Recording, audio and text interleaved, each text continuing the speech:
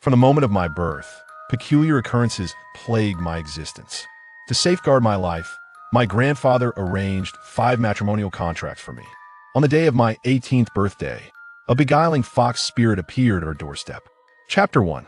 The King of Hell delivers a child.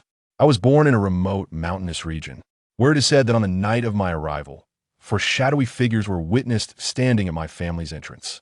Among them, 2 donned high hats, one black and the other white, while the remaining 2 resembled ox-head and horse-face guardians, wielding pitchforks, standing sentinel at our door until I took my first breath. My grandfather, Qin Fenglin, was a master of feng shui. He proclaimed that I was a child sent by the King of Hell, protected by the spirits of the underworld, free from prohibitions. However, it was foretold that upon reaching adulthood, I would be claimed by the King of Hell, destined to descend into the netherworld, and would not survive beyond the age of 18. Thus, he named me Qin Yan. From the moment I drew my first breath, strange phenomena besieged the village. Rivers ran dry, crops withered, and the populace suffered immensely. The villagers, united in their suspicion, pointed fingers at me. Yet, out of reverence for my grandfather's esteemed reputation, they dared not voice their grievances aloud. When I turned two, tensions between my family and the village reached a boiling point. It was during that year that my grandfather made a pivotal decision, arranging 5 matrimonial contracts on my behalf. Any family with a daughter of a similar age could enter into such a betrothal. In return, my grandfather would bestow 5 divinations. Those who received them would transform from worms into dragons. From roosters into phoenixes, even a beggar could ascend to the heights of wealth through my grandfather's auspicious predictions. When this news spread, it caused an uproar within the realm of feng shui. Only later did I come to understand that my grandfather was renowned as the foremost diviner in the field. On that day, our remote village was bustling with luxurious vehicles, as suitors flocked in abundance. Ultimately, my grandfather, guided by divination, selected 4 families among the many suitors who were destined to be connected with me. After I entered into the betrothal, the village experienced an unexpected turn of fortune, with favorable weather and bountiful harvests. However, when I turned 8, 10 portraits mysteriously appeared as tattoos on my back that my grandfather, upon seeing them, was struck with alarm and murmured something about the 10 Yama kings, exclaiming, "This is a decree from the King of Hell. A decree from the King of Hell." He resolved to leave the village with me at once. My mother, reluctant to part with me, pleaded desperately, yet my grandfather insisted that should I remain in the village, I would surely meet an untimely demise. Upon hearing this, my mother was rendered speechless with tears, left only to watch me depart from the village entrance. Once we arrived in the city, my grandfather placed me in a funeral parlor. That evening, he summoned me to his room, where he laid out 5 marriage contracts alongside a book on the table. Among the 5 contracts, one stood out starkly from the rest. The other 4 were composed of red paper with black characters, while this particular one was shrouded in darkness, lacking any name, adorned only with the image of a red fox, evoking an eerie presence. My grandfather carefully folded that contract and placed it into a talisman pouch, instructing, "Little Yin, no matter what happens, do not remove this pouch, it will save your life. On your 18th birthday." I nodded obediently, then pointed to the other 4 marriage contracts and inquired, "Grandfather, with 4 marriage contracts, does that mean I shall have 4 wives?"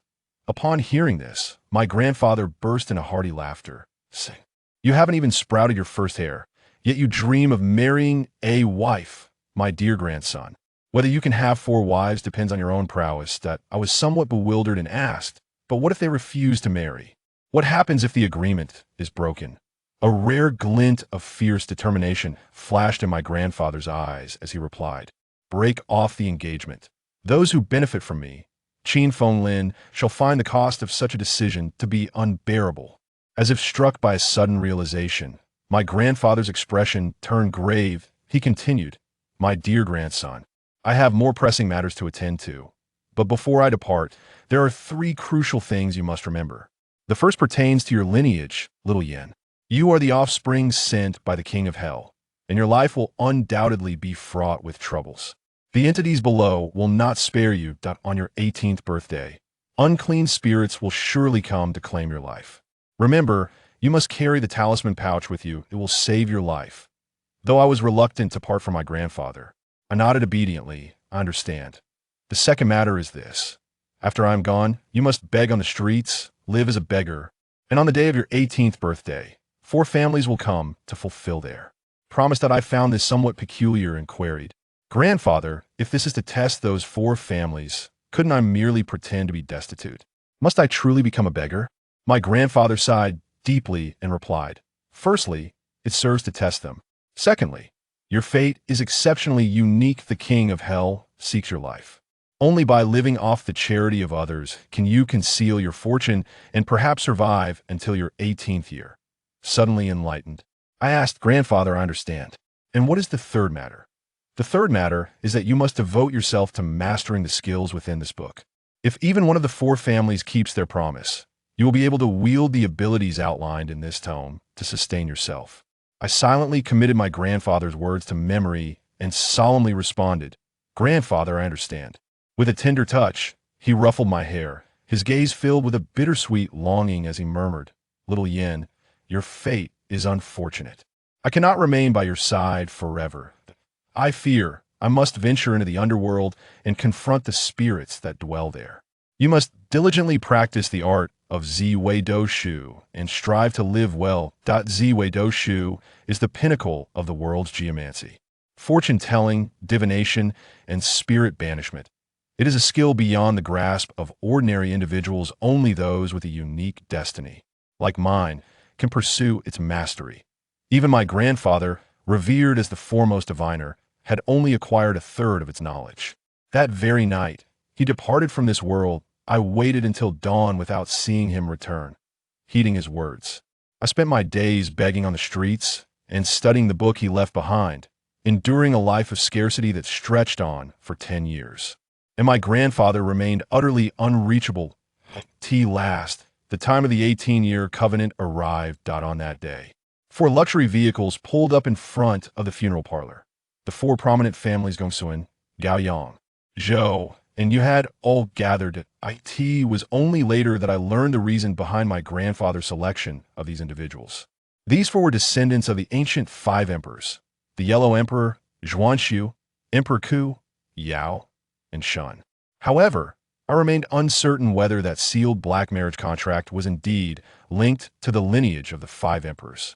I leaned against a wooden staff, clad in tattered garments. Having concluded a day's labor, upon my return, I beheld 4 portly middle-aged gentlemen engaged in jovial conversation within the hall. I did not hasten to enter. Instead, I lingered outside, observing them. Chapter 2. It is indeed true. Zhang Weishan's assertions have proven to be accurate. Anyone who has followed the recent archaeological endeavors at this site is aware of the unfolding events.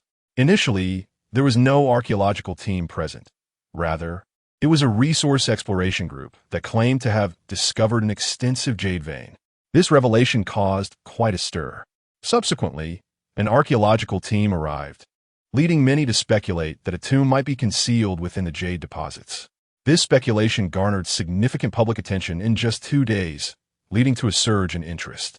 However, the archaeological team later announced the discovery of relics at the bottom of the lake, while other details remained undisclosed. Consequently, aside from the presence of jade deposits, the public remains largely uninformed about the situation. Is it true? Is there a mass burial site belonging to the Zhang family here? Do you actually believe that? How foolish. That is utterly impossible. Exactly, all we know is that there are jade deposits here. Anything else is mere fabrication. Indeed, who knows what relics lie at the lake's bottom? Unless the archaeological team provides clarity, how can anyone discern the truth? Only a fool would believe it. Any person of common sense would dismiss this as entirely false. Yes, I concur. In ancient times, only emperors commissioned the construction of tombs. So what kind of stature would the Zhang family possess? It's simply ludicrous. Let's disperse. This is merely a reality devoid of substance, a keyboard warrior seeking attention. Something I've encountered far too often. In a live broadcast room, there was an abundance of ridicule. Many believed that Zhang Weishan was merely spouting nonsense to attract attention. Observing the barrage of comments, Zhang Weishan could only shake his head in resignation. Indeed, the gap in archaeological understanding within Huaxia was profoundly significant, rendering it utterly incomprehensible to these uninformed netizens. However, he remained unfazed, with the archaeological team present at the site. It was merely a matter of time before these circumstances were brought to light. Noticing that it was already 8:30, Zhang Weishan rose to open the door of his shop, preparing to commence business. Meanwhile, at the archaeological site in Benai, Professor Chun was intently scrutinizing the comments in the live broadcast room. Upon encountering a message from Zhang Weishan, she was taken aback.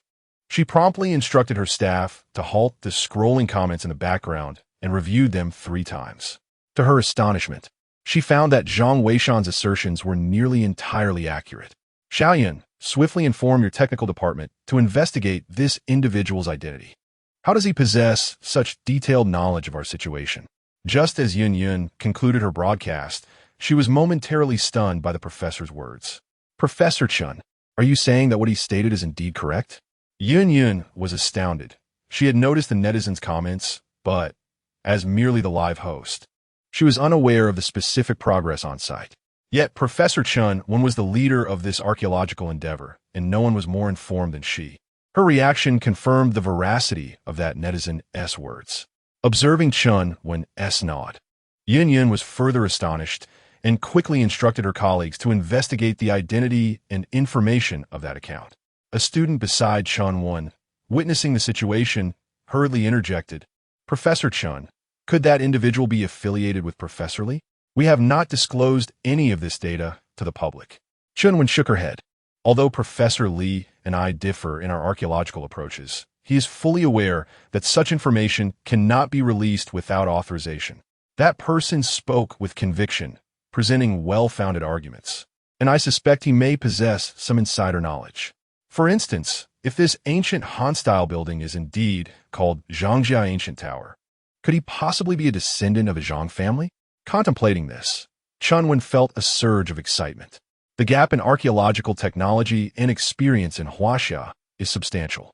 While she is capable as the team leader and has the assistance of Professor Li, who has long been active in the field, the pressure remains immense.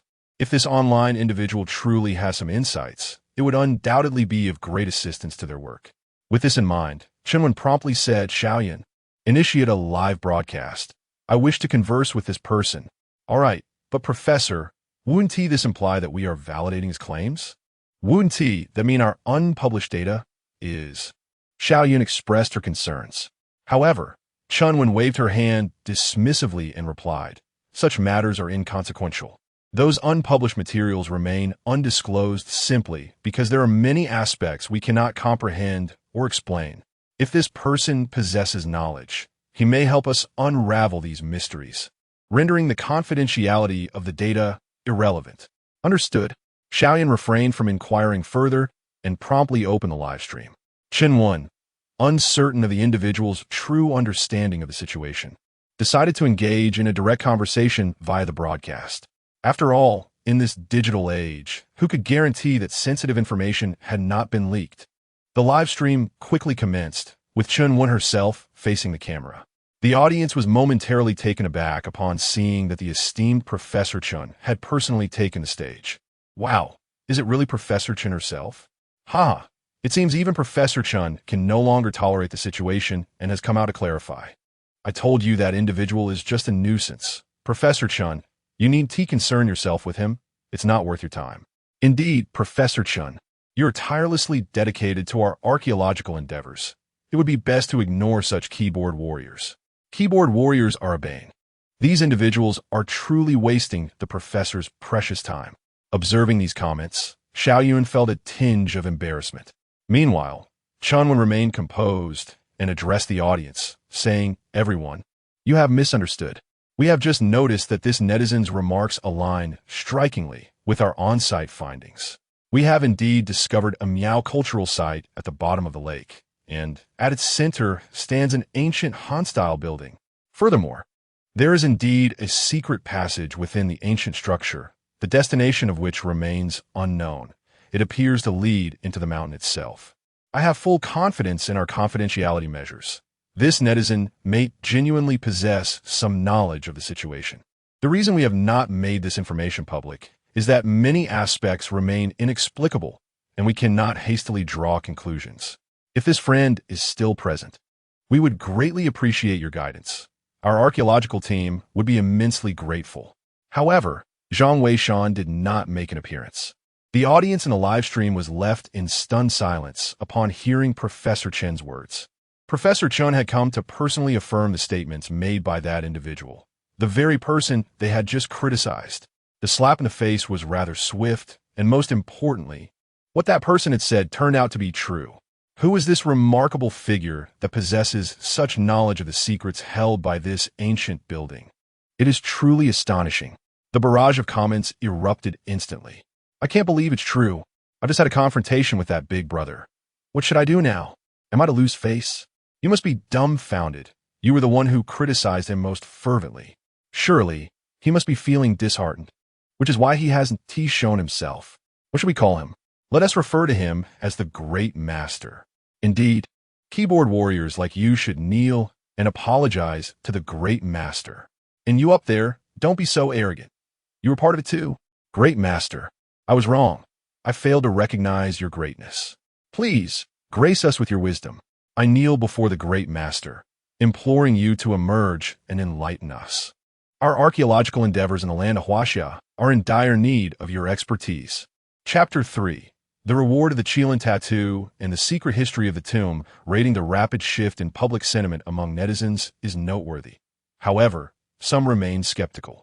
Professor Chen, how can you be so certain that it wasn't one of your own who leaked the internal information?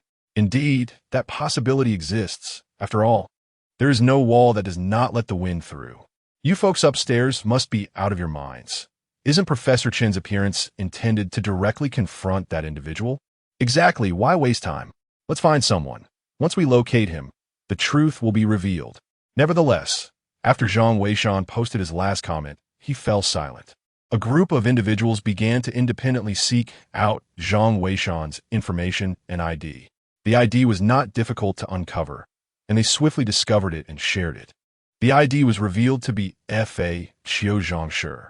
At this moment, a sense of calm washed over the crowd, and someone commented, Professor Chen, if what that person said is true, he most likely will not show himself.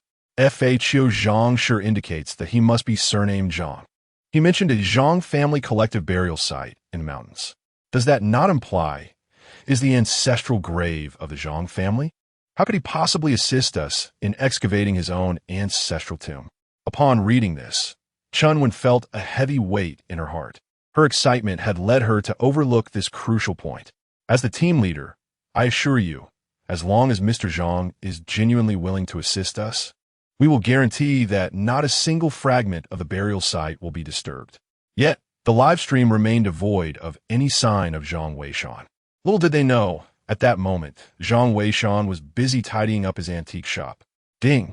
Suddenly, a voice resonated within his mind, causing his entire being to tremble. Ding! The event of guiding the archaeological team has been triggered, activating the tomb rating cultivation system. The system detected that the technological gap in tomb exploration within this parallel world is exceedingly severe. The host may gain rewards for guiding the archaeological team. Reward, Qilin Tattoo. Already integrated. Reward, Secret History of Tomb Rating. Already integrated. All information about the host has been concealed by the system, rendering it untraceable, and the host may choose whether to unveil it. As the voice echoed, Zhang Weishan felt a sudden, excruciating pain in his head. Following this, an overwhelming influx of information inundated his consciousness. Simultaneously, he experienced a sharp sting throughout his body, akin to being pricked by 1,000 silver needles. His eyes and skin flushed crimson. Fortunately, there were no customers in the shop at that moment, or he might have been rushed to the hospital. After a brief interval, Zhang Weishan returned to normal, and almost simultaneously, he comprehended the nature of the Qilin Tattoo. The Secret History of Tomb Rating contained various clandestine skills and tales of tomb raiding. For instance, the Qilin Tattoo serves as a symbol of identity for the Zhang family, renowned tomb raiders in a past life. It detailed the passageway to enter the ancient Zhang family's tower, though this was of little significance to Zhang Weishan. What truly mattered was a particular description within the secret history of tomb raiding. The Qilin tattoo, granted to the worthy, combined with the Qilin bloodline, possesses the divine power to ward off evil and dispel calamities.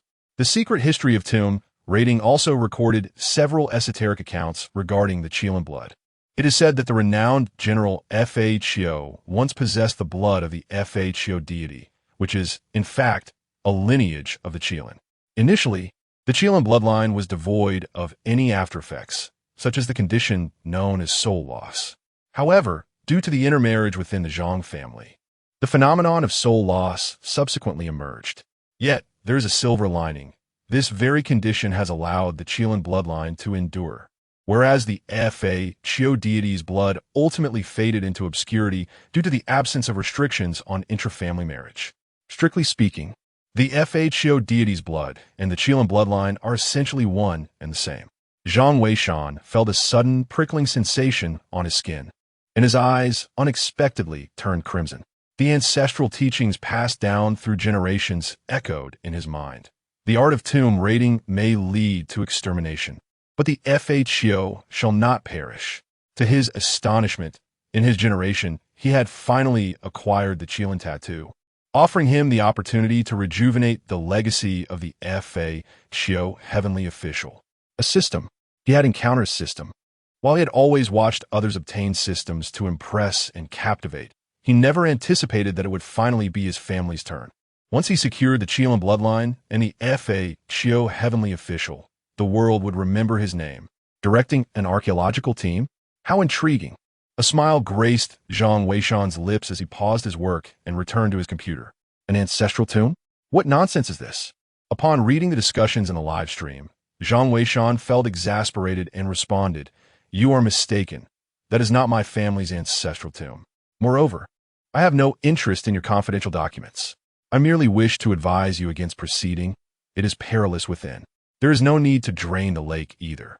It connects to an underground river, creating a siphoning effect that you will never fully exhaust."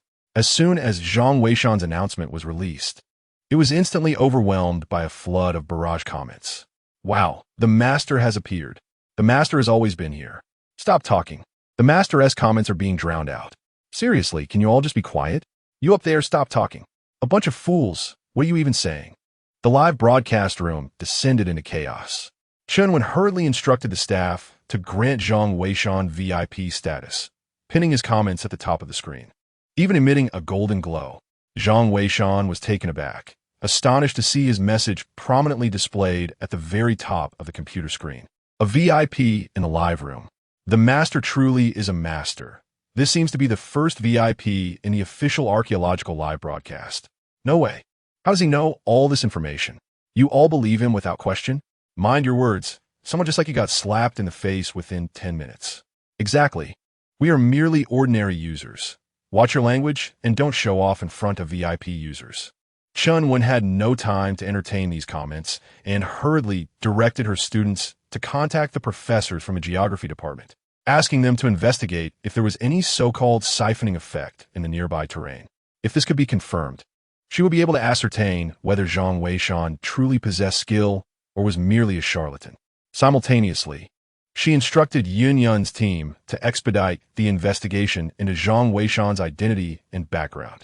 Zhang Weishan, on the other hand, was oblivious to all these considerations. He gazed at the computer screen, lost in thought, contemplating how to secure more rewards to elevate the stature of the Fakyu sect. First and foremost, he must acquire additional accolades himself. This necessitated guiding the archaeological team, though at present they appear to harbor some skepticism towards him. Once they confirmed the siphoning effect here, they would undoubtedly recognize the validity of his assertions. There was no urgency in this matter. He had ample time to proceed at a leisurely pace. Once he gained the trust of the archaeological team, he could subsequently provide them with a safe route, thereby earning his rewards without placing them in jeopardy. As he pondered, Zhang Weishan rose to continue his cleaning duties. Just then, the sound of a bicycle brake echoed as it came to a halt in front of the antique shop, followed by the swift entrance of a graceful figure. "You're up so early. I brought you breakfast. Don't tell Dad." With that, she thrust a cup of soybean milk and 2 buns into Zhang Weishan's hands. He was taken aback for a moment before responding with a smile. "Thank you." "Not at all," she replied with a cheerful demeanor. "My dad can be sharp-tongued but soft-hearted. Don't take it to heart. Just focus on your work." You're still watching the archaeology live stream? That's great. Ambition is a commendable trait. I must get back to my tasks. See you later." With that, she ascended to the second floor. Zhang Weishan smiled, thinking to himself that this father and daughter pair truly shared a familial resemblance, both in temperament and disposition. Chapter 4. Divergence in the archaeological team. The enchanting figure before them was none other than Shun Boss's daughter, Shun Wan. Zhang Weishan had some understanding of her. Shun Wan was an exceptional student at the prestigious Archaeological University of the Empire and possessed both beauty and the aura of a campus belle. Truly, she was a paragon of excellence, and more significantly, she was a pupil of Professor Chinwen. Each day at 9 o'clock, she was the special guest invited to the official archaeological live broadcast. Whenever Shun Wan was mentioned, Shun Boss would wear a proud smile, often reflecting on his own perceived lack of accomplishments in managing a modest antique shop. Yet, he marveled at how his most treasured gem, his daughter, had forged a promising future through her own diligence. Zhang Weishan felt a deep sense of gratitude toward Shun Boss and his daughter. It was Shun Boss who had welcomed him into their lives, providing him with sustenance and shelter. Recently, after graduating from university, Shun Wan returned home to prepare her thesis and treated him with kindness. The similarities in their personalities were not without reason. Shun Boss was quite talkative. When he was not at the shop, his presence was marked by animated conversations, often revolving around his daughter. However, he was also remarkably strict in his work ethic. Zhang Weishan, initially inexperienced in sorting antiques, found himself working late into the night. Yet, each time, his salary would see a significant increase. Thus, while Shun Boss might not vocalize it, he was indeed a generous and caring individual. As for Shun Wan, though their interaction had been brief upon her return, she had learned of his circumstances and would invariably bring him breakfast whenever she came by in the morning. Though it was ostensibly a casual visit, it might also stem from a fear of insufficient funds. Zhang Weishan felt a deep sense of gratitude towards this father-daughter pair, as they provided him with a fleeting warmth in this foreign land. Due to her involvement as a guest in an archaeological live broadcast, Shun Wan found her home inundated with journalists and fans, rendering her unable to focus on her explanations or prepare her thesis. Consequently, she often sought refuge in a shop during the day, a routine Zhang Weishan had come to accept. After tidying up, Zhang Weishan was about to check the situation in the live broadcast room when he heard footsteps above. Shun Wan then poked her head down and inquired, "What's going on?" "I haven't checked the live stream all night while writing my thesis, and now there's a prominent figure appearing in the broadcast. Who is this person? Do you know?" Taken aback, Zhang Weishan replied awkwardly, "I'm not quite sure. It seems to be someone well-versed in the archaeological site, who appeared just this morning." Shun Wan paused, glancing at the clock, which indicated there were still 15 minutes until 9 o'clock. She realized she had time to learn more about this individual. "All right, I'll look into it. Meanwhile, don't tire yourself too much. I understand my father's business. 3 years without opening, then suddenly thriving for 3 years.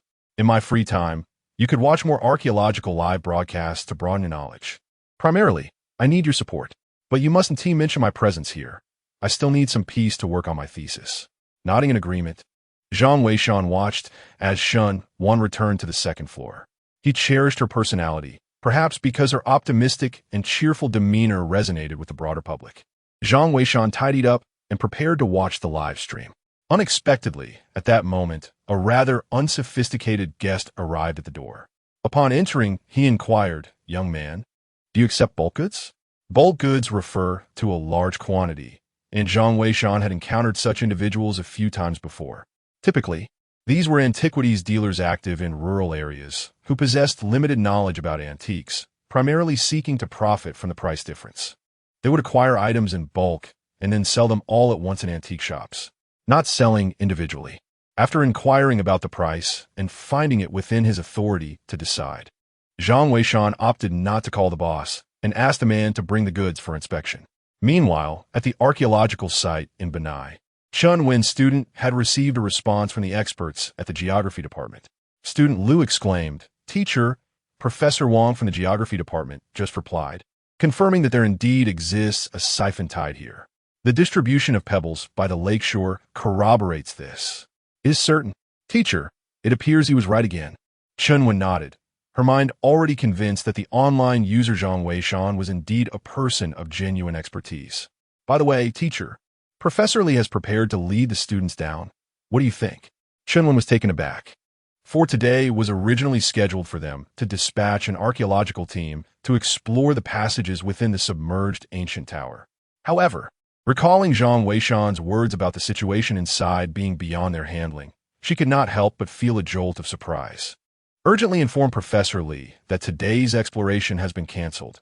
Venturing forth recklessly may pose a danger. It will be prudent to consult that esteemed individual first. "Very well, but I fear Professor Li may not. Just relay the message as I instructed," Chun Wen replied. Xiao Lu acknowledged and hurried off. At the same time, another staff member from the technical department approached. "Professor Chun, we have been investigating for quite some time. Yet we cannot ascertain why the information regarding this Fa Qiuzhang has been obscured. The only detail we have uncovered is that his IP address originates from Shihu City. We are currently reporting this to our superiors to see if we can retrieve additional data from the live streaming platform's backend." "Understood," Chun Wen replied. Yet a sense of intrigue enveloped her regarding this Fa Qiuzhang, rendering him increasingly enigmatic. Could he truly be a concealed master? The more she contemplated, the more unsettled she became, prompting her to seek out Professor Li. Although Professor Li was not the primary leader of this archaeological endeavor, he held the position of second in command. He had spent years on the front lines, adhering to the principle of first-hand observation, often reluctant to waste time speculating when he could directly assess the situation. This contrasted sharply with Chun Wen's cautious approach, as she preferred to refrain from undertaking projects until conditions were ripe for success, reserving them for the future. Conversely, Professor Li favored a more aggressive stance, asserting that even a single day's delay could result in the deterioration of invaluable artifacts. However, when Chun Wen and Xiao Lu arrived at the site, they found it was already too late. All that could be heard was the sound of a splash. Professor Li had already taken his 3 students down. Upon witnessing this, Chun Wen hurriedly retrieved her walkie-talkie. "Professor Li's situation has changed. You all need to come up. Today's activity is cancelled." After a moment, Professor Li's voice crackled through the device. "Chun, you must be referring to the live stream, right? I heard about it. But it's nothing to worry about. It's just an online user. How much could they possibly know? I have worked on the front lines of archaeology for many years, and I have encountered all manner of storms. Let us descend and assess the situation. If trouble arises, we shall retreat immediately. We have already delayed for several days, and we cannot afford to lose face now." With that, Professor Li switched off the walkie-talkie. Chun Wen, frustrated, stamped her foot. Professor Li always employed such evasive tactics to brush off her concerns. Nevertheless, his experience was indeed extensive, and he had a good sense of propriety. Surely, there would not be any significant trouble. Yet, a sense of unease lingered in Chun Wen's heart. After some contemplation, she decided to inform that expert about the current situation, seeking his counsel. With that thought in mind, she hastened towards the live-streaming tent. However, upon arrival, she discovered it was already 9 o'clock, and Yun Yun had begun her connection with Chun Wen. Promptly, Chun Wen scribbled a note and handed it to Yun Yun, requesting her to inquire in the live stream whether they should stop Professor Li and the others from proceeding further. "Dear audience, we have just received news that Professor Li has descended with his students to investigate the situation at the bottom of the lake. We wonder if Mr. Zhang from the Fa Qiuzhang family is watching the live broadcast. If you are, we kindly ask for your guidance regarding the conditions of the passages within the ancient structure beneath the lake. Should there be any peril, we would like to swiftly inform Professor Li and his team to return to safety. It appears that Mr. Zhang may still be occupied. However, our esteemed guest, Ms. Chun Wen, has joined us online. Let us first hear her insights as a distinguished student from the Archaeology Institute, while we await Mr. Zhang's presence." Chapter 5. The Wise Offer Guidance. Professor Li plays the fool. "My dear Wan has finally gone online. I miss you, my lovely Wan. Don't call me your wife like that. It's quite disgusting. Will you all ever stop? If this continues, Wanwan might just end the stream again. And I wonder what you will do then. Indeed, let us not be so disruptive. Wanwan is about to speak. As she glanced at the barrage of comments in the live stream, Shenwan's eyes flickered with a hint of exasperation and disdain. She chose to ignore them, smiling instead. Hello, Sister Yin. I have just learned about the events occurring in the live stream. However, since the professor has such faith in him, I believe it is prudent to heed Mr. Zhang's advice. The gap in our archaeological technology in Huaxia is quite severe. If there truly exists a hidden master, it would be a tremendous asset for our nation. Yun interjected. Indeed, we initially intended to discuss the relics at the bottom of the lake, but with Mr. Zhang's appearance, our progress has been significantly accelerated. Wanwan, what are your thoughts on Professor Li leading his students into the secret passage for exploration? Zhang Weishan had remained silent, and as the host, Yun could only strive to find topics to prolong the conversation. Shenwan remarked, "We are all well aware of Professor Li's character. If he discovers a hidden passage, he certainly won't be able to resist entering. Nonetheless, we should trust Professor Li. He possesses a sense of propriety, and if there were genuine danger below, he would undoubtedly retreat in time." Yin took over the conversation once more. "Very well. Let us now examine the comprehensive view of the underwater relics captured by the archaeological team," said the host as the live broadcast transitioned. Yin simultaneously shifted Wan's connection to backstage mode, ensuring it would not be aired in the live room. "Captain Shun, the renowned Zhang from the Fakyu lineage has yet to appear. What should we do?" Yin expressed her concern. Wan hastily inquired, "Teacher, is the Fakyu Zhang truly that formidable? Why do you place such unwavering trust in him?" Lacking first-hand experience of the scene, Wan could not grasp Wan's astonishment toward Zhang. "Wan, let me enlighten you. This Fakyu Zhang is likely privy to an abundance of information. This transcends the mere matter of an ancient tomb. He might even guide us further down and possesses expertise in numerous burial techniques. These are precisely the skills that our nation desperately requires. Therefore, it is imperative that you find a way to summon him for guidance." "But it seems he is not watching the live stream," Wan remarked. Wan contemplated for a moment before stating, "Assist me in connecting to the live room." Yin nodded, and soon Professor Chen's image appeared in the broadcast. "Ladies and gentlemen, we have just received word that Professor Li and his team have delved hundreds of meters into the dark passage. However, they have yet to locate the endpoint. Currently, several soldiers responsible for safety are descending with ropes. They plan to secure the ropes before continuing their exploration. We hope to discover something significant this time. Additionally, is Mr. Zhang from the Fakyu lineage watching the live stream? If the gentleman is watching, I would appreciate your guidance. Is there truly danger within the hidden passage?"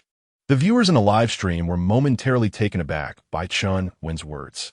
It appears that the archaeological team has not been able to reach the esteemed expert. Indeed, the expert possesses an elusive nature.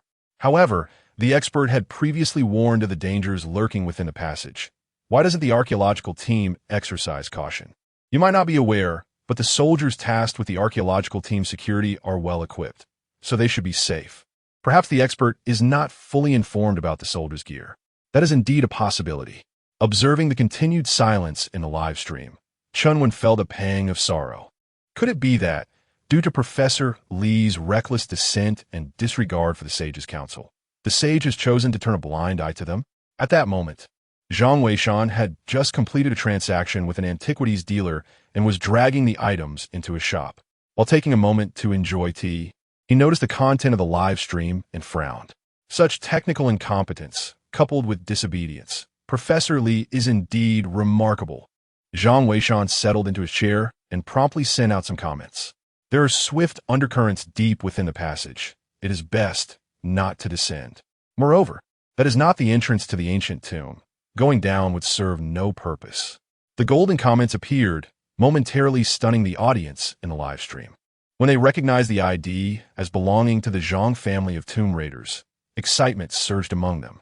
Yet, upon reading the content, they wondered, is the depth of the passage truly perilous? After all, Professor Li and his team had ventured deep before, and it seemed they emerged unscathed. Master Zhang, is what you say true? Will Professor Li and his team be swept away by the hidden currents? Isn't it merely a subtle current? Indeed, I have heard that the ropes used by the archaeological team are of the highest quality and can bear significant weight. Right? If it's just a subtle current, it should be manageable. Perhaps the expert is simply unaware of the equipment used by the team.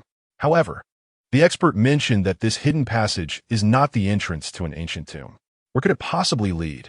I have no idea. Could the expert enlighten us? Where else could it lead? It seems this fellow is merely afraid that Professor Li might make significant discoveries that could expose his deceitful nature. In a live stream, some viewers continued to harbor doubts about Zhang Weishan. Observing this, Zhang remained unfazed and calmly stated, "The hidden passage leads into the mountain, where one may encounter certain creatures." He then proceeded to organize the antiques he had recently acquired, ignoring the ongoing chatter. He had expressed all that needed to be said. If they chose not to heed his warnings, there was little he could do.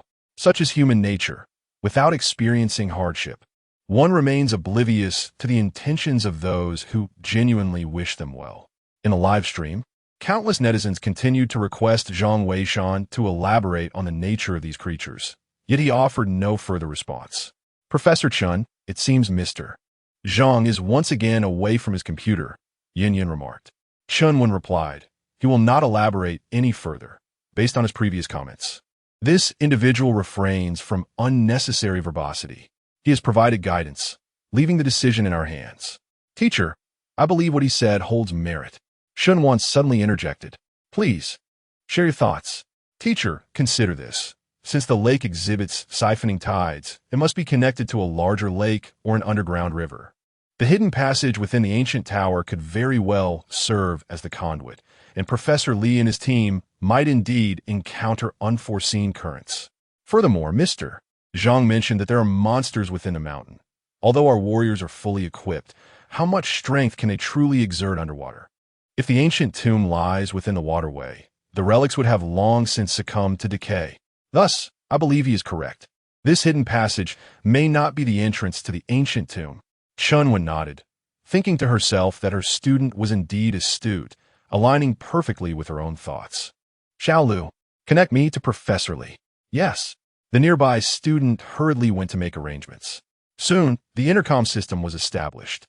"Team Leader Chun, if you are here to persuade me, there is no need. We have already set up the safety lock and are preparing to descend." Upon hearing this, Chunwen quickly replied, "Professor Li, I order you to return immediately. This hidden passage may not be a genuine entrance. This is an order. I am not jesting with you. Your reckless descent could lead to peril." However, after sending the message, there was a prolonged silence. Eventually, Professor Li's voice came through. "Team Leader Chun, what did you say? The signal here is poor. I cannot hear you. I will contact you again once we reach a safe location." And then, the signal was completely lost. "Teacher," Shunwan expressed her concern. Chunwan, exasperated, stomped her foot and exclaimed, "That old Li, always defying orders." Chapter 6. The Disappearance of Professor Li, the Master of Treasure Hunting. "Professor Chun, what are your thoughts on this situation?" Yin inquired. After pondering for a moment, Chunwan replied, "We must disseminate this information. Professor Li's refusal to heed our warnings is already excessive. If he is concealing anything from a certain esteemed individual, I fear we may provoke him. If his claims hold any truth, and should anything happen to Professor Li and the others, we might need to rely on his guidance for their rescue. It is imperative that he is informed of the latest developments." "Indeed," Yin nodded, then returned to continue the live broadcast. Chunwen gazed at the serene lake and towering mountains outside the tent, praying for the safety of Professor Li and his companions. Although Professor Li could be quite obstinate and occasionally pretended to be oblivious, he was undeniably a rare talent in the field of archaeology. Should anything happen to him, it would constitute a tremendous loss for the archaeological community of our nation. Upon returning to the broadcasting room, Yin promptly communicated the latest information. Subsequently, she engaged in a discussion with Shunwan regarding their perspectives on the secret passage and Professor Li and Appo's direct entry into it. Shunwan remarked, "I wholeheartedly concur with Mr. Zhang's perspective, though Professor Li may possess his own interpretations.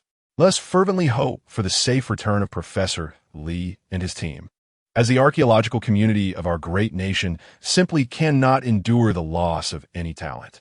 Furthermore, I earnestly appeal to Mr. Zhang of the Fa Qiuzhang clan. If you truly excel in the art of tomb exploration, we would be immensely grateful for your assistance. Now, we shall temporarily conclude today's live broadcast, allowing everyone to continue appreciating the on-site documentation of the archaeological team's unsealing efforts. We will promptly inform you of any new developments from Professor Li's side. As Yin took over the conversation, the screen swiftly transitioned. Although the live stream had momentarily paused, the fervor within the chat room and online remained undiminished, particularly regarding the investigation of the IDFA Qiuzhang, which was progressing fervently. However, with the assistance of systematic intervention, it was evident that no results would materialize. Many were in a state of anticipation, holding a watchful attitude toward Zhang Weishan's assertions. Despite his previous claims being substantiated, they were merely informational references. This time, however, Professor Li had genuinely ventured into the secret passage, marking a tangible practical endeavor. Should Professor Li remain unharmed, the reputation that Zhang Weishan had cultivated might collapse in an instant, and he could even be branded a fraud. Conversely, if events unfolded as he had predicted, the outcome could present an entirely different scenario. Zhang Weishan sat on a small stool, meticulously sorting through the recently acquired antiques, unperturbed by the surrounding dilemmas. He had articulated his thoughts, and the consequences of disobedience were to be borne solely by those who chose to disregard his counsel. Suddenly, the system's voice resounded, cutting through the silence. Ding! The archaeological team has received a reward. The power of the God of Tomb rating has been integrated. As the announcement echoed, Zhang felt a surge of warmth in his right hand, particularly in his index and middle fingers. The next moment, an excruciating pain surged through him, nearly causing him to faint. Moments later, as the pain subsided, he astonishingly discovered that his 2 fingers had grown extraordinarily long. Is this the power of the God of Tomb rating? A thought crossed Zhang's mind, and he instinctively thrust his fingers toward a nearby antique shelf. With a resounding thud, a hole was punctured through the wooden panel of the shelf in an instant. Impressive.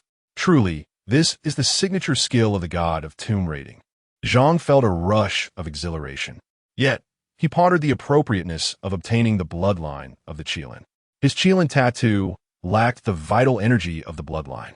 Securing the Qilin bloodline reward sooner would undoubtedly elevate his own capabilities. Zhang had contemplated the possibility of personally exploring tombs.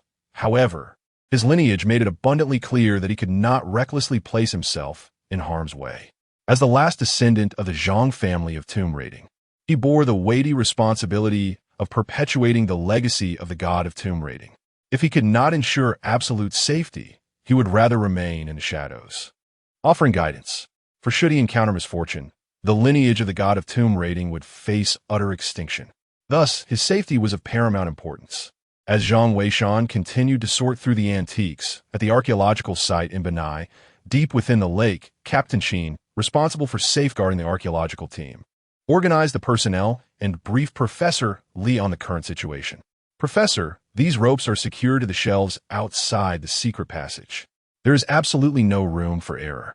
However, you must exercise caution when descending. Our team will go down first. Understood. Professor Li felt a surge of excitement within him.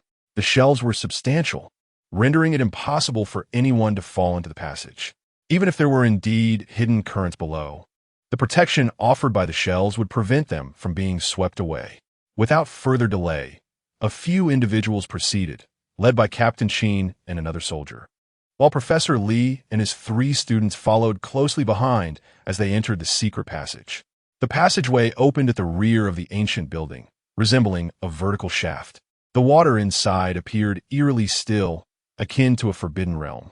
However, Professor Li had conducted experiments with some floating objects and discovered a faint suction within the shaft, suggesting it was not a dead end. Teacher, the water in this shaft is so tranquil. It doesn't seem to connect to an underground river. It might merely link to the lake. The person in the live stream is likely a fraud. Xiao Wang, one must not speak so hastily. Some of the details shared by that individual align closely with our findings. It is possible that he possesses knowledge about certain matters, though there remains a significant gap between his interests and our expertise. Although we are professionals, we must not harbor hostility towards him. The archaeological stratigraphy of our great nation, Huaxia, is remarkable. If he truly has an affinity for archaeology, we should devise ways to nurture his interests. He may very well become one of us in the future. As for these suggestions, they are merely for consideration, for we are the experts here. At times, one must possess a spirit of adventure. Otherwise, how can we uncover the splendid histories that lie buried?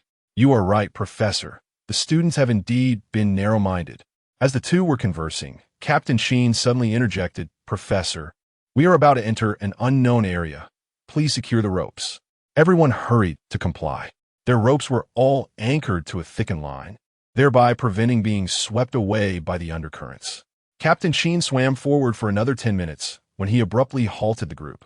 A few individuals, peering through their underwater lamps, discerned a vertical lateral passage at the end of the dark tunnel. Observing the direction of the floating debris, it was evident that the entrance lay to the right. "We found the entrance. This may lead to the ancient tomb," Professor Lee exclaimed excitedly. Little Wang eagerly stated, "Teacher, let me go in first, Captain Sheen. Please protect the professor." With that, Little Wang reached out, attempting to enter. Captain Sheen sensed something amiss with the passage and sought to intervene, but it was too late. Just as Little Wang's hand breached the darkness of the tunnel, a powerful undercurrent yanked his entire arm inside. "This is not good. There are undercurrents here. Teacher, wait." Before Xiao Wang could finish his sentence, he was abruptly swept into the undercurrent. Professor Lee and the others were momentarily taken aback. The ropes binding them together were suddenly yanked. The group resembled grasshoppers on a single string, all being pulled into the dark current in a swift motion. Almost simultaneously, the shelves at the entrance of the hidden passage were violently dragged towards it. Initially, it was thought that the shelves would get lodged at the entrance. However, the force of the undercurrent was overwhelming. In an instant, the shelves tethered by the ropes were completely dismantled. The ropes fell away, and the entire assembly vanished into the dark passage, disappearing in the blink of an eye. Chapter 7. The archaeological team, trapped in regret. Where is this? Is anyone still here? When Professor Lee awakened from his stupor, he found himself enveloped in an impenetrable darkness. He could only recall the swift currents beneath the dark passage, which had surged with such ferocity that they had barely comprehended their peril before colliding with the tunnel walls and losing consciousness. Upon regaining awareness, he was utterly disoriented. "Captain, the professor is awake." A voice pierced the silence, followed by the sensation of someone removing the diving apparatus from his head. It was then that Professor Lee discerned the state of his helmet.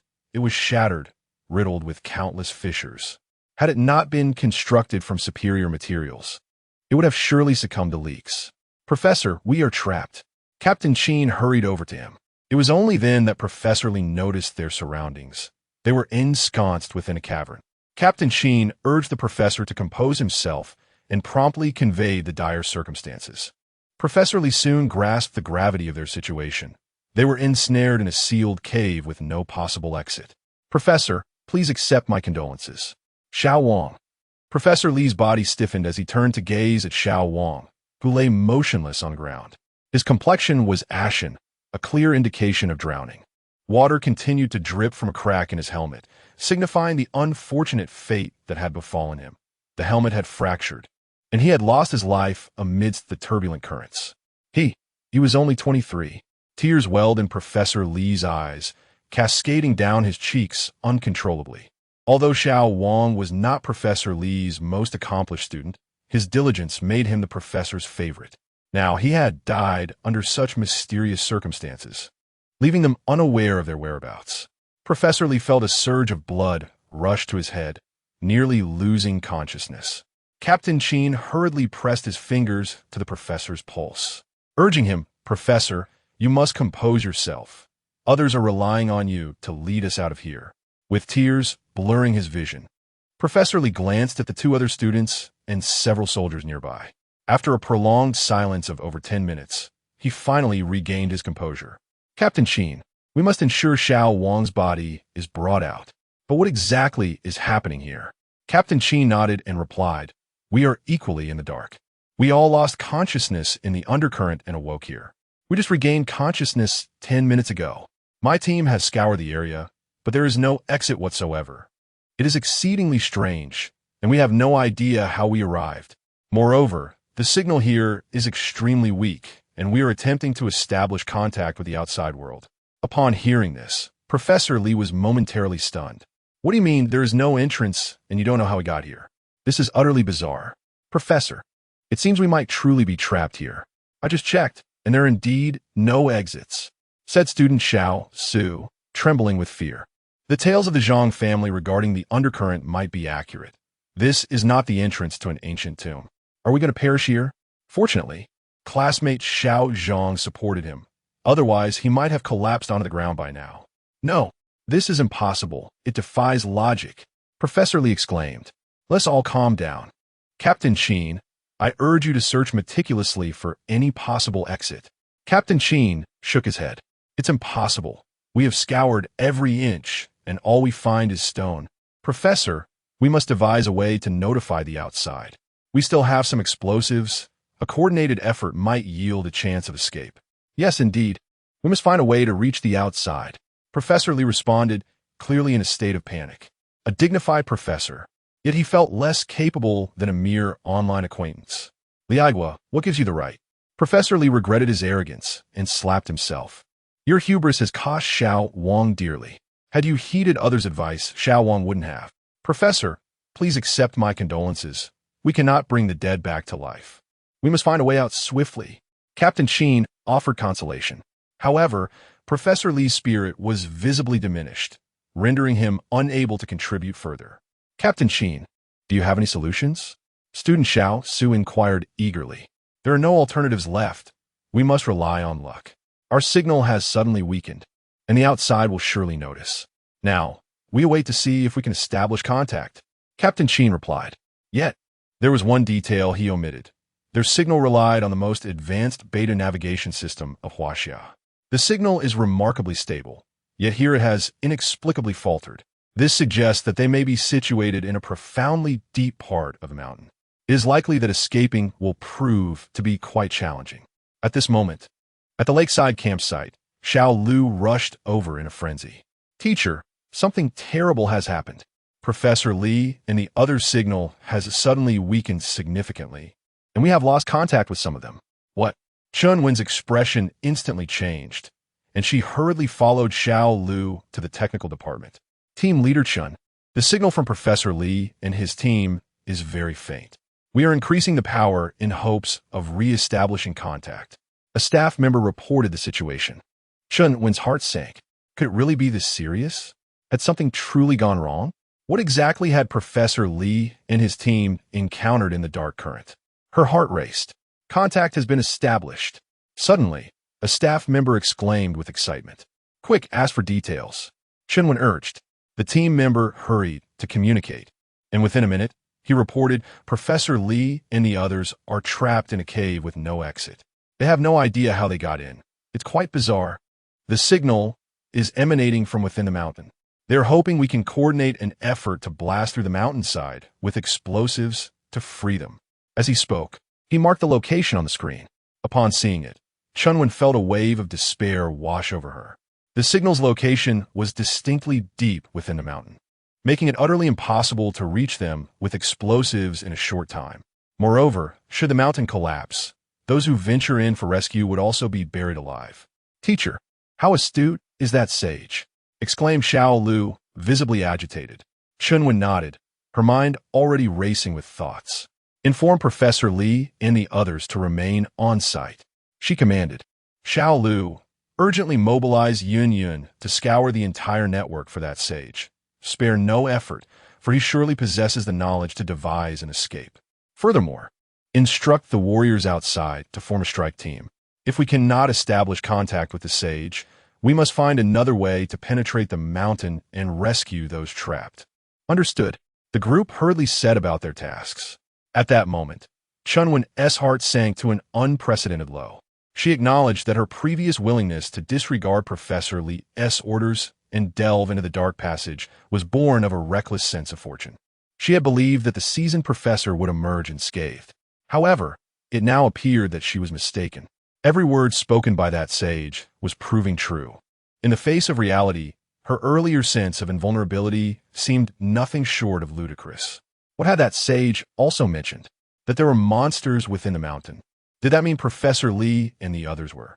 At this thought, Chunwin could no longer remain still and promptly made her way towards the live broadcast tent. She resolved, I must find him, I must. At any cost, I will locate this Zhang of the Fa Chiu clan. Chapter 8.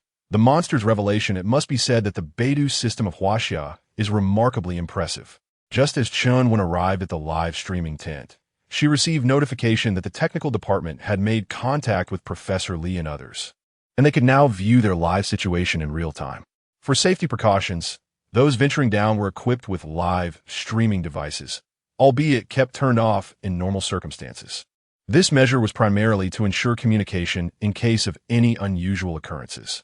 Xiaoyan, quickly activate the live stream and have the technical department broadcast Professor Lee and the others' footage. Yin Yun, who was in the midst of organizing materials, sensed Chunwin's urgency and feared that something unfortunate had transpired again. Could it be that the predictions of that Zhang from the Fake Zhang clan had come true once more? Who on earth is this individual? And how do they possess such profound knowledge of our circumstances? With a heart full of confusion, Yun Yun hastily opened the live streaming room. Soon, the footage of Professor Lee and the others, trapped within the mountain, was transmitted live. In a show of sincerity, Chunwin positioned herself directly in front of the camera. Ladies and gentlemen, our archaeological team, led by Professor Lee, is in peril and currently trapped within the mountains. I am uncertain if Mr. Zhang is present, but if you are, I implore you to provide guidance. The situation for Professor Lee and his team is exceedingly dangerous. Xiao Wang has already made the ultimate sacrifice.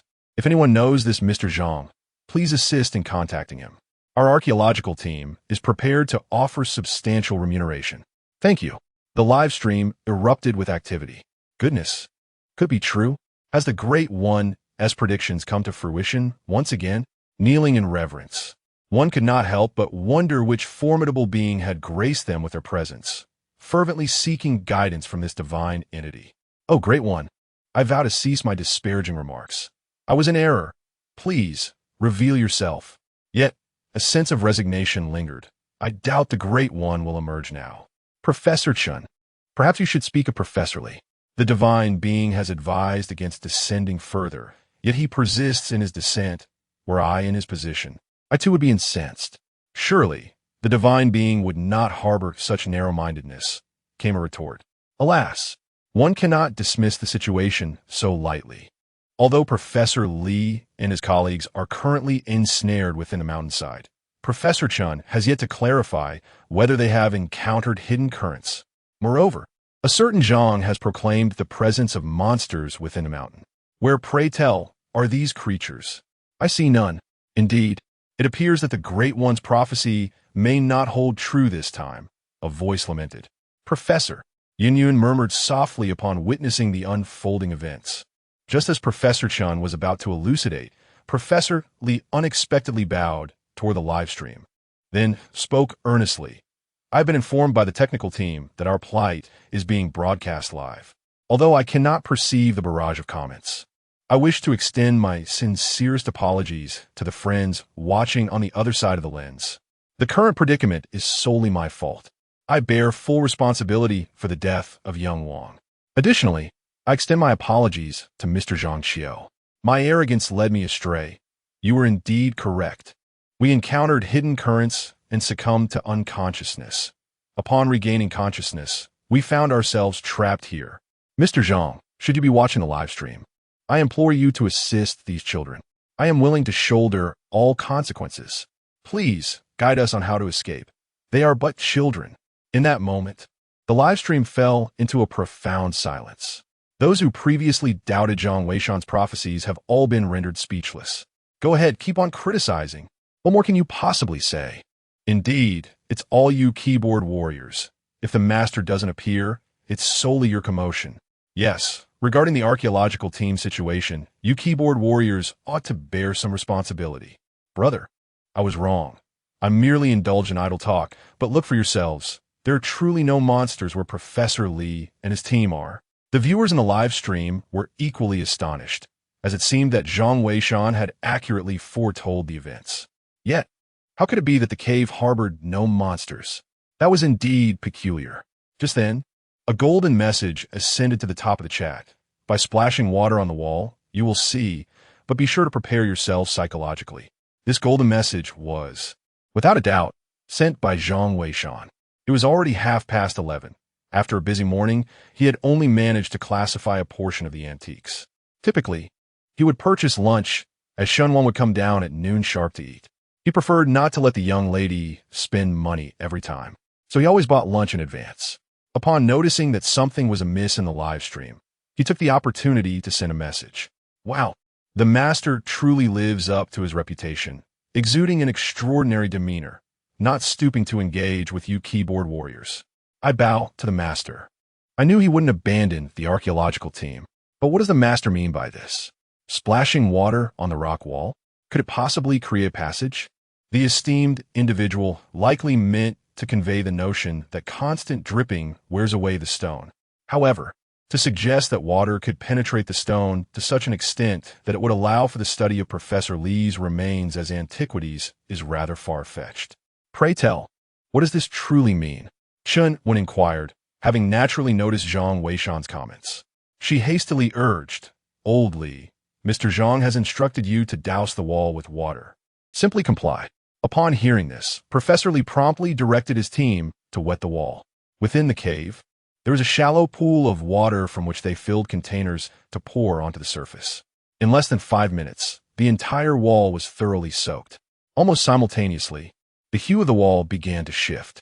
They observed that the surrounding walls manifested 2 distinct shades, with the deeper color subtly revealing shadowy figures. These silhouettes appeared eerily human, and there were far too many to count. These are indeed monsters, Chunwen reflected, realizing that the creatures spoken of by the Zhang family were, in fact, real. Teacher, we must devise a plan quickly. Those monsters seem to be approaching the surface of the rock. They may emerge at any moment. Young Su, gripped by fear, collapsed to the ground. Captain Sheen and his team swiftly readied their firearms, bracing themselves for an impending threat.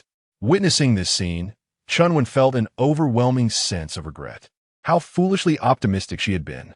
If only she had placed her trust in Mr. Zhang from the very beginning. She could have spared Professor Lee and the others from such perilous circumstances. Professor Lee was filled with regret, striking himself across the face. The viewers in the live stream were also witnessing the shadow on the rock face becoming increasingly distinct. One particular spot had become remarkably clear, and it seemed that it would not be long before something emerged. Great deity, please lend your guidance. Oh, great deity, save them. They are all dedicated to the archaeological pursuits of our nation. I beseech you, great deity. I can offer my apologies or compensation, whether in currency or in kind. And I too, great deity, I implore you to act. Mr. Zhang, I kindly request your assistance. Thank you. Even Chunwen bowed her head in earnest supplication. Zhang Weishan nearly spat out his tea in astonishment. The notion of corporeal compensation was not among his peculiar predilections. Nevertheless, the situation was indeed perilous, prompting him to set down his teacup and send a few messages into the chat. There are 2 types of creatures within a mountain. The one encountered by Professor Lee and his team is relatively weak, so there's no need for excessive concern. Utilizing sonar detection equipment to scan the entire mountain will reveal the escape route. Additionally, those preparing for rescue outside should stock up on strong alkaline sprays and ensure proper personal protection. Chapter 9. Rewarding the Heavenly Eye. Is this weakness? The Great Master has sent another message. It turns out to be rather feeble. Startle me? If the Great Master deems it weak, then surely there is nothing to worry about. Yet, one must be cautious. The weakness referred to by the Great Master may not align with our understanding. That seems unlikely. The Great Master is probably evaluating based on Captain Sheen and his team's prowess. It's possible, but considering that Captain Sheen and his team are well equipped, There shouldn't be significant issues. The live chat continued to buzz with fervent discussions. Observing the lively atmosphere, Zhang Weishan rose to procure some snacks. Upon his return, he chanced upon Shun Wan descending the staircase.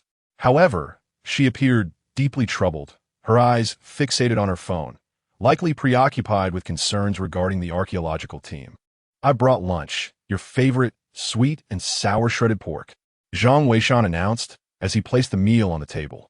Shenwan offered a muted thank you, her gaze still averted from her feet. The stairs leading from the second floor were steep, and she inadvertently missed a step, tumbling down with a sudden cry. Zhang Weishan, startled, dashed forward and caught her just in time. Yet, the height of the stairs proved too much. As Shun Wan landed, her foot twisted awkwardly, accompanied by a faint sound of bone grating. She winced in pain, and by the time Zhang Weishan settled her onto a chair, her face had paled from the discomfort. Her ankle had already begun to swell ominously. Zhang Weishan hurriedly fetched the medicinal alcohol for bruises, applying it while inquiring if a visit to the hospital was necessary. He confessed his inability to perform massage or manipulation, feeling utterly helpless. "No need, it's merely a sprain. However, the situation with the teachers is perilous, and I find it difficult to remain at ease. By the way, Zhang Weishan, since you're watching a live stream, do you have any idea what those monsters are?" Zhang Weishan appeared somewhat troubled, reluctant to reveal his true identity. "I apologize. I'm just overly concerned for the teachers. How could you possibly know? Nonetheless, I appreciate your assistance in saving me. Let us have a meal." Shun Wan managed to smile, allowing Zhang Weishan to support her to the table. She remained fixated on her phone, seemingly anxious about missing any updates from the live stream. Observing this, Zhang Weishan felt a sense of helplessness and returned to his seat, eating while watching the broadcast. At that moment, the system's voice echoed once more. "Ding! The archaeological team's guidance has been successful. Congratulations on acquiring the Celestial Eye." As the system's announcement resonated, Zhang Weishan felt a sudden warmth in his eyes, and darkness enveloped him. Yet, when his vision regained clarity, he distinctly sensed that his sight had become considerably sharper. It was then that he comprehended the true nature of the Celestial Eye. This remarkable ability could discern various ancient artifacts and antiques, revealing their origins, histories, even their dynasties and values with just a single glance. This capability is of paramount importance for those who delve into tombs, particularly for archaeological teams who, after enduring numerous hardships to reach these sites, may find themselves unaware of what truly constitutes a precious artifact worthy of preservation. It is nothing short of a profound irony. Zhang Weishan is acutely aware that to elevate the legacy of the tomb robber's heavenly official, mere excavation skills are insufficient. One must also possess a wealth of relevant knowledge. The ability to discern the Celestial Eye effectively compensates for his deficiencies in the understanding of antiques. However, it is regrettable that he lacks the Qilin bloodline, a rare treasure seemingly difficult to acquire. Zhang Weishan pondered this in silence. At that moment, Shun Wan suddenly seized Zhang Weishan's arm, her face etched with concern. "Zhang Weishan, it's bad. The monster from Professor Li's location has appeared. Are you watching?" Zhang Weishan was momentarily taken aback and turned his gaze towards the live stream. They were seated directly across from each other. Thus Shun Wan could not see Zhang Weishan's computer. Otherwise, he might have logged out to conceal his identity. In the live stream, it was evident that many viewers were becoming agitated. "Oh my, these monsters certainly know how to choose their moments, right as we're having lunch. Who isn't? I dashed over here before finishing my meal. Damn it. These monsters can't possibly be thinking of having lunch too, right? Let us hope Professor Li and his team are all right. They must hold on. Keep the faith. They'll surely be fine." The experts have stated that these monsters are relatively weak. Indeed, these creatures are comparatively feeble. It should be all right. The individuals in the live broadcast room were still fervently praying. However, in the next moment, the scene that unfolded before their eyes left them utterly astonished. Captain Sheen promptly commanded his teammates to open fire. Bullets, akin to tongues of flame, surged towards the creature that had emerged from the crust. Yet, the entity exhibited no fear of the gunfire. Many bullets passed cleanly through its body, merely causing it to stagger back a few steps before it lunged forward once more. "Captain, This creature is impervious to bullets. Should we resort to bayonets? One team member exclaimed. Bring out the bayonets. Everyone aim for its head. Other creatures are about to emerge. We must devise a strategy to confront them, or we will be unable to withstand the external rescue efforts. Captain Sheen shouted. Understood. The team replied, swiftly complying. These individuals, dedicated to the archaeological endeavors of Huaxia, had been dispatched to safeguard the members of the excavation team. Each was a top-tier elite, exhibiting exceptional execution capabilities. The bullets altered their trajectory and simultaneously transformed the creature's head into a sieve, with streams of green liquid gushing forth. Nevertheless, the creature remained unfazed, charging towards him once again. The viewers in the live broadcast could not help but swallow hard, their hearts filled with trepidation. Some even commented in the chat, "Is this what you call weak, oh great one?" Even with their minds muddled, they're still alive. I previously mentioned that the concept of weakness as articulated by the Master might not align with our understanding. If this truly qualifies as weakness, then I must be labeled as a mere weakling. What should we do, oh great one? Are you present? Indeed, what is to be done now? These firearms are ineffective against these entities. The viewers in the live stream were frantically searching for Zhang Weishan. Yet, Zhang Weishan remained composed, calmly enjoying his meal. If these troubles cannot be resolved, the archaeological team might as well return home. To continue guiding them would only lead to their detriment. At this moment, Shen Wan had lost her appetite, anxiously fixated on her phone. Is there no sage present? What shall we do? Professor Li and the others might be in peril. Good heavens, Captain Sheen and his team have already resorted to using bayonets. This has indeed become a serious predicament. Are you there, wise one? Oh great master, I implore your guidance. Shen Wan hurriedly messaged in the live stream. However, she did not enjoy the privilege of attention, and her messages quickly vanished into the abyss. She contemplated calling Chun Wan, but ultimately refrained. Chun Wan was likely even more anxious than she was. She could not afford to burden her further. Zhang Weishan, are you not the least bit concerned? Shen Wan suddenly turned to Zhang Weishan and inquired, noticing that he was still savoring the flavor of a marinated egg. It was as if the live stream was merely a film, and he seemed utterly unconcerned about the outcome. Chapter 10. The rescue team sets off. Malochuo refers to the mountain. Zhang Weishan, feeling somewhat awkward, finished his tea egg and remarked, "It should be fine, right? Captain Sheen and his team are well equipped. They will surely turn the tide." He pointed out, "Look, the creature's head is about to fall off. Once it drops, there will be no more trouble. Once the head falls off, there will be no issue." How can you be so certain? Shen Wan inquired reflexively. Well, isn't that what they say on television? It's how it's portrayed in zombie movies. Zhang Weishan replied, feeling embarrassed. Shen Wan pondered for a moment and realized that he was indeed correct. Yet, could such cinematic cliches truly be trusted? She quickly glanced at the live stream, where Captain Sheen and his team were already engaged in a fierce struggle with the creature.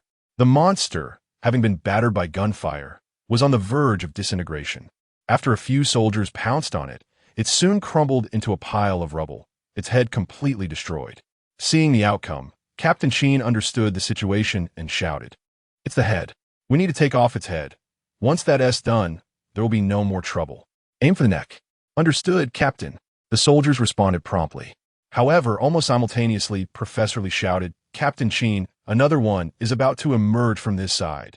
The atmosphere in the live stream grew tense once more.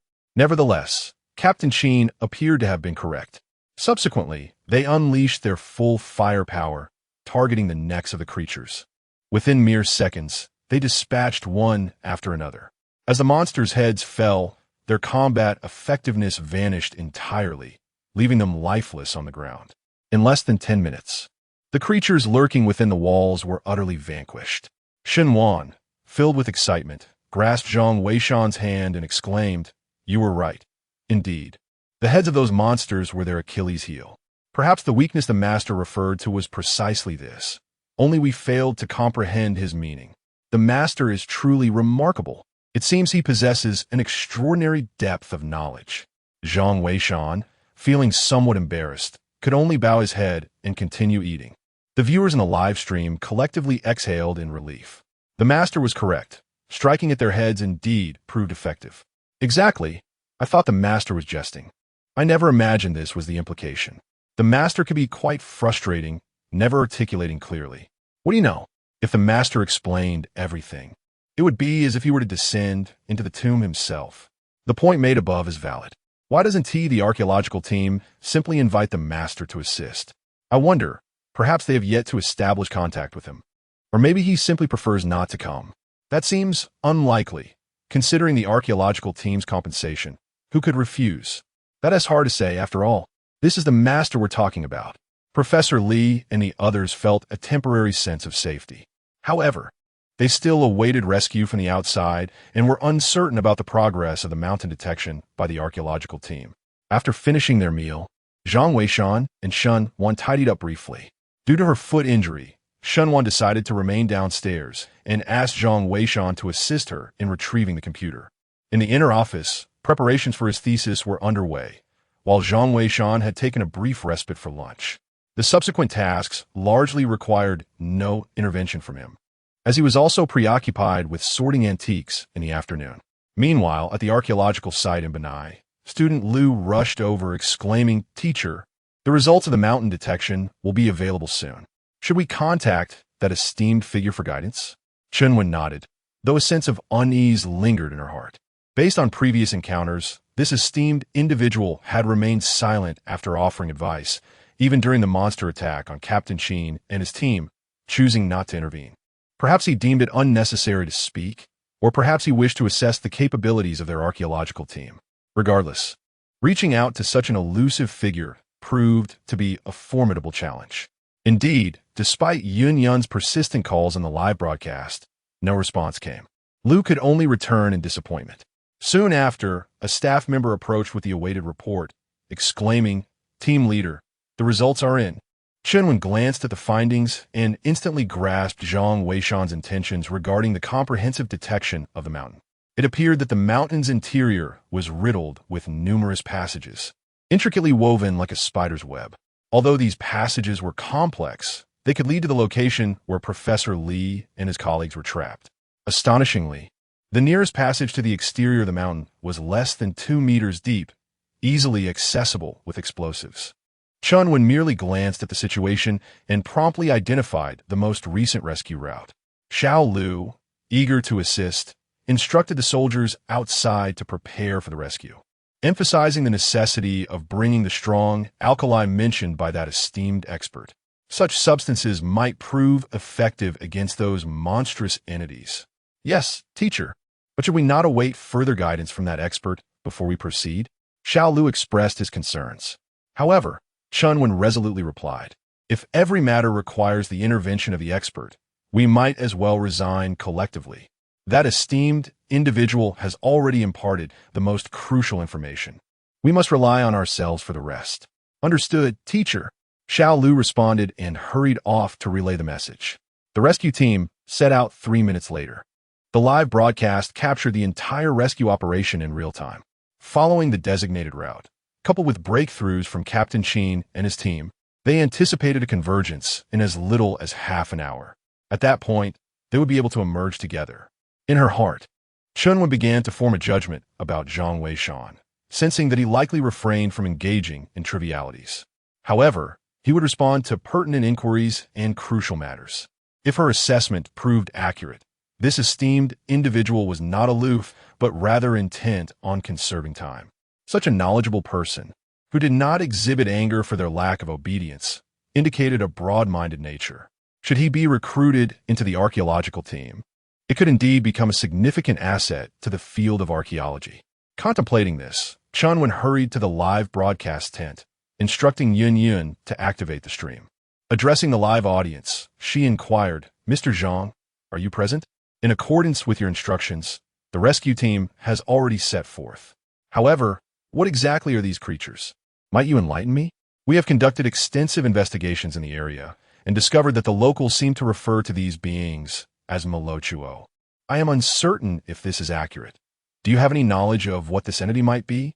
Observing Chun when personally seeking answers has evoked a sense of envy among those in the live stream. Indeed, it is remarkable that a figure of such stature would personally inquire. Who could disagree? Regrettably, I am at a loss. Otherwise, I would certainly provide the professor with an explanation. Does the expert possess insight into this matter? It is difficult to say. The expert has remained silent for quite some time. Could it be that they are also unaware? I find it implausible. Perhaps the expert simply prefers not to answer. Yet, who can truly fathom the thoughts of such a distinguished individual? Noticing the absence of any updates from Zhang Weishan in the live stream, Chenwen felt a tinge of disappointment. Could it be that she has misjudged the situation? Or perhaps the sage is indeed a sage, and she is utterly oblivious to their thoughts? Alternatively, could it be that the sage is not currently viewing the live stream? Her mind raced with possibilities, and she sensed that even if she were to personally extend an invitation, the sage might still decline to join the archaeological team. Yet, if she did not at least try, she would feel a lingering sense of regret. This opportunity is not merely for the archaeological team. It represents a significant moment for the entire field of archaeology. Such talent should not be so easily forsaken. Suddenly, as Chenwen was lost in her thoughts, a golden message illuminated the screen. Chapter 11.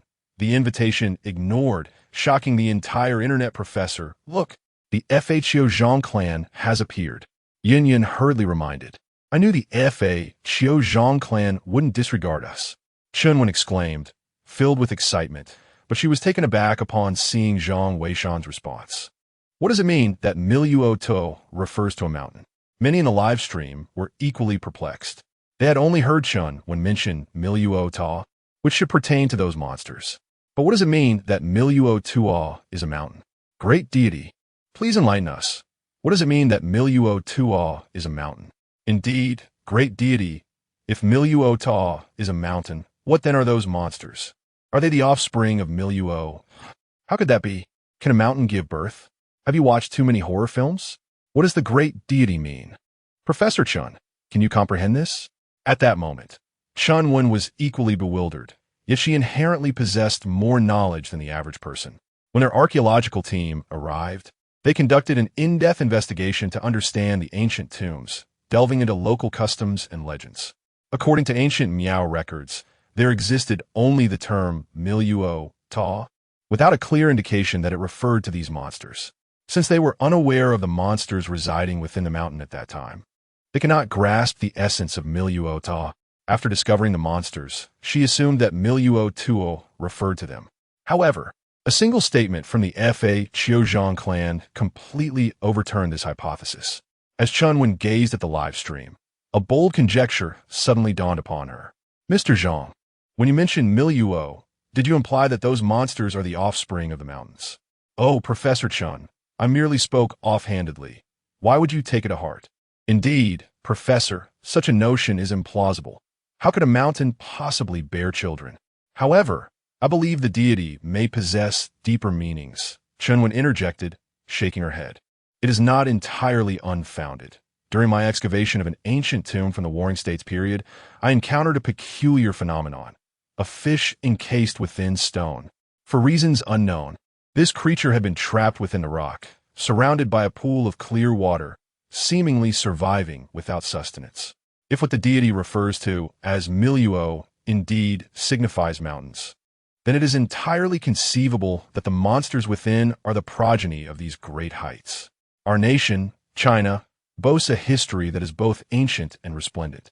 Many treasures have been obscured due to archaeological gaps, buried deep within the currents of time. This is the very objective of us archaeologists, to restore and illuminate these brilliant fragments of history. Though I still struggle to comprehend how mountains could give rise to such entities, I am sincerely grateful to Mr. Zhang for his enlightening insights. With this, Chenwen sensed an opportunity and earnestly declared her intentions. Mr. Zhang, I have an unusual request.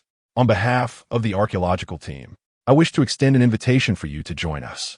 You may stipulate any conditions you desire. Should you agree, the entire team will heed your command. We earnestly hope you will assist us in uncovering these buried civilizations of remarkable brilliance.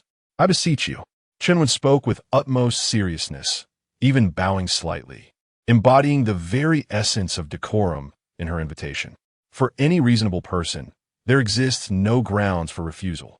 Setting aside Chen Wen's genuine sincerity, The compensation offered by the archaeological team is indeed substantial. In our nation, the field of archaeology faces a significant talent gap, and nearly every individual trained in this domain enjoys a commendable remuneration. While it may not quite match the rewards bestowed upon national treasures, the difference is marginal. Who among the ordinary populace would not yearn to join an archaeological team?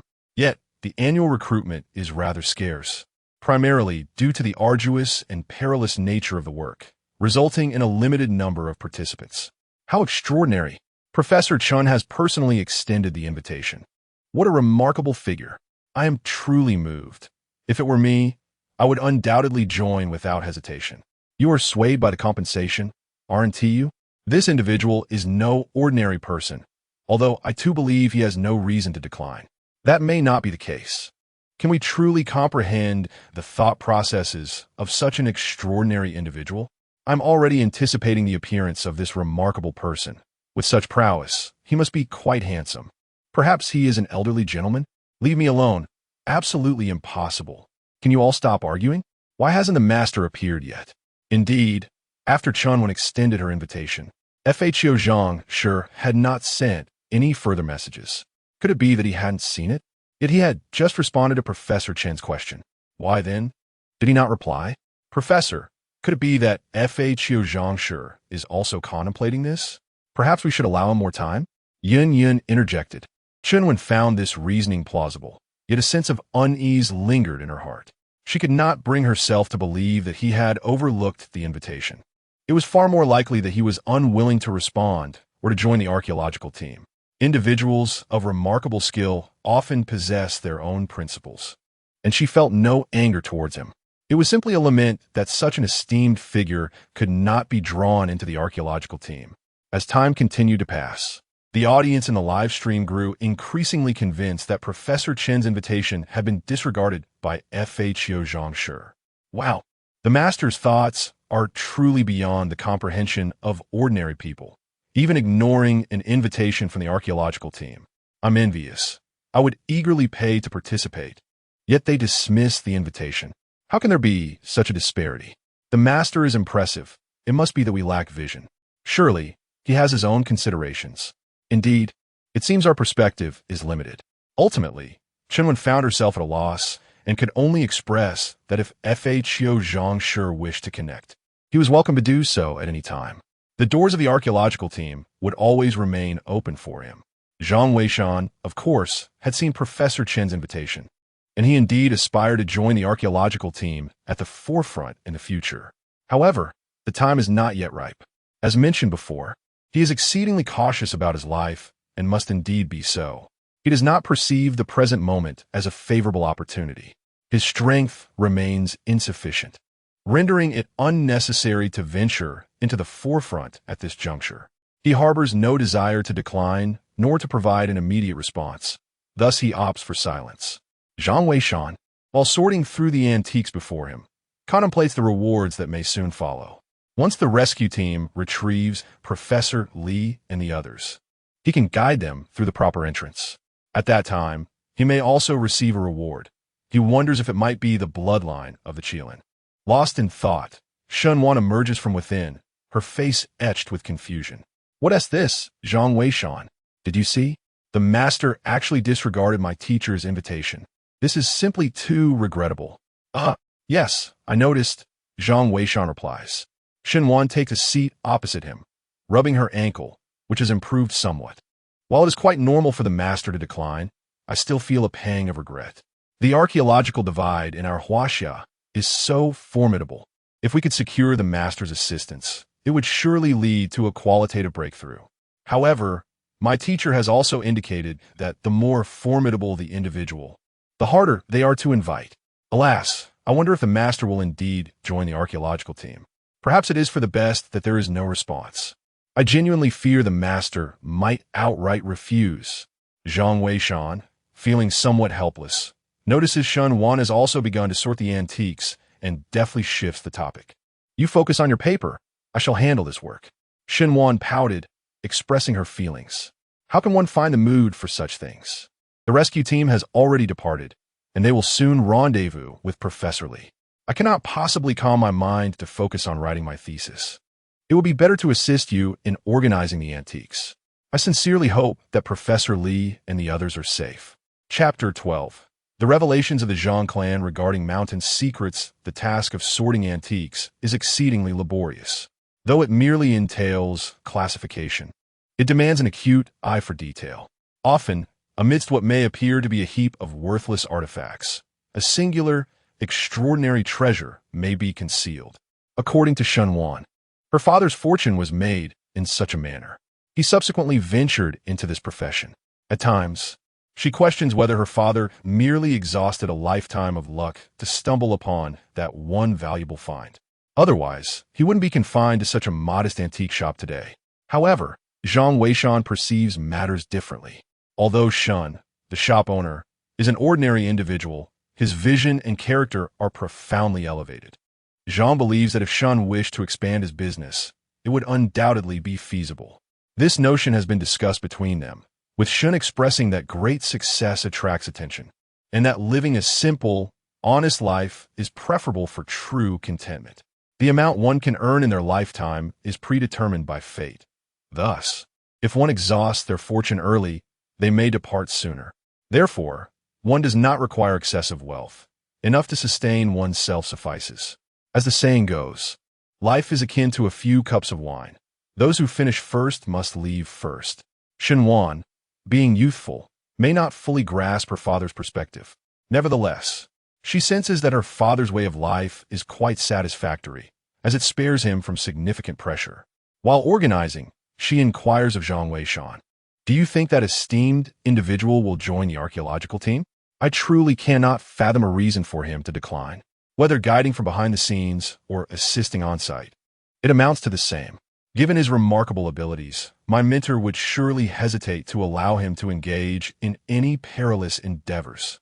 Zhang Weishan, as a man yourself, if you were to refuse, what would your reason be? Zhang Weishan was taken aback. This question was indeed difficult to answer. Shaoan, I believe you need not worry excessively. That expert may simply be contemplating how to respond. Perhaps, on a certain day, he will reach out to the archaeological team directly. Xinhuan nodded, finding some truth in this. Then I shall take your words as an omen of good fortune, and hope that this esteemed individual is merely in a state of contemplation. Otherwise, it would be truly regrettable, given his remarkable talents. He must also be quite handsome, I imagine. As she spoke, Xinhuan wore a look of infatuation. Zhang Weishan felt quite awkward. It was the first time he had witnessed Xinhuan, the campus belle, so enamored with a man. Shaoan, the time should be about right. The rescue team ought to have rendezvoused with Professor Lee. You should attend to your tasks. I can manage this work myself. Xinhuan, elated, quickly took out her phone and opened the live stream. You should join me in watching. There is no need to be so serious. We do not yet know when the next business opportunity will arise. Focus on the live stream and don't miss out. Zhang Weishan smiled, but remained silent.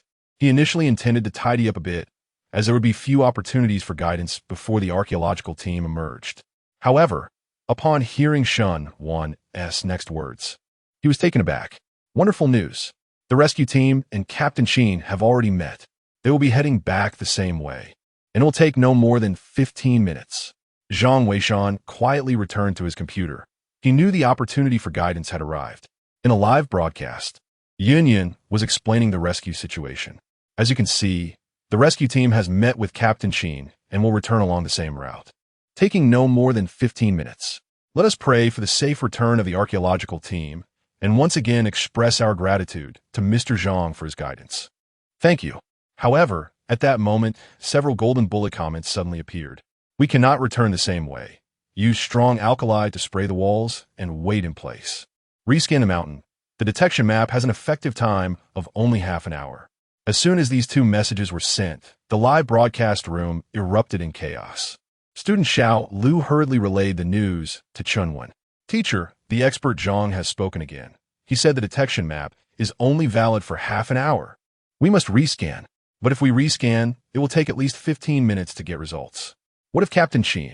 Chunwen, however, showed no hesitation. She understood that Zhang's words had to be heeded, lest the consequences become more troublesome. Have Captain Sheen follow his instructions and simultaneously notify the technical department to urgently assess the mountain conditions. Understood. Xiao Lu rushed to make arrangements. Meanwhile, Captain Sheen and his team, upon receiving the notification, were utterly bewildered. Student Xiao Su exclaimed, "What is going on? Why not just return the way we came? Why wait here? Who knows how many monsters are lurking around to toy with us?" Xiao Su, don't speak foolishly. There must be a reason why the expert said that. Professor Li, at this moment, was utterly convinced by Zhang's words. Teacher, I understand your faith in him. Yet we must also consider the practical circumstances, insisted Xiao Su. Captain Sheen felt a sense of difficulty as well, and when the soldiers interjected, "Captain, I will retrace our steps to investigate. If all is well, I shall inform you. If trouble arises, I will retreat." "Very well," Captain Sheen nodded, acknowledging that this was indeed the most prudent course of action. The soldier promptly set off, while Captain Sheen urged the others to swiftly apply strong alkali to the surrounding rock walls. Throughout their journey, they had discovered that the strong alkali proved far more effective than firearms, effectively deterring the monstrous entities from approaching. Meanwhile, in a live broadcast room, a flurry of comments erupted. "What does this mean, Great One? I don't understand. Why not return the same way? Perhaps returning poses a danger. The Great One hasn't specified. Why concern ourselves with so much? Experience shows that following the Great One's guidance is wise. Indeed, there must be rationale behind the Great One's words. We must heed them." Shenwan also hurriedly sent a comment, but it was quickly drowned out. The live stream continuously updated with the latest developments. The soldier returned in a mere 3 minutes, breathless, exclaiming, "Captain, it's dire. The path back is gone. It's all dead ends." "What?" The crowd gasped in astonishment, and Xiao Su found it particularly incomprehensible. "What does it mean when the path has vanished? How did you manage to enter?" I struggle to articulate the sensation. It feels as though, upon our arrival, the route was swiftly sealed once more. This mountain might be alive. Upon hearing this, Captain Sheen's expression darkened immediately. "Relay my orders. Maintain vigilance and await the latest detection map." The words of that sage have proven unfailingly true. We must adhere to his guidance. "Yes."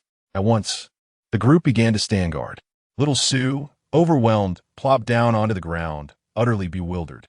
He could scarcely comprehend the situation. Such an occurrence seemed utterly impossible, yet it had manifested. Just who was that sage? The audience in the live stream, similarly astonished, began to kneel in disbelief. Fortunately, 15 minutes is not an eternity. Soon, the results of the mountain's detection emerged. At the moment the results were revealed, everyone was left speechless. The entire mountain detection map was completely different from the last one. The locations of the passages had shifted, as if the previous routes had never existed. Chen Wen, upon seeing these results, understood why the Zhang family of tomb raiders claimed that the detection map was only valid for half an hour. Because within this mountain, the passages are subject to change. Xiao Lu, quickly send it over. Urge Captain Sheen and the others to locate the nearest passage out. Yes. Chapter 13. The archaeological team of the yin-yang diagram escapes. What on earth is happening with this mountain? I am uncertain, but it appears that the Zhang family of the Fakyu clan indicated that we cannot retrace our steps, possibly referring to this very situation. Captain, Team Leader Chen mentioned that the Fakyu Zhang clan has cautioned us. This detection diagram is only valid for half an hour, and we must act swiftly. Captain Sheen and his team were astonished upon viewing the transmitted detection diagram. No one anticipated that the outcome suggested by the Fakyu Zhang clan would be such. The pathways within the mountain are capable of shifting. This is utterly inconceivable. Nonetheless, seasoned veterans like Captain Sheen quickly discerned the latest route and commenced preparations for a breakout. Just as they detonated the entrance to the passage, a multitude of monstrous creatures surged forth. One soldier, caught off guard, was immediately knocked to the ground. Captain Sheen urgently called for assistance while instructing Professor Li to lead the others into the passage and evacuate. The scene was sheer chaos. Viewers in the live stream were equally anxious for the team, seeing that they had discovered a new pathway. Zhang Weishan chose not to dwell on the situation further and resumed his work. Meanwhile, Shen Wan remained fixated on the mobile screen, her fists clenched in a display of tension. as though she were present at the scene. With the detection diagram's validity limited to half an hour, their escape should not be far off. Zhang Weishan contemplated the ancient artifacts scattered on the ground before him, speculating on the rewards this venture might yield. He hoped for the bloodline of the Qilin. The advantages of these rewards are profoundly understood by him. Particularly, the last gift of the Eye of Insight has significantly accelerated his ability to sort antiques. Were it not for Shun Wan's presence, he could have worked in even swifter pace for fear of being perceived as negligent. He could have completed the task in less than an hour. Indeed, barely 10 minutes had passed when the system's voice resonated. Ding! Archaeological team guidance successful. Reward of the yin-yang diagram has been integrated. The yin-yang diagram? What could this be? Zhang Weishan was momentarily taken aback as an influx of information surged into his mind. Almost instantaneously, he comprehended the essence of this artifact. As the saying goes, from the Tao comes one, one begets two, two begets three, and three begets all things. The yin-yang diagram is the origin of the I Ching's Bagua from ancient times. All of nature embraces yin and bears yang. Though there are but two categories, they can delineate the pathways of the myriad principles of the universe. The so-called feng shui secrets of later generations actually stem from yin and yang. It is said that this diagram was possessed by the feng shui master Yuan Tianyang. This diagram, born anew, has been passed down through his lineage. In later epochs, the Feiqiu Tianguan simplified it, leading to the creation of the Feiqiu Tiantu. When it reached the hands of the Majin Shaowei, it was further distilled into the 16-character yin-yang feng shui secrets and the dragon-seeking technique. Strictly speaking, this yin-yang diagram is essentially the ancestor of feng shui. Its intrinsic elements of the 5 elements and 8 trigrams, along with its divinatory techniques, are truly extraordinary. Although Zhang Weishan has assimilated the information regarding the yin-yang diagram, he finds many aspects of it rather perplexing, even to himself. Despite its profound nature, this knowledge serves as a formidable tool for tomb exploration. Zhang Weishan feels a sense of satisfaction. However, the absence of the Qilin bloodline leaves him somewhat discontented. It is as if all preparations are in place, yet he awaits that final gust of favorable wind. Splendid. Zhang Weishan is elated. For Professor Li and the others have finally emerged. How wonderful! Suddenly, Shenwan leaped up in excitement. Yet, it appears she has forgotten about her injured ankle, and upon landing, she winced in pain. Nevertheless, her brow is adorned with joy. Indeed, Zhang Weishan nodded, acknowledging her enthusiasm. Shenwan, somewhat exasperated, remarked, "What is your reaction? The archaeological team has returned safely. Aren't you happy?" "I am happy, but they still haven't located the ancient tomb." Zhang Weishan replied casually. "Ah, that does seem to be the case." Shenwan immediately deflated. However, this archaeological expedition was perilous, and it may require some time to recuperate. One wonders what exactly the Zhang family ancient building is to have constructed such an impressive ancient tomb. Zhang Weishan, since you share the Zhang surname, do you know the origins of the Zhang family ancient building? Zhang Weishan shook his head. Shenwan seemed to realize that her inquiry was rather casual. After all, there are many people with the surname Zhang in the world. Even in the live stream, some remain unaware. Never mind. Now that the archaeological team is safe, I can rest easy. I shall go prepare my thesis. Tonight, please help me buy dinner. I will reimburse you. Shenwan said as she stood up, preparing to leave. Are you not going home tonight? Zhang Weishan was taken aback. Typically, Shenwan would return home to stay, and consequently, dinner would also be enjoyed there.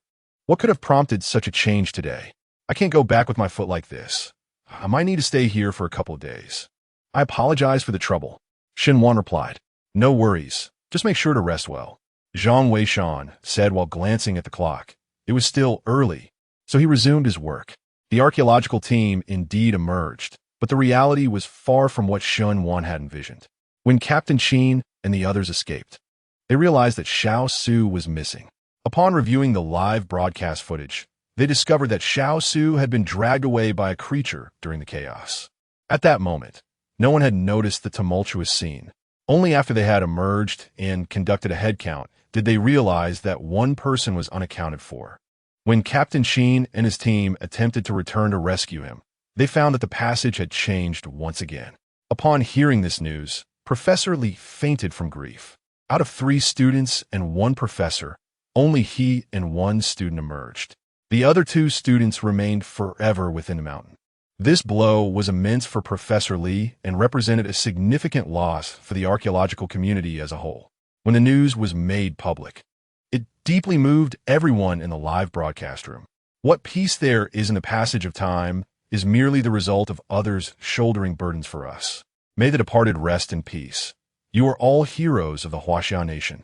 To those who have criticized Professor Lee, please take a moment to pause. He has dedicated himself to the archaeological endeavors of our country. Indeed, even if Professor Lee has made countless mistakes in the past, he has acknowledged his errors. Why must you continue to hold it against him? I only hope that the archaeological team will exercise caution on their next expedition and heed the counsel of the Zhang family of fake. I wholeheartedly agree. If we could receive guidance from the esteemed master, the outcomes would surely differ. We implore the esteemed master to return. We beseech the esteemed master for direction. The archaeological endeavors of Huaxia Nation require your expertise. Online, the call for the Zhang family of Feiqiu to re-emerge grows increasingly fervent. Regrettably, there has been no response. Ultimately, even Shunwen felt compelled to address the matter. Esteemed colleagues, I understand your sorrow for the sacrificed team members. However, this is not a justification for moral coercion. Mr. Zhang has already assisted us significantly. We cannot compel the archaeological team, nor can we impose. If Mr. Zhang is willing to guide us during the live broadcast, we should be profoundly grateful. Our archaeological work will pause for the night. Tomorrow, we shall reorganize our efforts.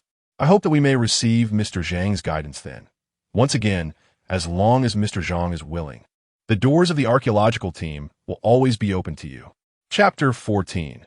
The Decision of Professor Chun.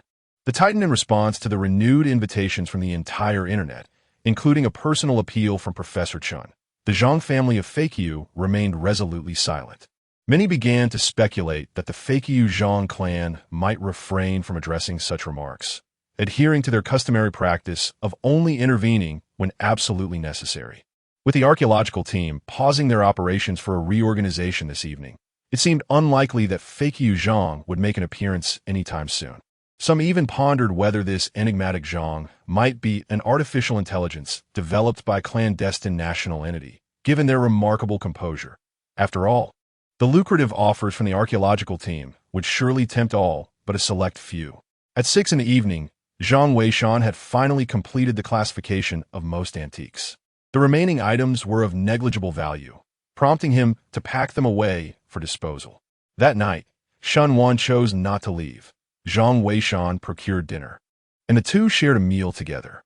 Shin Wan, having managed to adjust her mindset, prepared to work late on her thesis, hastily consuming a few bites before retreating to her tasks.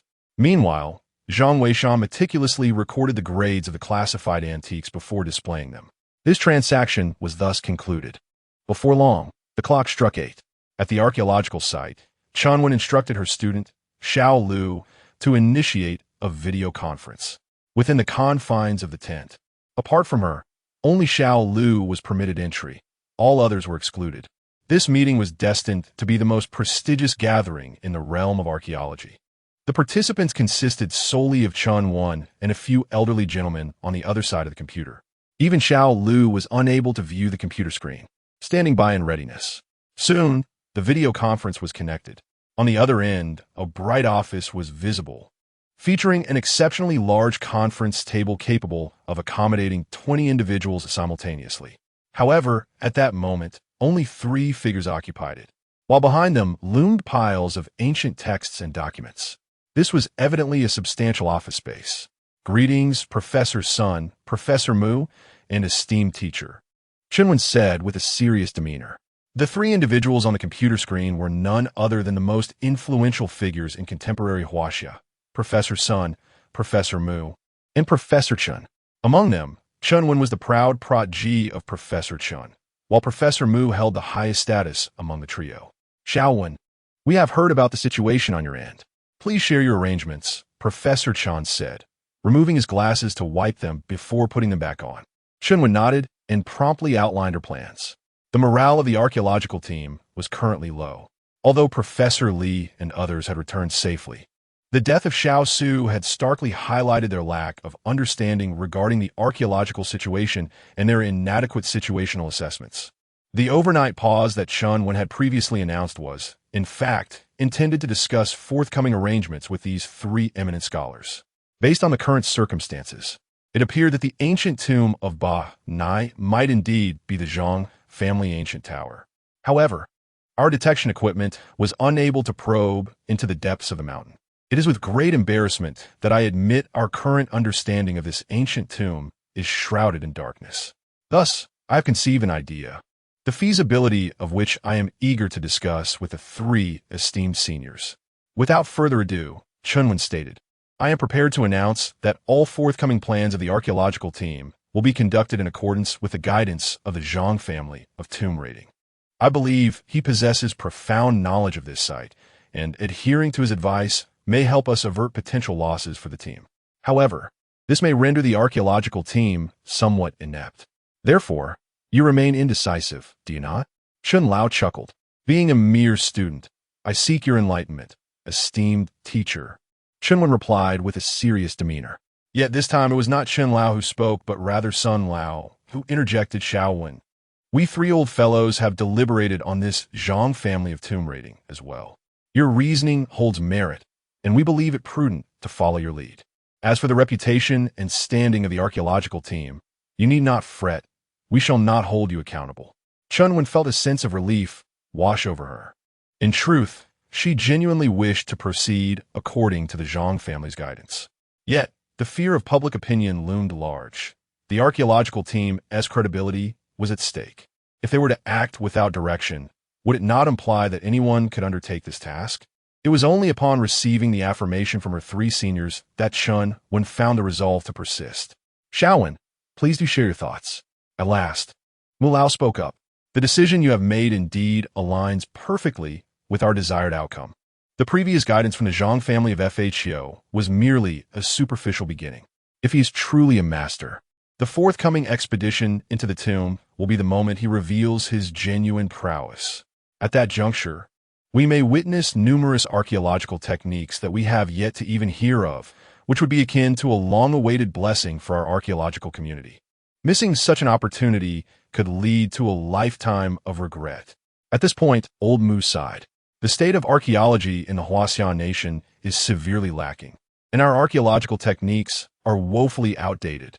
Therefore, Xiao Wen, you must remember that our profession has never been glamorous. It is solely about advancing the field of archaeology in Huaxia. Even if it means bearing some notoriety and controversy, what of it? The student understood. Chun Wen nodded earnestly, her mind already made up. Now, do not worry too much. As long as the three of us are around, we will undoubtedly support you. Ultimately, let me reiterate, FHO Zhang is an extraordinary individual, and we must find a way to integrate him into our archaeological community.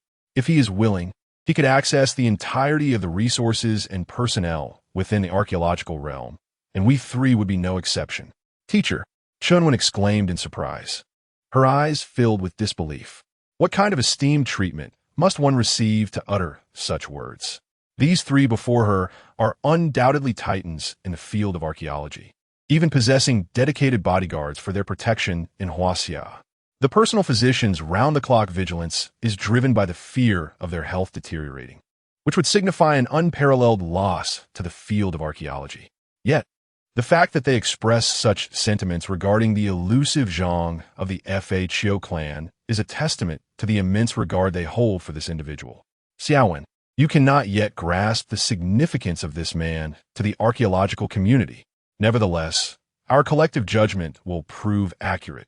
Just wait until you embark on the excavation. Numerous archaeological techniques, hitherto unheard of, shall manifest, and these discoveries will be invaluable treasures for our field. In comparison, what do we three old men amount to? Chun Wen nodded emphatically, her astonishment lingering. What manner of man is Zhang of the FHO clan, that he commands such respect for the triumvirate of archaeology? Who are you, and where do you reside? I must devise a means to locate you. I must. A resolute determination took root within Xinwen. After disconnecting the video call and removing her headphones, she turned to her colleague, Xiao Lu, and instructed, tomorrow at 8 in the morning, issue a public announcement detailing the current situation of the archaeological team. We shall search the entire internet for Mr. Zhang. Without his guidance, no one is permitted to descend into the tomb. Understood. Chapter 15. The archaeological team of Xinwen seeks the Zhang clan of Feiqiu. The night passed in silence. The following morning, Zhang Weishan returned promptly from his run. In truth, he had not previously been in the habit of morning jogging. It was only after receiving certain rewards the day before that the idea had taken root. The transformation brought about by the Qilin tattoo was profound. Even though he had yet to acquire the blood of the Qilin, the enhancement was already distinctly palpable. He understood that if he wished to elevate the Feiqiu Tingguan lineage, it was inevitable that he would personally descend into tombs in the future. Thus, he embarked on a morning jogging regimen. Although it seemed somewhat belated, even the slightest preparation before battle is worthwhile. He relished the opportunity to engage in embellishments. Zhang Weishan, have you risen? Quickly check the news. The teacher has unexpectedly announced a cessation of all archaeological activities without the guidance of the deities. Zhang Weishan hurriedly got out of bed. Xinwan's excited voice echoed from upstairs. She held the Feiqiu Zhang clan in high regard, making her reaction entirely reasonable at that moment. Ahem, I'm down here. I've purchased breakfast. Wash up and come down to eat. Zhang Weishan said awkwardly. You. Please wait a moment. Xinwan seemed a bit embarrassed and took several minutes to finish her morning routine before descending. Upon seeing the breakfast Zhang Weishan had procured, a flush crept upon her fair cheeks. What's wrong? Are you unwell? Zhang Weishan inquired, puzzled. No, it's not that. I have a question for you. Xinwan said bashfully, nibbling on a bun. Do you wake up this early, every day? Zhang Weishan was perplexed by her words. However, he generally did rise not long after dawn, typically around 7:30. Today was an exception. He had awoken before 6. I mean, do you usually get up this early? Why would you want me to bring you breakfast? You don't seem like someone who is frugal. As Xinwan spoke, her delicate face inadvertently flushed. At that moment, Zhang Weishan also came to a realization. Indeed, if he were to rise so early and still expect a young lady to bring him breakfast, it would seem rather ungracious, especially when he was not one to shy away from expenditure. There could only be one conclusion, which was evident to even the simplest of minds. He must have some interest in her. Ahem, don't overthink it. I only got up early today. Let us eat, Zhang Weishan said, feeling somewhat awkward. Upon hearing this, Xinwan nodded, her complexion finally returning to normal. To be honest, although Zhang Weishan was undocumented, he was quite handsome. Xinwan did not find him unappealing, but her thoughts were entirely consumed by archaeology and her papers. She had not truly considered anything beyond that. Seeing Zhang Weishan's calm demeanor made her think she might have been overreacting, so she dismissed her earlier speculations. After breakfast, she prepared to focus on her thesis. Last night's archaeological work had allowed for a night of rest, and this morning they awaited guidance from the experts before proceeding. Moreover, they had yet to find any trace of the ancient tomb. Thus, Xinwan felt that today might be relatively relaxed, and she was determined to make significant progress on her paper. After finishing his meal, Zhang Weishan tidied up and prepared to open for business. Business remained sluggish, and upon opening his computer, Zhang Weishan promptly logged into his account to check the status of the live streaming room. Perhaps today, he might have an opportunity to offer guidance to the archaeological team. As expected, the barrage of comments in the live stream was dominated by discussions surrounding the Zhang family of Feiqiu. Where's the master? The archaeological team is still waiting. Indeed, it's uncertain when the master will come online. Who knows? The master could appear at any moment. The master is online. Quick look, the master has arrived. Soon, a message appeared in the live stream. Zhang Weishan was taken aback upon seeing the ID, which unmistakably belonged to Xinwan from the Archaeological University. How did she know he was online? Someone in the chat posed this very question. Wait, isn't that Wanwan's girlfriend? How did you know the master was here so accurately? Yeah, it seems like you spotted the master the moment he logged in. Impressive. Wanwan's girlfriend. Are you using some sort of cheat? I had a friend create a small program that automatically notifies me whenever the master logs in. No way you could do it like that. Aren't you afraid of getting a virus on your computer? If it's a friend I know, it's fine. I just worry about online acquaintances who might spread viruses. Ah, I didn't know that. Since they're friend from the live stream, it should be safe, right? Shenwan also felt a twinge of concern. I find myself in a dilemma. This esteemed individual has contributed immensely to the field of archaeology, and I am reluctant to miss the opportunity to absorb his insights. Yet, it seems that such a distinguished figure is unlikely to pay attention to us. Thus, I must resort to this rather audacious method. Zhang Weishan listened with a sense of helplessness, for the notification system in the live broadcast room requires mutual following. Only in this manner can one be alerted when the other comes online. Otherwise, popular streamers who do not follow others would be overwhelmed by the sheer volume of attention they receive. However, he had not followed Shenwan.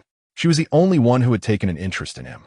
Noticing her eagerness to learn, Zhang Weishan pondered for a moment and then proceeded to click on Shenwan's profile, choosing to follow her. This way, when he logged on, she would receive a notification. Little did Zhang Weishan know that this simple act elevated him to a VIP status, prompting an immediate barrage of comments in the chat. Zhang of the FHO clan has followed Archaeology University as Shenwan. As this news broke, the live stream erupted with excitement. Oh my, the great master has noticed. I suddenly feel as though Wan is drifting away from me. Surely not. Great master, have mercy. I have harbored a secret admiration for Wan for several years. Huh, you've lost your chance. The great master has surely taken note of Xiao Wan and is preparing to make his move. Huh, the great master is not so pedestrian as you. Zhang Weishan has followed me. Did you see that? How exhilarating. In the room, Shenwan's voice rang out with enthusiasm. Zhang Weishan could only smile helplessly as he responded. Indeed, but perhaps you should consider uninstalling that app. Be wary of potential addiction. Understood. Shenwan was quite elated. However, within mere seconds, a sudden exclamation echoed from within. Ah, why has my computer screen gone black? Could it truly be infected with a virus? Zhang Weishan, do you comprehend computers? Come assist me. Zhang Weishan, feeling exasperated, realized that this improbable situation had indeed befallen him. It was quite absurd. Nevertheless, possessing some knowledge of computers, he rose and approached to investigate. Meanwhile, at the archaeological camp of Benai, a voice exclaimed, "Teacher, Mr. Zhang has logged in and is even following your student Shenwan. You should still be online." Little Lu hurriedly relayed the message to Chunwan. Overjoyed, Chunwan promptly responded, "Have Yin start the live stream." In less than a minute, Chunwan appeared on the live broadcast. "Mr. Zhang, are you there? Our archaeological team is fully prepared. Yet we have made no progress regarding the entrance to this ancient tomb. We kindly request your guidance. Our archaeological team would be immensely grateful, and to demonstrate our sincerity, we shall offer you compensation for each piece of advice you provide." Mr. Zhang, are you there? Compensation? Wow, I can earn money while watching a live stream. I'm envious. So am I, but we are utterly unaware of the circumstances here. The master is indeed extraordinary. A VIP receives complimentary access and can even earn rewards. How enviable. Is the master present? Professor Chun is looking for you. Where's the master? Why has he vanished after following little Wan? Chapter 16. The archaeological team's despair as Zhang Weishan makes his entrance at this moment. Zhang Weishan wore an expression of embarrassment as he gazed at Shenwan's laptop. Well, I truly find myself at a loss here. I am not particularly adept at dealing with issues of this nature. How about this? I shall take your laptop to the repair shop, and you may utilize the office computer for the time being. However, regarding your thesis, that is of no concern, Shenwan replied with a smile. I have diligently saved all my work on a USB drive, so I have taken precautions. Nevertheless, perhaps I should go myself, as the repair shop is conveniently nearby. Shenwan felt a twinge of guilt for continually imposing on Zhang Weishan, despite him being a colleague of her father. After all, he was not her servant. He devoted his time and energy to managing the antique shop. Zhang Weishan chuckled lightly. It's perfectly fine. The shop isn't generating any income today anyway. Besides, your leg is still recovering. With that, he began to gather his belongings before heading out to log off from his account. Such information could not remain accessible. Otherwise, should Shenwan come across it, it would be difficult to explain. Shenwan quickly prepared her computer and brought it out. Zhang Weishan borrowed her bicycle and set off for the repair shop. Shenwan felt a touch of embarrassment, but recalling that a renowned expert had recently taken an interest in her, she dismissed her concerns and hurried to use the office computer. However, upon starting it, she was taken aback. She discovered that the computers in the shop were astonishingly antiquated, with even the operating system being a rather ancient version of Windows 98. It is perplexing how this system perceives live broadcasts. Zhang Weishan is truly remarkable.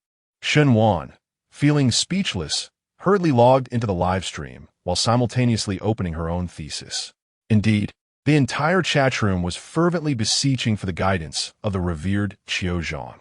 However, upon glancing at the screen, Shenwan was taken aback to discover that the esteemed figure had abruptly gone offline. Oh, Xiaowan is online. Tell me, Xiaowan, where have you taken our esteemed master? Indeed, has our revered master been overworked? Quickly bring back the master, you little enchantress. Shenwan was left utterly bewildered by the chaotic messages flooding the chat. Just then, she received a phone call from Chunwen. Hello, teacher. What is the matter? Xiaowan, I was just about to ask you.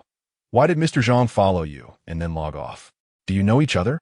Chunwen inquired anxiously over the phone. Teacher, how could that possibly be? If I were acquainted with such a luminary, I would certainly introduce you. This must be mere coincidence. My computer just got infected with a virus. Shenwan hurriedly explained. Chunwen, still skeptical, responded, well, you must understand the significance of Mr. Zhang to us. If you manage to contact him, be sure to obtain his contact details. Understood. Shenwan promptly ended the call. Shenwan gazed at her computer screen, utterly at a loss for words. She recognized that the live chat participants were merely engaging in frivolous banter for amusement. Even if she were to genuinely know the esteemed figure, few would believe her claims. Where has the esteemed expert truly gone? How could they have logged off alongside oneself? It is indeed perplexing. Ultimately, unable to fathom the situation any longer, she resolved to immerse herself in writing her own thesis. Meanwhile, within the live stream, the absence of the Fa Qiuzhang clan was palpable.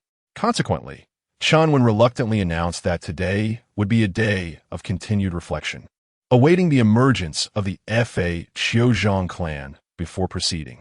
The release of this news evidently incited dissatisfaction among numerous netizens, who vociferously questioned whether they were an archaeological team or if it was he who held that title. Did their work cease in his absence? Faced with such skepticism, Chunwen merely replied, he possesses greater prowess than us. I cannot assure that my efforts will surpass his guidance. After that, she refrained from further comment. Just as old Mu remarked last night, there will always be voices of doubt. However, if you are certain of your correctness, do not yield easily. Persevere. For rewards will eventually manifest. At 1 o'clock in the afternoon, as Shenwan concluded a segment of her thesis, Zhang Weishan finally returned. The computer had been repaired, and the technician advised against indiscriminately accepting files. Fortunately, she had uninstalled it early. Otherwise, that virus could have activated her camera, likely with the intent to invade her privacy. Is it that severe? I shall remember this. Shenwan responded, a shiver of apprehension coursing through her. In a live stream, where countless individuals called her their wife, she had chosen to disregard such remarks. Little did she know that some individuals, undeterred by mere words, might indeed take action. Thankfully, the expert had taken notice of her. Otherwise, she might have remained oblivious to someone encroaching upon her privacy. I apologize for the inconvenience. You haven't had a meal yet, have you? Allow me to treat you. Before Shenwan could finish her sentence, Zhang Weishan had already brought out the food. Just happened to be on the way. Well then, I shall treat you to dinner tonight. Shenwan replied with a smile, simultaneously taking her laptop. How is the live broadcast room faring? Zhang Weishan inquired as he settled down. The teachers are nearly in despair. The expert has not shown up all morning, and their archaeological work has come to a standstill. Moreover, they suspect that I have somehow caused the expert's absence. I feel utterly wronged. As she spoke, Shenwan pressed her palms together, raising her chopsticks in a gesture of supplication. Oh, great expert, please log in soon. I can barely bear this unjust blame any longer. Zhang Weishan shook his head in resignation and logged into his account. The two of them dined while monitoring the situation in the live broadcast room. To be frank, Despair was pervasive in the current atmosphere of the broadcast. The archaeological team remained inactive, awaiting Zhang Weishan. However, he had yet to log in, and even Chun was uncertain how much longer she could endure. My goodness, are my prayers truly that effective? The expert has logged in, Shenwan suddenly exclaimed. Almost simultaneously, a message was sent out in the live broadcast room. A wave of viewers, already teetering on the edge of despair, erupted upon seeing Shun Wan's message. No way, the expert really logged in.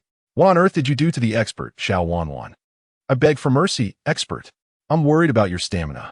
Expert, are you alright? Would you like some grilled kidneys to replenish your strength? Expert, Professor Chun and the others have been waiting for you for quite some time. Are you well? How absurd. The great master is not as despicable as you think.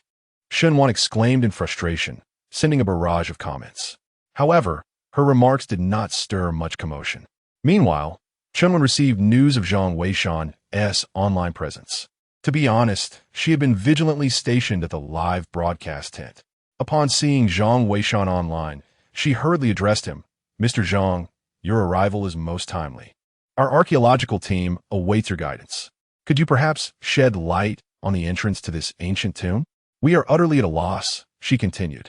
Must we venture inside the mountain itself? Chunwan voiced her queries in one breath. The others were apprehensive, fearing Zhang Weishan might once again remain silent and abruptly log off. They held their breath, fixated on the screen. The entrance is located on the side of the mountain. 1,000 meters to the right of the cave, he replied. Utilize the whirlwind shovel to excavate the dragon-scale thief's cave for 50 meters, and you will uncover the entrance. At last, 2 golden comets appeared. In that moment, nearly everyone was overwhelmed with joy, tears of elation filling their eyes. Indeed, the master had not forsaken them. Although he had remained silent until now, he had extended his assistance. A method to locate the passage into the ancient tomb had been revealed. Xiaolu, quickly take note of this and proceed to search for the entrance. Also, bring the whirlwind shovel. Yes, but, teacher, what exactly is this dragon-scale thief's cave? Xiaolu inquired, puzzled. Chunwan paused, realizing she too was unaware. Here it comes, she thought. As they mentioned, Mr. Zhang indeed possesses knowledge of archaeological techniques that even they are oblivious to. This dragon-scale thief's cave is likely one of them. Chapter 17. What is the dragon-scale burglary hole of Yin and Yang?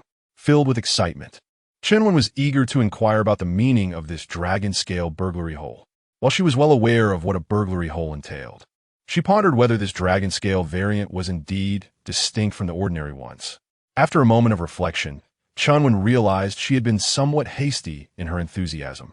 The Fa Qiuzhang family owed them nothing, despite the archaeological team promising rewards.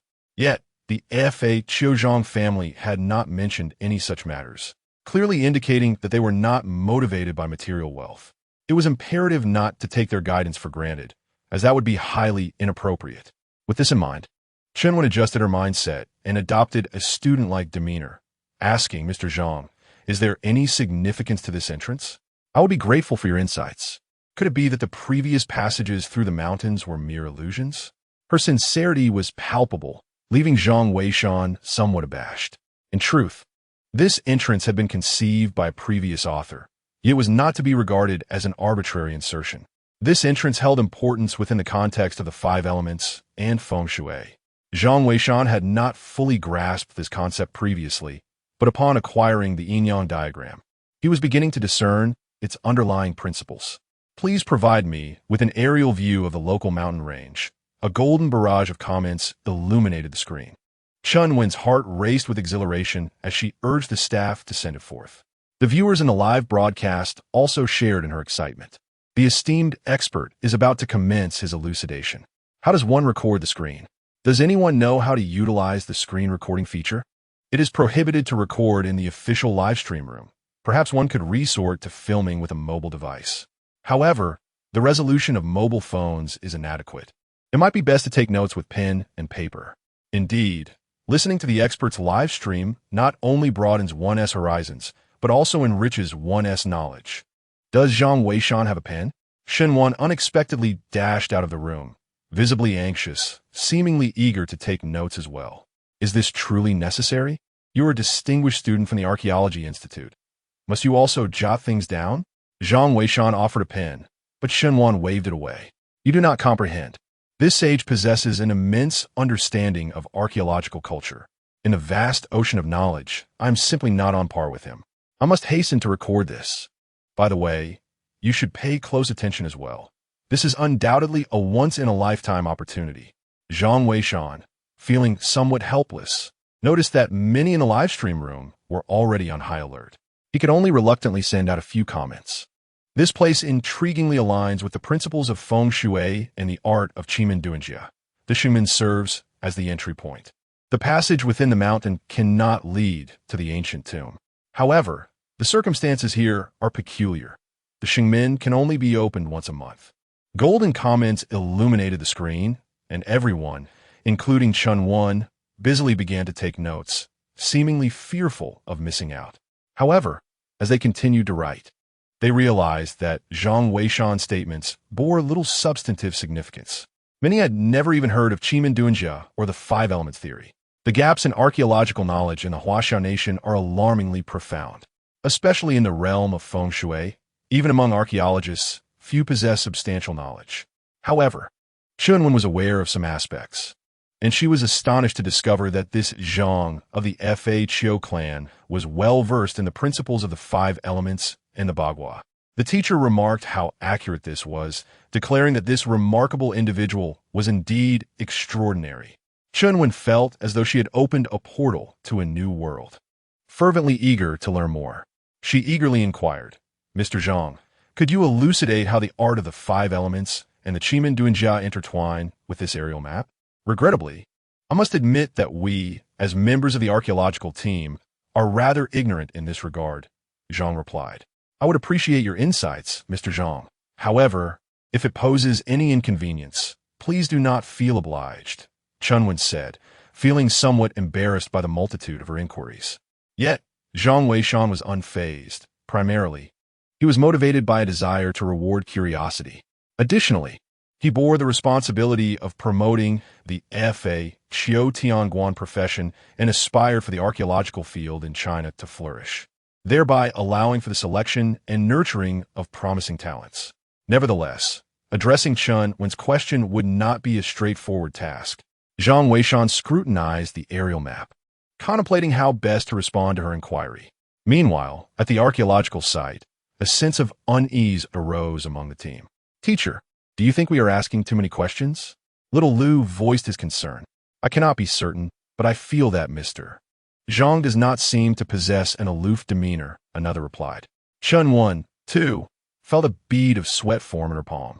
Torn between her eagerness to acquire knowledge and her anxiety about potentially irritating the Fa Chiu Zhang clan, Yin Yun gazed at the live stream and remarked, Captain Chun, I believe there will be no issues. Based on the recent occurrences, Mr. Zhang does not strike me as a miserly individual. Let's exercise a bit more patience. Chunwen nodded in agreement, sharing a similar sentiment.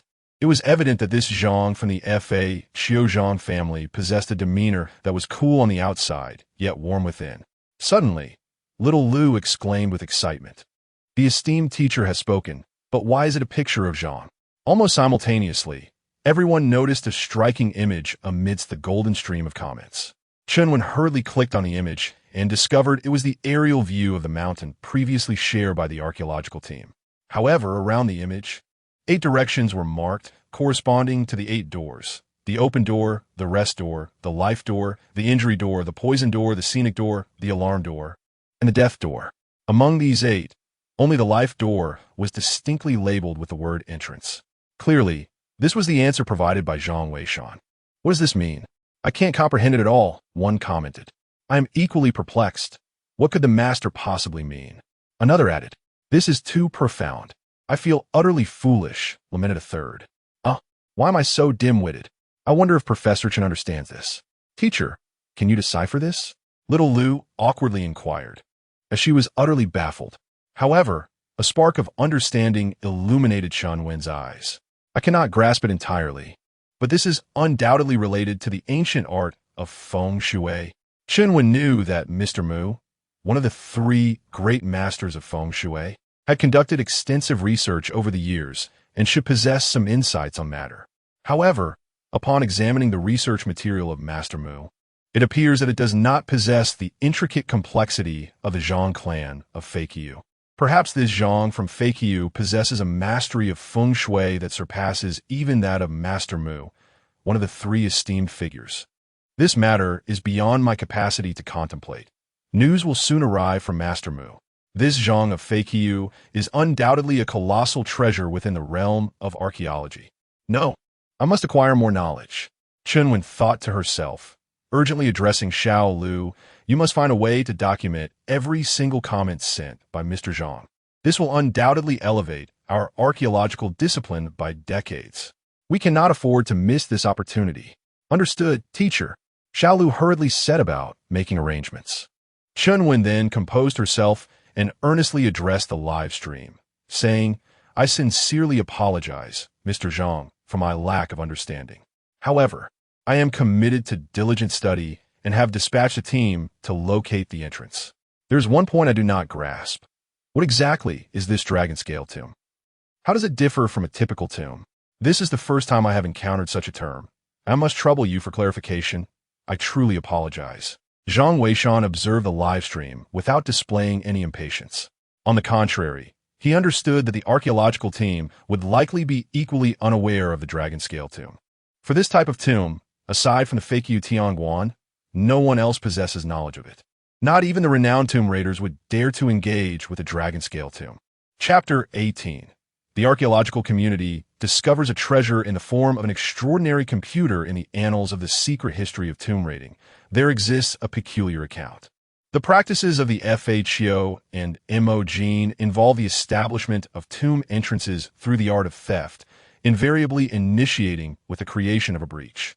This implies that whether one is a Fa Qiu Tianguan or a Mo Gene Xiao Wei, entering a tomb necessitates the formation of a theft passage. Among these, the theft passages crafted by the Mo Gene Xiao Wei are particularly renowned within the realm of tomb raiding, earning admiration even from archaeologists. Some of these passages, though they may lie nearly 1,000 meters from the actual ancient tomb, are still able to reach the subterranean chambers with remarkable precision, attesting to their exceptional skill. However, while the public acknowledges the prowess of the Mo Gene Xiao Wei, they remain largely unaware that the art of breaching employed by the Fa Qiu Tianguan is even more exquisite. Historical texts reveal that the most adept among the Mo Gene Xiao Wei are referred to as Yulin passages, named for their resemblance to fish scales, allowing individuals to traverse without leaving a trace. In contrast, the Longlin passages of the Fa Qiu Tianguan are said to exhibit even greater ingenuity. It is rumored that these passages can glide seamlessly, akin to riding on the scales of a dragon, aided by the dragon's innate power. Nevertheless, it must be noted that the Longlin and Yulin passages are not vastly different. The techniques employed are fundamentally the same. The subsequent generations of Mo Gene Xiao Wei have prioritized efficiency, thus streamlining the process and transforming the Longlin into the Yulin. This alteration may also stem from issues of inheritance. As a superior of the Mo Gene Xiao Wei, the Fa Qiu Tianguan embodies the saying, teach a disciple, and the master may starve. It is conceivable that the Fa Qiu Tianguan deliberately withheld certain techniques. However, such matters remain unprovable. However, from this, one can perceive the formidable nature of the Dragon Scale Thief's Cave. Zhang Weishan organized his thoughts and sent out a few messages. When attacking the Thief's Cave, one must utilize the whirlwind shovel from the inside out, ensuring that each strike does not exceed 5 meters. The amount of soil carried by the whirlwind shovel must not exceed half. Additionally, it is essential to coat the whirlwind shovel with lard, with 3 shovelfuls dipped each time. This method is what leads to the Dragon Scale Thief's Cave. As these 3 golden messages were dispatched, the entire live stream, along with Chunwen, fell silent for a full minute. Clearly, they were all processing the implications of Zhang Weishan's words. Yet, for those in the live stream, these concepts felt distant and obscure. Many were utterly bewildered and did not even know what a whirlwind shovel was. Ultimately, the chat was filled with comments that bore little relevance to the discussion. Incredible. The master is amazing. I bow to the master. I completely don't understand, but it sounds so impressive. A true master indeed. I'm in awe. Chunwen could grasp the essence, though she had never witnessed the dragon scale thieves cave herself and was filled with anticipation. Xiao Lu, brimming with excitement, exclaimed, "Teacher, we have been using the whirlwind shovel incorrectly all along. I never imagined it was used this way to attack the thief's cave." Enough talk. Once the team locates the site, let's begin our attempts. I am equally eager to see the dragon scale thief's cave. Chunwen's eyes sparkled with enthusiasm, wishing to witness it firsthand. However, the mere thought of having finally established contact with the Zhang clan of Feikyu made her pause, if not for her inquisitive nature. No, today's harvest has already been plentiful, and one must not be overly greedy. Too much can lead to indigestion, she reminded herself. She realized, almost unconsciously, that she had become a student, eager to absorb as much knowledge as possible from the Zhang clan.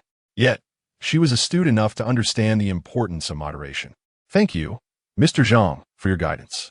We shall certainly follow your instructions and swiftly locate the entrance," Chunwen said, promptly passing the conversation to Yun while she made her way to the site. Yun, uncertain of how to proceed, understood that retaining such a prominent figure was clearly unattainable. Thus, she resorted to discussing the most sensitive topics at hand to maintain the live stream's engagement and capture the attention of the Zhang clan. Regrettably, her efforts proved futile. Zhang Weishan rose from his chair to dust off the antiques.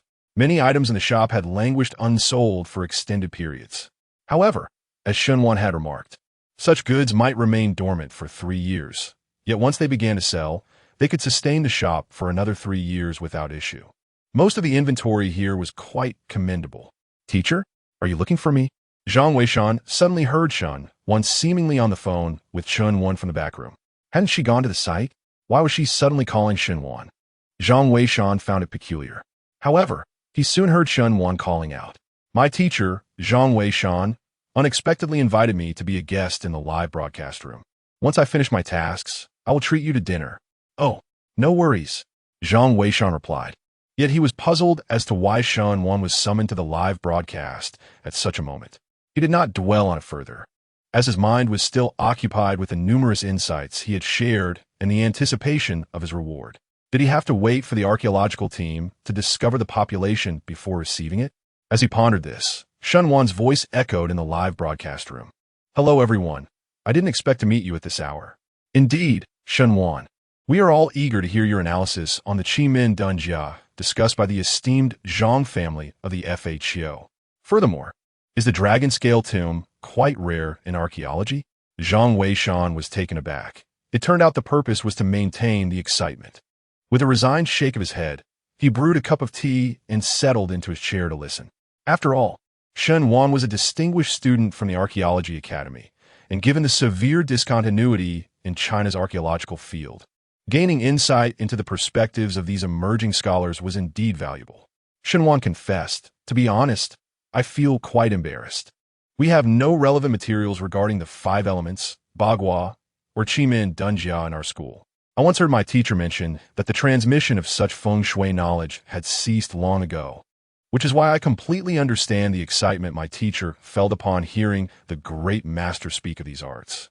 Of course, we deeply respect the master's personal choices and do not wish to pressure him into joining the archaeological team. We merely hope that he might occasionally offer us some guidance. Those of us in the archaeological field would be immensely grateful. As for the Dragon Scale Thieves' Cave, I have never heard of it either, but perhaps I will have the fortune to broaden my horizons this time. Lastly, I would like to express that the insights shared by the master are a treasure for our entire archaeological community. We are truly thankful to Mr. Zhang for his guidance." "Thank you," Yin responded with a smile. "Can you discern aspects from this feng shui diagram that ordinary people cannot perceive?" Shunwan was taken aback and inwardly lamented. She had already stated her ignorance on the matter, so why did Yun still inquire? Unbeknownst to her, Yun felt equally perplexed, as she understood even less about these topics. However, one cannot allow the conversation to stagnate. What if the great master was still observing? Shunwan's mind raced. She recognized her lack of understanding regarding these feng shui principles. Discussing them would surely expose her ignorance. Thus, she shifted her perspective, noticing that the photograph released by the Zhang clan seemed to possess some discrepancies. I do feel that something is indeed not quite right. I'm not entirely certain about this, but are there any computer experts in the live stream? Could you assist me in examining this image shared by the expert? It seems that there might be some discrepancies, as the computer interface appears rather peculiar. Chapter 19. A call for justice for the great god of when 98. The peculiarities of the computer had escaped my notice until now. Indeed, I have been too engrossed in admiring the images shared by the esteemed individual. However, it seems that the computer itself possesses an oddity. The interface appears remarkably antiquated, evoking a sense of nostalgia. It is not merely old. It exudes a palpable sense of age. Is there anyone among us with experience in the computer industry who could shed some light on this? At this moment, the livestream audience found themselves engrossed in analyzing the image shared by Zhang Weishan. Zhang, perplexed by the attention his casual post garnered, rose to investigate. To his astonishment, he realized that the image he had shared encompassed the entirety of his computer screen. Just beneath the image, a toolbar was visible, which typically indicates the operating system in use, such as the iconic Windows 7 or Windows 10. Yet the office computer he employed was remarkably outdated, seemingly running on the archaic Windows 98 system. The livestream audience, not lacking in computer aficionados, quickly recognized the situation. Goodness, it appears that the Great One's computer is operating on Windows 98. Could it be that such an antiquated system still exists in this day and age? One exclaimed. Surely, youist. How could Windows 98 possibly support live streaming? Such an old system must be incapable of handling it. Another responded. Indeed, and one must wonder, does such an aged computer not suffer from performance issues? It is difficult to articulate, yet one could still view the live broadcast through patching, albeit with probable lag, unless the esteemed individual's computer had undergone a hardware upgrade, while the system remained unchanged. This reasoning appears illogical. If the hardware had been replaced, the system's preservation would be improbable. Might one ponder if the esteemed individual's busyness in messaging is a consequence of the system's sluggishness? It seems plausible. We have perhaps been excessively demanding. Despite the considerable lag of the esteemed individual's computer, they still take the time to guide us, which is truly moving. I voice my concern for the esteemed individual. How can someone of such prowess still be using an inferior computer? I shall refrain from further commentary. I find it difficult to continue without offering my support to the esteemed individual. Indeed, if anyone were to provide me with such an outdated system, I would be utterly incensed. Zhang Weishan gazed at the barrage of comments in the live stream, utterly bewildered. He thought to himself, could it be that by merely sharing an image, they could discern so much? Yet, in truth, his computer was not particularly laggy. At least he found it quite functional. And it belonged to Boss Shun, having been in use since his arrival. Thus, he was somewhat perplexed as to why this computer functioned so smoothly for live streaming. As he pondered, Zhang Weishan noticed a flurry of notifications lighting up the live streaming platform. Upon inspection, he discovered that they were all gifts from enthusiastic fans. In just a few brief minutes, the total amount of gifts had astonishingly surpassed 100,000. There was even a substantial sum approaching 100,000 that had been directly transferred from the platform, purportedly as a reward from an archaeological team. Zhang Weishan smiled helplessly, unexpectedly finding himself in a rather fortunate financial position. However, he had grown accustomed to this computer and could hardly compare it to any other. Moreover, many of his accounts were recorded on this device. Unbeknownst to him, in the live broadcast room, Shunwan wore an expression of palpable embarrassment. She recalled that Zhang Weishan was using a computer operating on the antiquated Windows 98 system. Just as she had come to this realization, such an incident occurred, leaving her with an uncomfortable feeling. Her own laptop could purchase several new desktop computers. Although Zhang Weishan was merely a shop assistant, he was still using a Windows 98 computer. Her father was indeed quite unreliable. Lost in her thoughts, Shunwan felt increasingly uneasy. She resolved to find a way to replace the shop's computer after the broadcast. Zhang Weishan remained silent, and with no news from the archaeological team, Yin Yin had no choice but to conclude the broadcast passing the live feed to the team on site. Zhang Weishan noticed that the archaeological team was now quite close to the entrance, merely finalizing their positioning. Shenwan rushed out from the back room. Zhang Weishan, let's make a trip to the computer market after this. I'll treat you to dinner. For what? Zhang Weishan was taken aback. To get you a new computer. This one is far too outdated. It's also an opportunity to upgrade the shop's equipment. It's a work-related issue, and I will cover the expense. Shenwan insisted. There is no need for that. This computer is still functional. Zhang Weishan replied, finding the idea cumbersome. Shenwan remarked, this computer is too outdated. It might fail any day now. We should consider replacing it. Let's go together shortly. Indicating her ankle, she signaled that the pain had diminished, and she was able to walk. Zhang Weishan, unable to refuse her earnest invitation, agreed. Noticing that it was already 5:30 in the afternoon, the two decided to close the shop, have a meal, and then head to the computer market. Meanwhile, at the archaeological site in Benai, after an hour of searching, the excavation team finally located the entrance to the hidden passage that Zhang Weishan had marked. To one side, they indeed discovered a cave. Teacher, one of the team members, Mr. Zhang, said, we have arranged for people to begin digging a looter's tunnel. However, we haven't yet secured the pig fat. I have instructed them to expedite the process. Shall we start digging the tunnel in the meantime? Chenwen pondered for a moment before replying. Let's hold off for now. We must adhere to Mr. Zhang's instructions and use the whirlwind shovel to create the dragon-scale looter's tunnel. Since he insists on excavating the dragon-scale tunnel, there must be a valid reason. This is also an opportune moment for us to experiment with a new application of the whirlwind shovel. Xiao Lu nodded in agreement. The whirlwind shovel was a tool fortuitously discovered by the archaeological team 5 years ago within an ancient tomb, alongside the remains of a group of tomb raiders. It is believed to have been a favored instrument among ancient looting gangs. The archaeological stratum in the land of Huaxia is critically compromised. Hence, they remain indifferent to the tools used for tomb raiding. As long as it serves the purpose of archaeology, they are inclined to experiment. Initially, they perceived the whirlwind shovel merely as an implement for excavating illicit tunnels.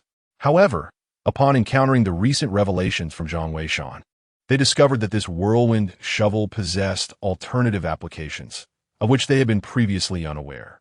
Lard was delivered after a quarter of an hour, and the frontline archaeologists wasted no time, immediately commencing their excavation. As they proceeded according to the guidance provided, the subterranean conditions began to yield astonishing feedback. It turned out that the soil layers underground became increasingly pliable the deeper they delved. Had they adhered to conventional tunneling methods, the excavation would have likely collapsed midway. Yet, employing Zhang Weishan's suggested technique, the tunnels not only remained intact, but also shimmered with radiant glimmers under the beam of their flashlights, resembling the scales of a dragon. Chunwen specifically instructed the staff at the forefront to capture photographs. The audience in the live stream, upon viewing images of the dragon-scale tunnels, was momentarily taken aback. Oh, what a sight this dragon-scale Thieves' Cave is. It is simply breathtaking. One might not immediately recognize it as a thief's lair, as it resembles a work of art. I am in awe. The archaeological techniques of ancient times were remarkably advanced, and it is indeed a great pity that they have been lost to us. Who could argue otherwise? If it weren't for the expertise of the master, this would undoubtedly represent a significant loss for the archaeology community of our great nation. I am utterly enamored. The master is my idol, and no one else compares. Chapter 20. Mr. Mu's discovery at this moment. Chunwen held the photograph of the dragon-scale Thieves' Cave, and she was utterly astonished. Professor, this photograph can only exhibit such an effect under a light source. Moreover, candlelight surpasses the illumination of a flashlight. Little Lu remarked from the side. Chunwen nodded, though a sense of confusion lingered within her. She realized that the appearance of the dragon-scale Thieves' Cave seemed familiar, yet she could not recall where she had encountered it before. Nevertheless, it was fortunate that they had discovered the dragon-scale Thieves' Cave. Otherwise, their chances of successfully locating the entrance would have been exceedingly slim. The soft soil made it nearly impossible to excavate a secure thief's tunnel. However, the dragon-scale Thieves' Cave had indeed accomplished this feat. With each shovel plunged into the tunnel, a mark resembling scales emerged. Due to the process of soaking in lard, The entire cutting surface glistened with a sheen. The lard effectively adhered to the outer wall of the tunnel, preventing the soft earth from collapsing. Additionally, the scale-like structure formed by the shovel marks created a network reminiscent of dragon scales, ensuring the tunnel's safety. In the presence of a light source, the surface lard would also reflect light, resulting in the current resplendent ambience. Little Lu, how long until the tunnel is fully excavated? Chunwen became increasingly eager for the discoveries that awaited her upon entering the ancient tomb. It's been nearly an hour, Xiao Lu remarked. The almost 50-meter-long tunnel, excavated by thieves, had been worked on tirelessly for an entire hour, which was indeed swift considering their endeavor was archaeology, particularly involving the challenging dragon scale tomb. Thus, their pace was naturally incomparable to that of ancient tomb raiders. After glancing at the time, Chunwen stated, "Yes, if we can break through tonight, we can arrange for the archaeological team to descend by tomorrow morning. It would be prudent to also contact Mr. Zhang. Once we enter the tomb, anything could occur. We must be thoroughly prepared." "Understood," Xiao Lu replied promptly, setting about the necessary arrangements. Just as Chunwen rose, she suddenly received a phone call. Upon seeing the caller ID, she was momentarily taken aback. It was Elder Mu. Had Elder Mu also detected something amiss? "Hello, Xiaowen. Quickly send me that dragon pattern map," Elder Mu urged as soon as the call connected. "The dragon pattern map? Are you referring to the dragon scale tomb?" Chunwen inquired. "Yes, precisely. So that is what is called. How enlightening," Elder Mu exclaimed with palpable excitement. Chunwen quickly asked, "Elder Mu, do you know something?" "Yes.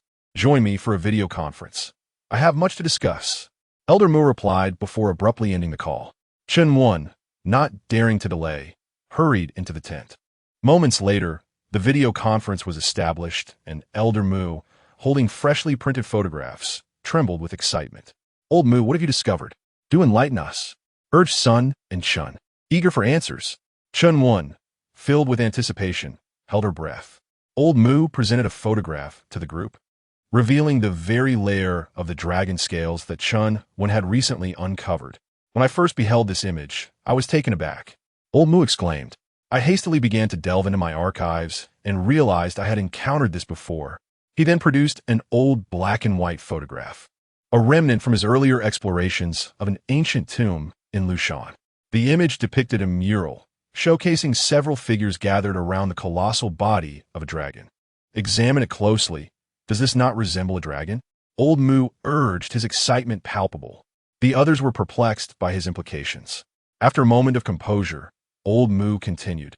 "Initially, I believed it to be a dragon, but later I discerned that the actions of these individuals were inconsistent. Who would attempt to climb a dragon? This enigma eluded resolution until I saw the dragon scale layer. It dawned on me that they were not scaling a dragon. Rather, the dragon itself was a concealed entrance. They were climbing into a hidden passage." Hearing this, Chun remarked quickly, "Old Mu, I recall that during your time in that tomb, you unearthed numerous clues, did you not?" Old Mu nodded in affirmation. "Indeed, I discovered that each of those individuals bore a copper seal inscribed with the words Fa Chiu Tianguan. According to my investigation, the position of the Fa Chiu Tianguan may have existed in ancient times, specifically tasked with responsibilities pertaining to archaeology. This represents our esteemed predecessors. It is truly astonishing that the dragon scale tomb can manifest once more in our world. Esteemed colleagues, now you comprehend the reason for my call to convene a video conference. The Zhang family of Fa Chiu is highly likely to be descendants of the Fa Chiu Tianguan. We must endeavor to locate him, for his worth surpasses that of the three of us combined. This undoubtedly constitutes an intangible cultural heritage of our archaeological community in China." The group fell into a state of astonishment upon hearing this revelation. Chunwen felt her heart quiver with anticipation. She had initially believed that the Zhang family merely possessed knowledge of ancient tomb raiding techniques. However, she was taken aback to realize that their stature far exceeded her expectations. To be a descendant of the Fa Chiu Tianguan is indeed a remarkable distinction. "Old Mu, are you suggesting that the dragon scale tomb and the mysterious arts of Qimin Dunjia are merely trifles in comparison?" Chunwen inquired urgently. "Indeed, While these techniques hold significant importance for us, the value of the Zhang family of FHO is monumental. We must locate him. We absolutely must. Old Mu declared with increasing fervor. Xiaowen, find a way for me to appear in the live broadcast tonight. I must personally invite him to join our archaeological community. Not to mention status. It would be a tremendous honor for the three of us to be his students. Old Mu's excitement grew with every word. Shunwen was equally astounded. Old Mu, I will arrange it shortly, but this individual is unlike any ordinary person, so you must be mentally prepared. Rest assured, my dear elder, I am well aware that such distinguished individuals cannot be summoned with ease. However, we must make an attempt. Otherwise, we shall find ourselves filled with regret. Indeed, Shunwen nodded. Subsequently, arrangements were made for tonight's live broadcast featuring Elder Mu. The three of them ended their video call, their hearts brimming with excitement. Meanwhile, Zhang Weishan and Shunwen had already indulged in a delightful meal and were now heading towards the computer mall. Zhang Weishan held little interest in purchasing a new computer. However, Shunwen's persistent insistence left him no choice but to accompany her on this venture. To his surprise, she was quite resolute, promptly acquiring a high-spec computer. She claimed it would serve her well for an extended period, and the assembly alone would take a full 2 hours. With no other option, the two settled in the waiting area of the computer mall to patiently bide their time. Fortunately, it was still early, allowing them to wait without much concern. As soon as Shunwen reached the waiting area, she activated her live stream and called out, Zhang Weishan, aren't you watching the live broadcast as well? Come on, give me a follow to boost my popularity. Zhang Weishan was taken aback and quickly responded, that might prove to be a challenge. I haven't and Oppos. Registered an account yet. Chapter 21. Reward for the grave digging chart invitation, yielding no results. Do you not have a registered account? Not to worry. I can create one for you right now. Shunwen declared as he swiftly utilized his mobile device to register Zhang Weishan. The registration process was straightforward. One merely needed to input a phone number to receive a verification code. However, upon entering Zhang Weishan's number, the prompt revealed, this phone number is already registered. Please log in. Ah, Zhang Weishan, it seems your number has been registered by someone else. I hope it hasn't been compromised. Shunwen exclaimed anxiously. Perhaps. I will address this matter later. Zhang Weishan replied, feeling a bit embarrassed. Noticing Shunwen's eagerness to assist him further, he deftly shifted the conversation. Let's not dwell on that. Let us check the live stream. Perhaps the archaeological team has already discovered the entrance. All right, you handle that while I take a look. Shunwen, equally curious about the live stream, hurriedly engaged with his phone.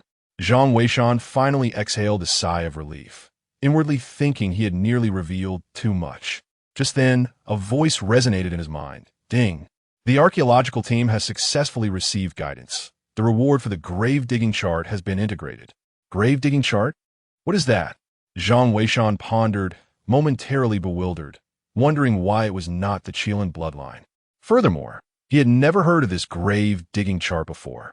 However, as the stream of information swiftly flooded his consciousness, he quickly grasped the purpose of this chart. As the name suggests, the grave digging chart serves as a blueprint for the tools used in grave excavation. In ancient times, those who dug graves were often labeled as grave robbers. Yet numerous factions existed among them. For instance, figures such as the tomb robber, the gold finder, the mountain mover, and the unloading force are all adept in their respective trades of grave robbing. Yet the tools they wield are entirely distinct. The tomb robber and the gold finder excel in creating clandestine access points, while the mountain mover possesses the unique capability of manipulating the earth with remarkable skill. The unloading force is particularly renowned for their ability to detect subtle sounds and vibrations. Among them, it is said that the unloading force has devised a specialized tool known as the centipede ladder, specifically crafted for the art of tomb raiding. This compendium of grave robbing techniques serves as a veritable manual, detailing the methods and fabrication of various tools employed in this clandestine practice. Should this manuscript fall into the hands of an archaeological team, it would undoubtedly incite a frenzy within the archaeological community. For the gaps in Chinese archaeological knowledge are profoundly significant. Many of the tools chronicled within this compendium, if simply presented, would astound and astonish the field. With such resources at hand, one could fabricate formidable implements for tomb exploration. Zhang Weishan pondered inwardly. Recent offerings had proven exceedingly practical. Yet he lamented the absence of the Kirin blood. Without this vital component, he remained somewhat apprehensive about personally descending into the tomb. Perhaps it would be wise to bide his time. Once the reward was secured, it was likely that the archaeological team would have made considerable progress. Dismissing further contemplation, Zhang Weishan approached the live broadcast to observe the current developments. Indeed, upon opening the stream, he found Shunwan exuberantly grasping his arm. Quick, look! The archaeological team has indeed discovered the entrance, but they have refrained from acting independently. The words of the great god resonate like a divine oracle. The instructors are still awaiting guidance from the master. Zhang Weishan nodded, reflecting that the archaeological team had finally begun to heed instructions and refrain from acting independently. However, upon following along, he realized that the figure in the live stream was evidently an elderly man. Who is this old gentleman? Zhang Weishan inquired. Shenwan was taken aback and gazed at Zhang Weishan, exclaiming, "Do you truly enjoy watching archaeological programs? You don't even recognize Old Mu?" "Not at all," Zhang Weishan replied, his expression tinged with embarrassment. He had only recently crossed over. Moreover, the official archaeological endeavors had only recently commenced, leaving him unaware of who this Old Mu was. "You're quite something. Let me inform you that Old Mu is one of the towering figures in our archaeological field." Shenwan continued passionately. "Alongside him is Old Chun, who happens to be my teacher mentor. They are among the most formidable individuals in contemporary archaeology. Typically, they are elusive, seldom making appearances, yet here they are, gracing us with their presence in this live stream." As Shun Wan spoke, the voice of Old Mu resonated through the live stream. "Dear friends, my name is Mu Tianming, and I am one of the professors at the Archaeological Institute, currently responsible for the cultivation of talent in the field of archaeology. I believe many of you are already acquainted with me. My purpose for joining this live stream is to meet Mr. Zhang of the Zhang family, known for his contributions to the field. You might be wondering, have we not managed to contact Mr. Zhang previously? Indeed, this is the reality. Mr. Zhang, elusive as a dragon, I have come this time to represent the archaeological community and the Archaeological Institute to extend an invitation for Mr. Zhang to join us. Mr. Zhang may stipulate any conditions he desires. As long as it is feasible, we shall certainly comply. Mr. Zhang's profound mastery of archaeological techniques and knowledge commands our utmost admiration, and we earnestly implore him to offer us guidance so that the archaeological endeavors of our great nation may once again flourish. Thank you." As Mu Lao spoke, he unexpectedly bowed deeply to the camera. Many in the live stream recognized him, and they were astonished to see Mu Lao personally appealing to recruit the esteemed Zhang. The audience was collectively taken aback. To have Mu Lao personally reach out for recruitment, what an extraordinary honor. This goes beyond mere envy. It borders on jealousy. Truly, the esteemed one deserves such treatment. It is simply remarkable. If I were in his position, I would certainly accept. Have you considered that Mu Lao's personal invitation is a testament to Mr. Zhang's formidable capabilities? Indeed, I wonder if the esteemed one will acquiesce. I feel uncertain. The last time, Team Leader Chen's invitation was disregarded by him. Yes, it seems unlikely that he will respond this time either. With Mu Lao personally intervening, could it be that the esteemed one would still decline? Shenwan gazed at the live stream with concern. "Zhang Weishan, do you think he will agree?" Suddenly, Shenwan turned to Zhang Weishan. Zhang Weishan was taken aback and scratched his head, responding, "I suppose he won't, right?" "Why not?" Shenwan inquired urgently, sensing an inexplicable intuition that Zhang Weishan's response would likely mirror that of the Feiqiu Zhang family, perhaps due to their shared masculinity. "I believe that the fact he has chosen to remain silent once indicates he has yet to formulate a suitable reply. The archaeological team's relentless pressure is indeed rather inappropriate," Zhang Weishan remarked. Shun Wan nodded in agreement, acknowledging the validity of this perspective. Yet she also understood the immense significance of the Feiqiu Zhang family to the archaeological team. She empathized with the sentiments of Chun Wan and Old Mu. The excitement in the live broadcast soared to unprecedented heights with Old Mu's appearance. even overshadowing the news that the archaeological team had successfully excavated the entrance. That very evening, the archaeological authorities announced that should this Feiqiu Zhang family member join the archaeological team or the academy, he would be bestowed with the title of honorary professor for life. This revelation captured the attention of various sectors, for the notion of an honorary professor for life is indeed quite remarkable. Old Mu and his companions had earned their accolades through a lifetime of hard work, while the Feiqiu Zhang family member garnered admiration merely through a few instructive insights. This underscores the critical importance of his recent guidance. The news continued to circulate throughout the night, yet the outcome was evident. The Feiqiu Zhang family member did not make an appearance. Ultimately, in a state of desperation, Old Mu had no choice but to report to the higher-ups, seeking assistance from relevant departments to locate this elusive Feiqiu Zhang family member. Though this may seem somewhat unscrupulous, he truly does not wish to miss the opportunity to encounter such an extraordinary individual, even if it means seeking forgiveness in the future. Chapter 22.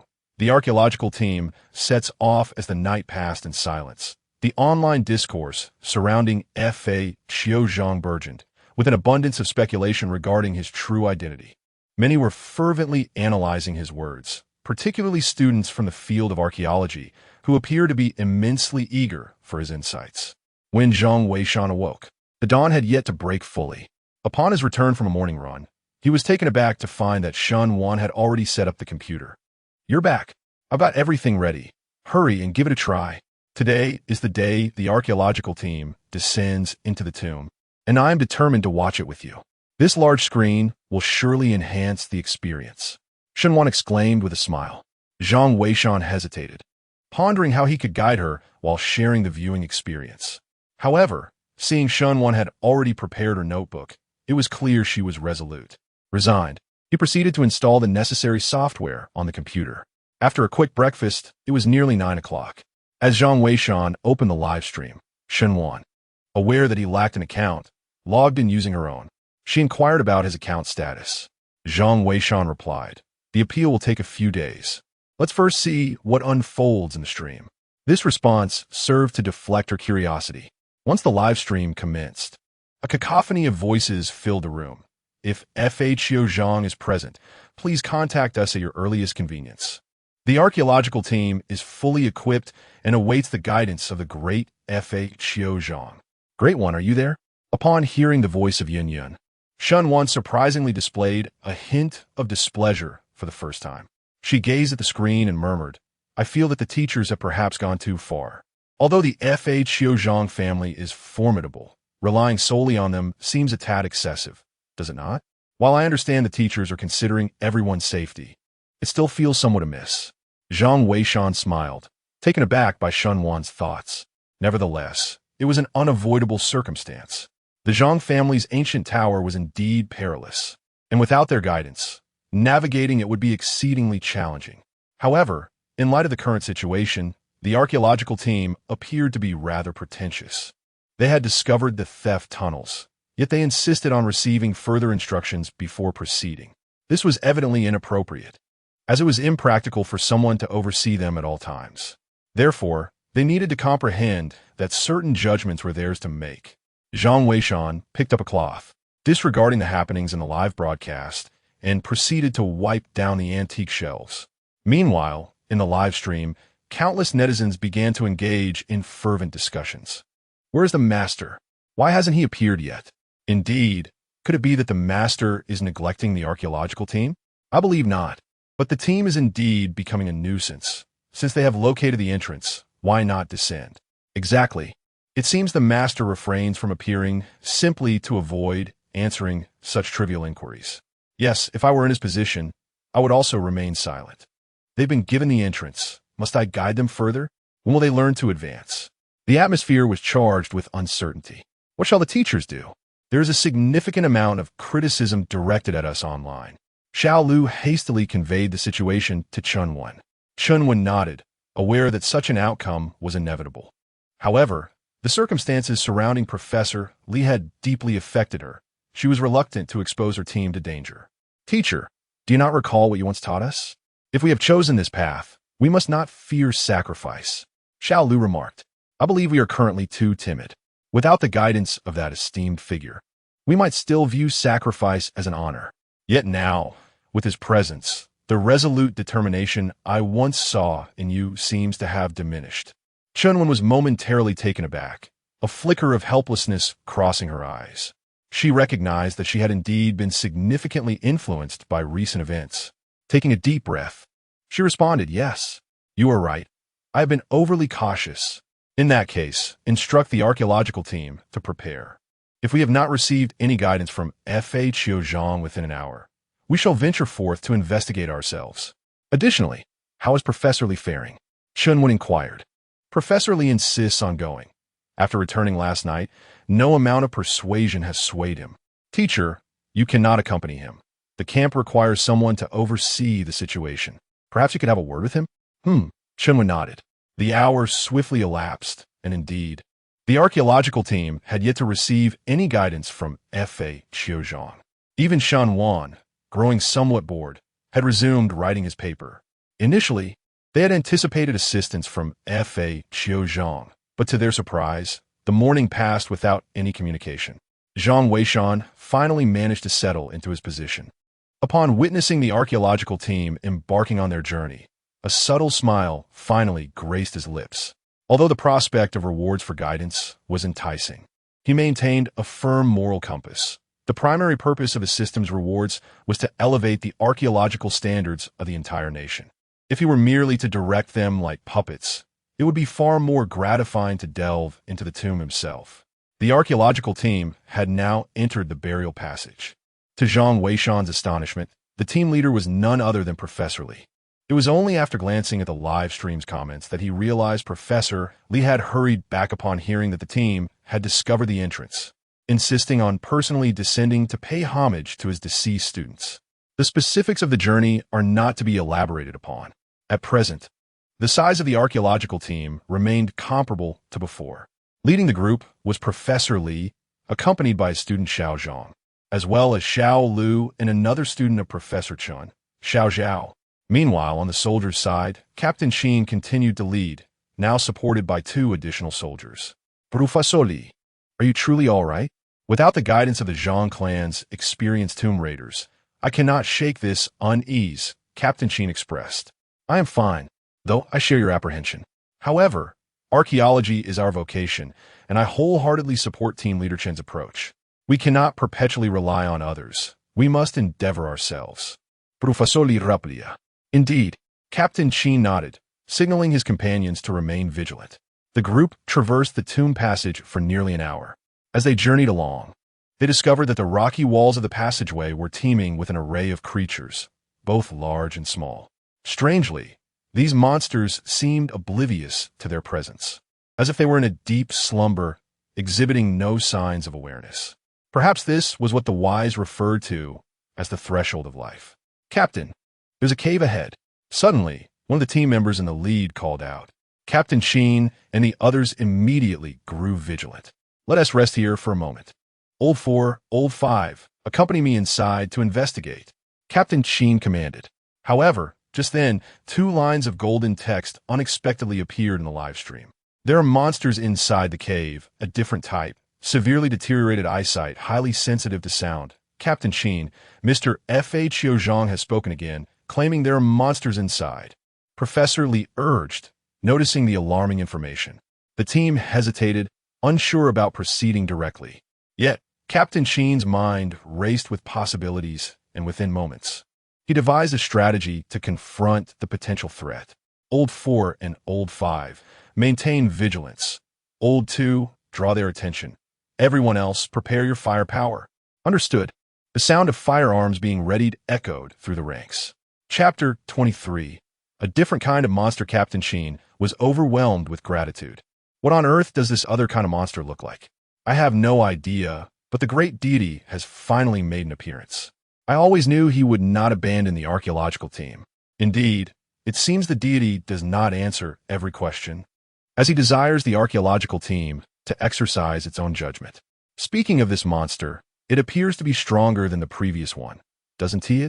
Wasn't it said that the last encounter the archaeological team had was with a weaker variant? Yes, look, Captain Sheen and the others have begun to take action. The live broadcast room erupted with excitement. Meanwhile, at the scene, the second member had already picked up a climbing pick and was striking the wall vigorously. Captain Sheen and his team were intently focused on the cave entrance.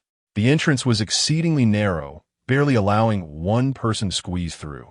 This created a natural defensive barrier. With sufficient firepower, they could surely turn any adversary into mere shreds, rendering even the mightiest of monsters unable to escape. As the second member continued to strike, a rustling sound soon echoed from within the cave.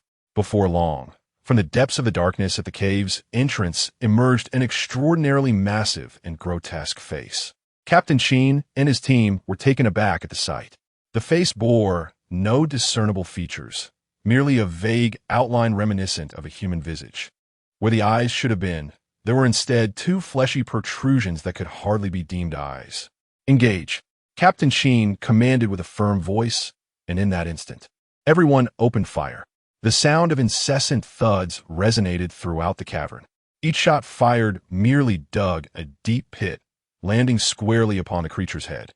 Yet, astonishingly, it exhibited no fear, extending a remarkably robust arm as if to drag the outsiders into its lair. "Captain, the bullets are ineffective. Its hide is impervious," one soldier exclaimed.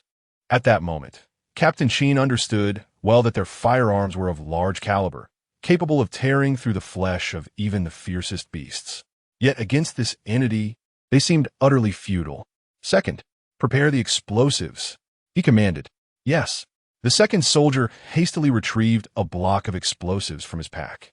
They employed modular explosives that could be stacked to amplify their power. However, given the uncertainty of the cavern's conditions, they dared not use too many, opting instead for a mere 2 blocks bound together. The second soldier affixed a timer to one of them, ensuring that the timer's sound would attract the creature's attention. Indeed, once the explosives were set and thrown, the creature grasped them with its enormous hand, promptly shoving them into its maw without hesitation. Seizing the opportunity, Captain Sheen immediately detonated the charges. In an instant, a muffled explosion echoed, illuminating the cavern with a brilliant flash, followed by a dense plume of smoke. The smoke lingered for over 10 minutes before Captain Sheen led his team into the cave to investigate. Upon entering the cavern, one is immediately struck by the vibrant green liquid splattered throughout the space. The creature lies on the ground, its form rendered almost indistinct, a gaping wound having been blasted open at its throat. It is evident that it has succumbed to its injuries. When Professor Lee and his students behold the grotesque sight, they cannot help but gasp in astonishment. It is colossal.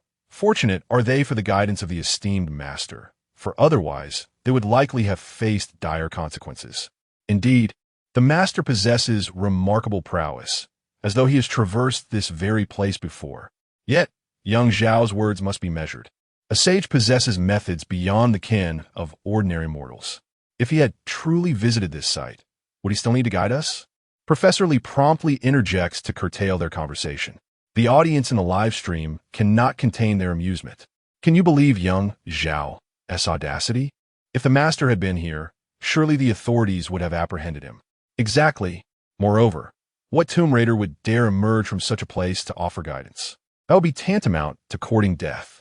I suspect the master has deduced the situation given his expertise in feng shui and the 8 trigrams. Indeed, I concur. Did not Professor Chen remark on the formidable nature of feng shui? Alas, few comprehend its intricacies. My anticipation grows for the day this master might venture into the tomb himself. It could very well elevate the entire archaeological endeavor in the land of Huaxia. I echo the sentiments of the previous speaker. Through this event, I can understand why even Old Mu wishes to personally invite the master to join us. With the master's guidance, delving into the tomb is akin to walking on level ground. The live broadcast was bustling with excitement, and, at the scene, Chunwen was equally exhilarated. The reappearance of the Zhang family from the Fa Qiu lineage indicated that they had not forsaken the archaeological team, which was of utmost significance. Teacher, the ground ahead is composed entirely of fine sand. We must set up a ladder to proceed. remarked Xiao Zhang, surveying the terrain. The entire cave was filled with fine sand. In ancient times, quicksand traps were notoriously difficult to navigate, as the granules were so fine that one could scarcely maintain footing, leading to potential entrapment.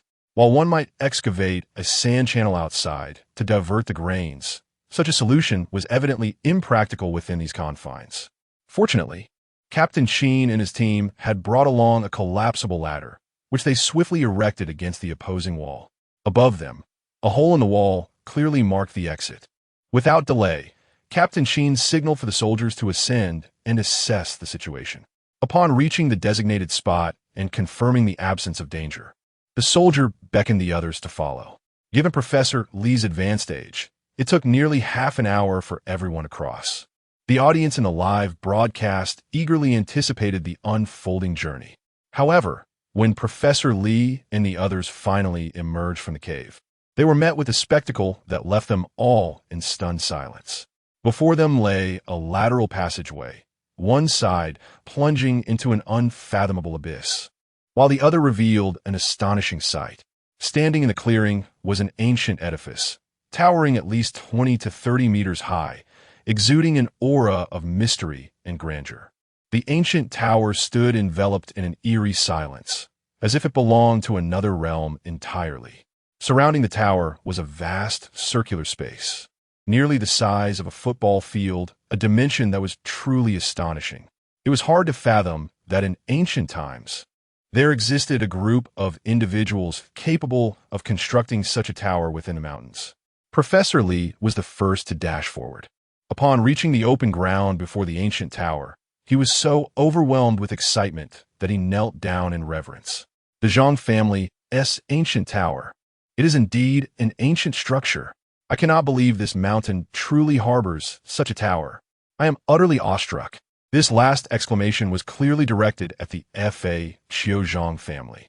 Captain Sheen, upon witnessing the tower, let out a resigned sigh, reflecting, since I received this assignment, this is the first ancient tomb that I have found so effortlessly. Mr. Zhang, my heartfelt gratitude to you. Ever since joining the archaeological team in exploring ancient tombs, he had faced countless perils. Yet, to experience such an easy discovery of a tomb was truly unprecedented. It moved even this usually stern captain. For the more straightforward the search, the fewer the losses among his team. Each of them was his comrade, and he could not bear the thought of losing any. To say that he felt an overwhelming sense of gratitude towards the Zhang family would not be an exaggeration. Chapter 24. The Ancient Tower of the Zhang Family. Is your name a coincidence? Goodness, this ancient tower is truly astonishing. I am in awe. The Zhang family is incredible. This belongs to us. My surname is Zhang. I apologize for dragging down the Zhang family. I had no idea that their ancestors had such an ancient tower here. What is the origin of this Zhang family? To be able to construct such a magnificent ancient tower is simply remarkable.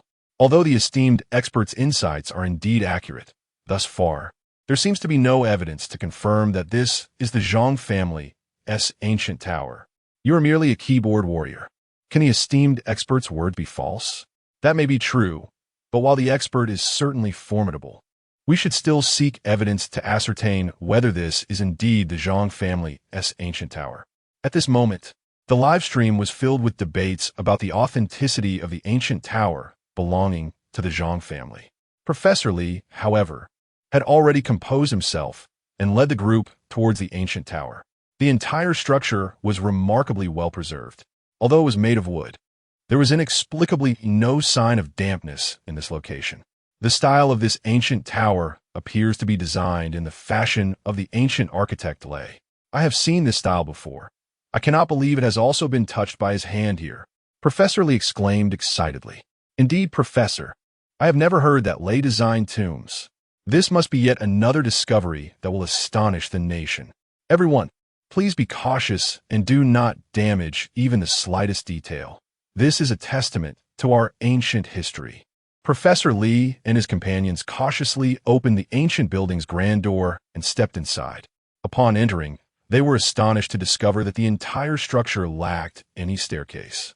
The floor was covered in a thick layer of dust, indicating that no one had visited in quite some time.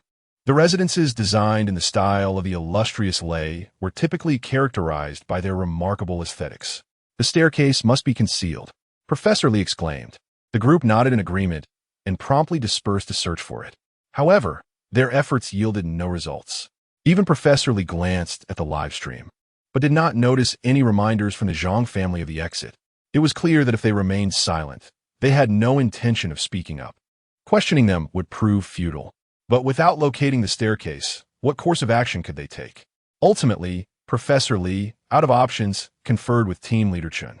They decided to have Captain Sheen and his team ascend to the second floor, using ropes for a closer inspection. Given that the first floor offered no substantial evidence to prove this was indeed the Zhang family's ancient building, they needed to explore the upper level. Captain Sheen nodded in agreement, promptly securing the rope to the second floor railing and leading several soldiers upward. As the sights from the second floor were relayed back, the group was left in shock to see that it too had no doors. However, in the corridor, an astonishing number of palm-sized coffins were suspended.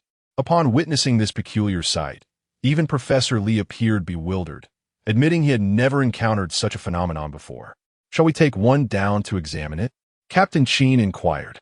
Professor Lee was just about to nod in assent. Suddenly, a golden inscription materialized in the live broadcast room. "Proceed directly to the third floor. Your time is limited." The audience reacted with astonishment, questioning the urgency of the message. What does time is limited mean? One viewer pondered. Could there be danger lurking here? Another speculated. Surely, if there were a threat, the expert would have warned us, someone countered. Perhaps the expert intends to convey that while it is presently safe, the window of safety is fleeting. Observing the warning from the esteemed Zhang family, Professor Lee quickly instructed Captain Sheen to ascend to the third floor without delay. Armed with their previous experiences, they understood the necessity of heeding Zhang's words. Any hesitation could lead to regret. Captain Sheen promptly climbed to the third floor, where they discovered the presence of doorways surrounding them, each leading to various rooms. Curiously, one door stood ajar. Professor Lee, upon noticing this, grew anxious and urged Captain Sheen to pull him up. The open door raised concerns about the potential intrusion of tomb raiders or the possibility of damage to the artifacts. He was eager to ascend and clarify these unsettling circumstances. Captain Sheen and several soldiers swiftly hoisted Professor Lee and his companions up, and together they made their way to the room in question. Upon arrival, they were shocked to find that a coffin within the room had been disturbed, its lid ajar, and more bewilderingly, the corpse that once lay within was nowhere to be found. Could it be that tomb raiders have indeed been here? One speculated. "I can't say for certain. It's possible, but where else could the body have gone?" Let us hear what Professor Lee has to say. One of the individuals in the live stream expressed their concerns palpable. Professor Lee, intently observing the situation within the coffin, remarked, "It is unlikely that we are dealing with grave robbers. The burial items remain intact, yet the body is missing. Perhaps there was never a body in this coffin to begin with? Given the vastness of this collective burial site, it is conceivable that others may have come to pay their respects. Thus, the presence of an empty coffin is not unusual.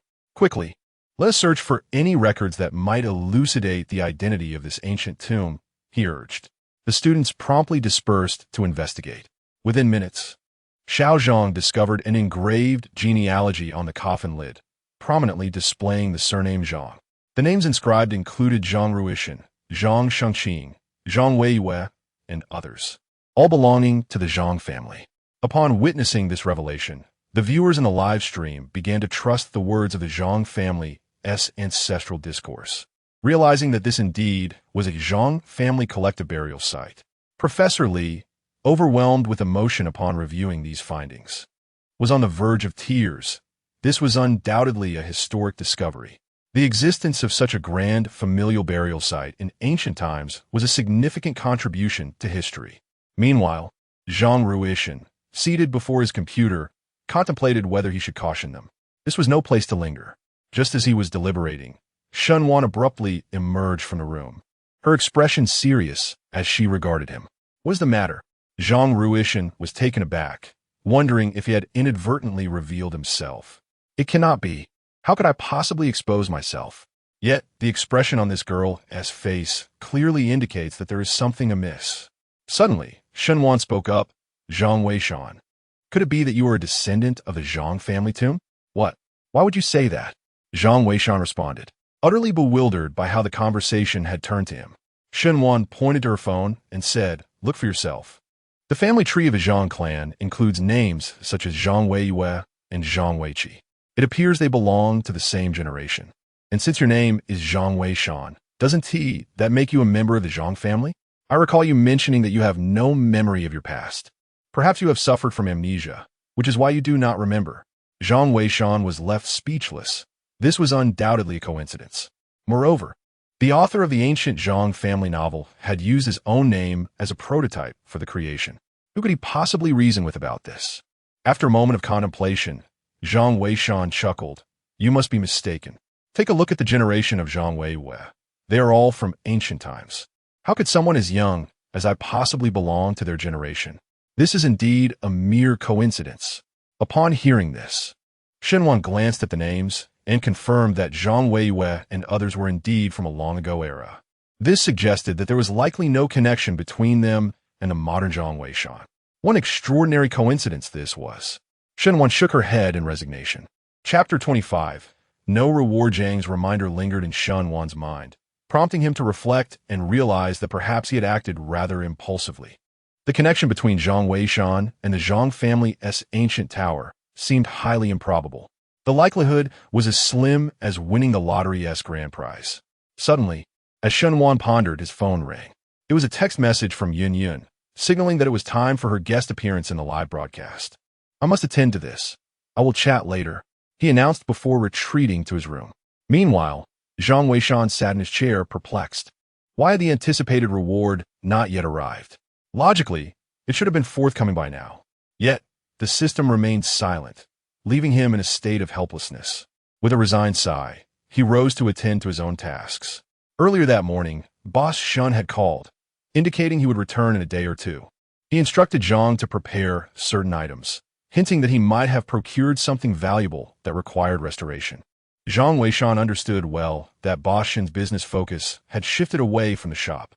Each time he ventured out, he returned with remarkable treasures. Once these items were sold, their profits could sustain him for several years. Hence, he felt no concern for the shop's affairs. It merely served as a place to unwind over a cup of tea. Ladies and gentlemen, our esteemed Shun Wan has once again graced us with his presence. Today, our streaming session will be halved in duration. As you may have noticed, our Professor Li has already led the team into the ancient Zhangjia Tower. In 10 minutes, our archaeological team too will embark on their journey as well, with the majority of the archaeologists set to enter the ancient structure for emergency excavations. Upon receiving the news, our live broadcast team is also preparing to enter the ancient tomb following Team 2's departure. This will be Yun Yun's first experience venturing into an ancient tomb, and she wishes to converse with Shun Wan regarding what precautions we, as novices, should observe when entering such a site. The sound of the live broadcast filled the room. Shun Wan smiled and replied, in truth, there is nothing particularly alarming to note. The sole thing to bear in mind is to refrain from indiscriminately touching or tampering with items, especially within the tomb. Many mechanisms are rather inconspicuous and may pose dangers. Understood, we will certainly heed this advice. Furthermore, Shenwan, what are your thoughts on Elder Mu personally inviting the esteemed Zhang family of tomb raiders? Well, Shenwan pondered for a moment before responding with a smile.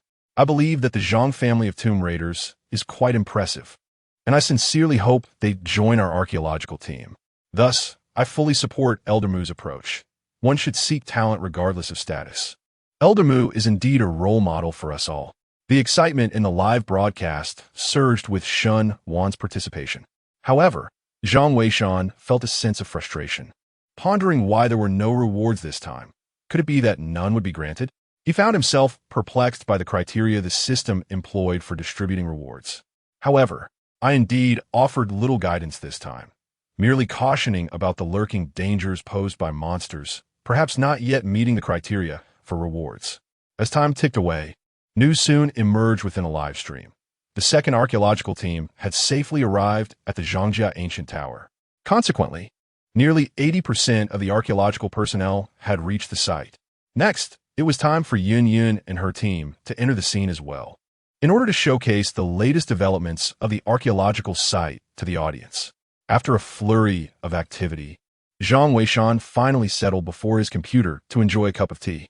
At that moment, the live stream revealed Yun Yun holding a microphone, accompanied by a group of colleagues, as they ventured into the Dragon-Scale Thief Cave. I feel so sorry for my dear Yun Yun. Although the Dragon-Scale Thief Cave is stunning, it is rather cramped, one viewer commented. Indeed, this cave is so narrow that one can only crawl through, another echoed. After all, this is a man-made excavation. How spacious could it possibly be? A third added. Seeing the barrage of comments in the live stream, Yun Yun chuckled. No need to worry about me, everyone.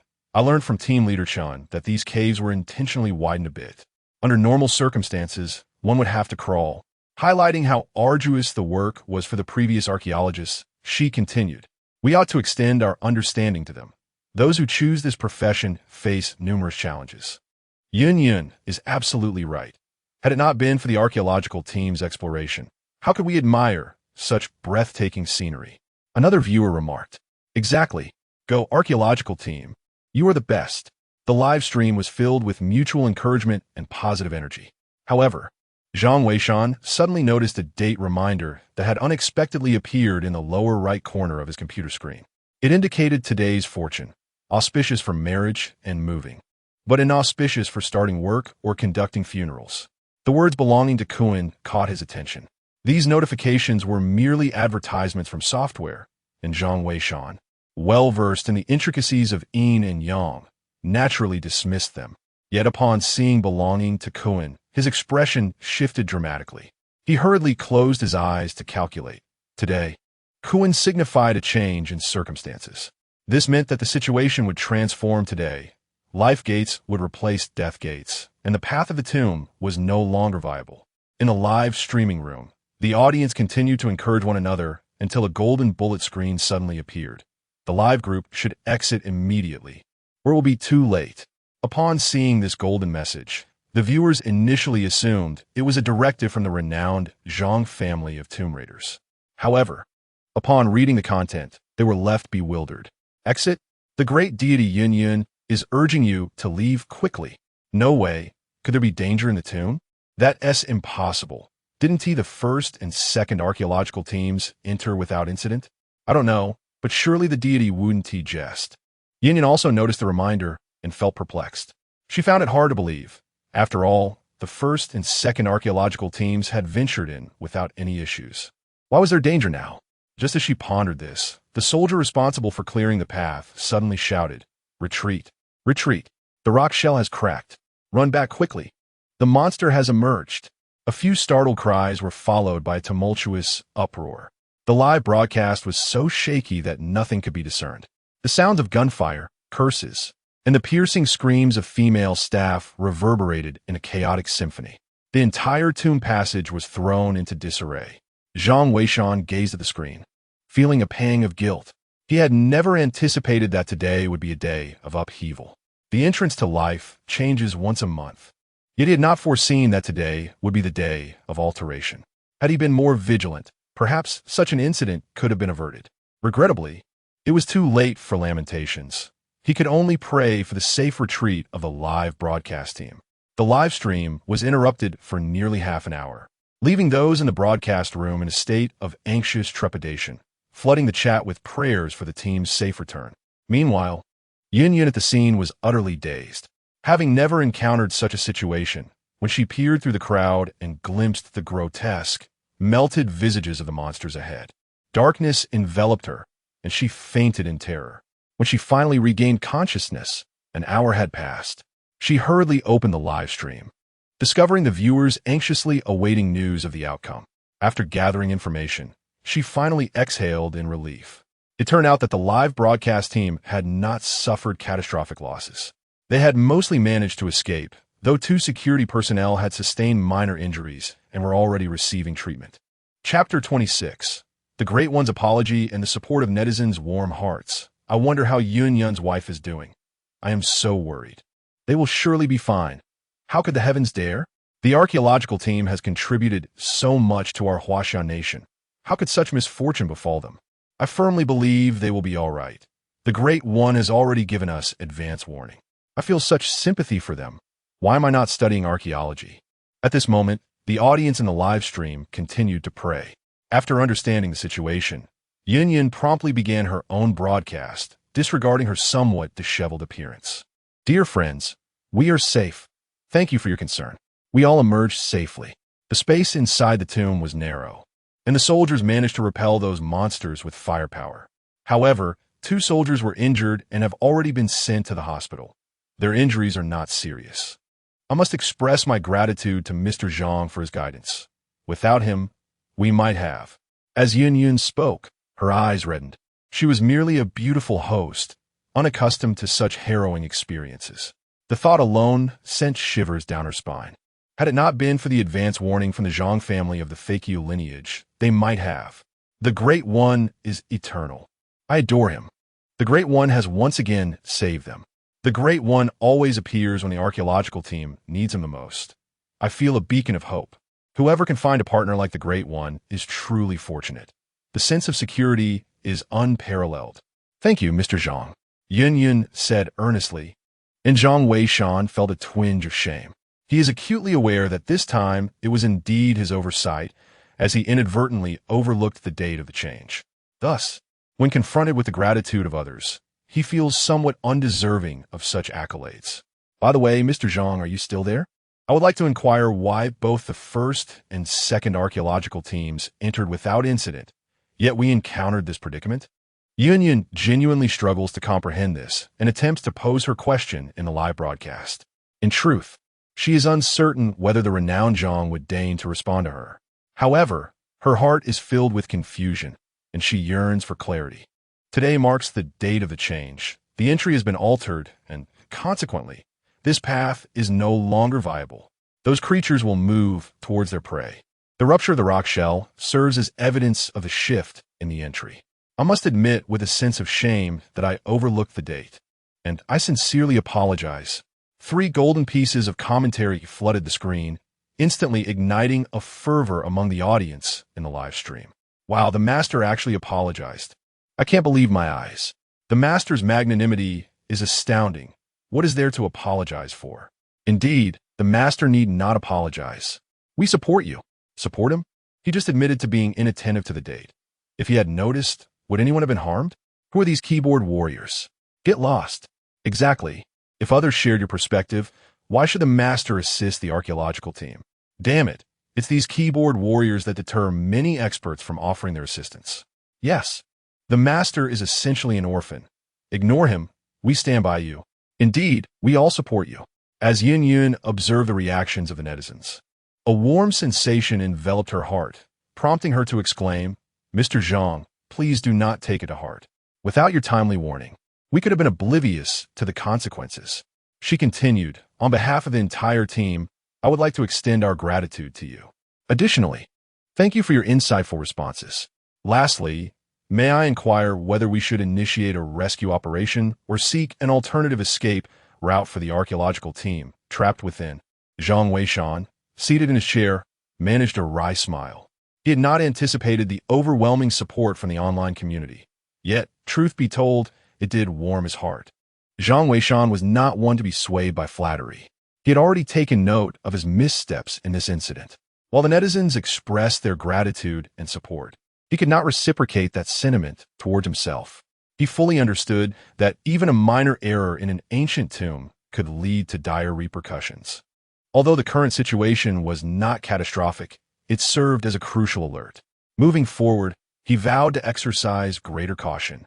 If he aspired to elevate the legacy of the Tomb Raiders, he must steadfastly avoid perilous situations. Furthermore, the members of the archaeological team were also someone's children. Thus, he needed to offer guidance with careful consideration.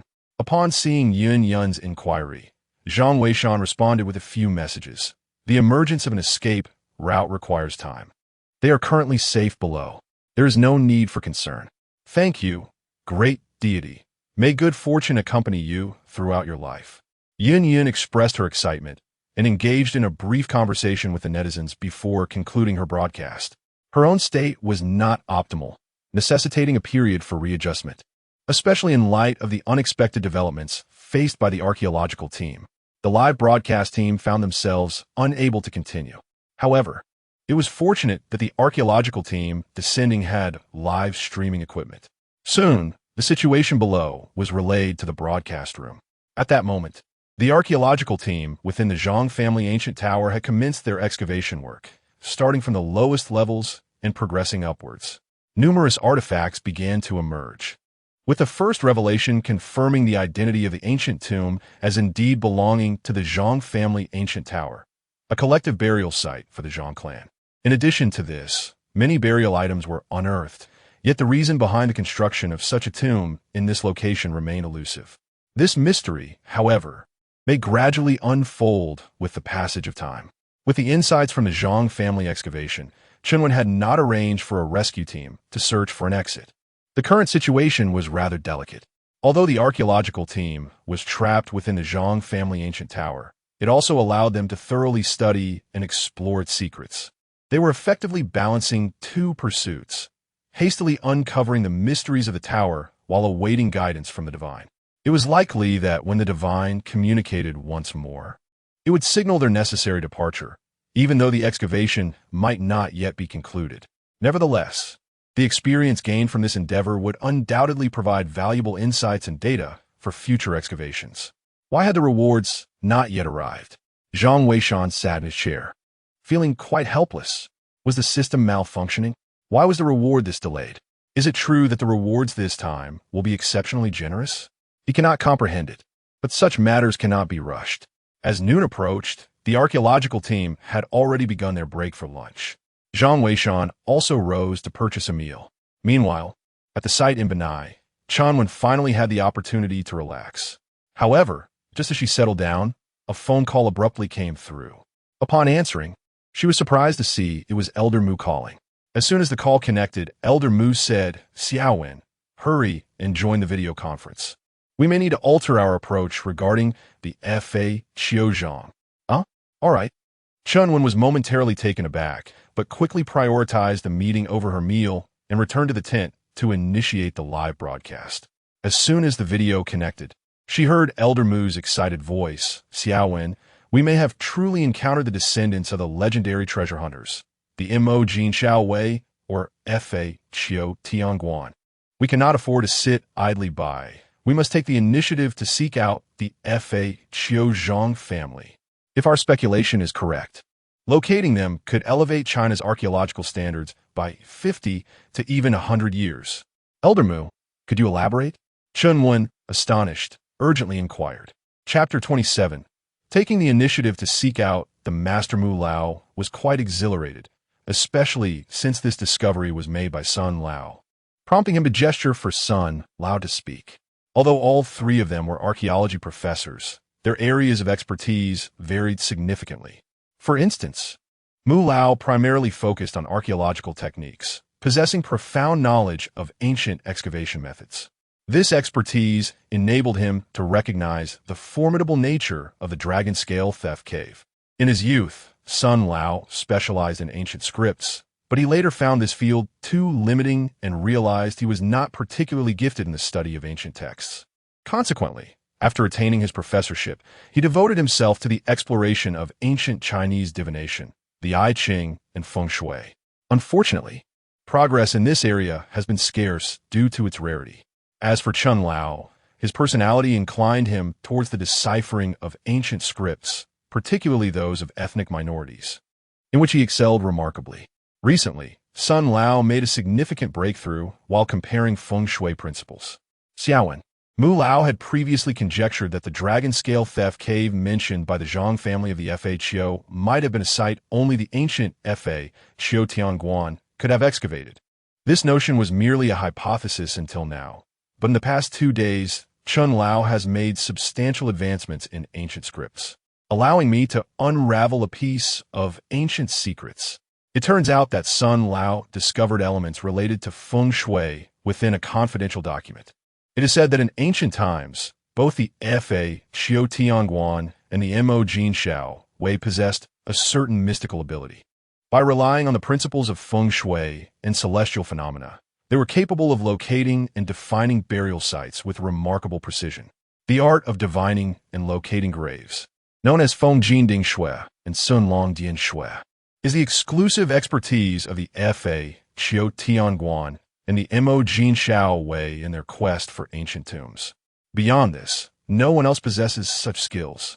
Although Zhang of the Fa Qiu clan has not demonstrated the ability to locate dragons and graves, his profound mastery of feng shui is indeed unfathomable.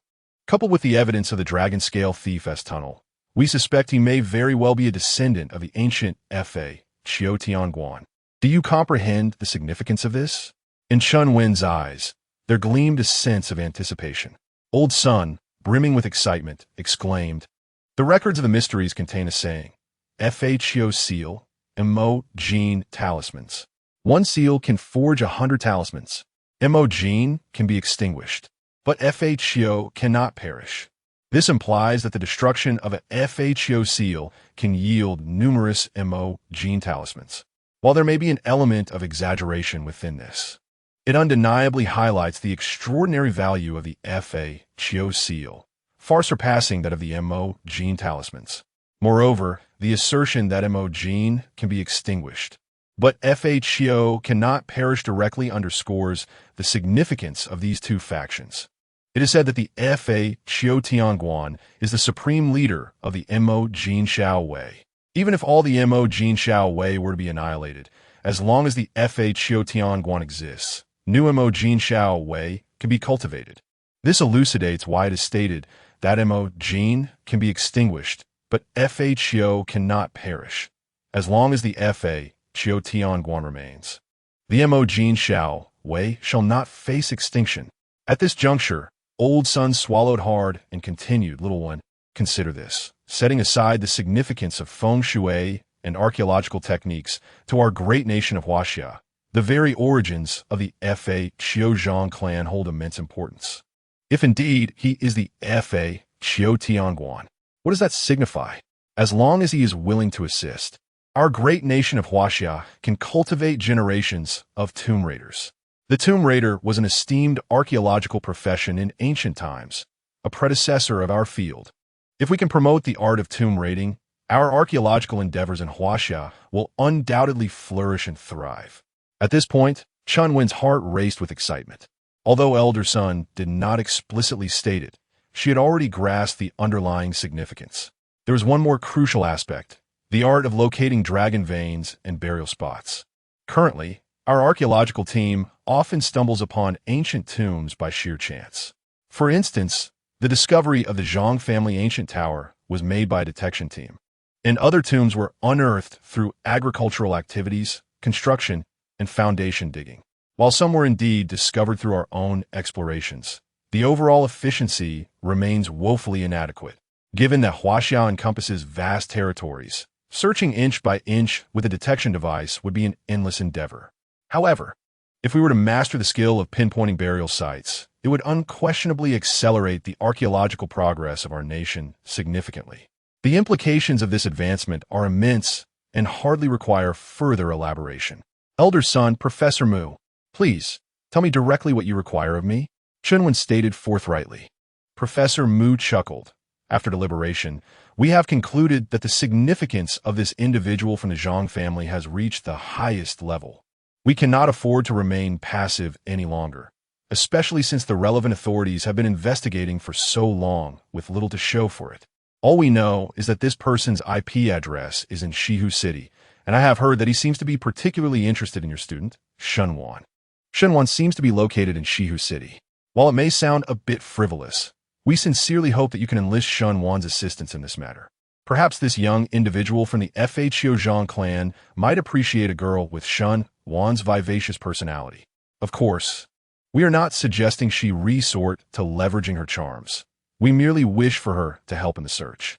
If Fa Qiu Zhang is also a young person, conversing with them would likely prove to be more convenient than it would for us, wouldn't it? Shunwen nodded, indicating her agreement. She was familiar with Shunwan and held a deep admiration for this Fa Qiu Zhang.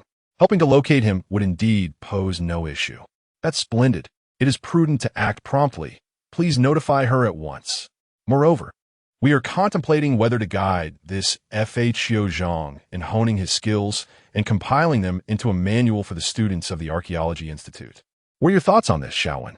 Mu Lao inquired. Qianwen was momentarily taken aback. Compile a guiding manual? Isn't that a bit excessive? However, upon reflection, it made sense. What Xiao Zhang has thus far revealed may only be the tip of the iceberg. In the future, he might unveil a wealth of knowledge, making this a unique opportunity for learning that should not be missed. I concur, Qianwen promptly affirmed. Excellent. Your agreement is reassuring. Now, proceed to arrange matters concerning Shenwan, Mu Lao declared, concluding the video conference. Shenwan, however, found herself in a state of lingering contemplation. The prospect of compiling an archaeological guide was unprecedented. It seemed that Xiao Zhang had garnered significant attention from the relevant authorities. What is this person's true identity? Qianwen pondered, feeling perplexed. However, recalling the matter at hand, she hastily reached out to Shenwan. Teacher, why do I feel as though you're coaxing me into betraying? When Shenwan received Qianwen's call, her face flushed crimson. Teacher Xiaowen never insinuated such a thing, and besides, she is a woman. How could she be oblivious to your subtle intentions? If this Zhang of the Xiao clan is indeed a strikingly handsome man, would you not be captivated? Moreover, the teacher merely requested your assistance in locating him. Not anything more. You have mutual interests. You could easily strike up a conversation with him and elucidate his significance in our archaeological community. As for whether you two may become something more, that ultimately hinges on your own disposition. Qianwen spoke with utmost seriousness. Yet, Shenwan's delicate face grew increasingly flushed.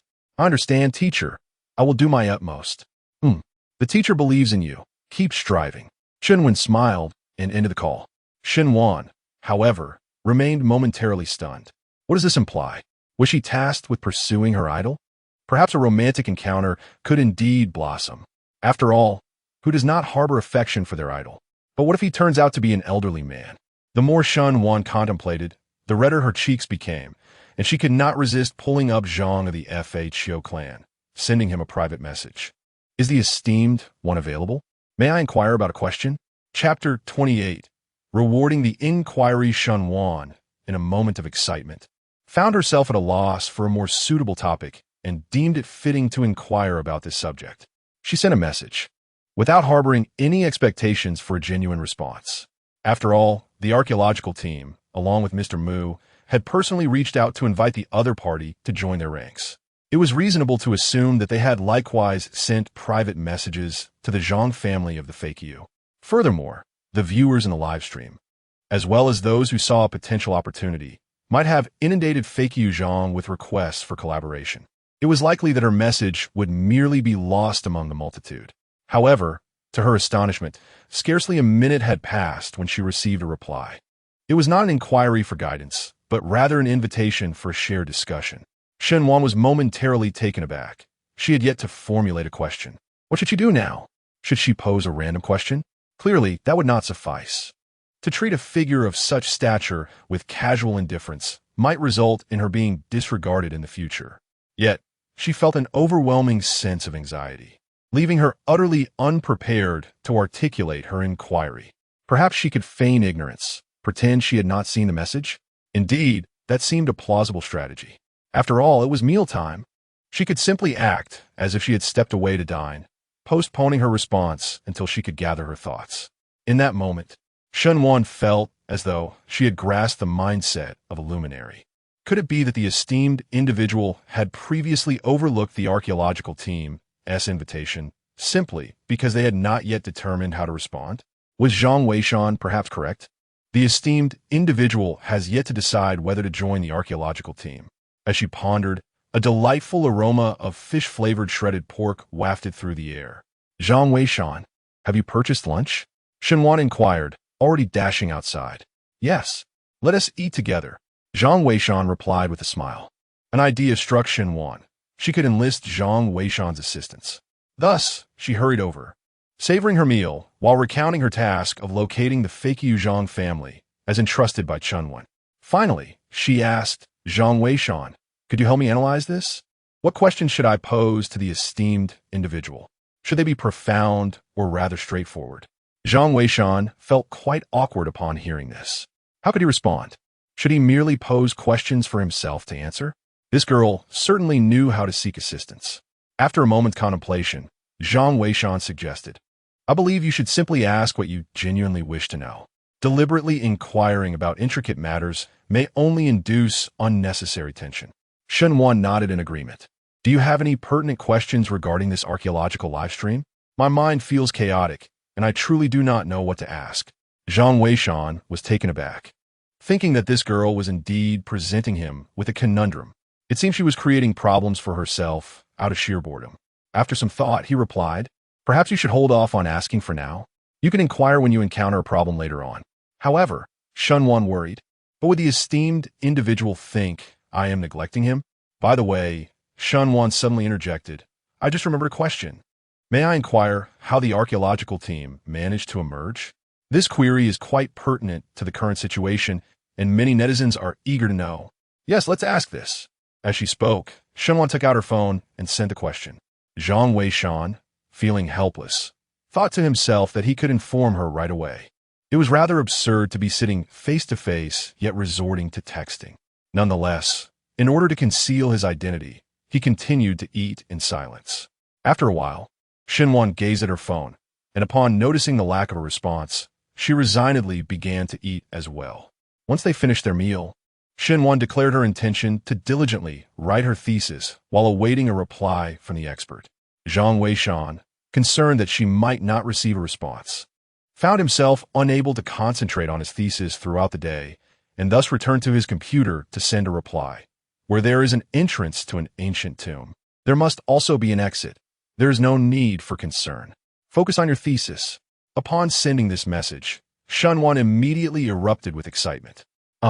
The esteemed Zhang Weishan has actually encouraged me to focus on my thesis. How'd he know? My goodness, the expert has urged me to write my thesis. I am utterly thrilled. Zhang Weishan felt a bit exasperated. Is it really that surprising? You're about to graduate, and the entire internet knows you're preparing your thesis. It's nothing extraordinary. Focus on your work, lest you risk not graduating. You're insufferable. I am just so excited that the expert has actually advised me to focus on my thesis. Please do not disturb me today. I must heed the expert's words and study diligently. Shenwan exclaimed with fervor. Zhang Weishan, however, could only respond with a look of bemusement. If Shenwan were to discover in the future that she is, in fact, a descendant of the Fa Qiuzhang clan, would she be so mortified that she would turn against herself? Zhang Weishan shook his head in resignation. Based on his understanding of Shenwan, he was certain she would not. This girl possesses a rather expansive mindset. Yet, why has the reward still not arrived? Could it be that the system is malfunctioning? Zhang Weishan leaned back in his chair, feeling quite speechless. Suddenly, at that moment, the notification's sound chimed. Ding! The archaeological team has succeeded, and 2 FHO seals have been issued. 2 FHO seals? My goodness! Upon hearing this notification, Zhang Weishan's eyes widened in astonishment. He was well aware of the significance of the Fa Qiu seal, not needing to delve into the records of the Fa Qiu secret history for clarification, as this knowledge was passed down through his ancestors. Each Fa Qiu seal could forge 100 gold-seeking talismans. As long as the Fa Qiu heavenly officer endures, the lineage of the gold-seeking officers will never cease. It could be said that aside from his Qilin bloodline, Zhang Weishan holds the Fa Qiu seal in the highest regard. The significance of the Fa Qiu seal to him is akin to that of the gold-seeking talisman to the gold-seeking officers. Without a talisman, there is no gold-seeking. Without a seal, there is no Fa Qiu. This represents one's identity. A Fa Qiu heavenly officer without the Fa Qiu seal cannot be recognized as such. Similarly, can one still call themselves a gold-seeking officer without a gold-seeking talisman? Gazing at the 2 Fa Qiu seals that had materialized in his hand, each the size of a palm, he beheld the sturdy, ancient characters inscribed upon them. Heavenly officer bestows blessings, all is without taboo, which were indeed the hallmark of the Fa Chio seal. Holding these two Fa Chio seals, Zhang Weishan felt his heart tremble, with the seal of the Feikyu in hand. What worries could there be regarding the revival of the Feikyu lineage in the future? In a previous life, the Zhang family of Feikyu did not merely lose the art of Feikyu. The seal itself had long since faded into obscurity. The reason his grandfather, Zhang Sanlian, adorned himself with 3 talismans was to one day be able to destroy the talismans and recreate the Feikyu seal. However, at that time, talismans were exceedingly rare, not to mention 100, even 10 were scarcely found in the world. Ultimately, he was unable to forge the Feikyu seal anew. Instead, to prevent the legacy of the Tomb Raiders from vanishing, he reluctantly took on disciples and passed down the 3 talismans. Zhang Weishan was acutely aware of these matters. Understanding fully the significance of the Feikyu seal, he pondered the implications of possessing 2 Feikyu seals. In haste, Zhang Weishan perused the records of the Feikyu secret history. Upon reading, a wave of delight washed over him. The records reveal that the Feikyu seal serves to suppress the undead. 1 seal can subdue, while 2 can annihilate. Upon reading this, Zhang Weishan mused that indeed, the divine artifact was truly remarkable. With these 2 Feikyu seals in his possession, he could traverse ancient tombs with impunity, facing the Zongzi without fear. The rewards this time were indeed worthwhile, exceedingly enticing. Zhang Weishan thought he had mistaken the system for malfunctioning, only to discover it was preparing such formidable rewards. Chapter 29. The archaeological team's sternest warning throughout the entire afternoon. Zhang Weishan busied himself in the shop. It was rather peculiar, but a few foreign guests arrived in the latter part of the day. These individuals were likely part of a travel group, presumably there to broaden their horizons. Zhang Weishan paid them little heed, guiding them through a brief tour before sending them on their way. The remaining hours returned to the tranquil rhythm of days gone by. Zhang Weishan reclined in his chair, sipping tea while listening to the sounds emanating from the live stream. Shenwan had not emerged all afternoon. Perhaps the reputation of the esteemed deity had overwhelmed her. Remarkably, she had not even tuned into the live stream, engrossed instead in her academic writing. The live stream itself remained quite lively, despite the absence of the famed Feikyu Zhang clan. 2 groups of the archaeological team had safely entered the Zhang family's ancient building, diligently engaged in excavation and preservation efforts. However, the pace of progress was undeniably sluggish. The ancient building of the Zhang family comprised 9 stories, a conclusion drawn after scanning the entire edifice. Yet, while the visible structure above ground featured only 8 levels, there was an additional subterranean layer.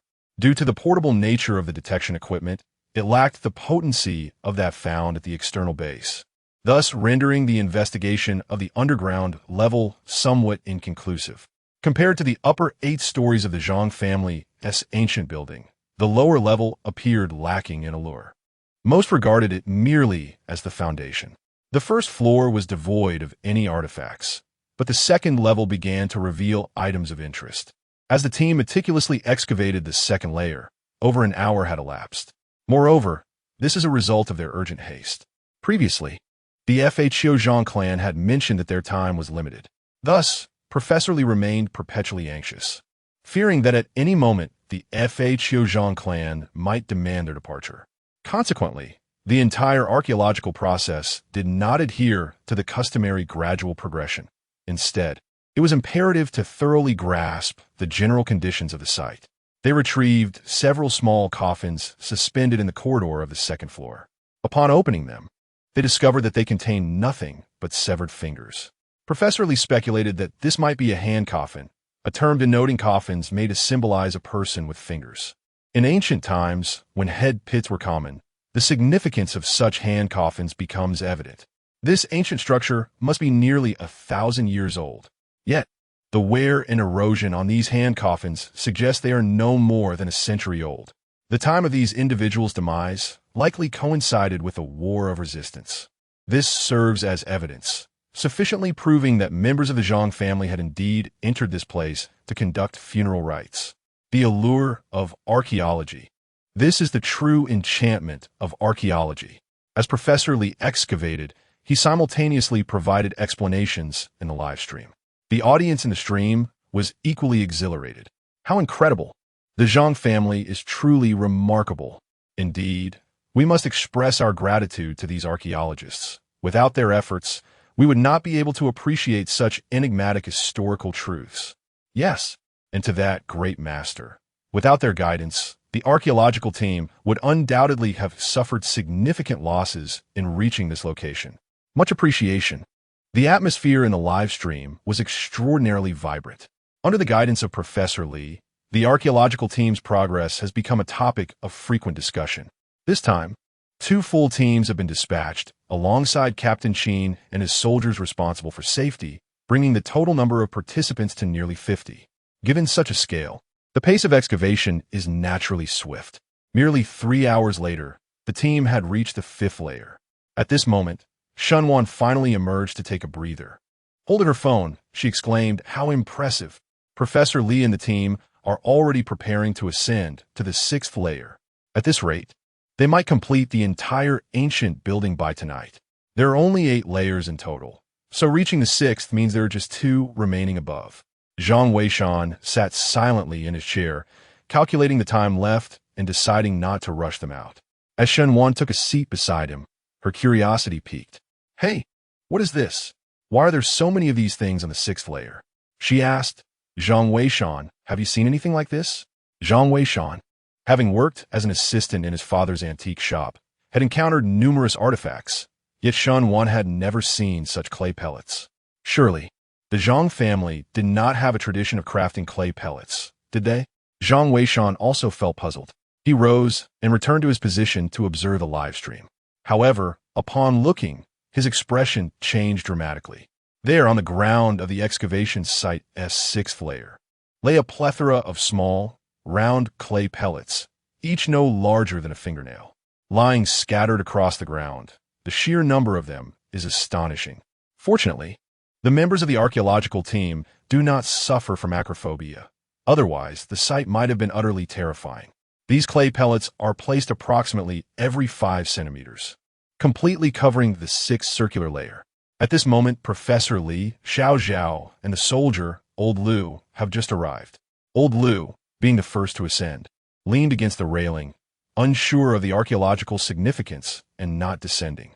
Given his age, Professor Lee took a bit longer, and by the time he reached the top, Xiao Zhao had already cautiously jumped down. Unfamiliar with the purpose of these clay pellets, he picked one up for closer inspection.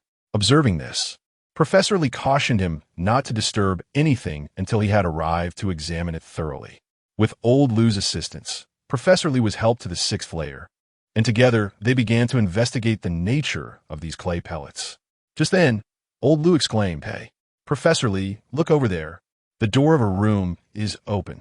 Following Old Lu's gaze, they indeed spotted an open doorway less than 5 meters ahead. However, the inside was shrouded in darkness, obscuring their view of what lay within. Xiao Zhao quickly turned on his flashlight, and instantly they beheld an astonishing sight. Within that room stood a long table, upon which rested a scabbard. Indeed, it was a scabbard devoid of a blade. Only the scabbard lay there, and the group was momentarily taken aback, pondering the mystery of how a scabbard could be found in such a place. Where they wondered was the sword. At that moment, a dazzling golden barrage suddenly illuminated the live stream. Quickly leave the 6th level, and whatever you do, do not damage those corpse toad pills. The brilliance of the golden text was blinding. Instantly, the viewers began to murmur among themselves. Corpse toad pills? What are those? Oh my, could they possibly be those clay pellets? Are you serious, Great One? I used to mold plenty of clay pellets when I played with slingshots as a child. I always thought the Zhang family simply hunted birds. I never realized they were called corpse toad pills. I don't understand. By the way, what is a corpse toad? Is it oviparous? Most likely, otherwise, how could there be such a thing as corpse toad pills? Professor Lee, upon seeing the barrage, felt a surge of anxiety. The warning from the FHO Zhang clan was more severe than ever before. It was imperative to leave quickly. Clearly, these items were exceedingly perilous.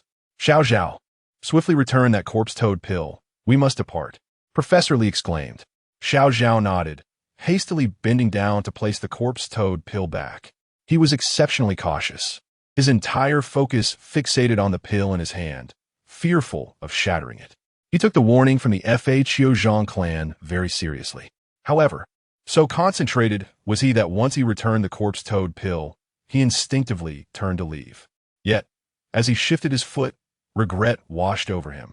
With that step, a series of ominous crunches resounded as he inadvertently crushed an untold number of corpse-toad pills beneath him. The sound echoed like a clap of thunder. It was all over. A voice suddenly emerged in Xiao Zhao's mind. Chapter 30. The Brave Sacrifice of the Fearsome Corpse Beetle Warrior, Old Lu Teacher. Xiao Zhao's face turned a ghastly shade of green. He had realized that he had crushed numerous corpse beetle eggs, and he was deeply apprehensive that calamity was about to ensue. "Do not be afraid," Professor Li urged. "Do you feel anything unusual?" I don't feel anything. It's akin to stepping on an egg," Xiao Zhao replied. At that moment, he could not discern the situation beneath his feet, paralyzed with fear and unable to move. Observing this, the warrior Old Lu quickly interjected, "Professor Li, you descend first. I shall rescue him." "Absolutely not." Professor Li firmly rejected the notion. Having already lost his students, Xiao Su and Xiao Wang, he could not bear to witness Xiao Zhao meet a similar fate. He swallowed hard and took a deep breath. "Everyone, remain calm. Although we have broken these so-called corpse beetle eggs, we are not in immediate danger. Xiao Zhao, listen to me. Slowly lift your foot. Let us assess the situation first." Heeding the instruction, Xiao Zhao cautiously raised his foot. To his astonishment, a vast pool of crimson liquid appeared beneath him. Among it lay the mangled remains of two red insects, resembling dung beetles, crushed underfoot. The liquid was seeping from their bodies.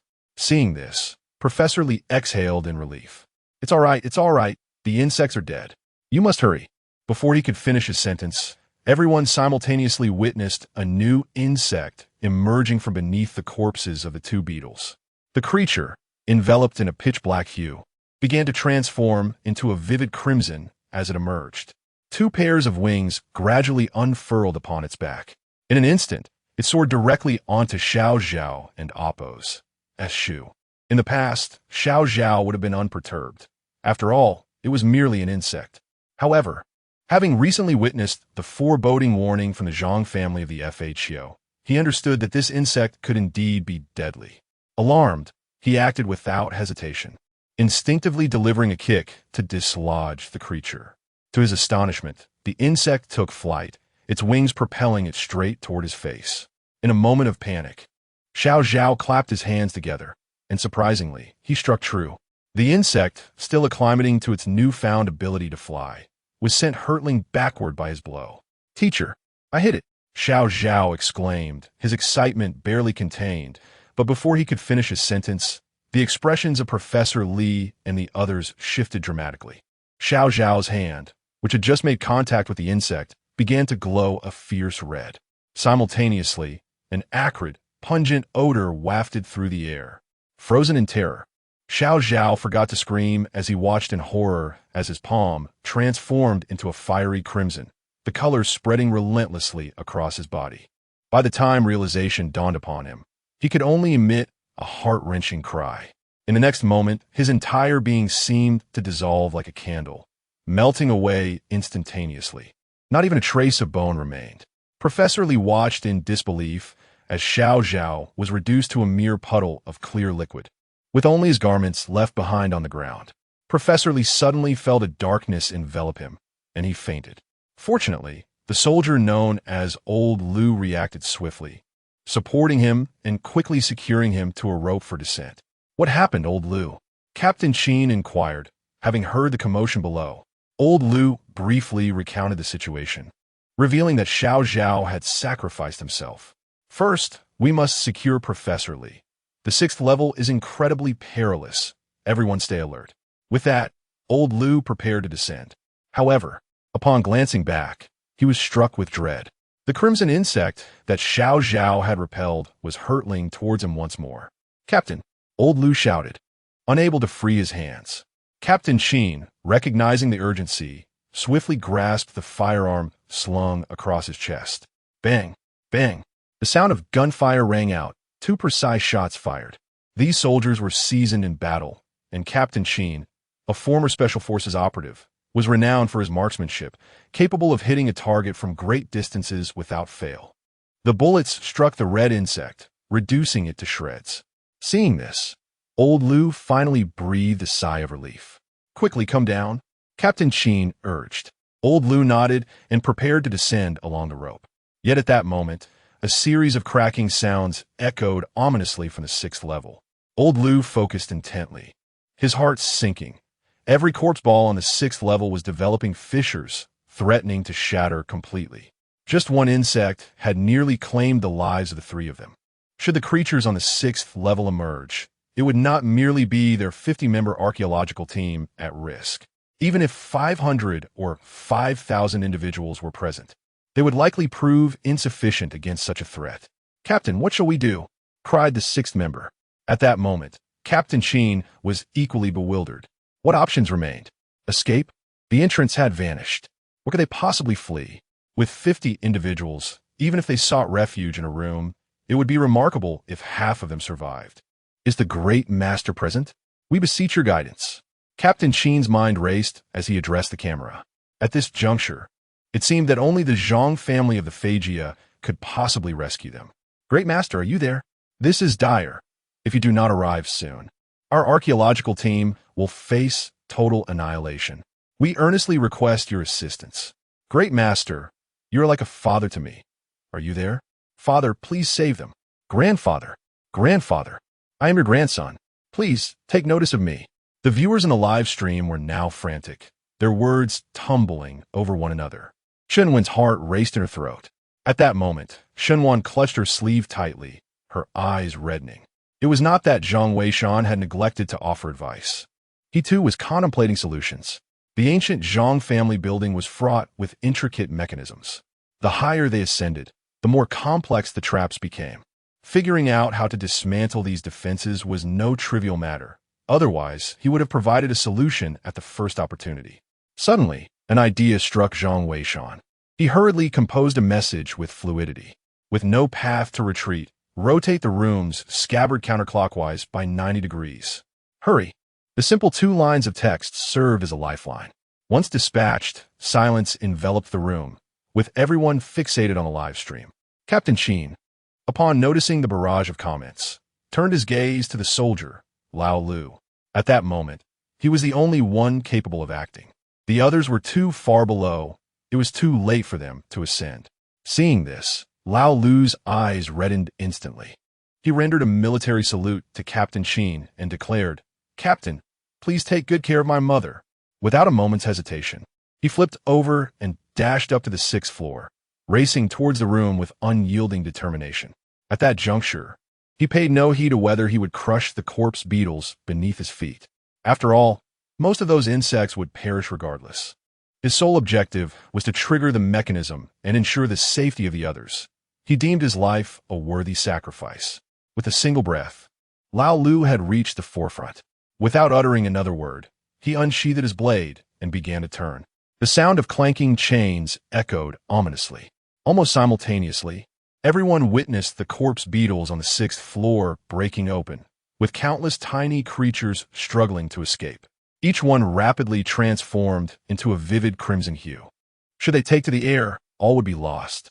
Yet, at this critical juncture, the very floor of the 6th level suddenly flipped, burying the corpse beetles along with the emerging insects beneath the surface.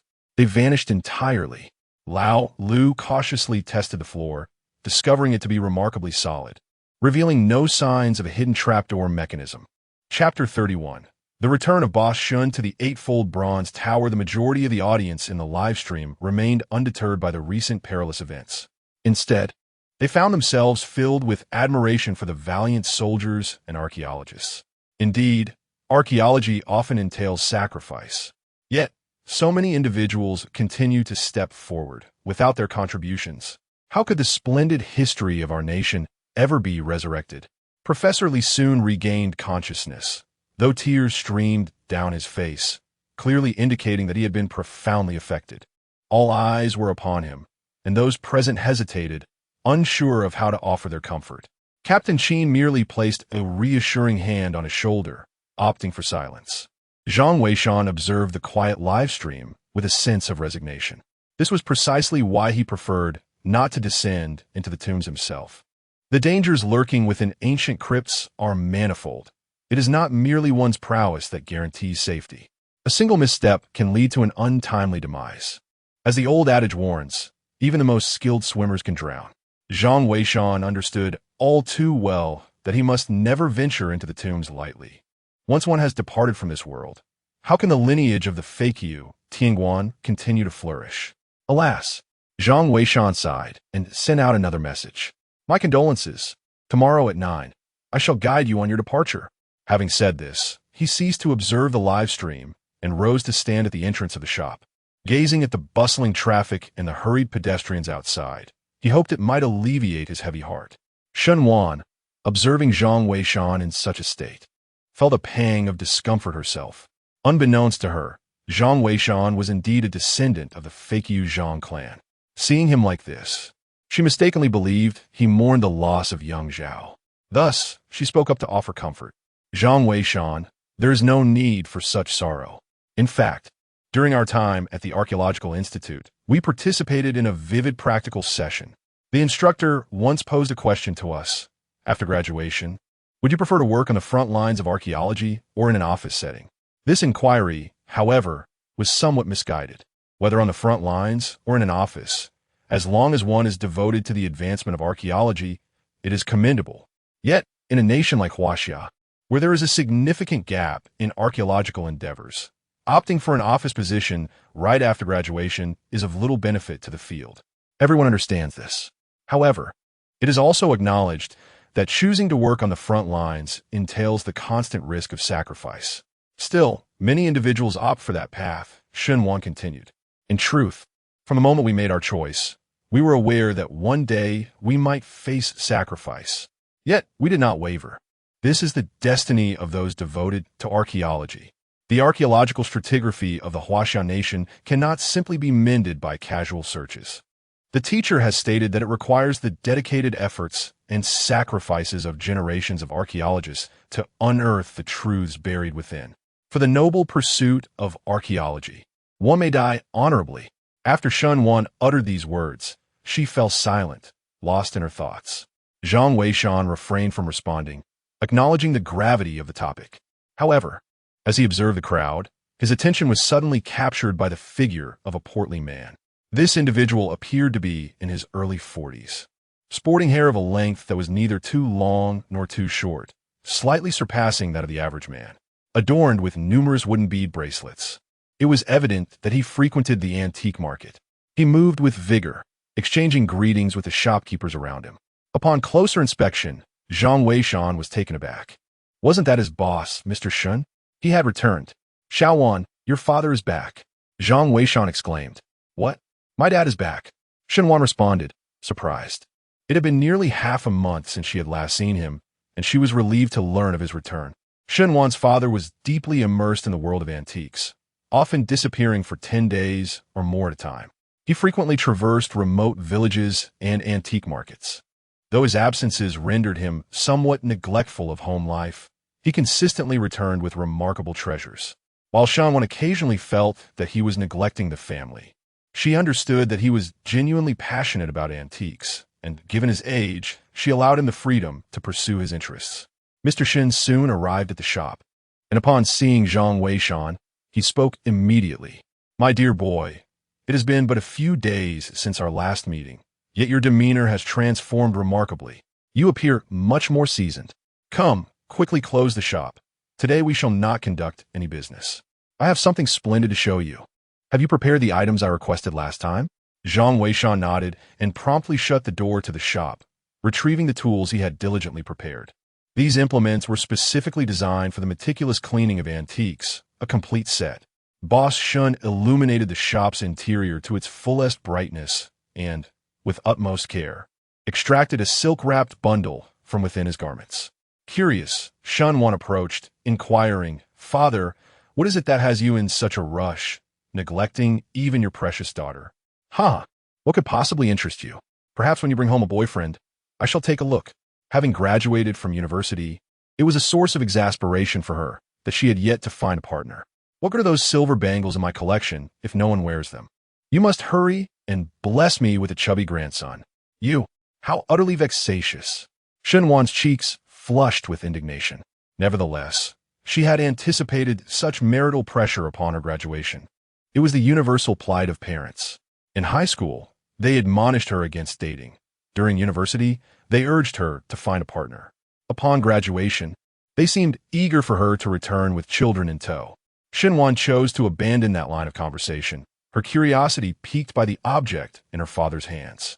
Boss Shen delicately unraveled the silk, revealing yet another layer of cotton stuffing. Once the cotton was removed, the true item was finally unveiled. Zhang Weishan observed intently.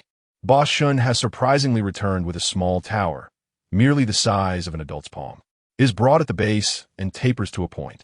Crafted from bronze, it features 8 prominent hooks atop its pinnacle, suggesting it once held something, though those items are now absent. With a smile, Boss Shin inquired, "Do the two of you know what this is?" "I have no idea," replied Shenwan. "Well, remember this. It is known as the 8-layer bronze tower, a relic from the mid-Tang dynasty. Just by observing the craftsmanship, one can discern its exceptional quality." As he spoke, Boss Shun turned to Zhang Weishan and Shenwan, saying, "Shenwan, you are not permitted to speak. Zhang Weishan, I would like you to share your thoughts and demonstrate whether you have been diligent during your time at the shop, and if you have truly applied yourself. When I brought you here, I emphasized the importance of ambition. One cannot simply wait for fate to unfold.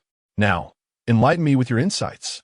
Shenwan, a distinguished student from an archaeology university, was keen to discern Zhang Weishan's progress. In the past, Zhang Weishan may not have been able to articulate much, but now, after merely a glance at the object, Zhang Weishan's mind was as clear as crystal. He smiled and said, "This is indeed an artifact from the Tang dynasty. However, it is peculiar. I sense that it underwent modification during the late Tang period. Therefore, while its craftsmanship and material suggest it originates from the mid-Tang dynasty, its overall value likely exceeds that assessment." Chapter 32. The universe within the tower. Shenwan was captivated. Please continue." A look of satisfaction gleamed in Boss Shun's eyes.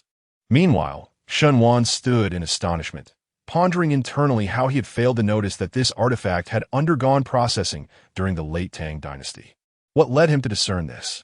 While records of Buddhism in Huaxia are sparse, they do exist, largely attributed to the prosperity of the Tang era. The Tang dynasty marked the zenith of Buddhist influence, particularly during the early and middle periods, when the religion flourished alongside an abundance of Buddhist artifacts. However, by the late Tang period, the nation faced internal strife and external threats. Emperor Wuzong sought to reverse the tide, necessitating both manpower and substantial wealth. At that time, Buddhism owned vast tracts of land, which were exempt from taxation, rendering it a target for suppression. This marked the onset of Buddhism's decline at the end of the Tang dynasty. Consequently, the proliferation of Buddhist relics dwindled significantly during that era. The 8-tiered bronze pagoda brought back by Boss Shun was likely crafted during the early to mid-Tang period. Zhang Weishan remarked, "Judging by its patina, this artifact appears to be from the early Tang era. However, if you observe the base of the pagoda, you'll notice a subtle difference in color compared to the body. Thus, I deduce that the base was likely added during the mid or even late Tang period." Boss Shun was uncertain whether my assessment was accurate. Indeed, he clapped his hands in approval. "You've done well, my boy. It seems I did not misjudge you after all. Bringing you back was indeed a correct choice." Shenwan inquired, perplexed. "Father, that does not necessarily indicate that it has undergone processing. Preserving the environment is one aspect. If the bronze pagoda's body and base exist in disparate environments, say, the base buried underground while the body remains above, it could also lead to such a color discrepancy." The shopkeeper, Shun, chuckled at her words. "You make a valid point, but this highlights the distinction between theoretical knowledge and practical experience. Do not underestimate Zhang Weishan. Despite his late entry into this field, the lad possesses a sharp intellect. I often say you should engage with him more in the shop, and you would benefit from it. Look closely," Shun continued, lifting the octagonal bronze pagoda and pointing to the junction of the base and the body. There is a conspicuous gap here. Historically, casting such structures demands a seamless execution. How could there be a crack? Moreover, this fissure does not appear to be naturally occurring. It must have been added later. Now do you understand why I encourage you to visit the shop more frequently? There is indeed a disparity between theory and practice. Although you are a distinguished student from the Archaeology Academy, when it comes to an actual archaeological site, you might find yourself less perceptive than Zhang Weishan. Thus, there is still much for you to learn. Shenwan nodded, not being narrow-minded. Acknowledging her own shortcomings, she silently committed to self-improvement, an admirable trait. Zhang Weishan, where did you acquire this knowledge? I am utterly unaware. Shenwan inquired. Zhang Weishan wore an expression of awkwardness, as this was dictated by the system. After pondering for a moment, he spoke. These are some obscure notes left by Boss Shan. I have perused most of them. Indeed, quite satisfactory. Boss Shan nodded in approval. Let us set that aside for now. These matters rely on keen observation and must be accumulated over time. Now, let us discuss the secrets of the eightfold bronze tower. I acquired it from an elderly farmer's household. I suspect that there is something extraordinary within this tower, yet I remain uncertain about how to unlock it. Thus, I intend to study it for a few days. If any of you have ideas, feel free to share. Let us pool our wisdom. Shenwan gazed at the bronze tower, shaking her head in resignation. She, too, was at a loss as to how to open it.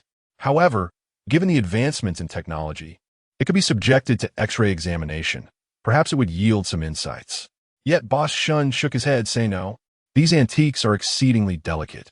If they were to be damaged during the examination, it would be a tremendous loss. Observing this, Zhang Weishan chuckled. Boss Shun, how about I give it a try? I sense that the peculiarities of this tower might correlate with some of the records in the documentation. Oh, what level of confidence do you have? Boss Shun inquired eagerly.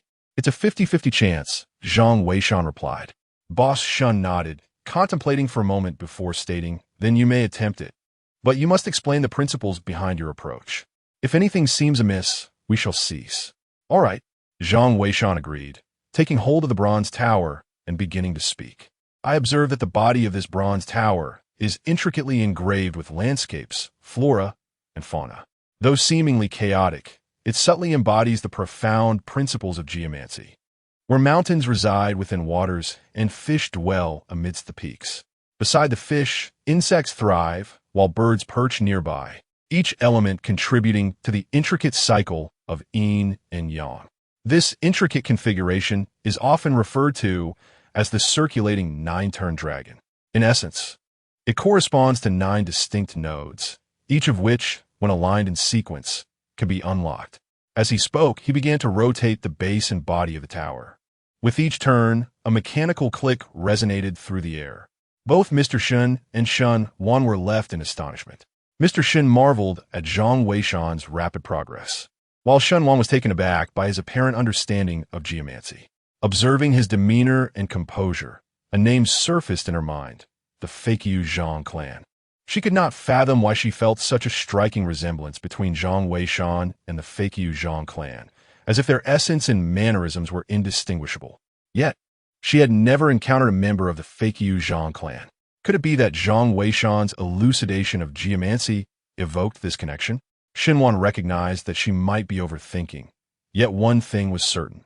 Zhang Weishan was likely a self-taught prodigy, for his expertise in geomancy appeared quite commendable.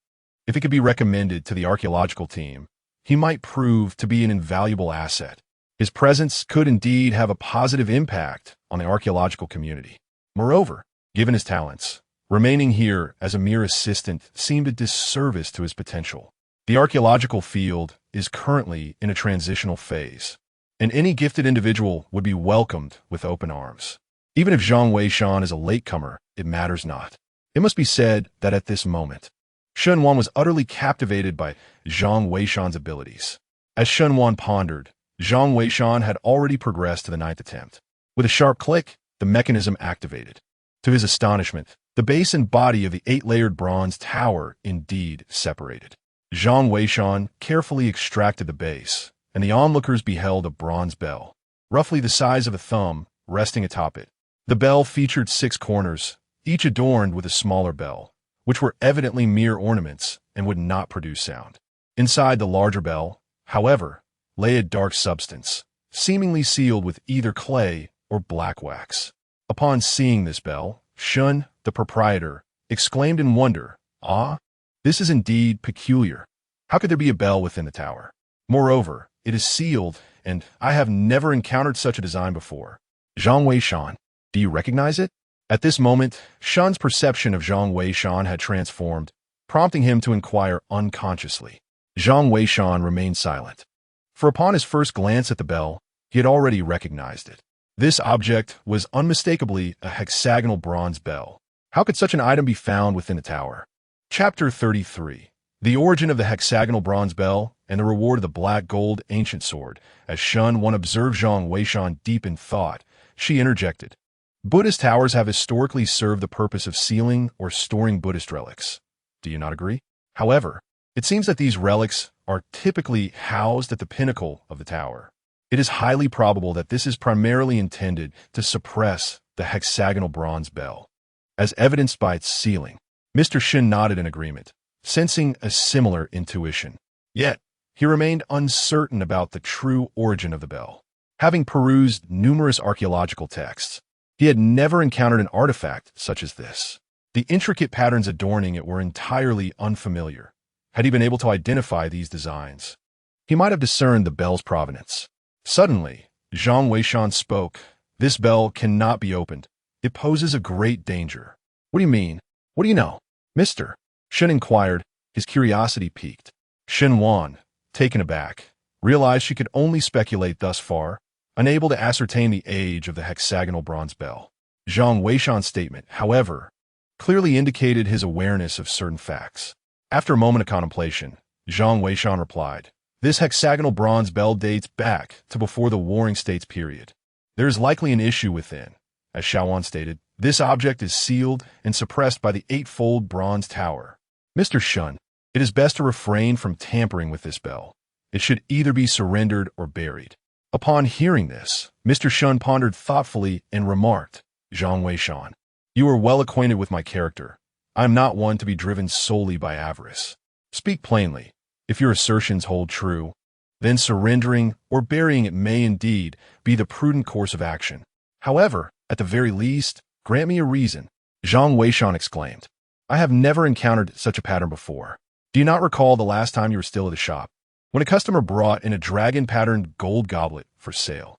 You hesitated to accept it, declaring it a priceless relic from the Warring States period, and warned that possession of it, if acquired through dubious means, could lead to capital punishment. Examine this closely. The material of this hexagonal bell predates that dragon goblet." Boss Shun was taken aback and hurriedly picked up the bell for a closer inspection. With each moment of scrutiny, his astonishment grew. The dragon-patterned goblet had been presented by a rather dubious individual, and sensing the man's questionable background, he had refrained from acquiring it due to its exorbitant value, fearing it might attract trouble. Now, upon Zhang Weishan's mention and his thorough examination, he discovered that the material of the hexagonal bell was indeed older than that of the dragon goblet. Swallowing hard, Boss Shen gasped, "Goodness, I completely overlooked this detail. Zhang Weishan, you truly impress me. This hexagonal bell is likely extraordinary. I shall report it at once." Moreover, Xiaowan's assertion seems to hold weight. This hexagonal bell, suppressed by an octagonal bronze pagoda, must indeed harbor some secrets. As purveyors of antiques, it is prudent for us to heed such matters. Yet, Zhang Weishan, you have truly opened my eyes. I never anticipated such rapid progress from you in just a few short days. Alas, my shop is rather modest, and I fear I cannot offer you a grander platform. Ah, Shaowan, perhaps you could inquire with your teacher. If the archaeological team is in need of personnel, you might recommend Zhang Weishan. Upon hearing that his father shared the same sentiment, Shun Wan eagerly nodded. "I think so too. I shall inquire shortly." Zhang Weishan, feeling somewhat awkward, quickly added, "Boss Shun, to be honest, I prefer." But Boss Shun interrupted him. "Young people ought to embrace the vibrancy of youth. The life I lead in this establishment is meant for the elderly. Furthermore, my dear one will inevitably join the archaeological team. As a father, How can I not be concerned? If you do join the team, you must ensure the safety of my daughter. Do you understand? Zhang Weishan felt a bit embarrassed, realizing that Boss Shun was actually considering his daughter's well-being. Nevertheless, upon reflection, it made sense. Boss Shun, though sharp-tongued, possessed a heart of gold. What he expressed might stem from a desire not to see someone remain a mere assistant for a lifetime.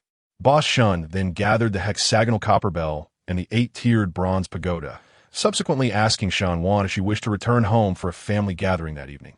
Shanwan nodded in agreement. Boss Shun then invited Zhang Weishan to join them, and he did not decline. In the past, Boss Shun had always welcomed him into his home, thus treating him as part of the family. If there ever came a day when he would accompany Shanwan on an archaeological expedition, he indeed had to protect her, lest he betray Boss Shun's kindness. The three of them promptly closed the shop and set off. However, just as they arrived at Shanwan's doorstep, a voice suddenly echoed in Zhang Weishan's mind. Ding! Successfully directed to the archaeological team. Reward. The black gold ancient sword has been issued. The black gold ancient sword? Upon hearing that sound, Zhang Weishan was taken aback, thinking to himself that it was ill-timed for a reward, especially one so substantial. Based on previous experiences, rewards typically manifested directly in one's hands. How could he possibly explain a knife suddenly appearing in his grasp? As Zhang Weishan contemplated his predicament, a voice suddenly resonated. Ding! Detection of outsiders surrounding the host. Reward items have been temporarily stored within the system space, and the host may retrieve them at any time. Additionally, other reward items may also be placed into the system space. As the voice echoed, Zhang Weishan felt a new expanse emerge in his mind. A black ancient knife floated within it, alongside the previously acquired Fake-U seal. Startled, Zhang Weishan exhaled in relief, recalling the information about the black gold ancient knife. The black gold ancient knife was the weapon of Zhang Qiling from a novel in his past life. Zhang Weishan understood well that the term black gold ancient knife was merely a rebranding. Its true name was Fake-U Tian Dao, an item associated with the Fake-U Tian official. However, this artifact was not possessed by all Fake-U Tian officials, but belonged solely to the first-generation Fake-U Tian official. It was a gift from the ancient corpse of Cao Cao. In the past, Cao Cao had established a unit for the purpose of excavating treasures from ancient tombs to fund his military, with the tokens being the Fake-U seal and the Moking talismans.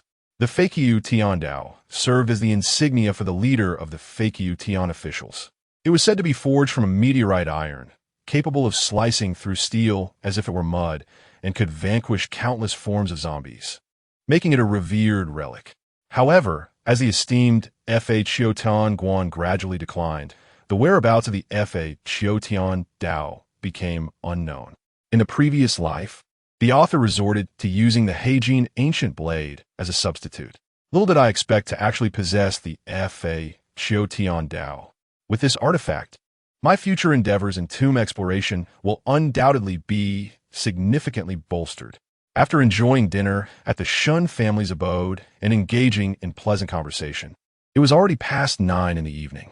Zhang Weishan needed to return to his shop for rest. Yet unexpectedly, Shunwan decided to accompany him back. This indicated that the following morning, the illustrious Zhang Deshun of the Fa Qiuzhang clan would provide guidance to the archaeological team before their departure. She could not afford to miss it and must catch the live broadcast. Moreover, her thesis had reached a pivotal point, necessitating an early rise for writing. Thus, that evening, the two returned to the shop. Zhang Weishan, being of upright character, naturally instilled trust in Shun, who merely cautioned them not to divulge any details regarding the 8th layer of the bronze pagoda, as he was still contemplating whether to sell it. Upon returning to the shop, they each retired to their respective rooms for rest. Once in his chamber, Zhang Weishan retrieved the Heijin ancient blade, allowing himself a moment to appreciate its weighty, chilling presence.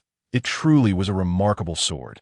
He then glanced at the live broadcast, noting that the archaeological team continued their tireless excavation, albeit hesitating to venture into the 7th layer. Reassured, he turned in for the night. However, early the next morning, before he could rise, Shun Wan's voice rang out. Zhang Weishan, hurry up. It's already 7. In just 2 hours, the master will be providing his insights. I'm going to start the computer. Chapter 34. Zhang Weishan's identity exposed. Zhang Weishan found himself bewildered. What did she mean by turning on the computer first? Was she planning to watch the archaeological team's live broadcast together with him? Did she not have her own computer? He was puzzled. However, Zhang Weishan soon lost his sleepiness and got up to freshen up. By the time he descended the stairs, half an hour had passed. To his surprise, Shenwan had already returned with breakfast, urging Zhang Weishan to eat it while it was still warm. Without giving it much thought, he sat down beside her, munching on a bun, while casually inquiring about her choice of workspace. Why not watch it upstairs? He asked. Shenwan opened her laptop and replied, "Oh, don't mention it. I forgot to charge my phone last night. This morning I got up at 6 specifically to write my paper for a while. I was afraid that if I closed the interface, I would lose my inspiration. Besides, watching it with this newly configured computer and you creates a better atmosphere. I wonder how the expert will guide Professor Lee and the others today. You must have heard, right? The entire internet is buzzing about how Professor Lee and his team will manage to exit. The entrance to the living door has vanished. Could it be that the expert will find another way out?" Shenwan's eyes sparkled with anticipation as she spoke. Zhang Weishan felt helpless. In truth, he also did not possess absolute certainty regarding the search for the living door. The living door changes every month, but it does not necessarily mean that just because the last day of the month has passed, it will certainly appear the next day. It is not as straightforward as a mechanism. Such transitions are rarely that simple. The transformation of the living door is likely to be a gradual process. In any given month, there may only be a few days when the opportunity for emergence presents itself. Yet, Zhang Weishan is aware of a route that can lead him out, so he remains unperturbed. As he speaks, Shenwan has already launched the live streaming application. However, upon encountering the interface that pops up, Shenwan is momentarily taken aback. Zhang Weishan, your account has been reinstated? Why didn't you inform me? Zhang Weishan is momentarily stunned, rising to take a look, and his expression darkens.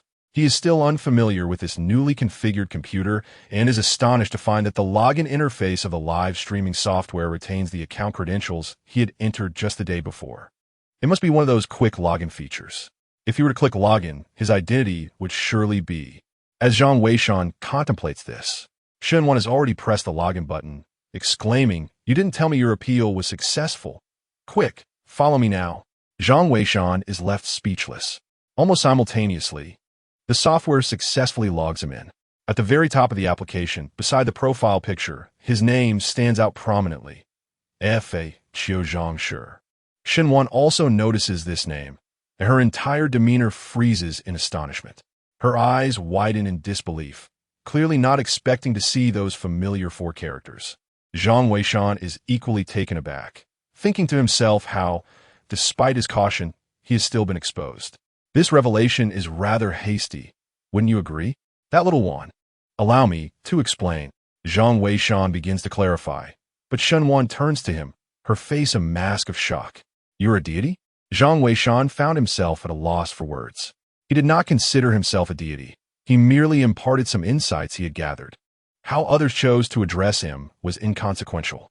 To refer to oneself as a deity would be an affront to his modesty. As he pondered how to clarify the situation, suddenly, Shenwan burst into laughter. She looked at Zhang Weishan and remarked, "You appear quite startled. I never expected you to be a fan of the deity as well." Sharing the same name. Over the past few days, I've noticed several people in the live stream have changed their usernames, adopting monikers like F.A. Qiu Wang Clan and F.A. Qiu Zhao Clan. Yet here you are, choosing F.A. Qiu Zhang Clan, identical to the deity. It is quite a coincidence, considering you also share the surname Zhang. Well, I initially intended to ask you to follow me, but with your name mirroring the deity's, that might pose a problem. When the deity goes live, I want to be able to distinguish between you and him. I shall change my account now. Shenwan, lost in her own thoughts, swiftly dismissed Zhang Weishan's account and replaced it with her own. Zhang Weishan, bewildered, observed her actions in disbelief. He thought to himself, I haven't said anything at all. How did this misunderstanding arise? Or is it that the disparity between myself and the deity in Shenwan's mind is so vast that she believes I, too, am an admirer of a deity. Hence my deliberate choice of name. At this moment, such considerations seemed trivial. As long as his identity remained concealed and one did not entertain any suspicions. That was what mattered most. Zhang Weishan breathed a sigh of relief. This early morning had truly been terrifying. One had just logged back into his account, and upon entering the live broadcast room, Zhang Weishan realized that the archaeological team had not rested for an entire night. Moreover, it appeared they had nearly excavated everything beneath the 7th layer. However, due to the tragic demise of Xiao Zhao the previous day, no one dared to venture into the 8th layer. Wan, having connections with the staff of the live broadcast room, chatted briefly and gleaned the progress of the archaeological team from last night. What should we do, Zhang Weishan? The staff mentioned that there are disagreements within the archaeological team. With less than an hour remaining until the expert's departure, could they be in danger? Zhang Weishan hurriedly inquired about the situation. Wan shared the details with him and urged him to review the discussions in the live broadcast room. It turned out that since the archaeological team entered the Zhang family ancient tower yesterday, their excavations had not ceased for even a moment. The rewards have been exceedingly fruitful. They had unearthed the family genealogy of a Zhang clan, inscribed on a coffin board, along with numerous burial artifacts belonging to the Zhang family. Most notably, many of these artifacts included exquisite prayer beads from Tibet. Although these items may not carry as much information in an archaeological context as ancient scripts or scrolls, each string of prayer beads is worth its weight in gold. The stories they encapsulate are profound enough to provoke considerable contemplation from future generations. The excavation of the Zhang family ancient tower holds significant importance for both the archaeological team and the broader field of archaeology. As they gazed upon the final 2 layers, which remained undiscovered, the urgency of the departure time set by the great master loomed ever closer. A faction among them began to waver, resolutely insisting on exploring the last 2 layers. They lamented that once they exited, the prospect of re-entering would be shrouded in uncertainty, potentially taking an indeterminate length of time. Such a scenario would undoubtedly be a profound regret. Conversely, Professor Lee maintained that they should prioritize exiting, asserting that their discoveries thus far were already significant.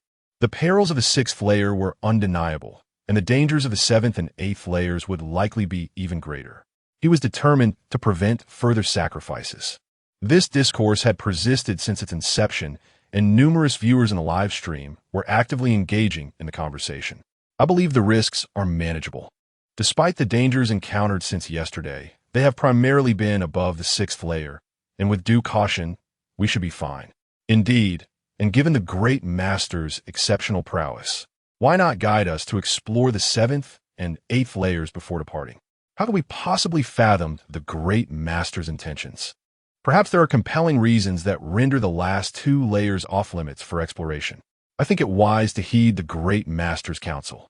We should refrain from recklessness to avoid calamity. I concur with the sentiments expressed above. In my view, you are far too obedient. The great master is human too. Does he not make mistakes? Exactly. This is a once-in-a-lifetime opportunity. Should we exit now, we might regret it for the rest of our lives. Chapter 35. The archaeological team's intrusion into the 7th level and Zhang's descent. You people, how quickly you forget the pain after the wound is healed. How many times has the master warned against reckless wandering? Isn't it always your disobedience that leads to calamity? Now you come here to stir up trouble. It is not you keyboard warriors who risk your lives. Who are you addressing from above? Do archaeologists fear sacrifice? If you fear death, perhaps you should reconsider your pursuit of archaeology. While archaeology may entail sacrifice, it does not justify senseless losses. The live stream had split into 2 factions, embroiled in heated debate. It was indeed challenging to ascertain who was right or wrong. Ultimately, everyone was concerned for the future of archaeology. However, a consensus on whether to explore the 7th and 8th levels remained elusive. Zhang Weishan observed the live stream, showing no inclination to intervene. The hour for departure was still distant, and he understood well that if these individuals continued to disregard his counsel, the number of those who would survive the ordeal would likely diminish. Speaking up now would only draw him into the fray of this dispute. Within the Zhang family's ancient tower, Professor Li had already directed the majority of the archaeological team to begin packing their belongings in preparation for departure. Yet, one young man clad in a jacket approached, his expression earnest. "Professor Li, I implore you to seriously consider my proposal. Our resources are ample. Leaving now would be a waste of time, as many secrets remain unraveled here." The youth speaking is named Jia, a seasoned member of the archaeological team. Although he is not currently a student of Professor Li, he is deeply committed to archaeology.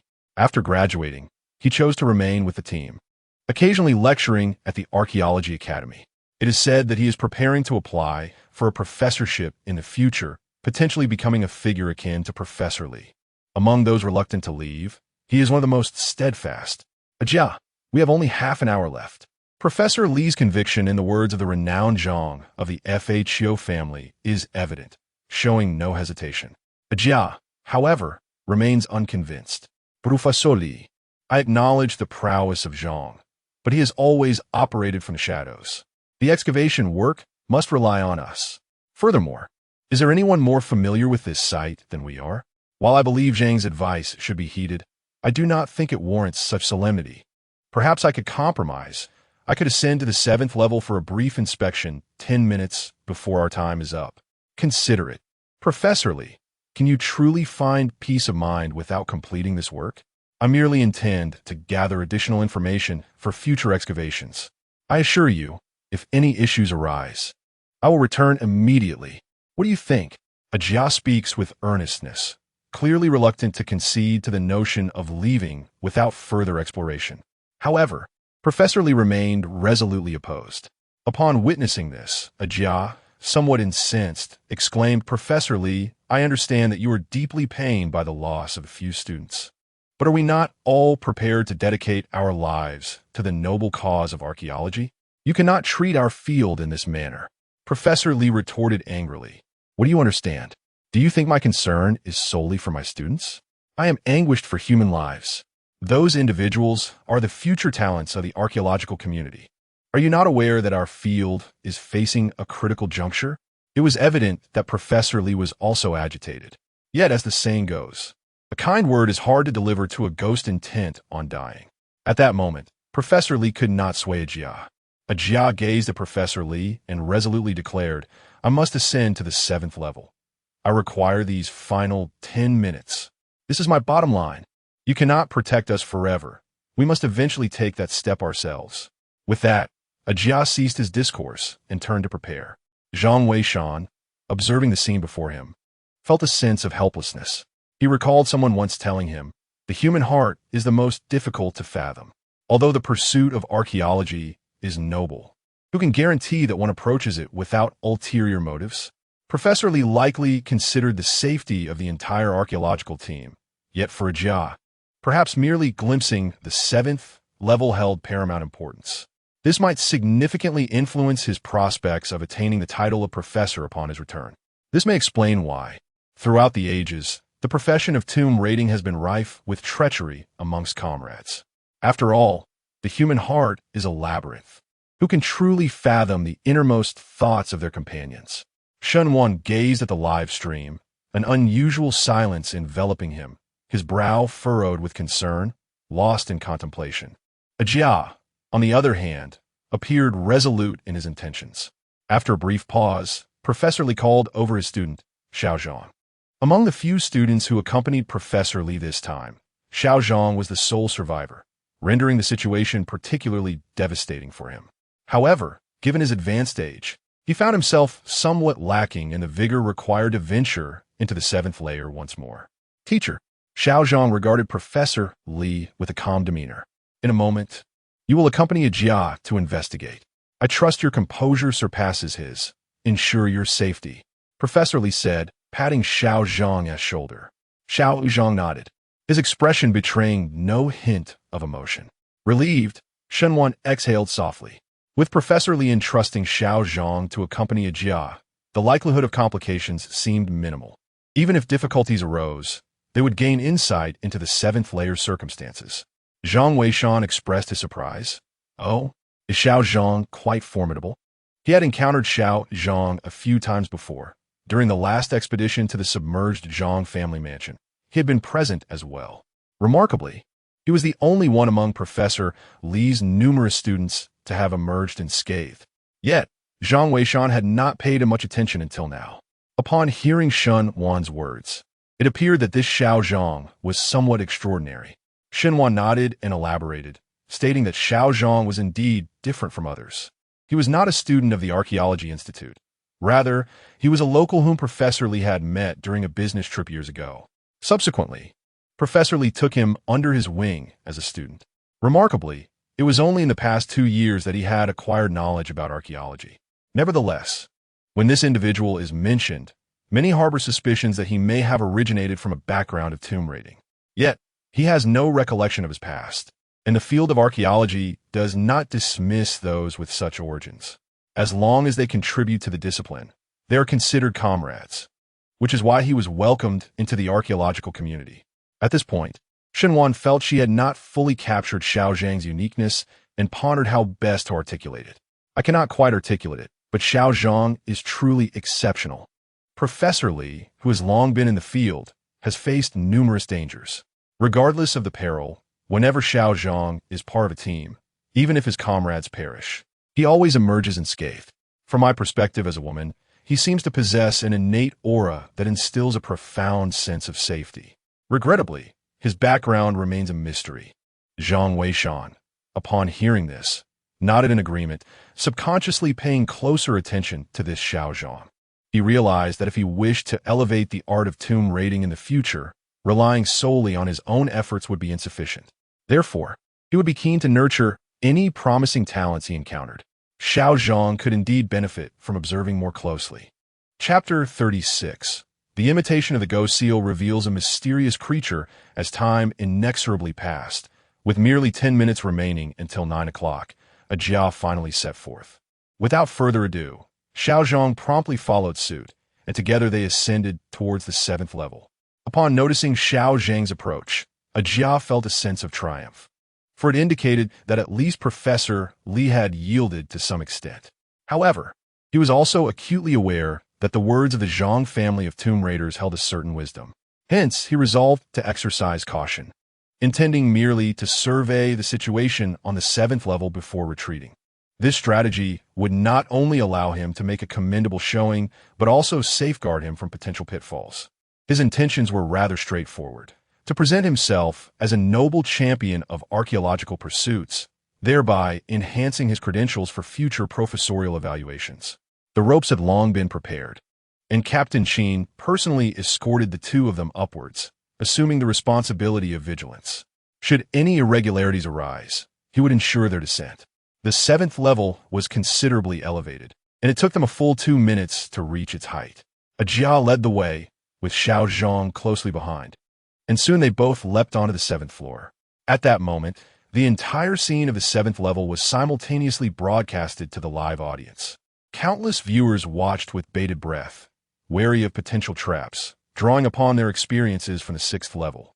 Upon their arrival, the peculiar sight of the 7th level struck them as odd, for it was filled with numerous large crates, mirroring the layout of the levels below. The rooms were arranged in a sequence, each adorned with 2 boxes flanking the entrance of every door. Each box measured approximately 1.5 meters in width and depth, presenting a square form. There were no signs of tampering, leaving one to wonder what secrets lay within.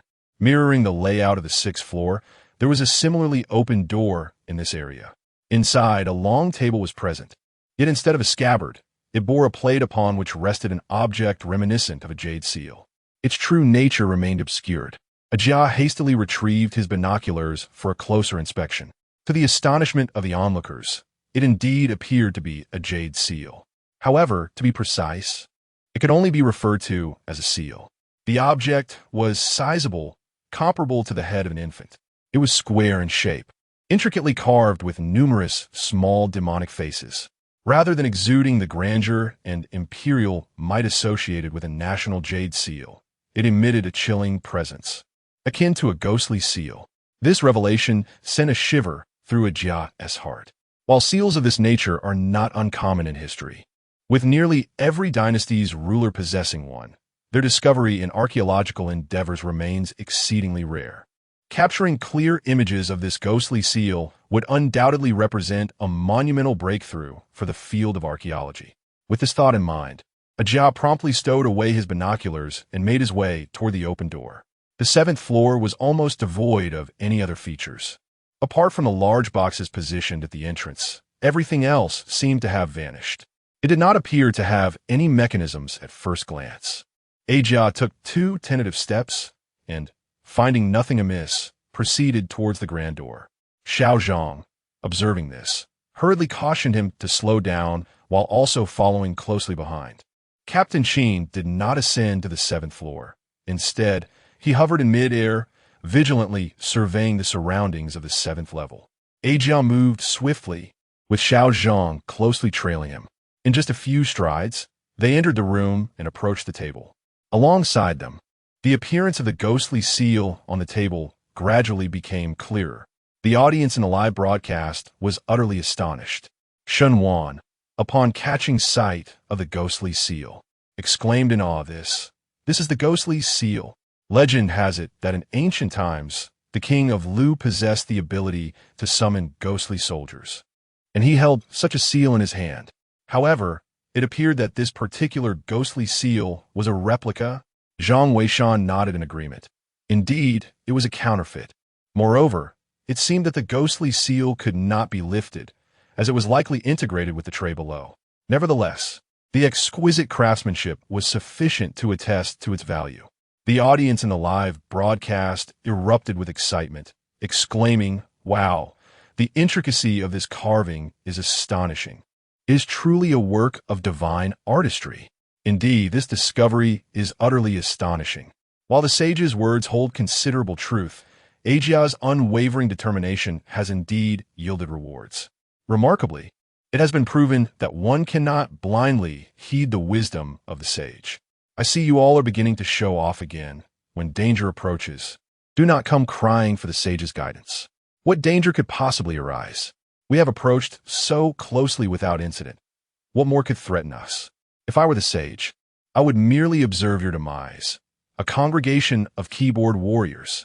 The live chat erupted into chaos once more. However, at that moment, Ajia was filled with exhilaration. With this artifact in hand, his chances of attaining a professorship were virtually assured. As he contemplated this, he prepared to lift the ghostly seal to take it away. Although he recognized it as a replica, the exquisite craftsmanship was undeniable. Moreover, it had been discovered within the ancient Zhang family's tower. Once taken outside, this ghostly seal could undoubtedly become a prized possession of any museum. We must leave, Xiao Zhang urged from the side. Ajia nodded and reached for the ghostly seal. However, upon grasping it, he realized that it was indeed fused with the tray beneath it. As he lifted it, the entire tray came up with it. Almost simultaneously, the sound of mechanisms clicking into place echoed ominously, resembling the foreboding toll of fate. Terrified, Ajia and Xiao Zhang turned to flee. Ajia was unwilling to abandon the ghostly seal and clutched the tray as he ran. Just as they burst from the room, they suddenly heard Captain Qin shout, Run! Don't look back! Upon hearing the words, the two individuals sensed that something was amiss and hurriedly ran towards Captain Qin. However, at that moment, they heard the unmistakable sound of wooden planks being opened behind them. It was evident that the large wooden crates positioned at the entrance had been breached. Simultaneously, a fierce gust of wind swept through from behind. Ajia, startled, instinctively turned around. Yet, upon doing so, he froze in terror at the sight before him. A ghastly, pale face was inexplicably pressed against his back. The visage was so ashen it appeared to have been smeared with flour, and the hair was exceedingly long, nearly obscuring the body entirely. Before Ajia could utter a cry of alarm, his vision abruptly darkened as he was enveloped by countless strands of hair. Xiao Zhang. He heard Captain Qin's furious roar in his ear, confirming that Xiao Zhang had also fallen victim. Meanwhile, the live stream fell into an eerie silence. As everyone witnessed the unfolding horror, all the wooden crates on the 7th floor had sprung open, revealing a multitude of ghastly faces and an abundance of hair protruding from each. It was unclear whether these entities were human or spectral, yet they surged towards Captain Qin in a chaotic frenzy. Captain Qin fired 2 shots, sending the closest 2 creatures hurtling away. However, upon glancing back at Ajia and Xiao Zhang, his expression shifted in horror. The 2 were ensnared in a tangle of hair, with Ajia rolling towards the crate, completely engulfed. Only Xiao Zhang remained standing in place, yet his body was covered in hair. The live streaming room was enveloped in silence for nearly half a minute before someone finally sent a message. Serves him right. He shouldn't have sought guidance from the master. Exactly, if one doesn't court disaster, one won't face dire consequences. He truly deserves this fate. Chapter 37. The Forbidden Fate of Little Zhang. It cannot be said that way, if not for Jia and Little Zhang's audacious venture. Would we have been able to witness such exquisite ghostly seals? You can keep your bravado. After all, it is not you who is facing death. Indeed, and it seems that the issue cannot be resolved with just a single loss of life. A bunch of keyboard warriors, if you have a nerve, don't plead for the divine to intervene. If I were a deity, I would be too indifferent to guide you. The live broadcast room was in uproar. At this moment, Shun Wan clenched his fists tightly, his gaze fixed unwaveringly on the screen. Captain Qin had no time to descend. If he left, Little Zhang and Ajia would truly be without hope. Moreover, someone was needed above to assess the situation. Captain Qin shouted, "Everyone cover me." Yes, the group of soldiers below fully loaded their firearms, their eyes scanning the vicinity of the 7th level. Should any ghostly figure attempt to approach Captain Qin, they would immediately open fire. However, despite their fierce firepower, Captain Qin could not draw closer to the corridor of the 7th level. At that moment, Ajia was being dragged into one of the large wooden crates, the lid snapping shut instantly. Yet, Little Zhang stood still, motionless in place, leaving everyone bewildered. Brufasoli, witnessing this, felt darkness envelop him, nearly succumbing to unconsciousness. In his desperation, tears streamed down his face as he scolded the disobedient youth. Lamenting the harm caused to the archaeological team, he hurriedly glanced at the live camera, seeking salvation, desperately pleading for Mr. Zhang to save us. "Thank you," Professor Li uttered as he unexpectedly knelt down. The viewers in the live stream watched in helplessness. To be honest, they felt a deep sympathy for Professor Li. Yet, they remained perplexed about the bizarre situation unfolding before them, and they could not help but inquire if the master was present. They sought guidance from the master, asking, "What on earth is this?" "This is AJNP. Retreat immediately, for they cannot be killed." Finally, the golden message from the Zhang clan appeared. Upon reading it, everyone was bewildered. JNP? What is AJNP? Countless minds were flooded with this query. Who knows what AJNP is? God knows. Perhaps it's a type of old woman. How ridiculous. No old woman has hair this long. She is transformed into a hair spirit. The master hasn't indicated how to deal with it either. As the crowd continued their discussion, another golden message flickered in the live stream. If we hold the first layer, they will soon retreat. Upon seeing this news, everyone rejoiced. Shenwan's face was filled with excitement, yet she pondered aloud. Will these JNP withdraw on their own? Why? Zhang Weishan pretended not to hear, his focus firmly on the live stream. These JNP were not to be feared. According to his calculations, the self-defense mechanism of the Zhang family's ancient building should activate soon, prompting the JNP to withdraw. At that moment, however, he was more concerned about why Jia and Xiao Zhang were both ensnared by the JNP. However, Ajia had already been dragged back into the large box. Only Xiao Zhang remained motionless at his original spot. What was he experiencing at that moment? As he pondered, a sudden commotion arose from his direction. The strands of hair that had merely entangled Xiao Zhang suddenly unraveled, revealing him. To everyone's astonishment, his shirt was torn to shreds, exposing his remarkably strong shoulders. Yet, his complexion was ashen, indicating his dire condition. "Xiao Zhang, come back quickly," Captain Qin shouted. Xiao Zhang, as if awakening from a dream, hurriedly ran towards Captain Qin. Together, they grasped the rope and slid downward. It was evident that Ajia was beyond salvation. With so many vengeful spirits, unless they could eliminate them all, attempting to enter the lair of these spirits would surely demand an even greater toll. Moreover, the soldiers discovered that their firearms were utterly ineffective against these entities. The spirit's hair, akin to mounds of sponge, absorbed every bullet that struck them.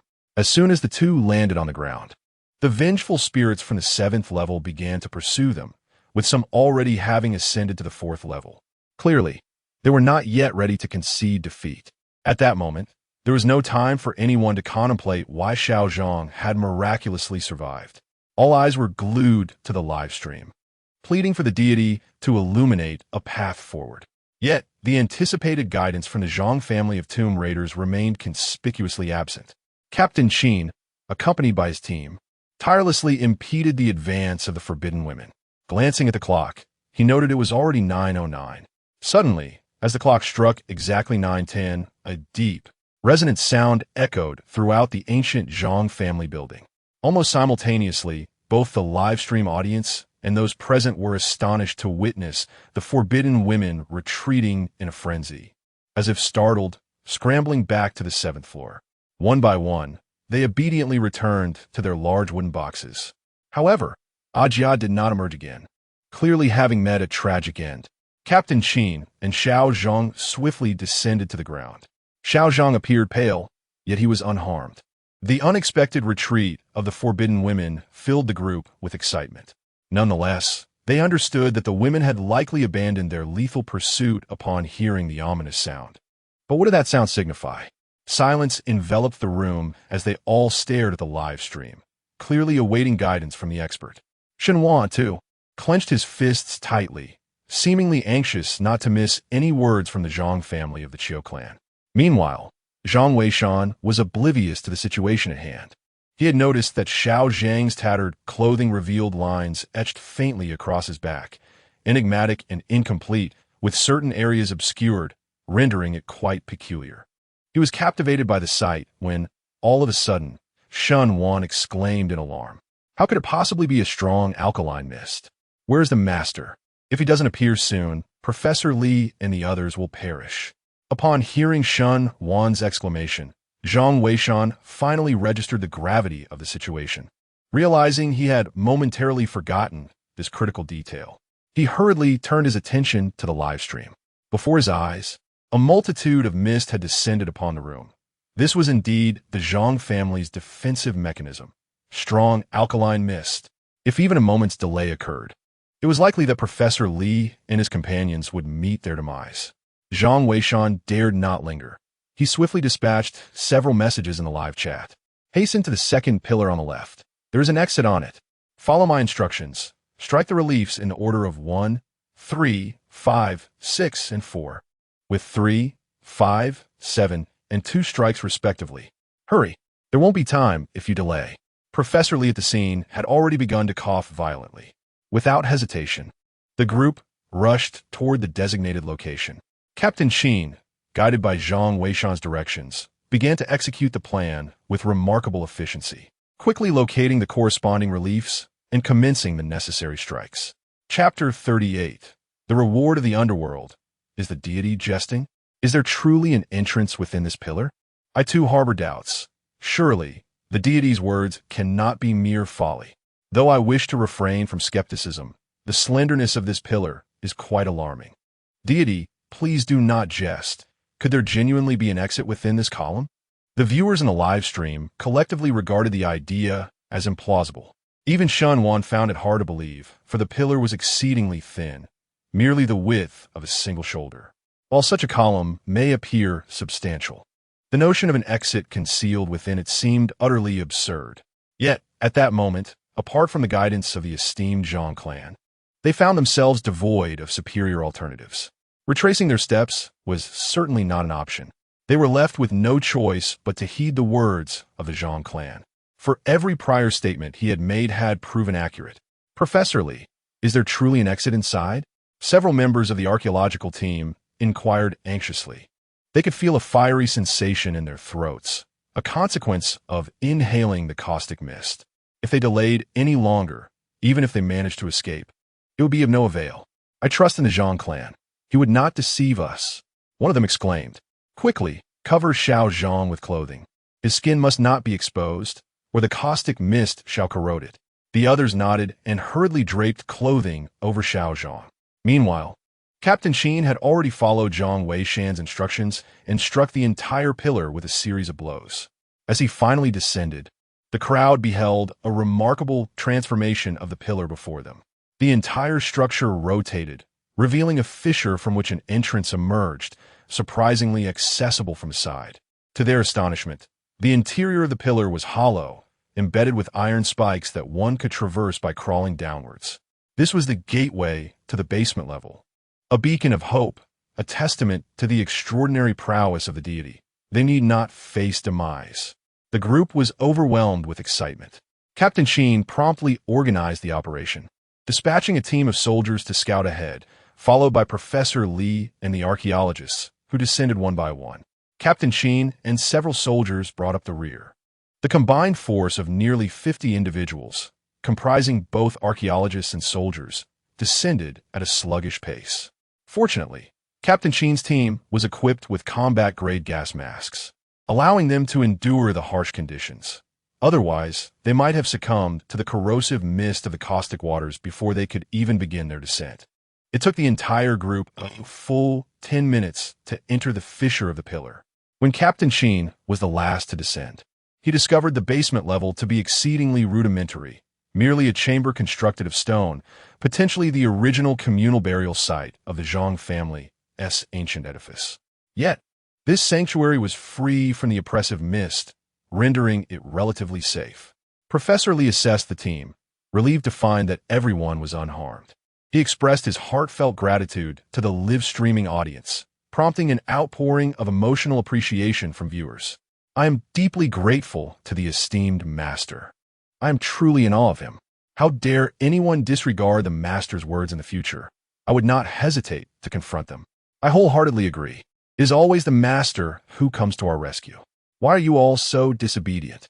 I propose that we should have the master lead us personally next time, as this would mitigate our losses.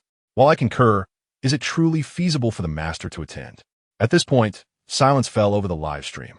Even the esteemed Professor Mu from the Archaeological Institute personally extended an invitation, yet there were no results. What more can we expect from us, the online community? Clearly, wishing for the master to take charge is not something that can be achieved through mere requests. If the master is unwilling to emerge, no amount of pleading will suffice. Suddenly, Shunwan interjected in the live chat. Let us not be so harsh. We are already immensely grateful for the master's guidance. Everyone has their own choices. We should not impose upon him. One is right. We cannot engage in moral coercion. Indeed, the master has already done more than enough. We are grateful to the master. We bow in reverence. Zhang Weishan, of course, noticed these comments. Yet he maintained his stance that the time was not right. Observing a slight relaxation in the atmosphere, he sent out a message.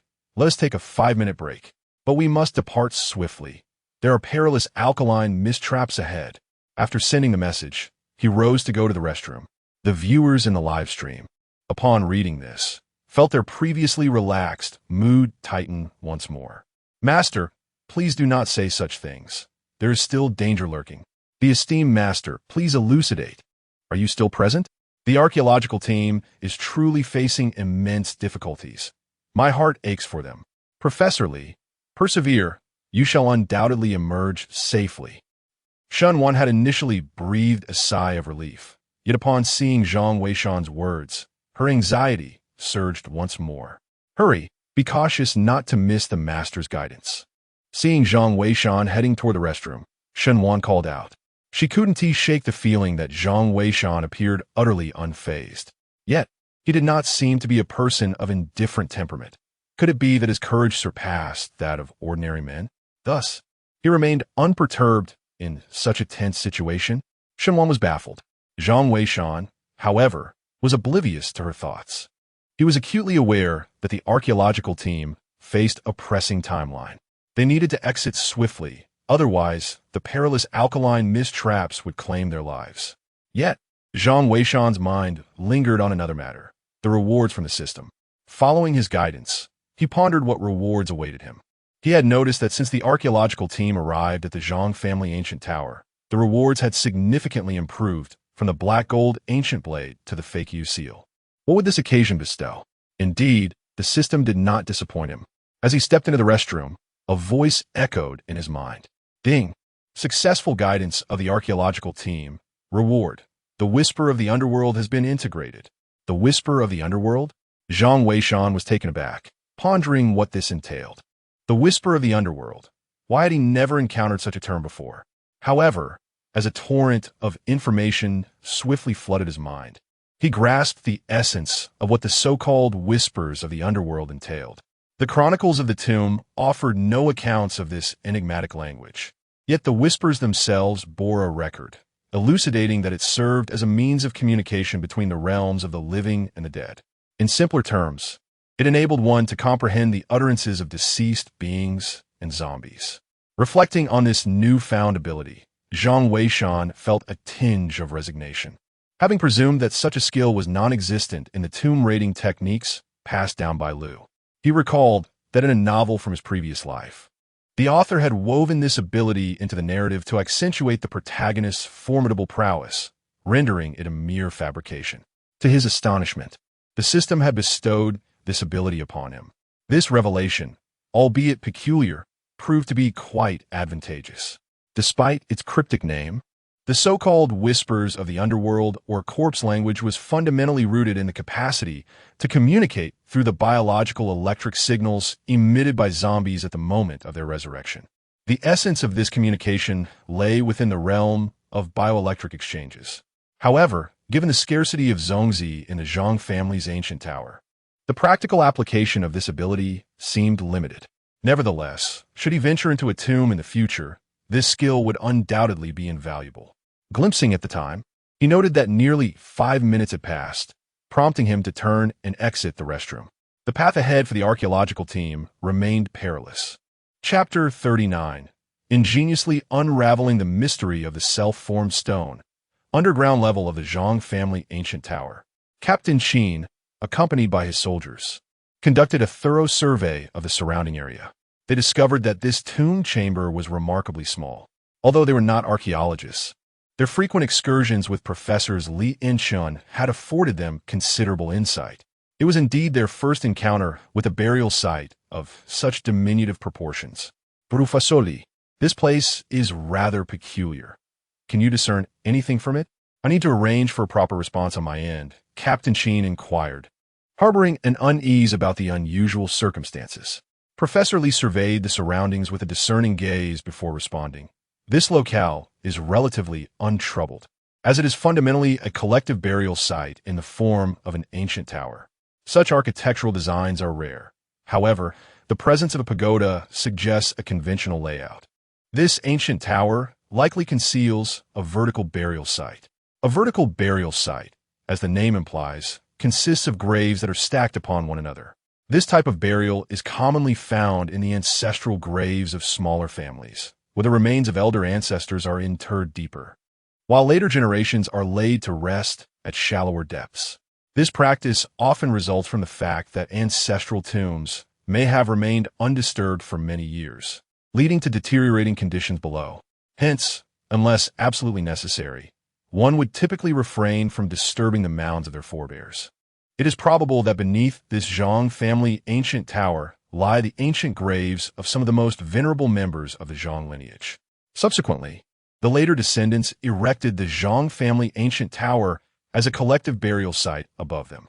Professor Li gestured toward a stone door ahead, indicating its significance. We are likely situated in the antechamber. Beyond the stone door may lie the main hall.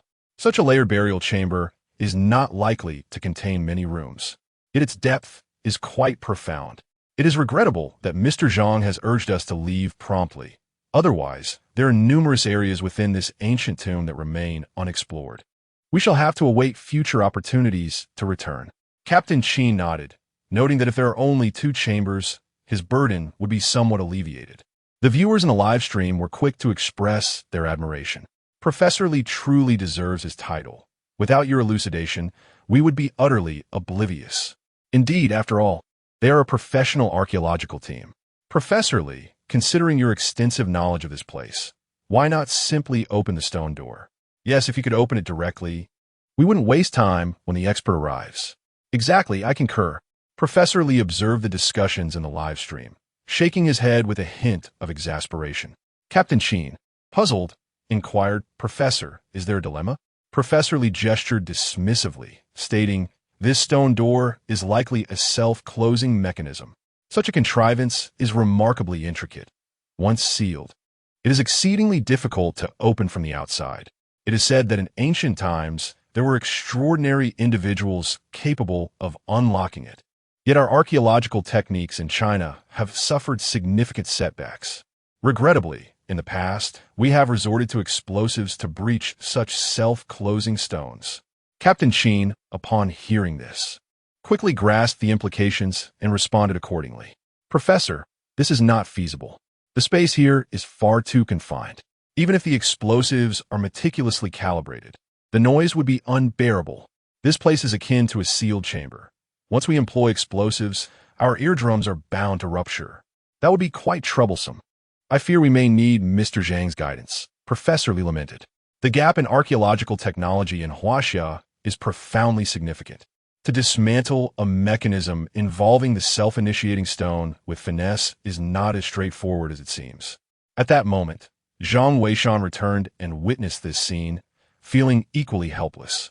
The archaeological techniques of Huaxia have repeatedly challenged his understanding. Yet, upon reflection, it makes sense. In ancient times, unraveling the mysteries of the self-initiating stone was the forte of the renowned Feiqiu Tianguan and the Moken Xiaoyi. Unfortunately, these two sects have been extinguished in Huaxia, leaving no legacy behind, which is quite understandable. As Zhang Weishan pondered, Shenwan glanced at the computer, expressing her frustration. "My teacher once mentioned that although explosives can indeed breach the self-initiating stone, it would severely damage the other artifacts within the ancient tomb. The design of the self-initiating stone was a directive from the laborers of yore, and attempting to dismantle it with finesse is exceedingly challenging." Challenging? Perhaps it is encapsulated in that saying. "What is difficult for some is not so for others," Zhang Weishan replied with a smile. Can you do it?" Shenwan quickly turned to Zhang Weishan. He hesitated for a moment, realizing he nearly let slip too much, and quickly corrected himself, saying, "I believe it is not insurmountable. If granted time for research, I may discover a solution. However, it appears that the moment has arrived. The master is expected to emerge and provide guidance." Upon hearing that the master was about to make an appearance, Shenwan hastily turned back to the computer. Almost simultaneously, several golden comments began to flood the live broadcast. "Prepare a hook and an additional support, as illustrated, to unlock the faucet stone." Image. 2 comments appeared, the latter prominently displaying a rudimentary hand-drawn diagram. This drawing, created on a mobile device, was evidently quite rough. Nonetheless, the message conveyed by the illustration was exceedingly clear. Professor Lee and the viewers in the live stream merely glanced at the content of the image and instantly understood how to decipher it. Impressive. Truly remarkable. Mr. Zhang's expertise makes me feel humbled. Professor Lee was so exhilarated that he nearly knelt down to pay his respects. The viewers in the live stream were equally stirred. "The master is incredible. Even the illustration has been shared. Wow, I can comprehend this diagram. It's astonishing. The master is indeed extraordinary. This single image has resolved the archaeological team's dilemma, and they have now acquired the means to unlock the faucet stone. Indeed, this is an immense treasure for the field of archaeology." Unbeknownst to Zhang Weishan, the excitement was not confined to the live stream. Even far away at the scene, Shenwan received a phone call from old Mu. "Xiaowen, did you see the ingenious method he devised to unravel the mechanism of the faucet stone? This undoubtedly marks yet another significant breakthrough in the archaeological techniques of our esteemed Huaxia nation. Must I expound upon the importance of this individual to our archaeological community? It is imperative that Xiaowan exerts every effort to locate this elusive Zhang of the Feiqiu lineage." Enough said. The method for deciphering the mechanisms of the stone must surely be recorded in our archaeological guidebook. Remarkable, simply remarkable. Although Chen Wen remained silent, she grasped the weight of Mu Lao's regard for this Feiqiu Zhang. Yet, the individual remains unwilling to reveal himself. Can Xiaowan truly find him? Chen Wen was uncertain. Meanwhile, at the archaeological site, Professor Lee and Captain Sheen had already begun coordinating preparation for the tools necessary to unravel the mystery of the stone. In fact, the diagram sent by Zhang Weishan was a remarkably straightforward line drawing, yet it elucidated the principles behind the stone and Oppo's mechanism with clarity. Furthermore, it meticulously detailed the method for its resolution. The so-called stone, in essence, is merely a pillar positioned at an angle at the entrance, designed to facilitate the opening of the stone door.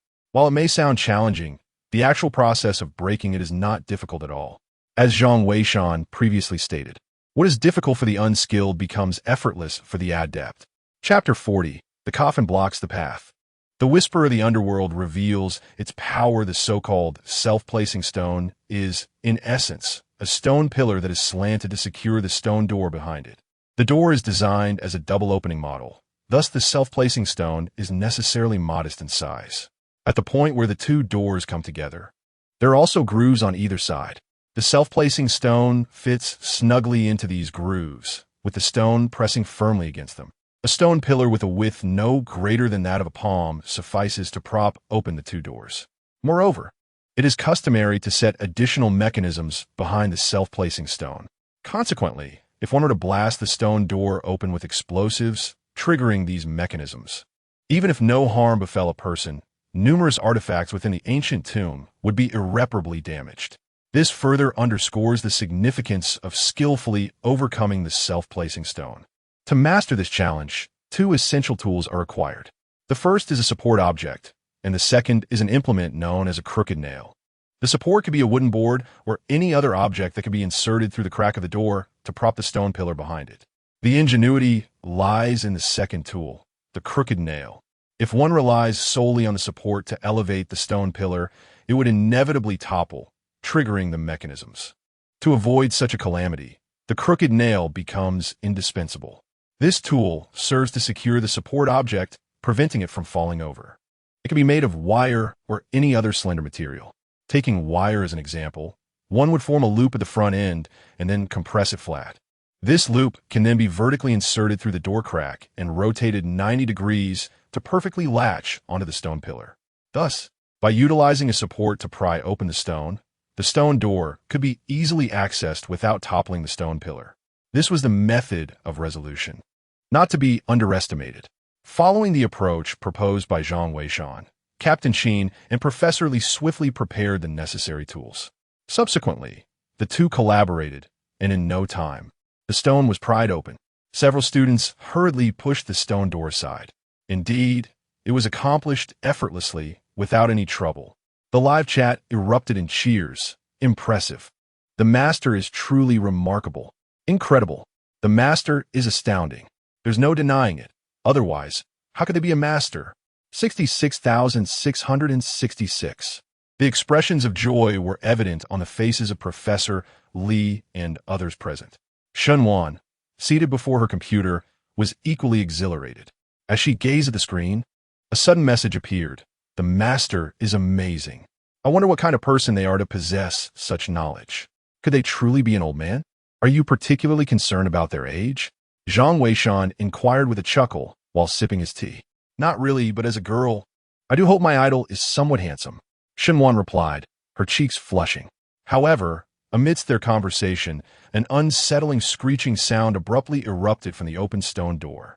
Both turned to investigate, realizing that the noise emanated from within the doorway. It was a disconcerting sound that sent shivers down their spines, reminiscent of something clawing at wood. Alert! Captain Sheen shouted, sensing the impending danger. Simultaneously, a flare was hurled into the tomb ahead. Upon striking the ground, it erupted into a brilliant white light, illuminating the entire chamber. The tomb revealed itself as a square space, with a pitch-black coffin conspicuously placed in the center. Behind the coffin on the opposing wall, there appeared to be an exit. At that moment, the sound of scratching emanated from within the coffin. The onlookers even noticed the coffin lid tremble, as if it could be dislodged at any moment. Quickly, move swiftly, Captain Sheen urged. The exit lay just beyond the coffin, and if they acted with sufficient speed, they should be able to escape without issue. Moreover, with their firepower providing cover, they were hopeful for a safe passage. Yet, Captain Sheen felt a shadow of dread lingering in his mind. Before embarking on this archaeological expedition at the Zhang family ancient building, he had participated in another dig near Pingnan, where they had encountered a zombie. Once resurrected, that creature proved impervious to blades and bullets, claiming several lives before they ultimately dispatched it with explosives. Conventional weaponry had been utterly ineffective against such horrors. Now, witnessing the commotion, he was desperate to get everyone out. If whatever was inside that coffin were to emerge in this confined space, they could very well meet their demise. However, aside from Professor Lee and a few seasoned archaeologists, many students were paralyzed with fear at the sight of the coffin and the unsettling sounds, rooted to the spot and unable to move. For a moment, no one rushed forward. Captain Sheen, witnessing the situation, intended to speak and persuade. However, at that instant, a golden barrage suddenly appeared in the live broadcast room. Do not approach the coffin, or something will go awry. Everyone retreat to the stone door. Upon seeing this golden barrage, Professor Lee and the others felt as though they had grasped a lifeline. They hurriedly retreated to the position of the stone door. Captain Sheen, meanwhile, positioned his team in front of the archaeological team, ready to shield them should anything sinister emerge from the coffin. At this moment, everyone had retreated to the entrance of the stone door, yet the unsettling noises emanating from the coffin persisted. The sound of nails scraping against the coffin lid drilled into their minds, evoking a profound discomfort. Nevertheless, compared to when they had previously sought to approach, the noise had diminished significantly. Professor Lee, glancing at the live broadcast, whispered, "Mr. Zhang, what should we do next?" "Yes, Great One, what comes next? We can't just linger here indefinitely. Are you still with us? Great One?" "Surely, the Great One, ISN, team missing at such a critical time? Come on, don't jump to conclusions. The Great One wouldn't play around like this. Perhaps he is devising a plan. Indeed, let us remain patient. The Great One might be strategizing." At that moment, Shun Wan anxiously clutched her cup, too apprehensive to take a sip, fearing that any disturbance in the live broadcast might herald unforeseen changes. Yet, she sensed that Zhang Weishan was seemingly absent from behind her. Upon glancing over, I was nearly rendered speechless. There lay Zhang Weishan, reclining in an armchair, eyes closed in apparent repose. How utterly unperturbed he seemed. Shun Wan mused. One could not fathom the workings of Zhang Weishan's mind. In such a tense moment, he appeared completely unfazed. Little did he know, Zhang Weishan was not truly resting. Rather, he was intently listening to the sounds emanating from the coffin. After receiving the language of the underworld, he had developed an acute sensitivity to the disturbances within these coffins. It was as though he could comprehend the thoughts of the restless spirits inside.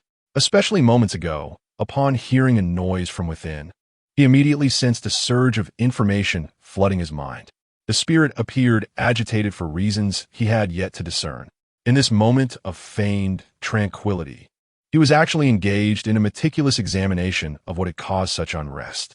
The language of the underworld is a form of communication facilitated by bioelectric signals. The spirit's discontent manifested through these very signals.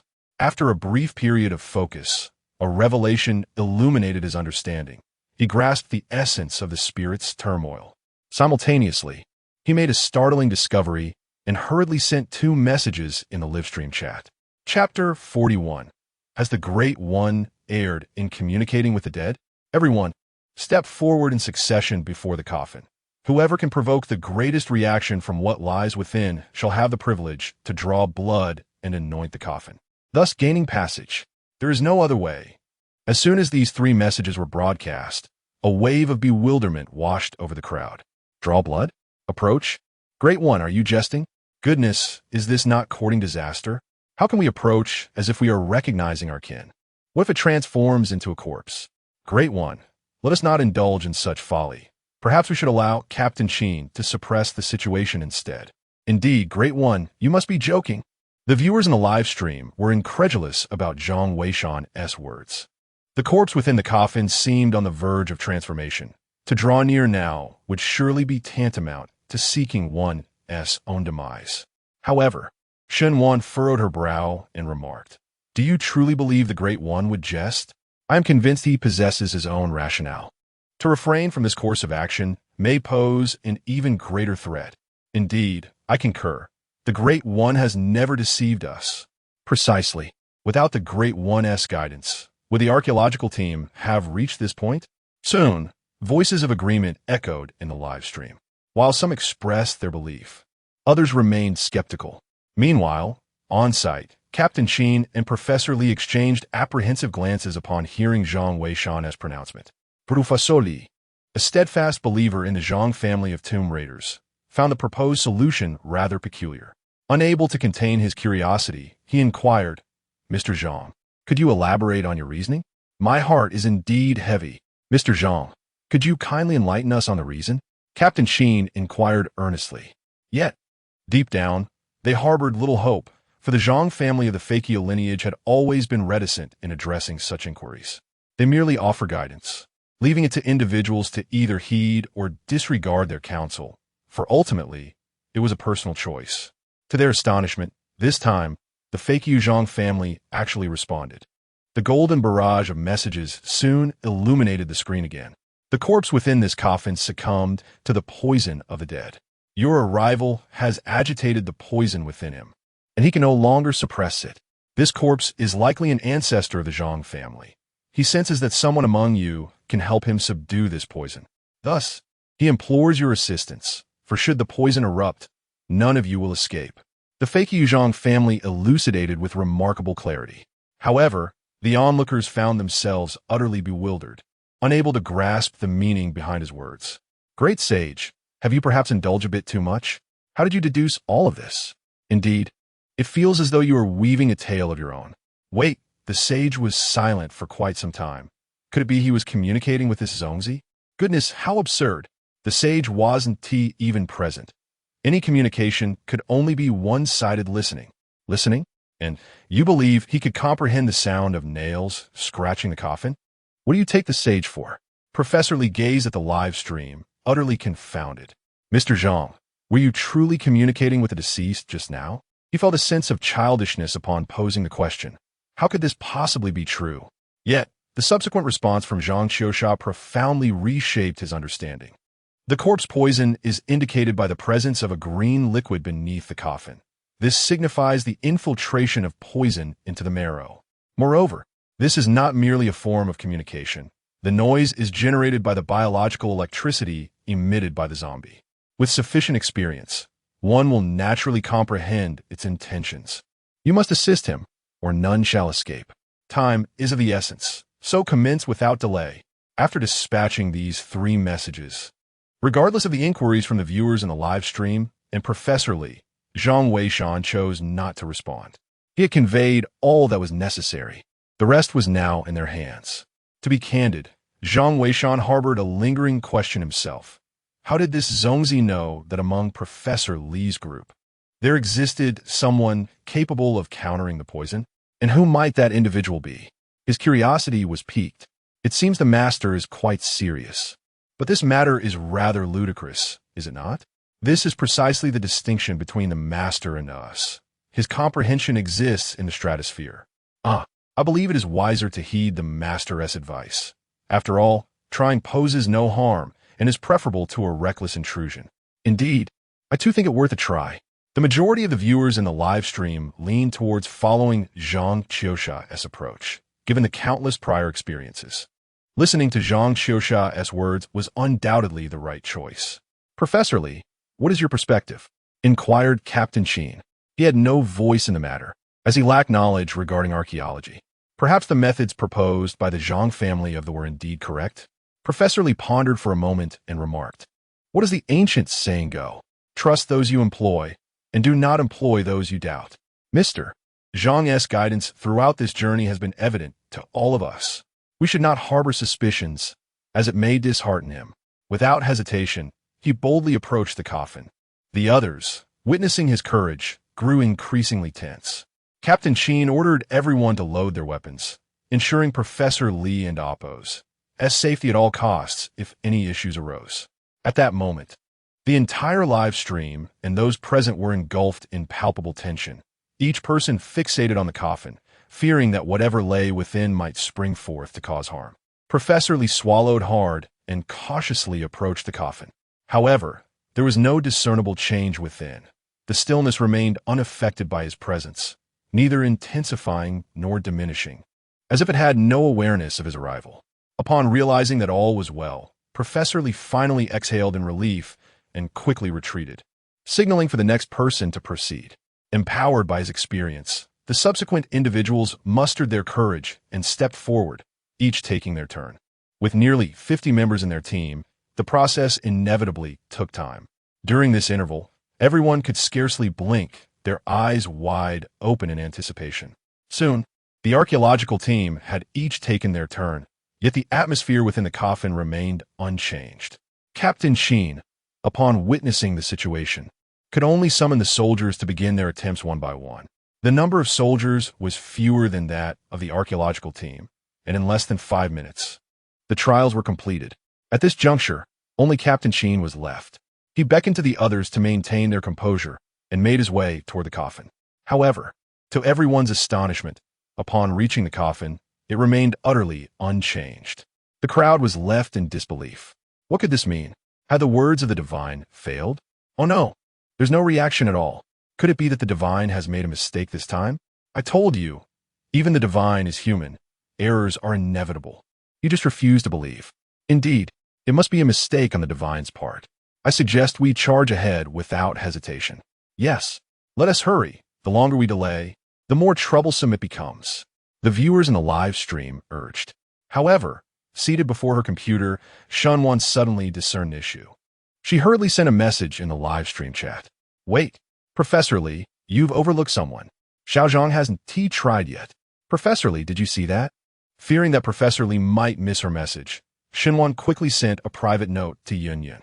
Since Yun had been attentively watching the live stream, upon receiving Xinwan's message, she promptly alerted everyone in the chat. Professor Lee, you've forgotten someone. Your student Xiaozhang hasn't attempted yet. Chapter 42. Xiaozhang's bloodletting reveals a Qilin tattoo. At this moment, Professor Lee was on the verge of despair when he suddenly heard Yun's voice, causing him to pause in astonishment. Indeed, Xiaozhang has yet to try. Xiaozhang, how are you faring? Professor Lee hurriedly approached him. Earlier, Xiaozhang had sustained injuries on the 7th level, leaving him quite feeble. Moreover, the subsequent exposure to the strong alkaline mist in the drum tower, especially since he was upper body bare, had a significant impact on him. Even after someone draped a garment over him, his upper body bore the severe burns from the caustic mist, rendering his skin a fiery red. Thus, he had remained at the back of the group until now. Whereupon they stopped, he leaned against the wall to rest. Only upon hearing the call did he manage to stand up with some effort. Xiaozhang, are you all right? Professor Lee inquired anxiously. He was the only surviving student among those he had brought along. Each time he laid eyes on Xiaozhang, memories of his deceased students flooded back, and tears brimmed in his eyes. Teacher, I am fine. I shall give it a try. Xiaozhang replied, his voice somewhat frail. He then made his way towards the coffin, step by step. At this moment, everyone else had already attempted their turn, so as he approached, a tense silence enveloped the group, all eyes fixated on him. They were eager to see if he was indeed the one the deity had spoken of, capable of aiding the spirit trapped within the coffin. Xiaozhang soon reached the coffin's front. However, the commotion within the coffin remained unchanged, and upon witnessing this outcome, disappointment washed over the crowd. At the same time, a thought emerged. Could it be that the deity had truly erred this time? But is that even possible? Suddenly, when everyone was engulfed in despair, the commotion from within the coffin intensified violently. The entire coffin seemed as though it would be forcefully breached by the entity contained within. A series of piercing cries erupted from the coffin. Xiaozhang, quickly, use your blood, Professor Lee exclaimed, sensing the urgency. The instructions from the Zhang family of the Fakyu had been quite clear.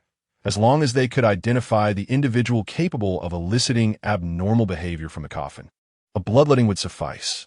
Although Xiaozhang was uncertain of the rationale behind it, he nonetheless drew his dagger, enduring the pain as he sliced open his fingertip, allowing a few drops of blood to fall onto the coffin. To everyone's astonishment, they witnessed the blood seeping into the coffin, vanishing without a trace.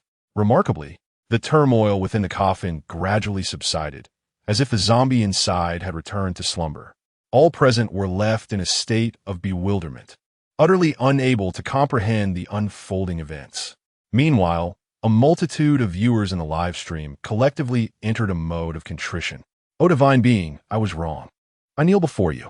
O deity, please accept my humility. I should not have doubted you. Damn it, you keyboard warriors, fluctuating between belief and skepticism. Can't you exercise some independent judgment? Indeed, with your indecisive nature, you are nothing but a fair-weather friend. Indeed, if you were at the archaeological site, I would not come to your aid even in death.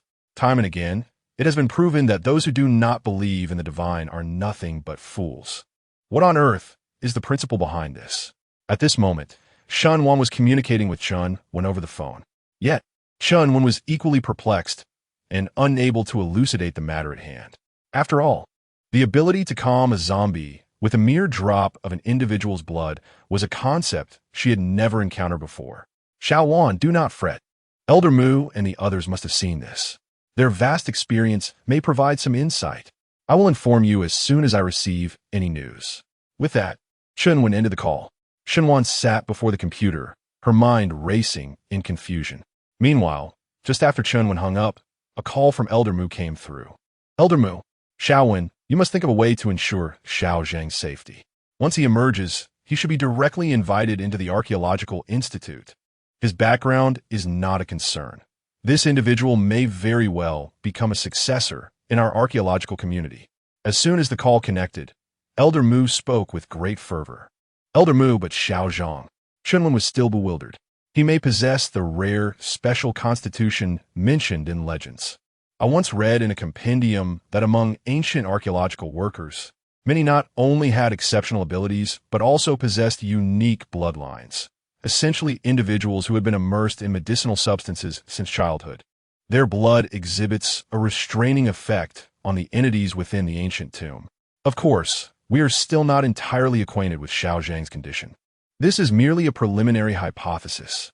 However, if it proves to be true, his significance to the field of archaeology would be second only to that of the illustrious Zhang family. You must ensure his safety. Oh, Chun Wen promptly acknowledged. Yet she felt a twinge of difficulty within her heart. Being absent from the front lines, how could she possibly safeguard him? Nevertheless, given the current circumstances, the archaeological team should be able to traverse the coffin's burial chamber without incident. With the guidance of a Zhang family, the exit should not pose a challenge. Once Xiao Zhang emerges, she would simply escort him back to the Archaeological Institute.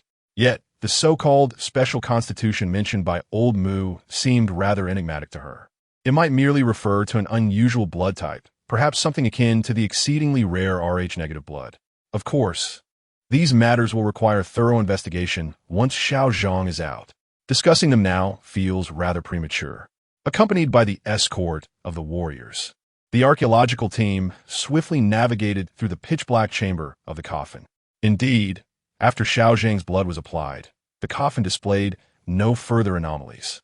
This revelation caused many to regard Xiao Zhang with newfound respect, as they had not anticipated such an effect from his blood.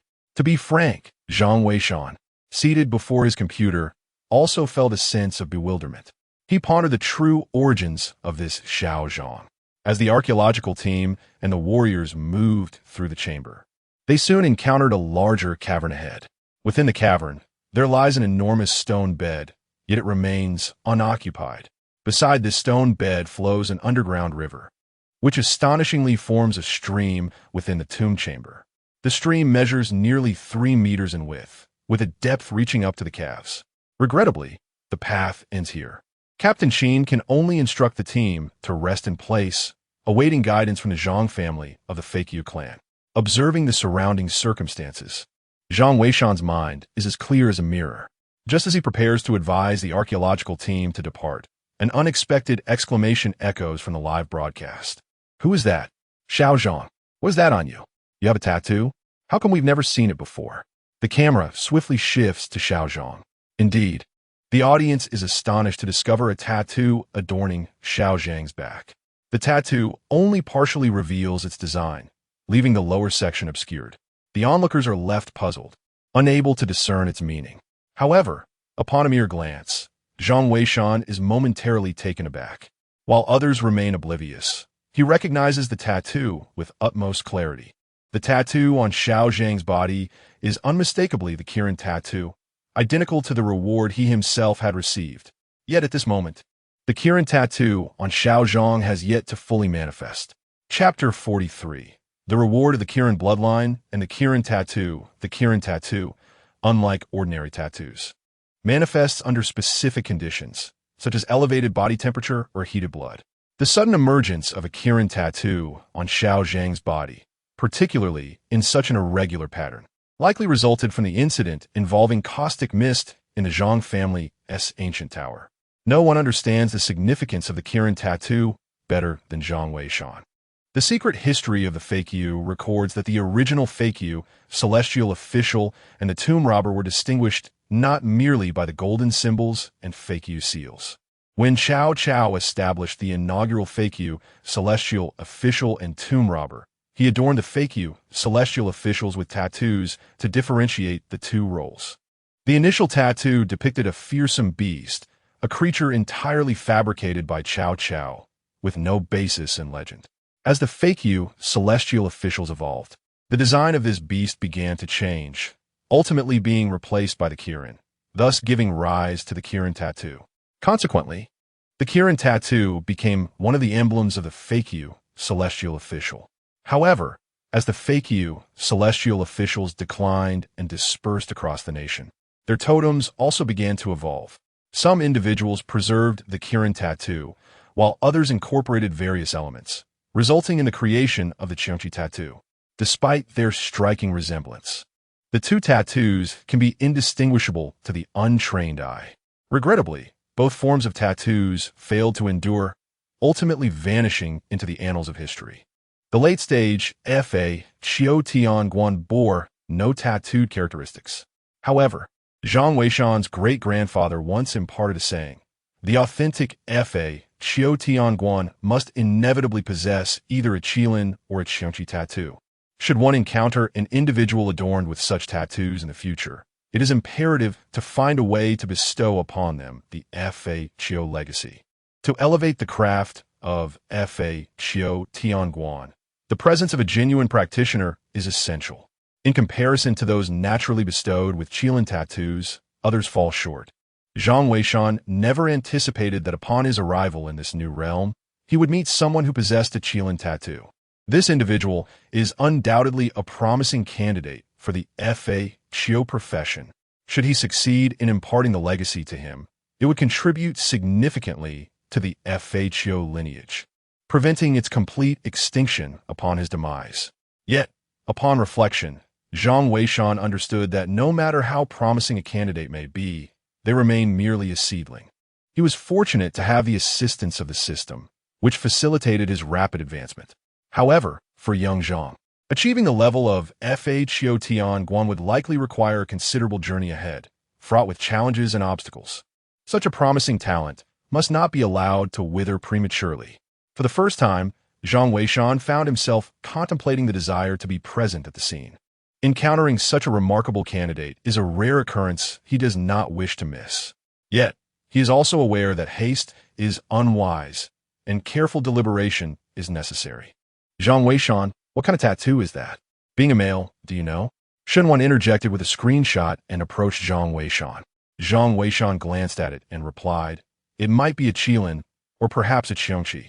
They bear a striking resemblance. Qilin and Qiongqi? It does seem plausible. Let me investigate, Shen Wan exclaimed, returning to search online. Meanwhile, Zhang Weishan observed the live stream. In the chat room, a multitude of netizens were also engaged in a discussion about the tattoo adorning Xiao Zhang's body. Wow, that tattoo is absolutely stunning. Where did you get it done? Indeed, it seldom reveals such an impressive display. I wish to get one too. Huh, who doesn't love showing off? Please share the location. By the way, what sort of tattoo is it? Why is it only partially visible? I have no idea. It resembles an ancient mythical beast. Perhaps a special tattoo technique is employed, rendering it less visible most of the time. An ancient mythical beast? I must say, that sounds rather masculine. At that moment, Professor Lee interjected, interrupting the curious crowd. There is nothing extraordinary about it. Xiaozhang is not a student from the Archaeology Institute, and I discovered it among the ethnic minorities. Perhaps there is a local tradition of tattooing? There is no need for such astonishment. Finding an exit should be our priority. The crowd nodded in agreement and commenced their search for an exit. However, while it was easy to mention, locating one proved exceedingly challenging. After a prolonged search, they found little. Ultimately, they placed their hopes on the Zhang clan of the FHCO. Yet, at this moment, Zhang Weishan had no intention of taking action. First, the members of the archaeological team, having journeyed tirelessly, now find themselves in need of a brief respite, for the path ahead promises to be even more perilous. Second, he awaits his reward. Xiaozhang's discovery had been a serendipitous stroke of fortune, and he is eager to learn what rewards the system shall bestow this time.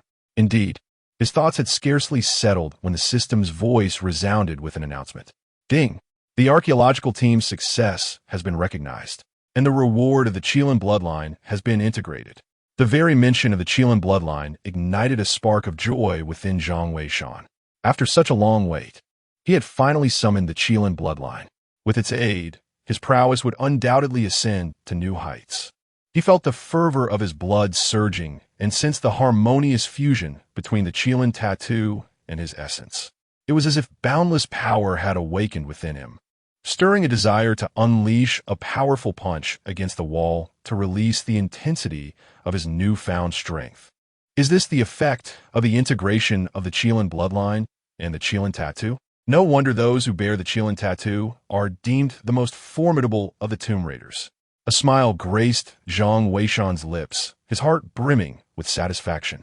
Nearly 10 minutes passed before he gradually calmed from this exhilarating sensation, as the effects of the Qilin blood and tattoo integration began to subside. Rising to his feet, he stretched to gauge the strength coursing through him, before finally directing his attention to the live broadcast. Noticing his peculiar behavior, Shenwan inquired, "What are you up to?" How peculiar it is.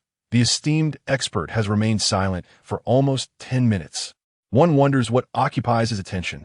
Zhang Weishan chuckled softly, but refrained from responding, returning directly to his designated spot.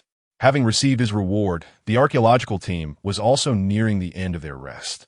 It was time to continue guiding them onward. At the excavation site, Professor Li was endeavoring to reassure everyone. Do not panic. Mr. Zhang has never abandoned us. He may simply be preoccupied with pressing matters, but he will surely arrive shortly. Just then, as if to affirm his words, 2 golden messages flashed in the live stream. The passage is in the water. Once outside, remain in place and do not touch anything. Upon seeing these 2 golden messages, Captain Qin immediately led 2 soldiers into the creek to investigate. Within a minute, Captain Qin rushed back, exclaiming, "There is a pool in the creek. We must dive through it. Everyone, prepare yourselves. We shall venture ahead to scout the path." Very well. Professor Li nodded, confident that the Zhang family of Tomb Raiders would not forsake them. However, it was also the case that the Zhang family had warned them to refrain from touching anything once they exited the passage. Could there be danger beyond the passage? Many shared Professor Li's concerns, and apprehension began to spread among them. They feared what peril might lie beyond the passage.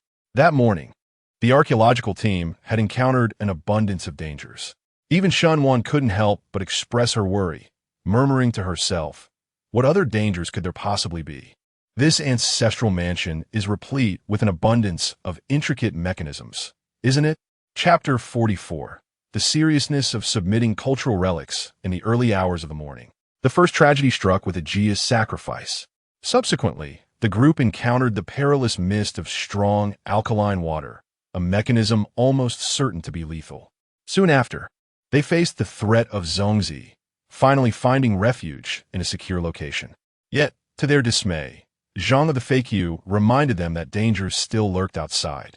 Frankly, at this juncture, Professor Li and the others were teetering on the brink of despair, perplexed as to why the path to safety seemed more treacherous than their entrance. This ancient Zhang family tower felt akin to a prison, permitting entry but forbidding exit.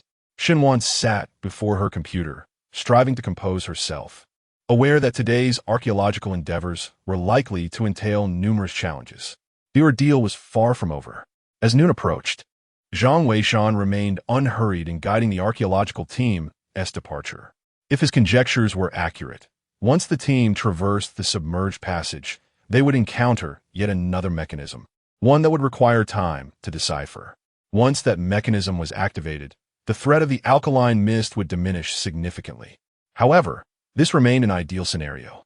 The actual circumstances could only be assessed after the entire team had successfully passed through. Originally, Zhang Weishan had planned to wait until he had guided them through the next mechanism before he ventured out to procure lunch. Unexpectedly, Shun's father arrived at the shop. "Father, what brings you here?" Shunwan exclaimed, momentarily taken aback. "What? Is it not permissible for me to visit my own shop? You two are watching the archaeological live broadcast? This program appears quite remarkable. The Zhang family of the FHCO is indeed impressive, yet I lament not being acquainted with such remarkable individuals." Boss Shun chuckled as he took a seat. Zhang Weishan, listening nearby, felt a sense of awkwardness. It seemed that Boss Shun had matters at hand. After sitting, he retrieved a piece of paper and a palm-sized brocade box from his pocket. "What is this?" Shunwan inquired with curiosity. However, Boss Shun rebuffed her hand, stating, "Do not touch. Inside lies a hexagonal bell. Zhang Weishan, come here." Zhang Weishan was taken aback, pondering whether Boss Shun had a change of heart and intended to surrender the hexagonal bell.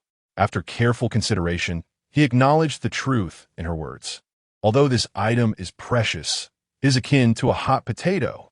As you have observed, the situation in our country is such that the archaeological community is striving to revive archaeological techniques.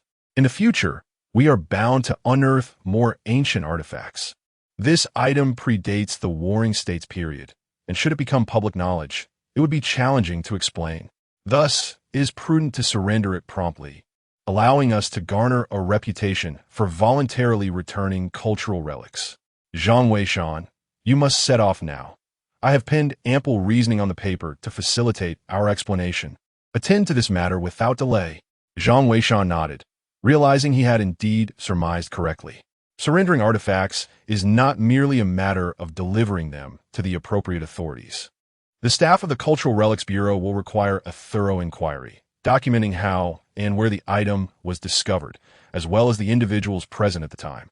The process was exceedingly cumbersome. Otherwise, Boss Shun would not have sent his assistant to run errands. Zhang Weishan picked up his phone, took the brocade box and papers, and set off. Along the way, he reviewed the script written by Boss Shun, noting that he had ample time. As for the archaeological team, the schedule was still quite lenient. If he moved swiftly, he could submit the artifacts and enjoy lunch while providing guidance to them. With this thought in mind, Zhang Weishan hastened towards the Cultural Relics office. The distance was not great. He arrived within 5 minutes on his bicycle. However, while the journey was not troublesome, the real complications began upon arrival. Name, gender, address. The staff interrogated Zhang Weishan as if conducting a household registration check. Fortunately, submitting artifacts did not require a household investigation. Otherwise, it would have revealed Zhang Weishan as an unregistered individual. He began to respond according to the script he had prepared in advance. Luckily, it was nearing lunchtime, and the staff seemed eager to finish their shifts. The process had been significantly streamlined compared to before, allowing him to complete all formalities swiftly. Finally, she smiled at Zhang Weishan and said, "Mr. Zhang, I will now test the phone number you provided. This will facilitate contact should there be any rewards or follow-up matters." Zhang Weishan, feeling hungry and wishing to conclude the affair promptly, nodded in agreement. The staff quickly made a call, and upon hearing his phone ring, she nodded in satisfaction. "Good day, Mr. Zhang. My surname is Ding. You may call me Xiao Ding. You can save my phone number, and feel free to contact me regarding any other artifacts." Zhang Weishan glanced at the name tag of the individual before him, which read Ding Sile, and casually updated the contact details. After leaving the Cultural Relics Bureau, Zhang Weishan informed Boss Shun that the matter had been resolved. In a good mood, Boss Shun instructed him to take care of his own lunch, as he and Shun had already begun their meal. Zhang Weishan nodded and entered a nearby restaurant to order some food. He had spent nearly 40 minutes in this endeavor. Considering the archaeological team, they should have arrived by now. Opening his phone to check the live stream, He indeed saw Captain Sheen coordinating the final group of individuals through the secret passage. The archaeological team was quite large, comprising nearly 50 individuals, and not everyone possessed proficient swimming skills, which caused some delays. Meanwhile, at the Cultural Relics Bureau, Ding Sao was also wrapping up for the day. After packaging the artifacts submitted by Zhang Weishan, she hurried to the cafeteria. At this hour, the leaders were likely enjoying their meals there as well. It wasn't that the cafeteria food was particularly delectable. The main allure was that it was free. Upon entering, she noticed a crowd of colleagues gathered around, engrossed in the archaeological live stream. The program had become immensely popular, especially with the behind-the-scenes commentary provided by the renowned Zhang family, which had undoubtedly captivated many single women of a certain age. "Hey, Xiaoding, come quick. The archaeological team has accomplished so much this morning. It has been utterly thrilling," one of her colleagues called out. "All right, the leader is also present. I have something to discuss with you." Ding Sao spotted the leader, a middle-aged man in his 30s, and hurried over. "Leader, I have received an artifact this morning, submitted by a young man." Ding Sao quickly recounted the incident of the artifact submission. The leader and the surrounding colleagues were momentarily taken aback. It is well known that in their line of work, encountering a submission of artifacts is a rarity, often going an entire year without such an occurrence. Thus, for Ding Sao to have received one was indeed remarkable. "Oh, let us see what it is." The male leader's interest was piqued. Furthermore, he needed to register and authenticate it, hence he felt compelled to inquire. "It is a small bell, exuding a sense of antiquity." Ding Sao produced the artifact. The crowd gathered around for a closer inspection, all expressing their amazement. Despite its diminutive size, its craftsmanship and intricate patterns were evidently extraordinary. The leader, visibly pleased, remarked, "It appears to be genuine. I shall take it for authentication this afternoon. You all should learn from Xiaoding." However, the name of the artifact remains unknown. The bell shape is indeed quite rare, which the leader found amusing. Just then, a gasp erupted from the live broadcast. "Teachers, look here. How come there are so many bells?" Ding Sao and the others, upon hearing the mention of bells, quickly turned their attention to the screen. Yet, after merely a glance at the live feed, everyone was left in stunned silence. The leader's eyes widened in disbelief. At this moment, a bell appeared in the live broadcast room, strikingly similar to the one in Ding Sao's hand. It was over. Two words suddenly sprang to the leader's mind. Almost simultaneously, he hastily rose and said, "Xiaoding, come with me to the office. The situation is quite serious now." Chapter 45. The return of the hexagonal copper bell. Shun Wan was taken aback. "This has nothing to do with me." Upon arriving at the office, Ding Sao was nearly paralyzed with fear. To think that while collecting antiques, he had stumbled upon something akin to what was featured in the archaeological team's live broadcast. Should this information be disclosed, it could potentially implicate him with antiquities traffickers. "Do not fret. This matter does not concern you. Moreover, refrain from alarming the individual who submitted the artifacts." He insisted, "I must consult my superior and simultaneously notify the Archaeological Institute. If this artifact proves authentic, the individual who submitted it will undoubtedly be scrutinized. By the way, does the documentation he provided specify how he acquired it?" Ding Sao hurriedly rummaged through the papers and soon discovered the answer. It states that it was obtained from an elderly farmer. "Very well. Keep the details of this antique acquisition to yourself. Ensure that those who witnessed it in the cafeteria do not speak of it. We must expedite its delivery to the Archaeological Appraisal Institution. I will contact the higher authorities to inform the Archaeological Institute." Ding Sao exclaimed. "Understood." This was the first time Ding Sao observed his superior in such a state of agitation. He promptly abandoned his lunch to head to the Artifact Appraisal Institution. However, both the appraisal and communication with higher authorities required time, making it difficult to keep track of everything. Meanwhile, at the restaurant, Zhang Weishan, halfway through his meal, noticed the archaeological team had traversed the secret passage. Just as he prepared to guide them, his phone flashed and then abruptly powered off. This left him utterly speechless. He had forgotten to charge it the previous night. However, the hour was still early, so he resolved to have a meal first, intending to offer guidance upon his return. As long as the archaeological team refrained from recklessness, safety was assured. At that moment in the shop, both Shenwan and the shopkeeper were utterly taken aback upon seeing the bell in the live broadcast. "Father, are you certain that bell was not stolen from here?" Shenwan gazed at her father, her face a portrait of astonishment. "What nonsense are you spouting? I am no thief, and as an archaeology student, how could I bring disgrace upon myself by engaging in such activities?" The shopkeeper hastily clarified. This item was indeed acquired from an elderly farmer, and it was not even found in the vicinity of the archaeological team's site. Shenwan had merely inquired out of curiosity, naturally trusting her father. Yet, how had the archaeological team encountered such an object? She recalled Zhang Weishan's warning about its potential dangers. "Shenwan, should we not inform the archaeological team? This item is perilous. Zhang Weishan mentioned its dangers previously," the shopkeeper urged. Shenwan bit her lip and replied, "But who would believe me? What if I claim it was your assistant who said so?" The shopkeeper paused, acknowledging the truth in her words. If Shenwan were to speak up, perhaps some would listen, but as for an assistant from the shop, their words held little weight. The archaeological team would be skeptical regardless. "I shall discuss it with my professor later. After all, I intended to recommend Zhang Weishan to him last time. This might very well present an opportunity," Shenwan declared. "Regardless of the circumstances, it is essential to issue a reminder. What if the archaeological team encounters danger? I wonder if the esteemed expert will offer any words of caution." As Shenwan glanced at the avatar of the Zhang family from the Fakyu clan, which was grayed out, he pondered the whereabouts of the expert and why he had not yet returned. Shenwan resolved that after the meal, he would discuss this matter with Shenwan. Meanwhile, at the archaeological site, a group emerged from the waterway, their garments thoroughly soaked. They busily wrung out the water from their clothes. A few among them, swift in their movements, had already tidied up and proceeded to inspect the bell array blocking their path. The space they occupied appeared to be approximately 6 or 7 meters wide, and, judging by the depth, likely around 10 meters. Below lay a sizable pool of water, with a bridge spanning less than half a meter above it. On the opposite side, the exit could be faintly discerned.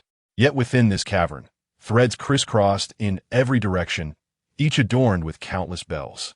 The bells hung silently, yet their sheer number sent shivers down the spine of those who beheld them. It seemed that merely brushing against one of the threads would trigger a cacophony from the multitude of bells. "Professor, could these bells signify the danger the expert mentioned?" Captain Qin inquired. Professor Li was uncertain, but acknowledged that there was nothing else present. "I cannot say for sure, but since Mr. Zhang has warned us, let us refrain from proceeding recklessly. We shall rest here and await further guidance from Mr. Zhang," Professor Li insisted, unwilling to witness any sacrifices among his team. However, the members of the archaeological team gazed at the bells with great curiosity. One by one, they gathered closer to observe.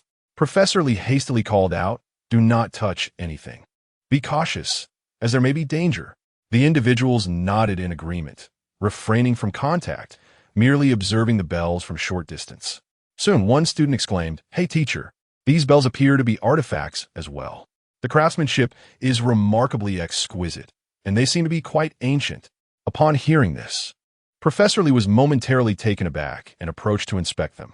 After a brief pause, he exclaimed, "Indeed, the patterns on these bells are unlike anything I have ever seen. Yet, the material resembles bronze, but is not pure bronze. It seems to be an alloy of low purity. Such materials likely predate the Warring States period. As far as I know, the bronze artifact from that era possess a higher purity than these bells." He cautioned everyone, refrain from touching them. Be careful not to cause any damage. If these are indeed relics from before the Warring States period, it would undoubtedly be a monumental discovery. The crowd nodded in agreement, and the viewers in the live stream were equally stirred. Before the Warring States? Goodness, that period is already quite distant. How far back must that be?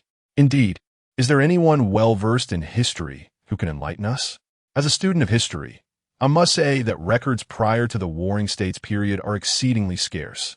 However, the Warring States era is undeniably a fascinating epoch. I recall that the Archaeological Institute has a saying, "Ancient tombs from the Warring States period are renowned for yielding artifacts of extraordinary significance." Indeed, I am affiliated with the Archaeological Institute, and this phrase can be found in our school's literature.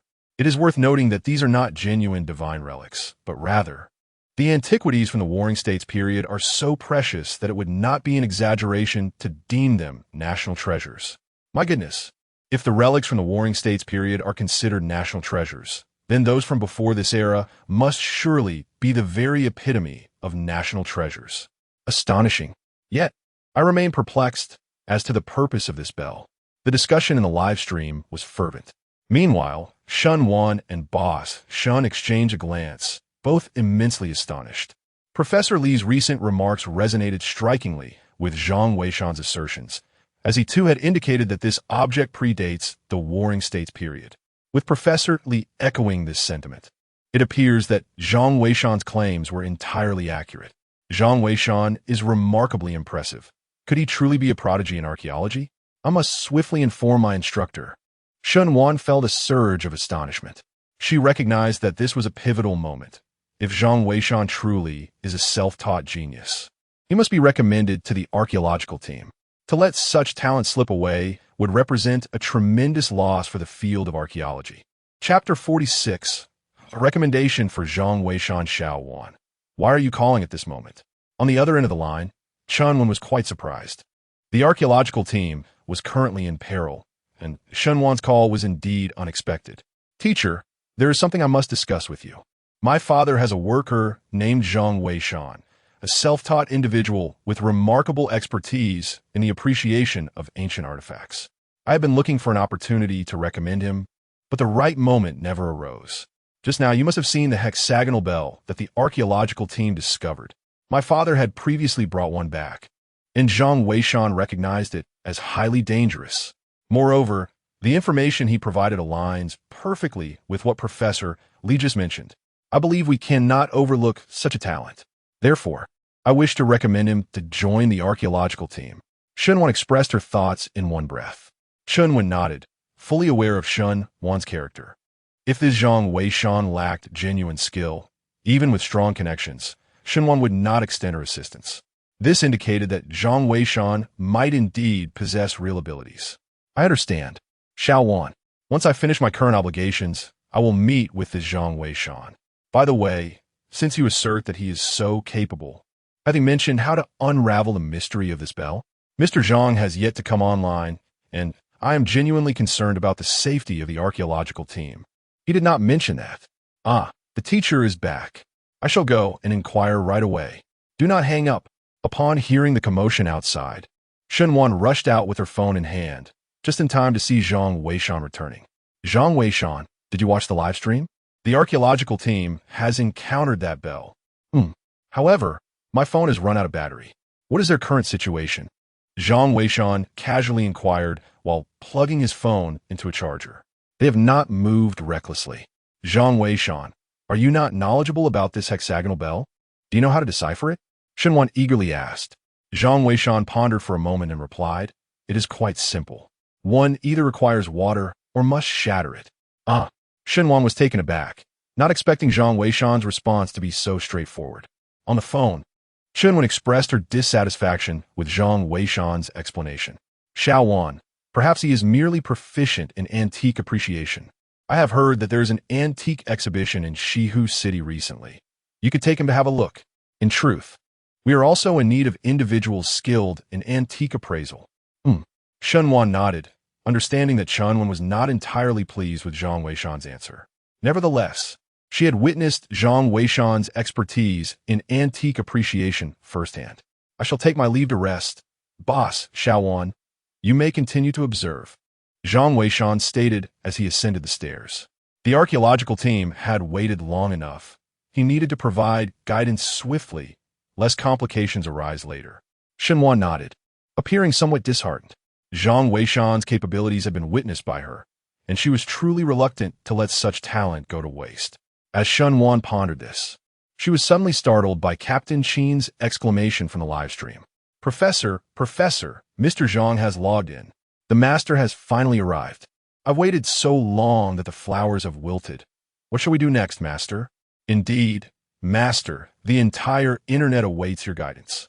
Shunwan composed herself, fixating on the live stream, fearful of missing any comments from the renowned Fa Qiuzhang clan. Soon enough, several golden comments appeared. However, upon reading their content, Shen Wan, along with Boss Shun and Chun when present at the scene, were momentarily taken aback. The golden comments read, "There are two methods. The opposite wall has a mechanism. Finding a way to trigger, it will cause water to fill the entire cave, allowing for an exit. Secondly, breaking all the hexagonal bronze bells can also lead to an escape. I recommend the second option." This, Shenwan was instantly dumbfounded. Boss Shun beside her was equally stunned, exclaiming, "Isn't this exactly what Zhang Weishan suggested?" "No, I must call the teacher." Shenwan was completely astonished, never expecting that the solutions proposed by Fa Qiuzhang would align so closely with Zhang Weishan's. Could it be that Zhang Weishan is indeed Fa Qiuzhang? But how could that be? Yet Zhang Weishan had indeed confirmed it. Shenwan could only attribute this coincidence to Zhang Weishan's considerable skills. Just as she was about to make the call, Chunwen had already dialed in. "Teacher, Xiaowan, please elaborate on the situation regarding Zhang Weishan. Why does he claim to be similar to Mr. Zhang?" On the other end of the line, Chunwen sounded quite anxious. Shenwan hurriedly recounted Zhang Weishan's circumstances, concluding, "Teacher, Zhang Weishan is truly remarkable. His analyses are akin to those of the famed Zhang family of Feiqiu. This speaks volumes about his capabilities. You instructed me to locate the Feiqiu Zhang family. Yet that individual is elusive, akin to a dragon that is rarely sighted. Zhang Weishan is indeed a promising talent. We cannot overlook him. I understand the significance of Zhang Weishan. I will immediately inform Mr. Mu and the others, urging them to send someone to meet him. However, Xiaowan, you are aware of the pivotal role the Feiqiu Zhang family plays in our archaeological community. Therefore, we must not relax our search for him." Indeed, Shenwan nodded. She felt a surge of joy knowing that her teacher valued Zhang Weishan. After all, given Zhang Weishan's talents, it would be a tremendous loss if he did not join the archaeological team. After ending the call, Shenwan exchanged a glance with her father, and they promptly rushed upstairs to summon Zhang Weishan, who was resting in bed. Zhang Weishan looked at them in confusion. "Boss Xiaowan, what brings you here? Speak. How is your method similar to that of the Feiqiu Zhang family?" Shun, the boss, directly inquired. "Indeed, did you just watch the live stream?" Shenwan added. Zhang Weishan, feeling helpless, replied, "I did. It must be a coincidence. After all, with something like a bell, one can only harm others by producing sound. Submerging or smashing it is indeed the most effective method." Both Shenwan and Boss Shun were momentarily taken aback by the revelation. Indeed, this was the simplest and most efficient approach. How had they not considered it before? "I had thought you were merely a descendant of the famed Zhang family. Nevertheless, you are quite remarkable in your own right. By the way, I have already recommended you to my teacher. The Archaeological Institute should be sending someone to meet you soon. You must exert yourself and strive to join the archaeological team," Shenwan said with a smile. "There is no need for that. I prefer my current way of life." Zhang Weishan replied with a hint of resignation. "Meeting them won't change anything, and given your exceptional ability to appraise ancient artifacts, being merely an assistant would be a disservice to your talents. Precisely, you should not decline. If you achieve success, it would reflect well on me as your employer." Boss Shun chuckled as well. Zhang Weishan shook his head in resignation and chose not to elaborate further.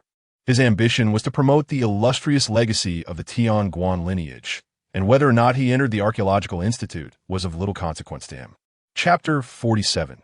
The archaeological team reluctantly destroys the bell to draw Zhang Weishan's attention in the live stream. A fervent discussion erupted among the viewers. Did the flood submerge everything? Wouldn't the archaeologists be gasping for air too? Indeed, that passage was quite short, some nearly suffocated. If this area were filled with water, many might not make it through. Exactly. No wonder the expert recommended the second option. I too lean towards the second option, but if we shatter these bells, won't we damage these artifacts? Alas, that is indeed the case. The audience expressed their concern for these cultural relics. After all, they had endured so much to be discovered. Even the mere thought of using firearms made the viewers uneasy. How much more would it affect the on-site scholars, like Professor Li and his colleagues? "Professor, this is absolutely unacceptable. These bells are also artifacts. Once shattered, restoration is impossible.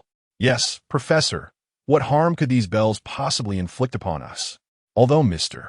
Zhang has been an exceptional guide, is there truly no better solution for these relics? As anticipated, some members of the archaeological team vehemently opposed this course of action. They were, after all, dedicated to uncovering the treasures and rich history buried within the tomb. Faced with the prospect of destroying these artifacts, their hearts were heavy with reluctance. Dear colleagues, I share your sentiments, but artifacts are inanimate. Humans are alive. Only by safeguarding the foundation of our archaeological endeavors can we ensure a brighter future. These bells. Professor, these bells date back to before the Warring States period. Artifacts from that era are hailed as national treasures. The value of these bells is undoubtedly even greater, and it is imperative that they remain unharmed. Indeed, Professor, you must ponder this deeply. The members of the archaeological team urged fervently. Yet, Professor Li found himself at a loss. Who would dare disregard the words of the Zhang family? Even he endorsed the second approach. Clearly, the suggestion to have the archaeological team submerge and escape was met with little optimism from Mr. Zhang. Professor Li understood well that not all members of the archaeological team were proficient swimmers. The peril of having so many individuals dive was immense, and it could potentially lead to even greater loss of life. In comparison, shattering these bells seemed the most prudent course of action. Captain Sheen, do you possess a more viable solution? Professor Li inquired. However, Captain Sheen had no better alternative, shaking his head in response. No, I just assessed the situation, Mr. Zhang mentioned that the mechanism on the opposite bank is quite intricate. It seems triggering it would be exceedingly difficult. Relying on water as a means appears to be hopeless. Fortunately, we have ample ammunition, so the second method is feasible. This is truly inappropriate. Upon hearing Captain Sheen's words, the archaeological team felt an even deeper sense of despair. Alas, for the sake of the archaeological community, we must make a choice. Captain Sheen, proceed. Professor Li sighed, no longer hesitating. Had there been any alternative, he would not have resorted to such measures. Yet, presently, no other options remain. Professor, you must exercise due caution. Mr. Zhang's assertions, while not unfounded, must also be weighed with human fallibility. Who can genuinely ascertain the peril posed by these bells? Indeed, Professor Li, this is truly. A few archaeologists are fervently attempting to dissuade him.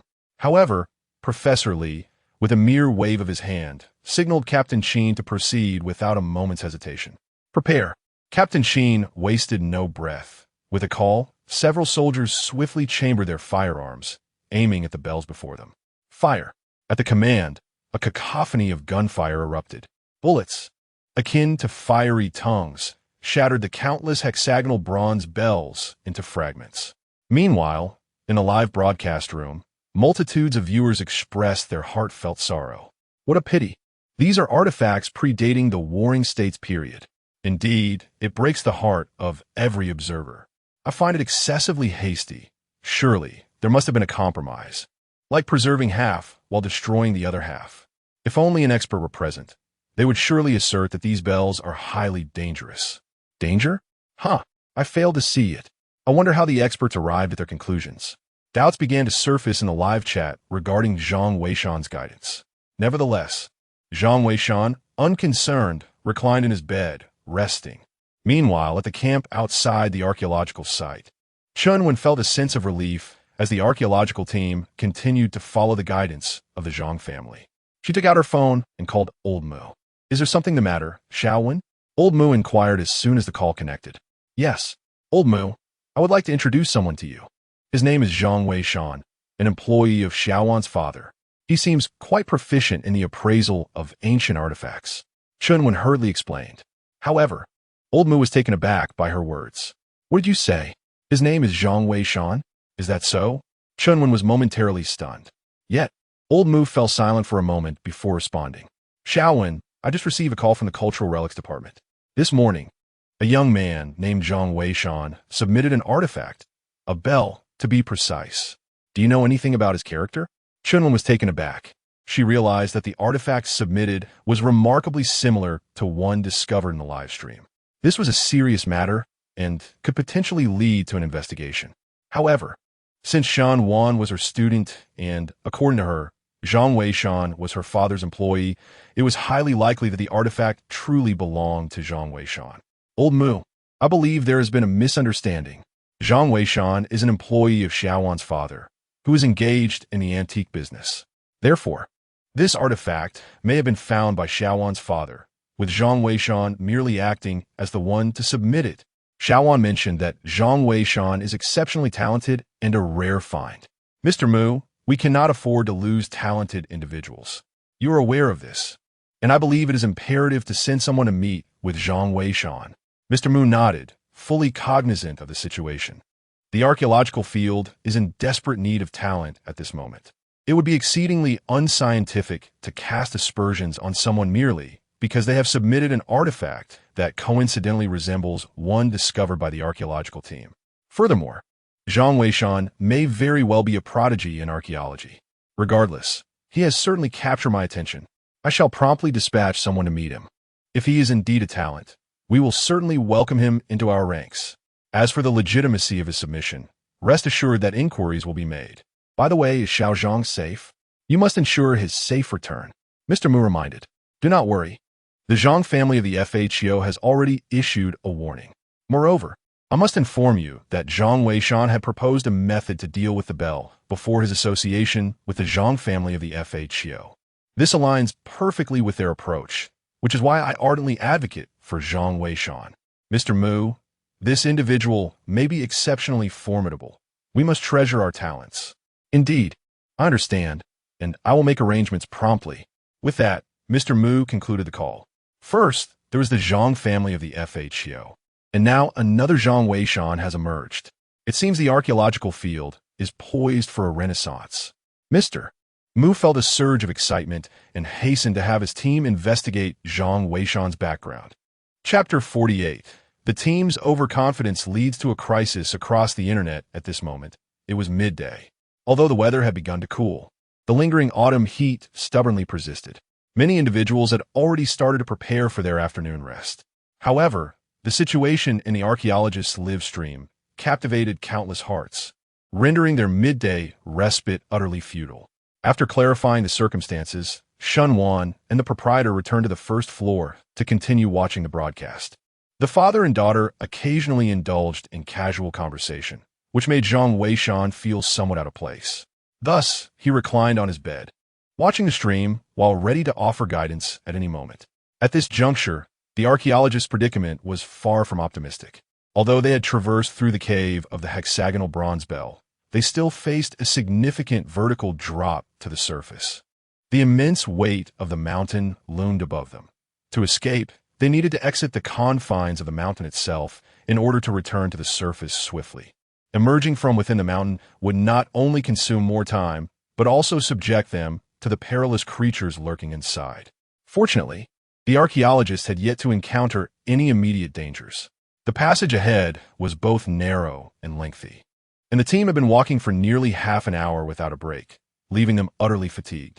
Yet, Professor Lee understood that every additional minute spent in this ancient tomb increased their peril. It was better to muster their strength and push forward. He urged everyone to grit their teeth and persevere just a little longer. Captain Sheen and his team were relatively well off, as they all had military backgrounds and thus possessed greater physical strength compared to the archaeologists. However, after walking for a while, Captain Sheen suddenly sensed something amiss. Professor Lee, do you hear any sounds? It seems like there are voices conversing around us. Voices? Professor Lee replied, taken aback. It could be the team members. Their fatigue hasn't silenced their chatter. Pay them no mind. Captain Sheen nodded in agreement. The voices sounded indistinct and incomprehensible, and he was disinclined to focus on them. He warned the others to remain vigilant and continued on their way. Yet, merely 2 minutes later, a soldier spoke up. Captain Sheen, I believe I've heard that sound too. It seems to be coming from behind us. Yes, I heard it as well. Others chimed in, and soon several soldiers acknowledged the peculiar noise. The atmosphere within the group grew eerie as unease settled among them. Meanwhile, in the live broadcast room, what sound? I can't hear anything. Me neither. That can't be. I heard the archaeological team used the most advanced broadcasting equipment available. The audio recording devices were crafted at great expense. Logically, they should be able to hear us in the broadcast room. Could it be that my volume is too low? Everyone, try turning up your volume. Zhang Weishan observed these comments and found them quite puzzling. This stretch of road should pose no danger. Why then does a peculiar sound resonate? Moreover, those who have received the Qilin tattoo and the Qilin bloodline have experienced a remarkable enhancement in their physical capabilities. While it may not be accurate to claim they possess the gift of extraordinary hearing, their sensitivity to sound has certainly increased significantly. At this moment, indeed, there is no Suddenly, Zhang Weishan's expression changed. He too heard a faint, muffled sound emanating from the live broadcast, akin to someone whispering beneath the covers, speaking directly into one's ear. He could discern that someone was speaking, yet the words eluded clarity. Intrigued, Zhang Weishan concentrated intently on the sound. However, the more he focused, the more indistinct it became, rendering it utterly incomprehensible. Gradually, he closed his eyes, seeking to listen more closely. Yet, as he did so, a jolt coursed through his body, accompanied by an intense heat radiating from his back. In an instant, Zhang Weishan was jolted awake, realizing that cold sweat had erupted on his forehead, while an unbearable heat enveloped his back. He hastily rose, shedding his shirt and gazing into the mirror, taken aback. The Qilin tattoo on his back had inexplicably manifested. He had engaged in no vigorous activity. How could the Qilin tattoo have appeared? Moreover, it appeared to be ablaze with a fierce flame, truly extraordinary. Could it be? Suddenly, a possibility dawned on Zhang Weishan. The Qilin tattoo and the Qilin bloodline are potent weapons against malevolent forces. The Qilin tattoo manifested spontaneously, and the blood within him surged with fervor. It was evident that he had encountered a malevolent entity. How could he possibly encounter such a thing in an antique shop? Could it be the sound from the live stream? Zhang Weishan was taken aback and hastily reached for his phone. His expression shifted dramatically. The live stream was enveloped in an eerie silence. Not only was the host, Yin Yun, absent, but even the typically bombastic barrage of comments was conspicuously missing. Strangely, the viewer count had not diminished at all, indicating that those who were watching remained engaged, yet none dared to comment at that moment. The professors, including Professor Li, appeared entranced, seated motionless with their necks elongated in anticipation. Their demeanor resembled that of individuals awaiting a grim fate. Witnessing this, Zhang Weishan and Appo's heart sank with understanding. Something had undoubtedly gone awry. This incident was undoubtedly linked to the hexagonal bronze bell, likely brought forth by someone from the archaeological team. The number of people involved was likely minimal, which explained why the possession process had gone unnoticed until it was too late. Realizing this, Zhang Weishan and Appo's countenance turned exceedingly grim. While others may have been oblivious, he was acutely aware of the bell's formidable power, comparable to that of a cursed artifact. It was likely that all viewers of the live stream had fallen victim to its influence. Otherwise, the atmosphere would not be so profoundly silent. If this situation continued to unfold, it would transcend the fate of merely one or two individuals. Upon contemplating this, Zhang Weishan hurried to observe Xiao Zhang's situation in the live broadcast room. In such circumstances, assistance from others was futile. The only recourse lay with those present at the scene to obliterate the bell. Otherwise, none would escape unscathed. Xiao Zhang bore a Qilin tattoo, indicative of a natural aptitude for tomb raiding and treasure hunting. Alas, he was still a blank slate, and it remained uncertain how he fared at that moment. If anyone in the archaeological team could maintain their composure, it would undoubtedly be him. Indeed, Zhang Weishan soon beheld Xiao Zhang, who was clutching his head, his entire being trembling. In stark contrast to the bizarre demeanor of the others, he appeared relatively normal. Nonetheless, the situation was evidently dire. Without hesitation, Zhang Weishan dispatched 2 messages into the chat. Instantly, golden words illuminated the vast expanse of the live stream. Xiao Zhang, someone in your team possesses the bell. Locate it and destroy it. Otherwise, death is inevitable.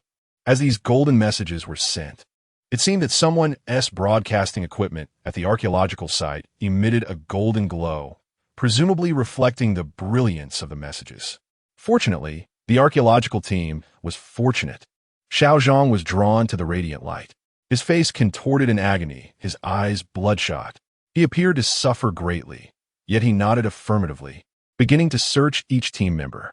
Observing this, Zhang Weishan realized that further delay was unacceptable and promptly urged, "Focus on searching the archaeological team members."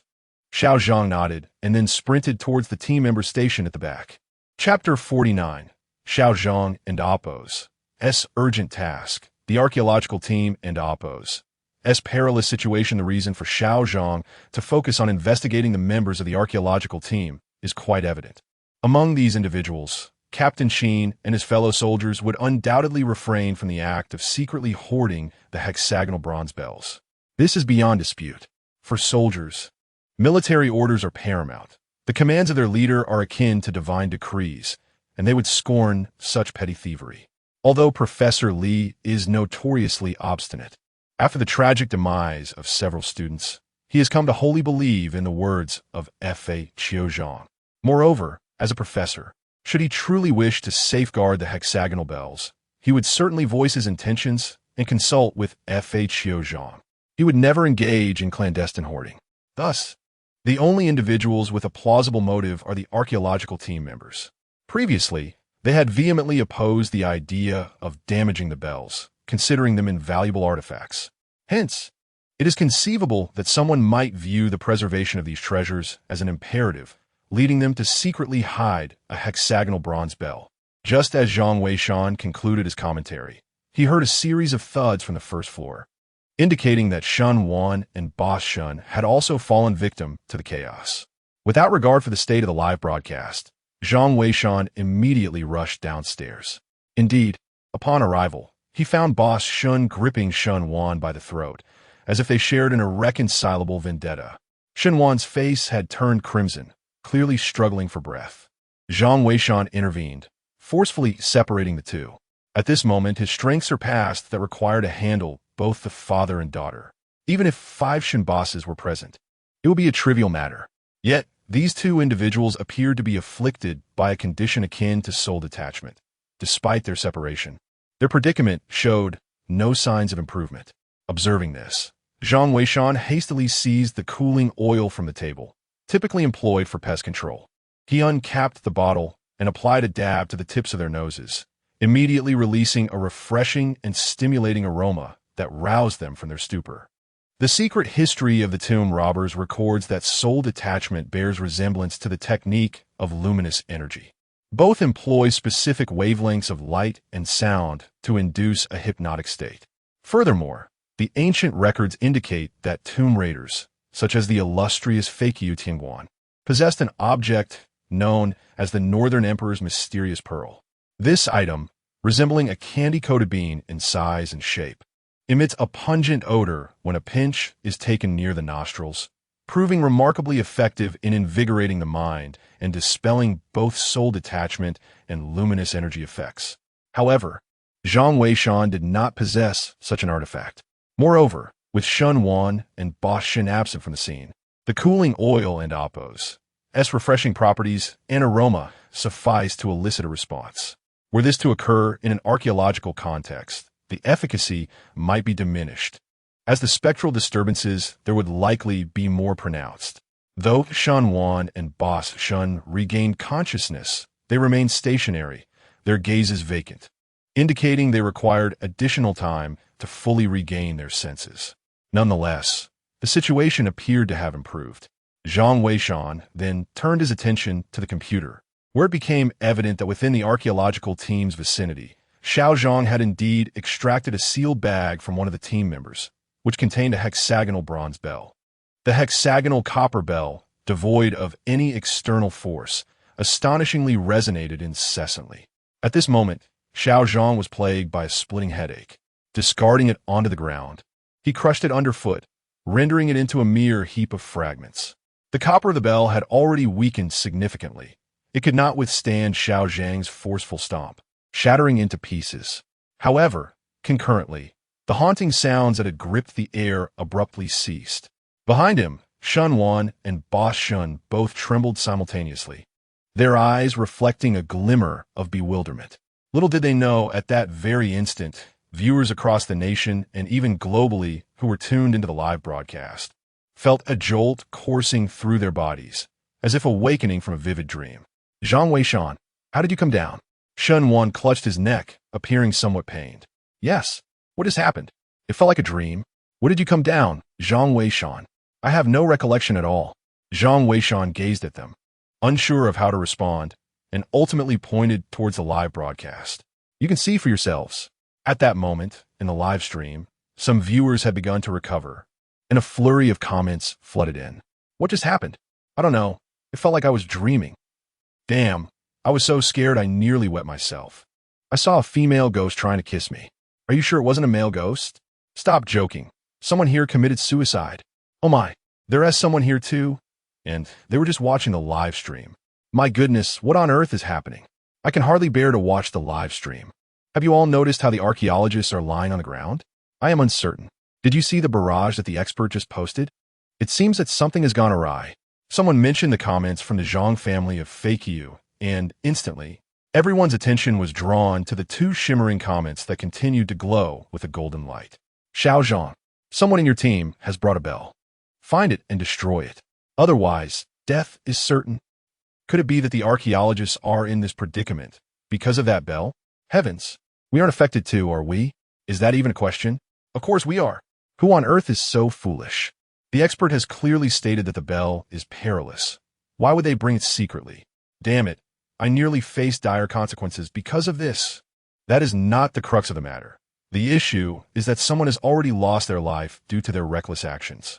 We must identify this individual. Yes, hold them accountable. The chat room was instantly filled with denunciations. Meanwhile, Shun Wan and Boss Shun were also coming to grips with the situation. They exchanged incredulous glances, struggling to comprehend. Have we also fallen victim? What exactly is this bell? Why is it so formidable? Shun Wan rubbed his neck and remarked, by the way, Zhang Weishan, did I exhibit any peculiar behavior earlier? Why is my neck so sore? Zhang Weishan hesitated, thinking it best not to reveal the truth, to spare Boss Shun from self-reproach. It must be noted that the previous incident was merely an unconscious act. It is not entirely his fault. The shop had recently upgraded its computer system, and the surveillance equipment had yet to be adjusted. Thus, Zhang Weishan waved his hand dismissively and remarked, "You accidentally bumped into it. It's nothing serious. If you're feeling dizzy, apply some cooling balm to your temples. It should alleviate the discomfort. As for other matters, let's wait and see. This situation is likely to escalate significantly." Shenwan nodded, as Boss Shun had already taken out his phone to search online. The members of the archaeological team in the live broadcast room did not regain their composure until 10 minutes had passed. However, upon awakening, they all appeared pallid, utterly oblivious to the events that had just transpired. Professor Li, upon seeing the reminders from the Zhang family in the live chat, realized that something was amiss. He instructed everyone to rest in place, deeming it at least a safe refuge until they could clarify the situation. Only then could they decide whether the archaeological team should proceed further. In truth, the tumult surrounding this incident was merely in its infancy. Although the archaeological team had narrowly escaped disaster, videos began to surface online. These clips depicted the bizarre behaviors exhibited by viewers of the live stream who had fallen victim to the soul detachment technique. Within 10 minutes of being posted, these videos skyrocketed to the top of trending topics, even surpassing the viewership of the official live broadcast. In an instant, they ignited a fervent response across society. Chapter 50. The situation escalates as Mr. Mu steps forward to clarify it is essential to recognize that archaeology is fundamentally an endeavor aimed at uncovering the splendid history of the Huaxia Nation. The vast community of internet users has shown considerable support for archaeological initiatives, often contributing ideas during live broadcasts.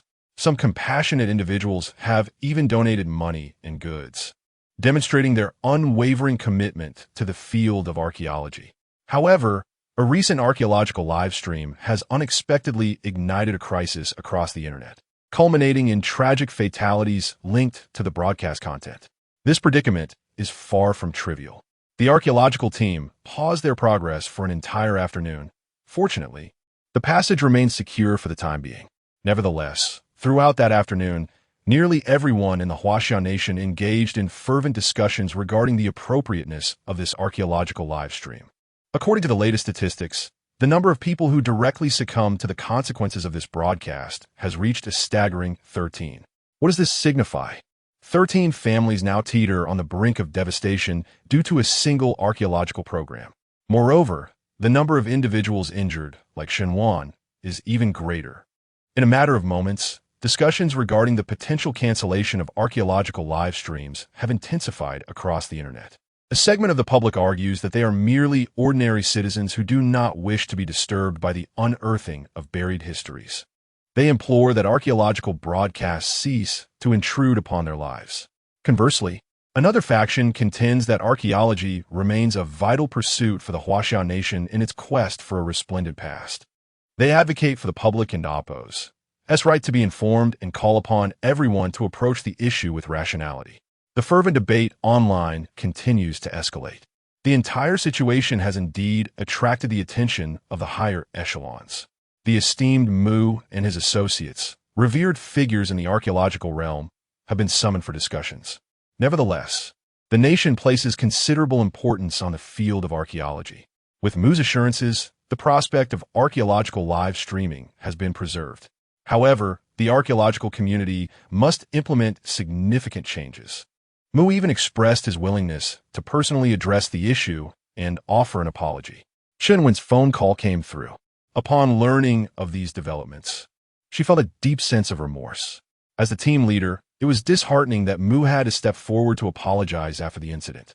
She felt a pang of unease. Xiao Wen, do not take this too much to heart. This indeed reflects a shortcoming within our archaeological community. However, I have consulted with relevant experts, and this issue is not insurmountable. As for the apology, it is only natural to apologize when mistakes are made. Shenwen replied, Mu, perhaps we should consider shutting down the live stream for now. It is, after all, preposterous. Mu interjected forcefully. If we cease the live stream, how shall we establish contact with the Fa Qiuzhang clan? I understand your concerns, but you must also recognize the significance of the Fa Qiuzhang clan to our archaeological field. To say that this individual determines the future prosperity or decline of our discipline would not be an exaggeration. As the old adage goes, when heaven is about to confer a great responsibility upon a person, it must first temper their will, strengthen their bones, subject their body to hunger, and expose them to hardship, thereby sharpening their resolve and enhancing their capabilities. The path to reviving archaeology is fraught with challenges. If we falter at the first sign of adversity, what hope do we have? Who shall unveil the illustrious history of the Huaxiao Nation? Xiaowen, you must comprehend that the revival of archaeology in the future will be the greatest consolation for our generation. Do you understand? At this juncture, Mr. Mu sighed. Through this incident, we have truly witnessed the formidable prowess of the Feiqiu Zhang clan. Everyone who watched the live stream fell victim, yet he remained unscathed. He even took the time to caution Xiaozhang, which is a testament to his remarkable ability. Of course, Xiaozhang is also quite exceptional. Both are rare talents. We must not give up. The phone conversation was brief, and Mr. Mu soon ended the call. He still needed to prepare for a public apology, which was not merely a formality, but a heartfelt endeavor. At 9 o'clock in the evening, Mr. Mu appeared punctually in the archaeological live broadcast room. His demeanor was grave, tinged with a hint of regret. First and foremost, I must apologize to everyone. Due to our negligence, some individuals have unfortunately suffered, he stated. I express my deepest regrets, and, on behalf of all my colleagues in the archaeological community, I extend my sincerest apologies. As Mr. Mu bowed deeply, the audience in the live stream, moved by the words of this venerable elder, a towering figure in the field of archaeology, could not help but be touched. Furthermore, I believe everyone is already aware that our archaeological live stream will not be considered for closure. Mr. Zhang, from the renowned Fa Qiuzhang clan, has shunned fame and fortune, and to this day, we have yet to locate him. The live stream is our sole means of communication with him, hence we truly cannot shut it down. However, we have devised a solution in collaboration with the relevant platforms. Moving forward, the audio from the live stream will be processed before being presented to the public. This measure will also help prevent similar incidents from occurring in the future. Additionally, I would like to express my heartfelt gratitude for everyone's support of our archaeological endeavors. It is sincerely appreciated. Shortly, we will disclose the entire sequence of events surrounding this incident, ensuring complete transparency and inviting scrutiny from the broader community. In conclusion, I would like to extend another invitation to Mr. Zhang through the live stream, hoping he might consider joining our archaeological institute. Mr. Zhang, we genuinely need you at our institute. Should you find it convenient, please feel free to reach out to me at any time. We are prepared to offer you the utmost benefits and compensation. Thank you very much. Mr. Mu's words resonated with sincerity, moving everyone present in the live stream. After all these years, he continues to strive for the advancement of the archaeological field. Who among us finds this easy? Following the conclusion of the live stream, all information regarding the incident was thoroughly examined. The public gradually came to understand the entirety of the situation. Shenwan sat before his computer, meticulously reviewing the details. At last, he grasped the general circumstances, which stemmed from a member of the archaeological team who wished to prevent the destruction of these precious artifacts. Thus, a hexagonal copper bell was secretly concealed. Subsequently, this bell began to emit a peculiar sound, ensnaring all who heard it. Eventually, the guidance of the renowned F.A. Qiuzhang emerged. At this juncture, Shenwan felt a profound gratitude towards F.A. Qiuzhang. Had it not been for this individual's timely intervention, the situation could have spiraled into chaos. It is worth noting that Zhang Weishan also exhibited remarkable resilience, seemingly unaffected by the sound. As Shenwan contemplated this, her phone suddenly rang. Upon checking, she was startled to find it was her teacher, Shenwan, calling. "What's the matter, teacher?" Shenwan inquired. "Xiaowan, are you all right?" Shenwan asked through the line. "I am fine. It was Zhang Weishan who saved us." "Zhang Weishan? Him again. The more you speak of him, the more intrigued I become. By the way, Xiaowan, have you made any progress in locating F.A. Qiuzhang?" Shenwan queried. Shenwan felt a twinge of embarrassment. "Well, I still have no leads. He is as elusive as a divine dragon, and I haven't been in touch with him for several days." You must exert yourself. As you have witnessed, F.A. Qiuzhang was seemingly unaffected by that sound. He must indeed be an extraordinary individual. You must strive diligently. Shenwan nodded, her heart wavering as to whether she should disclose that Zhang Weishan also appeared unaffected. After some contemplation, she chose to remain silent, for she could not ascertain when Zhang Weishan had regained his composure. Perhaps it was the scent of the cooling oil that roused him from his stupor. Therefore, let us refrain from discussing this matter for the time being, Chunwen continued. By the way, Xiaowan, is that Zhang Weishan truly as formidable as you claim? What was his expertise in antique appraisal? Chapter 51 Professor Chen's desire to visit rewards delivered late at night. Quite impressive, but I have only met AMO once. Therefore, I cannot ascertain his expertise regarding other artifacts. Shenwan remarked, sticking out her tongue. Indeed, Zhang Weishan had only exhibited his prowess once with the hexagonal bronze bell, leaving her somewhat uncertain. Well, when you have a moment, take him to the museum in Shihu City. There's an antique exhibition happening soon. Let him explore the depths of it. If he truly is a connoisseur, once matters here settle, I shall personally visit you in Shihu City. I must pay my respects to this Zhang Weishan. Teacher, you jest. We, being juniors, could never impose upon you to make a visit. Shenwan hurriedly replied, additionally, my thesis is nearly complete. Once you are free, I shall bring him to see you. That sounds reasonable, but we must first assess his capabilities. If he is indeed remarkable, then a visit is warranted. In our field, age is irrelevant. Only skill matters. Shenwan stated. Shenwan nodded with a smile and subsequently ended the call. Although the teacher's words held merit, Shenwan resolved that it was inappropriate for an elder to visit. Regardless of Zhang Weishan's prowess in antique appraisal, he was still a youth, and such actions would not be suitable. However, this matter required discussion with Zhang Weishan. She could not decide on his behalf. Contemplating this, Shenwan decided to seek out Zhang Weishan. He was currently in the midst of his evening routine, clearly preparing for sleep. Is there something you need? Upon seeing Shenwan approach, Zhang Weishan inquired. There are two matters at hand. First, when did you regain consciousness? Zhang Weishan was momentarily taken aback, realizing that Shen Wan was referring to events from midday, and replied with a smile. After awakening, I noticed something was amiss with you all and descended. Did you not watch the live stream at noon? Shen Wan responded with surprise. I did, but I fell asleep. Zhang Weishan chuckled. Ah, I see. Well, the second matter is this.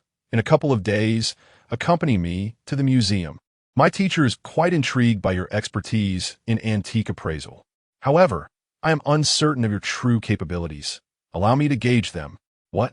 Zhang Weishan was taken aback, thinking to himself that this girl was being rather straightforward about it. How could one assess one's skills after being informed so directly? You are far too honest. You've already told me. How can I gauge your abilities now? Besides, I have no interest in your teacher, so please spare me the trouble. Please don't. Shen Wan implored hastily. Zhang Weishan, you genuinely have no idea how challenging the field of archaeology is nowadays. Many individuals in the live stream are sacrificing so much for archaeology. They truly face great hardships. I understand your preference for a tranquil life, but at worst, I could persuade my teacher to make accommodations for you. You need not take a regular position. If the archaeological team requires your insight, you can assist us in that capacity. We really need talents like you in the archaeological community. Dressed in her adorable bunny pajamas, Shen Wan's playful demeanor was almost irresistible to any man. All right, enough of this. Zhang Weishan felt a surge of internal turmoil and waved his hand in response. That could work. I still have time for consultations. As for the museum, I am quite eager to experience it. Let's plan to go another day. Agreed. It's a deal. With that, Shen Wan left with a smile. Zhang Weishan shook his head in resignation. He indeed had no interest in joining the archaeological team. However, consultations were a different matter entirely. This could aid in enhancing the archaeological techniques of Huaxia, which would also benefit his own lofty ambitions. Thus, there was no reason to decline. Regarding the museum visit, he wished to test the prowess of his celestial discerning eye.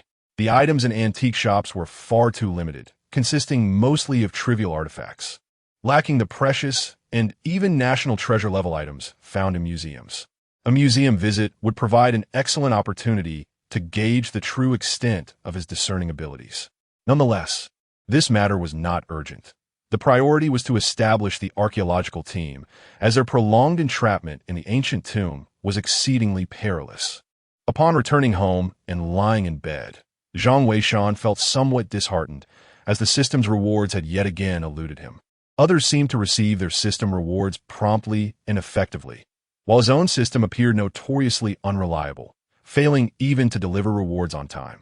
It was rather disconcerting. Yet, he pondered whether the system was concocting something extraordinary this time. He could only wonder what it might entail. With these thoughts, Zhang Weishan gradually drifted into an uneasy slumber, uncertain if it was influenced by the ghostly sounds he encountered earlier that afternoon. Ding! Suddenly, a voice echoed within Zhang Weishan's mind, startling him. Upon waking, he couldn't help but curse aloud. What the hell? At 3 a.m, rewards are being issued.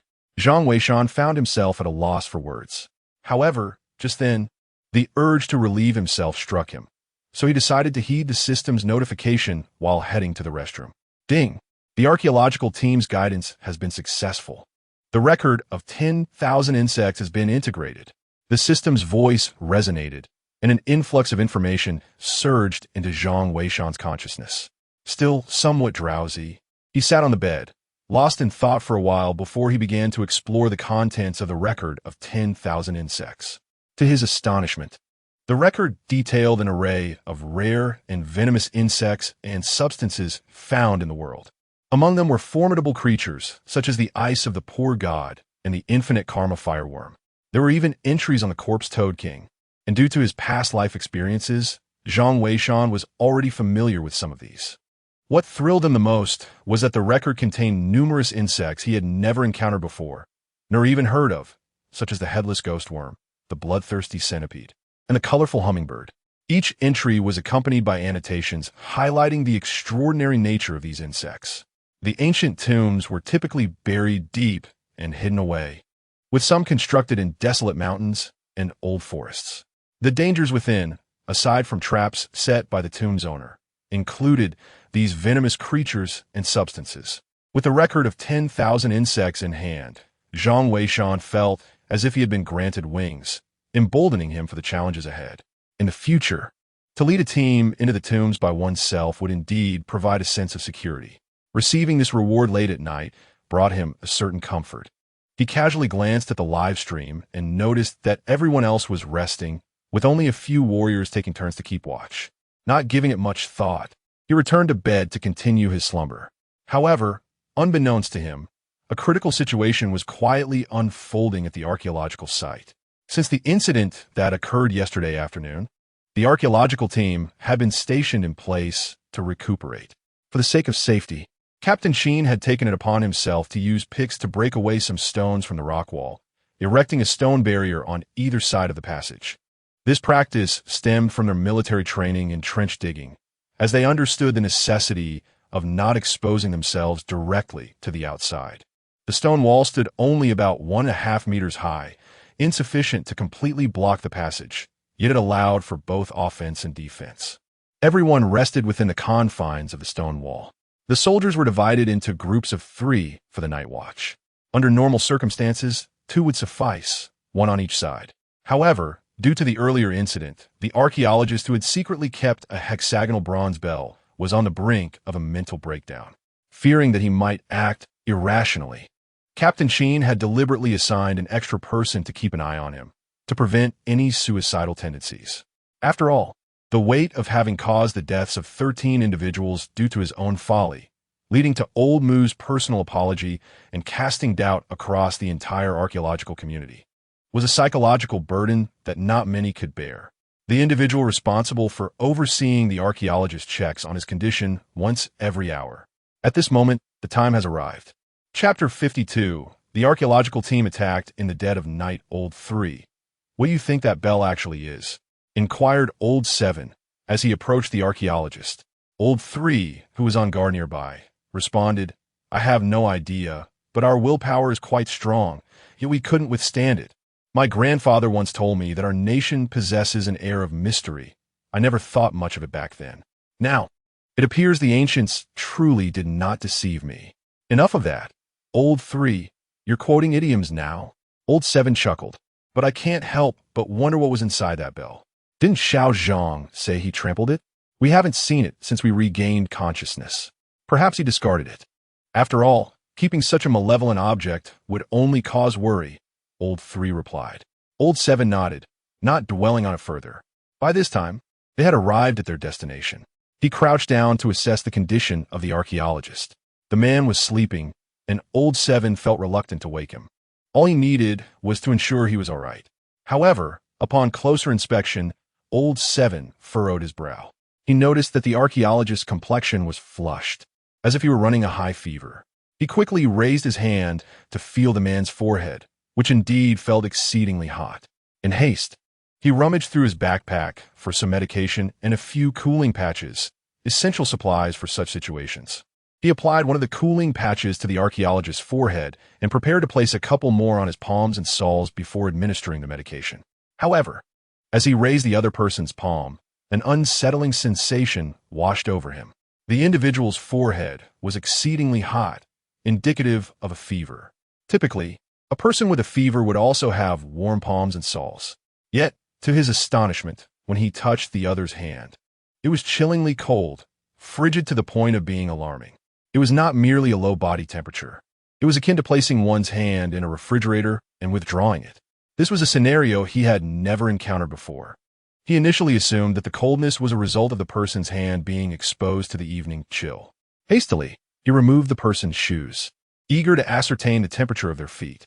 However, as he lifted the individual's leg, the archaeologist unexpectedly slipped down from the wall due to an awkward angle, landing headfirst on the ground. Under ordinary circumstances, even a sick person would rouse from such a fall. Yet, the archaeologist remained unresponsive, eyes tightly shut, as if entirely oblivious to his surroundings. Old 3, come here quickly, Old 7 called out, sensing something was amiss. Captain Sheen, who had been lightly dozing nearby, was also stirred awake. Just as Old 3 rushed over, Old 7 suddenly gestured for him to stay back. Almost simultaneously, they both caught sight of a pair of blood-red eyes gleaming in the darkness behind the archaeologist's neck. Eyes so crimson they resembled two freshly spilled droplets of blood. Strangely diminutive, they were no larger than grains of rice, and the distance between them was unervingly narrow. It signifies that those were not human eyes at all, but rather the eyes of some creature. "Retreat!" Lao Chi shouted, hastily attempting to withdraw. Yet at that very moment, the pair of crimson eyes flickered and lunged towards Lao Chi's neck with astonishing speed, akin to a bolt of lightning. Lao Chi sought to evade, but it was too late. In that critical instant, two gunshots rang out. Blood splattered onto Lao Chi's helmet, and a decayed entity fell to the ground. It was Captain Sheen, roused from his slumber, who had swiftly aimed at the unfolding peril. In that dire moment, two shots had saved Lao Chi's life. He managed to force a smile, glancing at the fallen creature, only to discover it was a red snake, leading to an awkward remark. "The leader is..." However, before Lao Chi could finish his sentence, a sudden flash of red light surged from behind an archaeological team member, swiftly sinking its fangs into Lao Chi's neck. The collar of his uniform was notably high, a feature of their combat attire. The venomous serpent bit into his collar, and Lao Chi, recovering from the shock, seized the snake and hurled it away. Upon inspecting his collar, he saw it had been shredded. Fortunately, the thickness of the collar had spared his skin from the serpent's fangs. Nonetheless, the venom lingered, leaving him with an unbearable itch on his neck. "Everyone gather around. Lao Chi, you must take care of this," Captain Sheen commanded. Old Seven hurriedly moved aside to address the situation himself. The snake in damp, Oppo's venom was evidently potent. Although it had not pierced the skin, prolonged exposure would surely take its toll on the flesh of his neck. Captain Sheen's urgent shout roused the soldiers from their slumber, awakening even Professor Lee and several members of the archaeological team. Yet, as they gathered and surveyed the scene, a collective gasp escaped their lips. To their horror, 2 soldiers and 4 archaeologists lay motionless on the ground, clearly beyond salvation. "Shit, get up, 12-17, cried several comrades, their voices thick with anguish as they noticed the pallor of their friends' faces. The wounds on their necks, marked by snake bites, had turned a ghastly shade of purple, evidence of death's cruel embrace. "Captain," the eyes of the soldiers brimmed with tears. These were their brothers in arms, silently claimed by a stealthy adversary. What manner of venomous serpent could accomplish such a fate? "Stay calm, everyone. We must cover each other and allow Professor Lee and the others to retreat first," Captain Sheen commanded resolutely. Yes, the soldiers, their eyes glistening with unshed tears, leveled their weapons at the venomous serpents that dared to approach. Yet despair weighed heavily on Professor Lee and his team. Where could they possibly flee? They had scarcely taken 2 steps when one soldier cried out, "Captain, we have no way forward. The path ahead is swarming with snakes." Captain Sheen turned to find the ground ahead besieged by a myriad of red-eyed serpents, their presence a harbinger of doom. What could Captain Sheen possibly do now? Professor Lee was now in a state of panic. Captain Sheen's mind was racing, and he quickly devised a makeshift plan. Everyone would remove their clothing to block the stone wall, with half of the soldiers providing cover, while the rest worked to erect a barrier, sealing both sides. Indeed, there was no hesitation among the group, even though this decision was far from optimal. Time was of the essence, and no one dared to delay. The soldiers and the remaining archaeologists sprang into action, swiftly piling up the stone walls on either side of the passage. They shed their outer garments and stuffed them into the gaps. After nearly half an hour of frantic labor, they managed to completely seal the openings. However, during this ordeal, 2 more archaeologists and 1 soldier lost their lives. Exhausted, the group collapsed onto the ground, their eyes bloodshot. Who could have anticipated an attack by venomous snakes on such a night? Professor Lee, overwhelmed with grief, opened the live-streaming channel and implored, "Mr. Zhang, are you there? Mr. Zhang, please, we need your help." His voice echoed in the streaming room, yet there was no response. Captain Sheen patted Professor Lee, urging him to remain calm, while he glanced at the live stream with a sense of despair. "Mr. Zhang is not online, Professor. Please stop calling out. Let us try to establish contact with the outside and see if Team Leader Chun has any solutions." Chapter 53. The joint efforts of the two departments are in dire straits, while Professor Lee and his colleagues were striving to establish contact with the outside world. Chun-Wen had already received notification and hurriedly made her way to the live broadcast studio. At that moment, the live stream was still ongoing. Although there were relatively fewer viewers at night, the recent perilous experience of the archaeological team spread rapidly, drawing an increasing number of participants to the chat. What is going on? What happened to the archaeological team at this late hour? Yeah, I had just settled down for the night. How did things go awry? Can someone enlighten us on the situation? The newcomers to the chat could not help but inquire. Chun-Wen, however, paid little attention to the barrage of comments. She was focused on the information being relayed by the staff on duty while simultaneously establishing contact with Professor Lee. Hello, is this you, Team Leader Chun? Professor Lee's voice brimmed with urgency upon hearing Chun-Wen's greeting. Professor Lee, are you safe? What is the status of the archaeological team? Chun-Wen inquired anxiously. Rest assured, we are temporarily secure, as Captain Sheen and his team are here. However, you must devise a plan quickly. We are trapped, and the snakes we encountered are of an unknown species. They strike with lethal swiftness, rendering our escape impossible. Please think of something from your end, and it would be prudent to reach out to the biology department for effective countermeasures.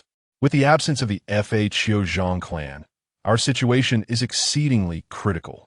Professor Lee urged, his concern palpable. He was not one to shy away from danger. But what of the archaeological team members? They are all invaluable talents in the field of archaeology. The loss of even one is a significant blow to the discipline. Yet now, nearly 10 members of the archaeological team have tragically perished. As a professor, how could he not feel profound sorrow? Professor Chun, rest assured, I will find a solution swiftly. You all must hold on. Chun-Wen, known for her decisive nature, immediately instructed the staff to send over the photographs of the venomous snake. Afterwards, she proceeded to contact the Archaeological Institute. It is often said that good news travels slowly, while bad news spreads like wildfire. Despite it being night, the incident concerning the archaeological team had rapidly circulated, reaching a wide audience. In less than half an hour, the live stream's popularity surged to about 70 to 80% of its daytime peak. Countless netizens erupted with fervor, engaging in animated discussions within the live chat. What kind of venomous snake is that? Why didn't the expert warn us beforehand? The expert seems to be offline. Perhaps they didn't anticipate the presence of such snakes. What do you mean by that? Are you questioning the expert's judgment? Regardless, the Zhang family of the fake you did indeed fail to provide a warning this time. But we can't blame the expert entirely. They had previously advised against touching the bell, yet the archaeological team disregarded it. Exactly, the expert is human too. They might only know that the bell is dangerous, unaware that it would attract venomous snakes. I can oppose. Stand you keyboard warriors. If you have the ability, why not offer your guidance instead? Right, without being present, you criticize others. The expert is human and needs rest, okay? The atmosphere in the live stream grew even more animated. Meanwhile, Chun-Wen had successfully reached Mr. Mu on the phone. Both Elder Sun and Elder Chun must have already retired for the night. Given the urgency of the situation, he refrained from disturbing them and went directly to Elder Mu. Elder Mu maintained good relations with the biological community, thus facilitating a swifter resolution. Xiaowen, I'm already aware of the situation. Please send me the photographs. As soon as the call connected, Elder Mu's voice resonated through. Chun-Wen was momentarily taken aback. Elder Mu, you haven't retired? Retire? With such events unfolding, how can we possibly rest? Elder Sun and your teacher are also awake. We are diligently working to communicate with the biological sector. Simultaneously, we are investigating the particulars of this snake. However, it appears we must await input from the biological community, as there seems to be no record of such a snake in our archaeological archives. Elder Mu's tone conveyed a sense of pessimism. Elder Mu, are there any preliminary measures we can prepare to buy them some time? After all, Before Chun-Wen could finish her thought, she was interrupted by Elder Mu. I inquired, and Professor Gao mentioned that we could try using Realgar first. But how could the archaeological team possibly carry Realgar? We are out of options now. Snakes have always been averse to Realgar. Yet, how could the archaeological team bring such a substance? There is realgar available in the village at the foot of the mountain, but that is too distant to resolve our immediate predicament. Professor Gao, a towering figure in the biological community, was once a classmate of Elder Mu. However, he later discovered that his true interest lay in biology and subsequently changed his career path to pursue research in that field. To my surprise, significant progress has been made in the realm of biology. However, Chunwen was puzzled. The use of realgar to repel snakes could only be deemed a remedial measure. Was it possible that Professor Gao had yet to ascertain the true nature of this serpent? Chunwen directly inquired, to which old Mu sighed. The likelihood is quite high. I have shared the photographs he sent me with him, yet there has been no response thus far. It is likely they do not recognize it either. Moments ago, while conversing, old Mu had already forwarded the images provided by Chunwen to Professor Gao. Yet, several minutes had elapsed without any reply, indicating a degree of difficulty on their part. Xiaowen, I shall inquire further about the situation. You, too, should contemplate a solution. Time is of the essence. We cannot place all our hopes on old Gao. If you have any suggestions, do not hesitate to share. The safety of the archaeological team must take precedence. Understood. Chunwen nodded. Subsequently, old Mu ended the call. Given the urgency of the matter, he wasted no time and promptly contacted Professor Gao. However, as soon as the call connected, Professor Gao sighed. Old Mu, I fear I may be of no assistance this time. I have only encountered such a creature once, and that was merely in an ancient text. There are no accurate records pertaining to this venomous snake. The name red-scaled snake is one we have coined ourselves. The more old Mu listened, the more helpless he felt, realizing that his fears were likely to materialize. Is there truly no reference or method to guide us? Old Mu could not help but ask. Upon hearing this, old Gao's tone became markedly serious. Old Mu, you must understand that this is a matter of life and death. This is the first time I have encountered such a venomous serpent. The images and live feeds you sent depict a creature that moves with lightning speed and possesses a toxicity that is unprecedented. I cannot speak lightly on this. It is a matter that could cost lives. Old Mu fell into silence upon hearing this. He was well aware of old Gao's character. If he knew something, he would readily admit it, and if he did not, he would not feign knowledge. This was true in everyday matters, but even more so now, when lives were at stake. He was particularly reluctant to make any reckless statements, for a suggestion he deemed plausible could potentially endanger the entire archaeological team. That would not merely be a mistake. It would be tantamount to murder. Yet the archaeological team found themselves in a perilous situation, while both the biological and archaeological fields were at a loss for solutions. What were they to do? Suddenly, just as old Mu was feeling overwhelmed, the phone rang. It was Chunwen calling again. Xiaowen, what is it? Old Mu asked hastily. Chunwen, equally anxious, replied, Old Mu, I've thought of someone. We still have no idea what kind of snake this is. The FHO Zhang family must know, but we can't get in touch with them.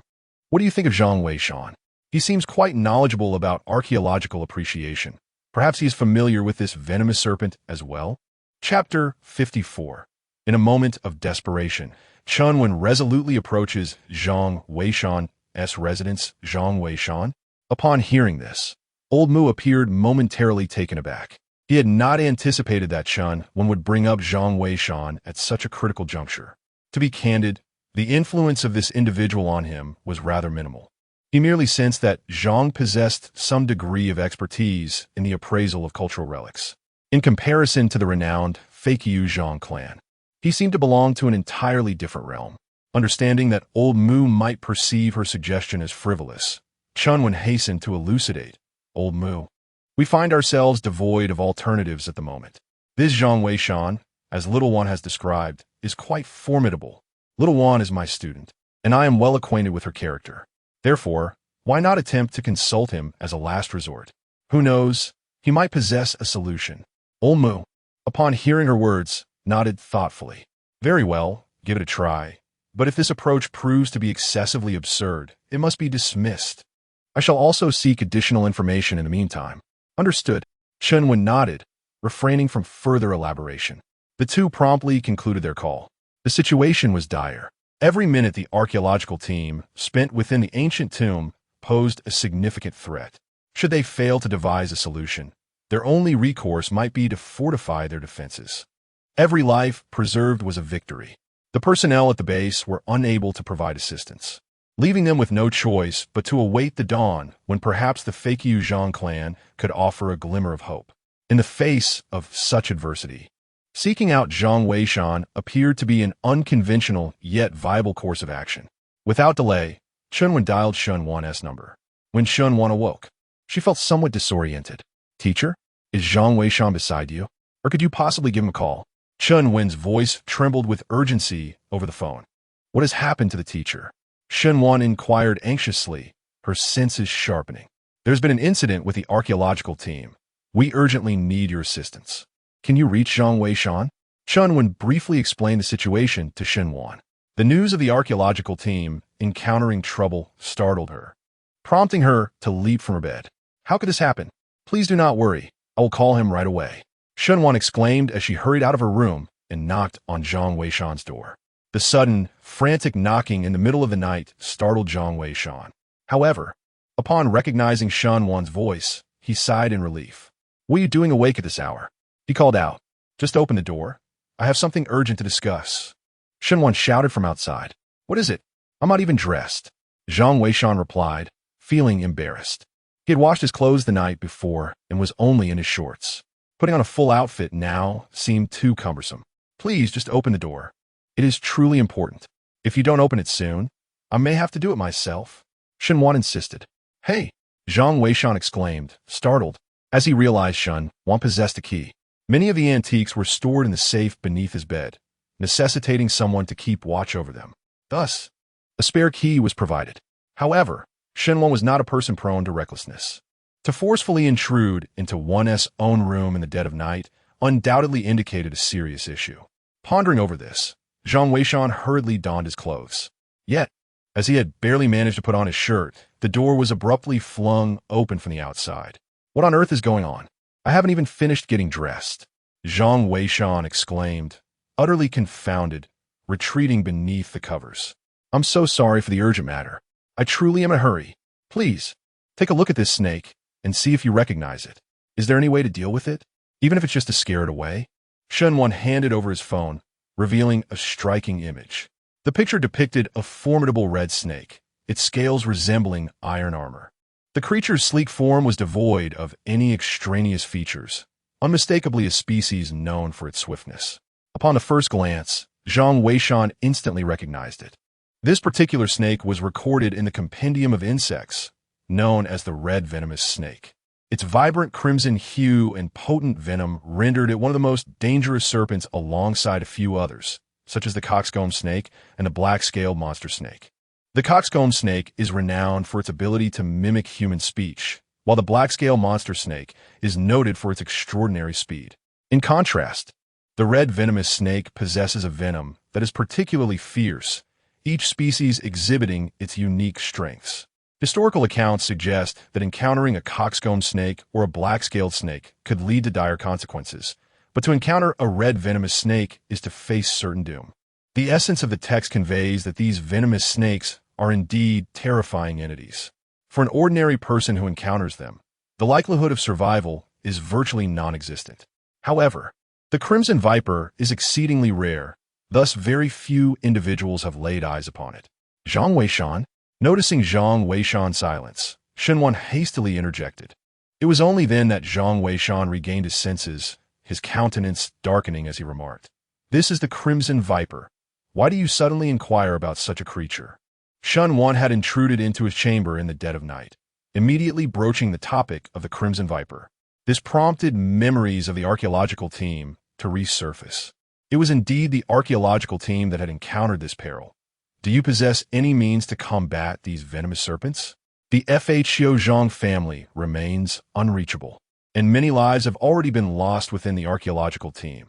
If we do not devise a solution, we may soon face dire consequences. As Shun Wan spoke, tears welled in her eyes. The archaeological field is already bereft of talent, and the plight of the team only deepened her sorrow. Zhang Weishan nodded, realizing that indeed, the archaeological team had encountered calamity. However, he had not anticipated the presence of the crimson viper within the Zhang family S ancient edifice. The situation within the Zhang family's ancient building is fraught with complexity, and the extent of the dangers concealed within remains uncertain, even to Zhang Weishan. In comparison to naturally occurring wonders, the Zhang family's ancient building represents the pinnacle of human ingenuity. Its level of peril is ineffably profound. I possess some knowledge of this snake.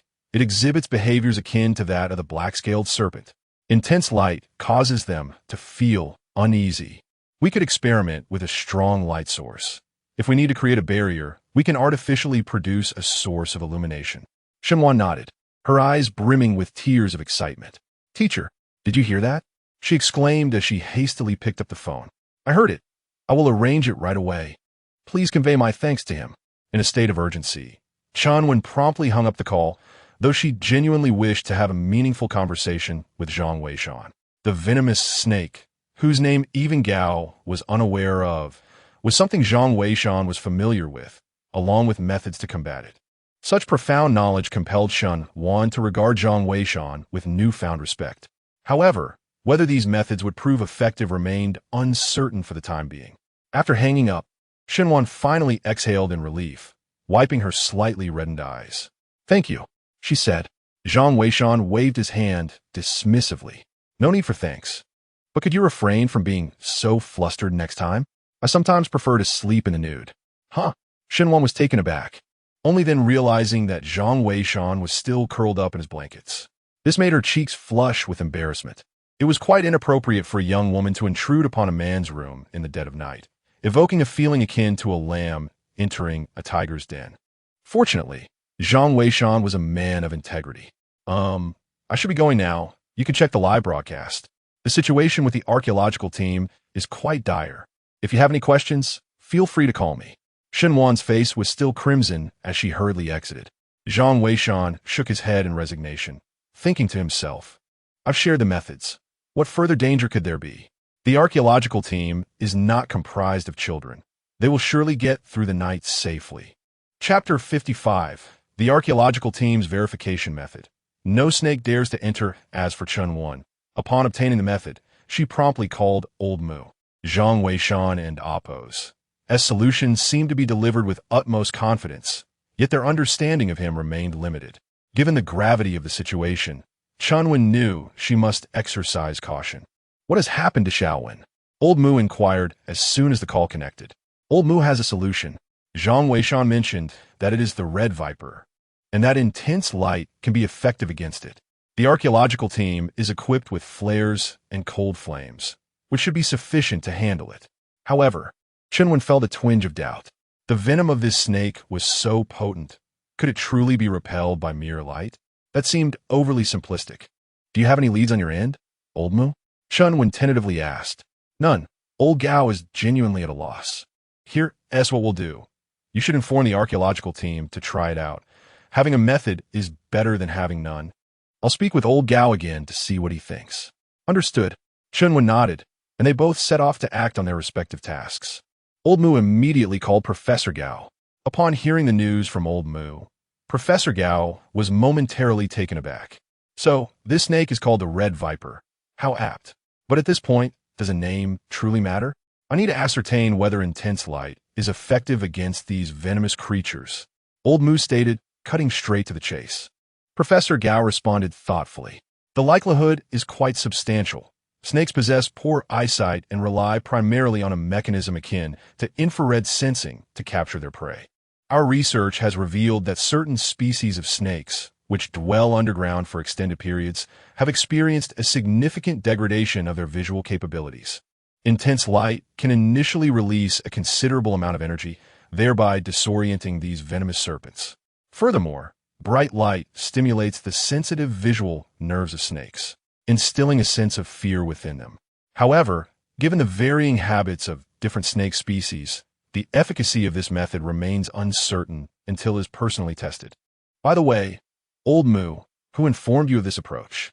That individual seems quite knowledgeable about biology and is familiar with the red viper.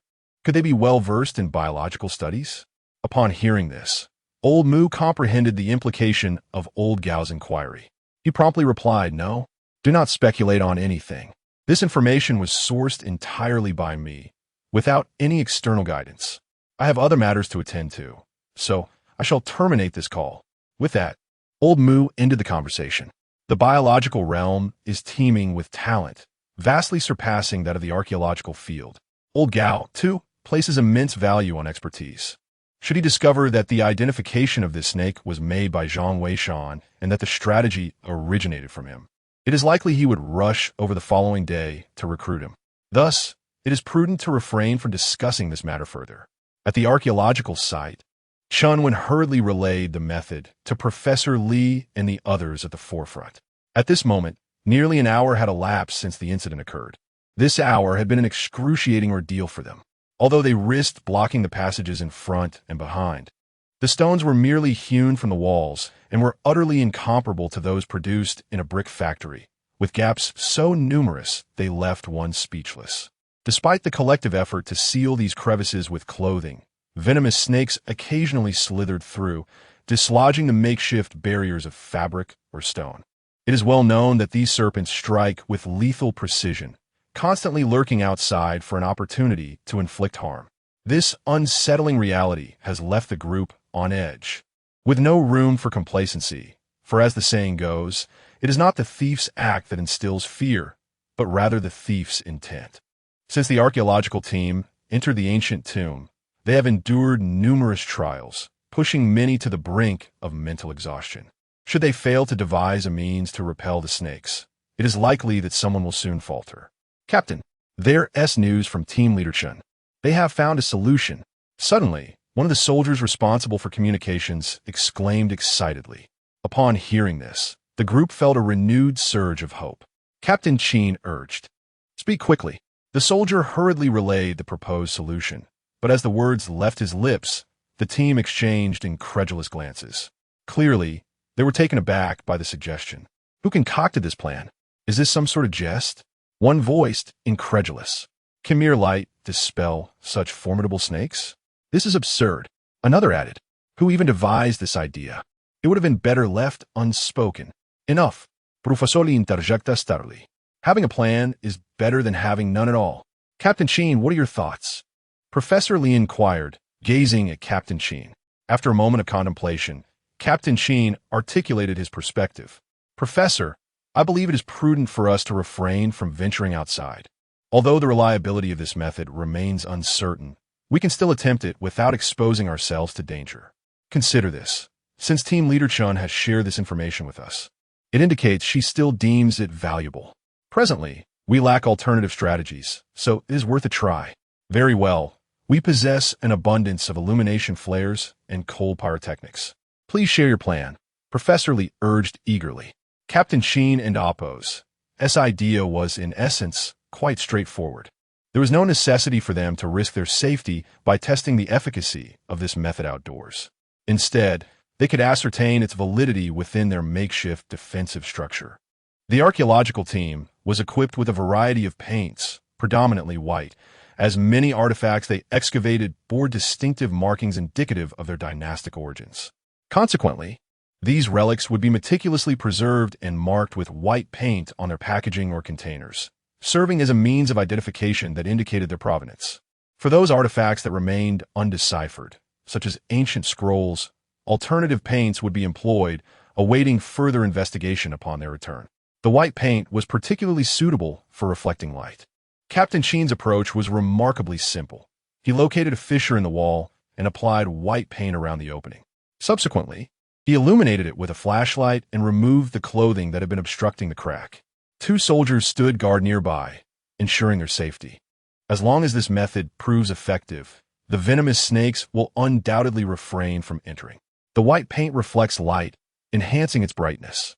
If the snakes dare not approach, it will serve as ample evidence of the viability of this approach. Should they venture inside, there would be sufficient time to address any ensuing troubles. Professor Li clapped his hands in approval. Indeed, a seasoned warrior, this method is truly reliable. The other archaeologists cast curious glances in his direction, their hearts gripped by tension. Even those in the live stream could not help but break into a cold sweat. Who conceived of this method? Can it really work? I have no idea, but it seems we have no other options. I have an unsettling feeling about this. It's a pity the expert is absent, for surely they would have a solution. Indeed, I wonder where the expert has gone. The expert might still be asleep, alas. Wait, venomous snakes! Someone suddenly exclaimed. At that moment, Captain Sheen and his team also caught sight of it. Beyond the crevice, two crimson eyes had lit up. The snake was evidently lurking just outside. Everyone, stay alert. Captain Sheen whispered urgently, simultaneously loading his gun, prepared to fire at the first sign of danger. However, the snake lingered outside for quite some time. It did not dare to enter. Eventually, with a swift movement, it vanished from sight. The spectators were momentarily taken aback. The previously skeptical archaeologists were now filled with exhilaration. This method had indeed proven effective. The venomous snake was too intimidated to enter. Chapter 56. Zhang Weishan's striking resemblance to the deity. The emergence of the Zhang clan of tomb raiders proves fruitful. Captain Sheen was equally exhilarated, while Professor Li and his colleagues were overwhelmed with excitement. The viewers in the live stream could not help but share their enthusiasm upon witnessing the scene. Incredible! This approach truly works. It was indeed suggested by that esteemed individual. I wonder, perhaps it pertains to the biological sciences? I have heard that the fields of archaeology and biology maintain a strong rapport. Precisely. With assistance from the biological sciences, this task is surely a breeze. Indeed, finally, the archaeological team is assured of their safety. Without delay, Captain Sheen urged everyone to remain vigilant and commence the application of white paint across the entire wall. With several hours still remaining until dawn, it was impractical to remain on guard indefinitely. A poor night's rest could jeopardize their chances of escaping the next day. After a flurry of activity lasting several minutes, they successfully coated the wall with white paint and sealed the gaps with clothing. Subsequently, Captain Sheen assigned a few soldiers to take turns keeping watch, before instructing the archaeological team to take advantage of the time to rest. By dawn, the deity might very well make an appearance, and they must seize the opportunity to depart with vigor. The situation in the live stream finally stabilized. Meanwhile, within the base, Chunwen breathed a sigh of relief. She took out her phone and called Old Moo. He was also watching the live broadcast, and upon answering the call, he expressed his admiration repeatedly. Zhang Weishan's strategy was indeed commendable. It appeared that this individual possessed considerable prowess. Old Moo, I truly wish to discuss this matter with you. It appears that Zhang Weishan possesses not only commendable skills in antique appraisal, but also demonstrates remarkable talents in other domains. I am eager to find an opportunity to meet this individual, Chunwen remarked.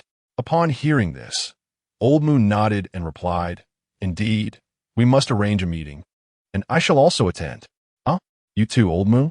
Chunwen exclaimed in disbelief. Given Old Moo's esteemed status, acknowledging Zhang Weishan's capabilities is already a considerable compliment. Only someone like the enigmatic Zhang family, known for their uncanny talents, would warrant such a personal invitation. Yet, for an obscure figure like Zhang Weishan, is it truly necessary? Old Moo chuckled and said, Shaowen, you failed to grasp that what our archaeological field desperately lacks at present is talent. The events of this evening will undoubtedly circulate by tomorrow morning. That old Gao is quite the opportunist. He would not let this slip by. I must personally make an appearance. Otherwise, if old Gao gets there first, it would be a significant loss for our archaeological community. Is that so? Then you must act swiftly. Chunwen replied with a smile. She was somewhat familiar with Professor Gao, having heard that he values talent immensely.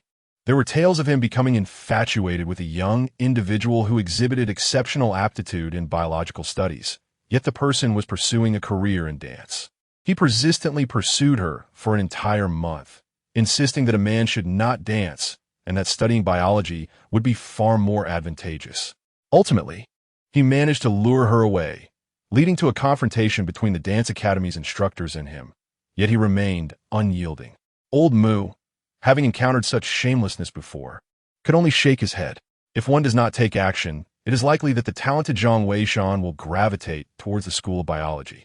Although opinions on Gao Lao's methods vary, under his leadership, the biological community has indeed witnessed an influx of remarkable talent in recent years, which has left Mu Lao feeling quite envious.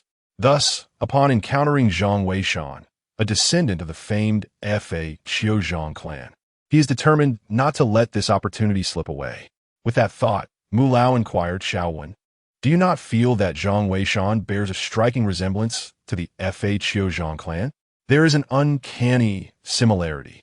Why did Mu Lao express such a sentiment? Chunwen was momentarily taken aback, not expecting Mu Lao to have such an impression.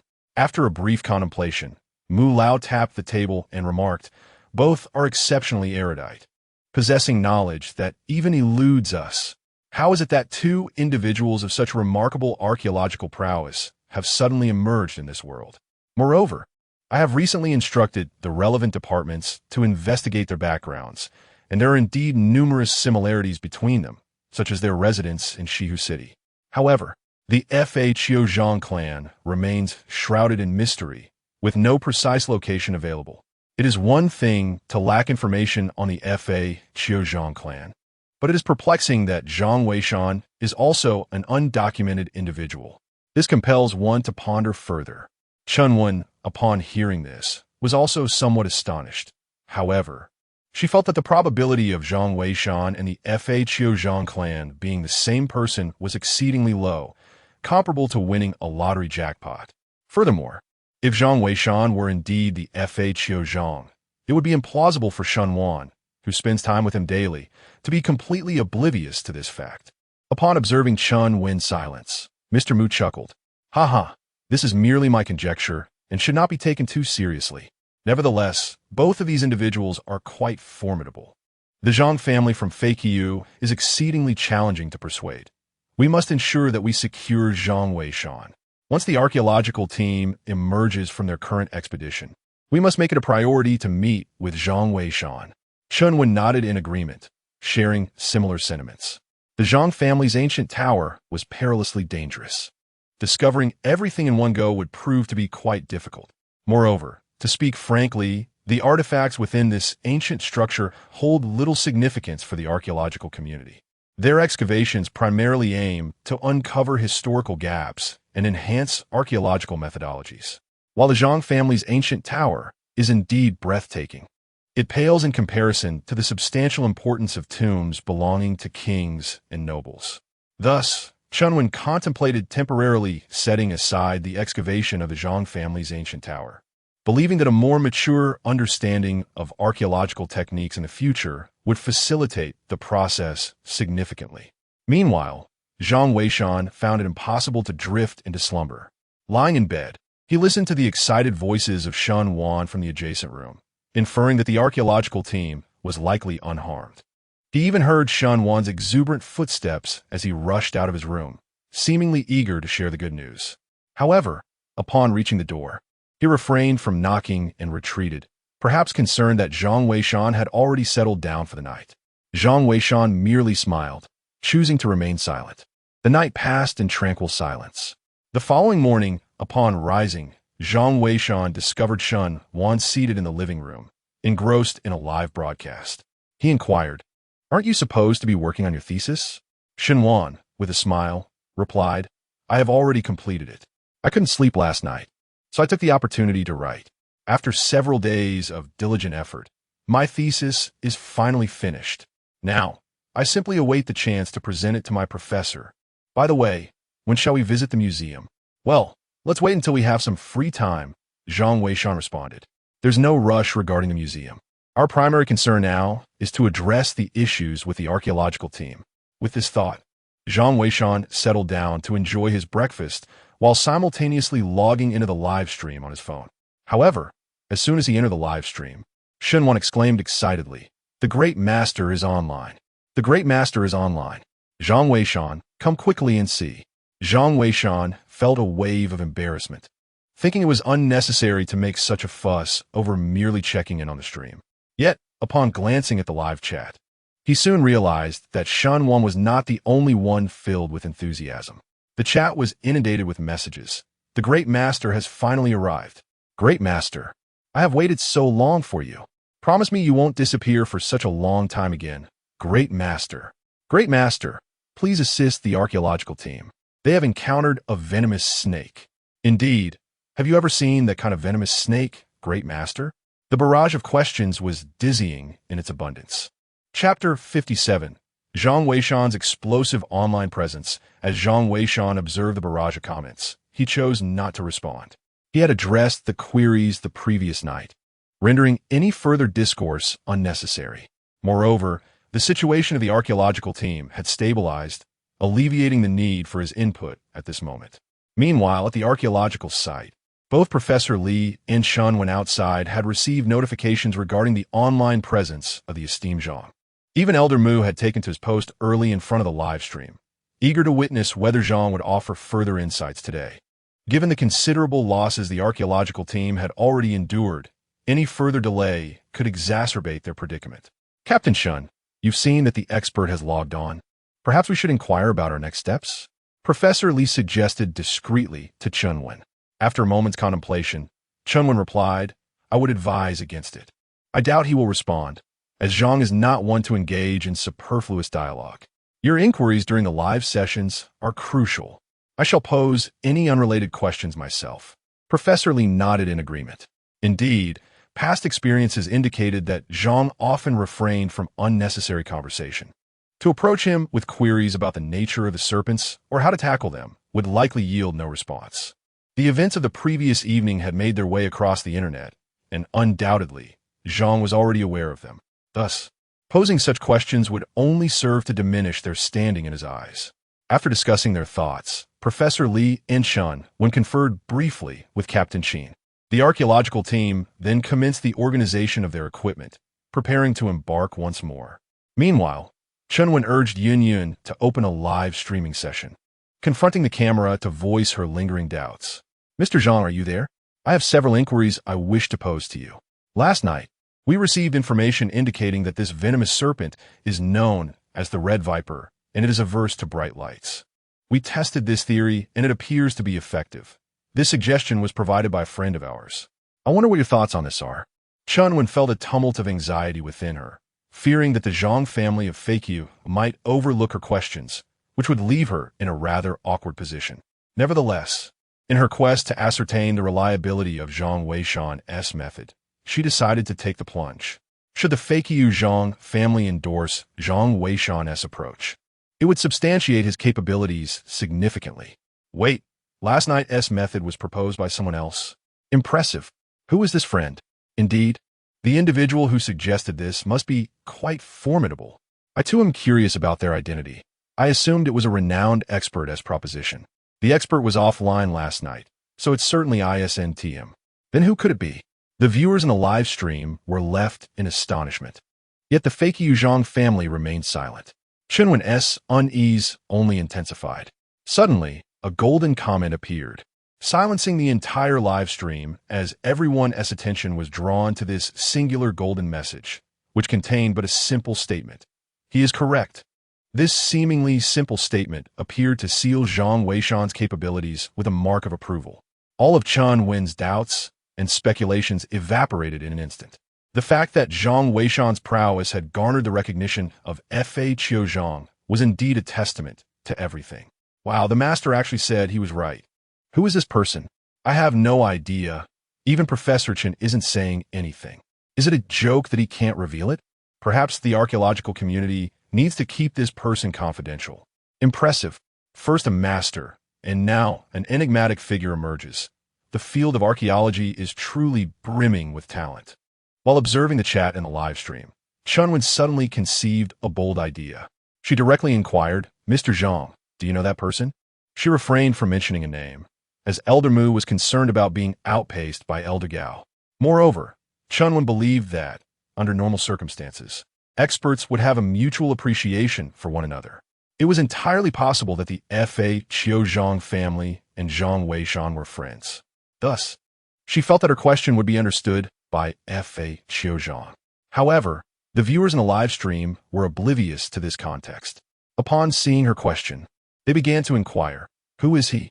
Yes, Professor Chun, do enlighten us. Who is he? Professor, this is rather uninteresting. Are you afraid to say the name? Yet, Chunwen merely gazed at the live stream, ignoring the barrage of comments. The golden barrage of comments ceased to appear, clearly indicating that Fa Qiu Zhang was unwilling to respond to the question. This left Chun-Wen quite exasperated. Little did anyone anticipate that, at that moment, suddenly, a barrage of comments erupted in the live broadcast. Chun-Wen, you and that old fool Mu are truly excessive. How could you conceal such a promising talent as Zhang Weishan from me? Fortunately, I am quick on my feet. Is it not Zhang Weishan? I have already uncovered the truth. The archaeological community is indeed far too narrow-minded. Unlike me, we shall all rely on our own merits. Upon reading these 3 comments, Chun-Wen was momentarily taken aback. Yet, she soon realized that it must be Professor Gao from the School of Biology. Mu had indeed spoken the truth. This Professor Gao had already discovered that it was Zhang Weishan who guided them. His actions were astonishingly swift. Recognizing the gravity of the situation, Chun-Wen promptly ended the broadcast to contact old Mu. Meanwhile, the live chat was in an uproar. Zhang Weishan? Who is Zhang Weishan? No way. I don't know him. Could it be the method he provided last night? Impressive. That name sounds formidable. I know Zhang Weishan. I work at the Cultural Heritage Bureau. He even came to submit artifact a couple of days ago. What a coincidence. Beauty, do tell, is he handsome? Right? Is he an old man? Nonsense. He is quite handsome. The key is he has a great physique. Wow. Zhang Weishan has gained the recognition of a master. That is incredible. Zhang Weishan, you are now in the limelight. Beside her, Chun-Wen also exclaimed in surprise. She had not anticipated that the situation would escalate to this extent.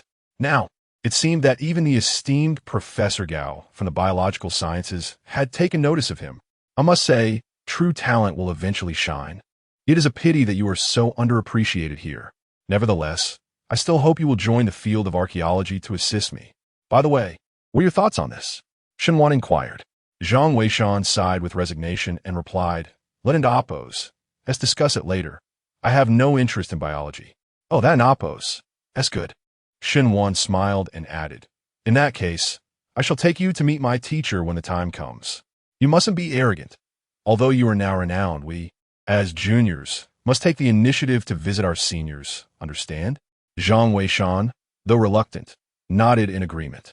To be honest, he also wished to visit the Zhang family ancient tower in person. However, he had not considered the prospect of descending into the tomb.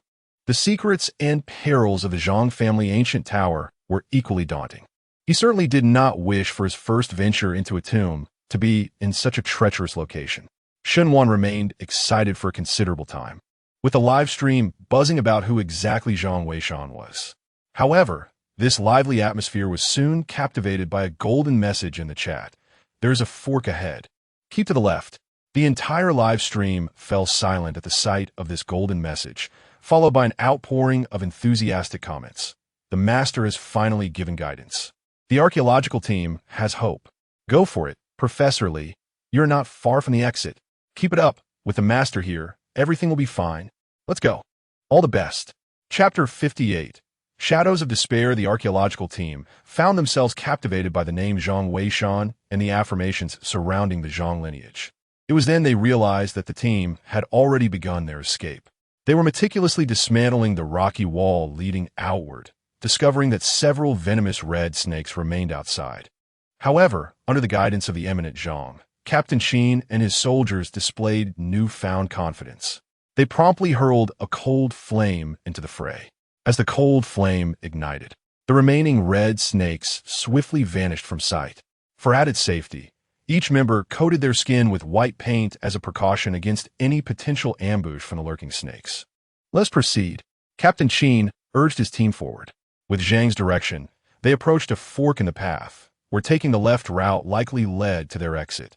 Excitement surged among the team members as they recalled their harrowing experiences over the past days, now realizing they were on the brink of escape.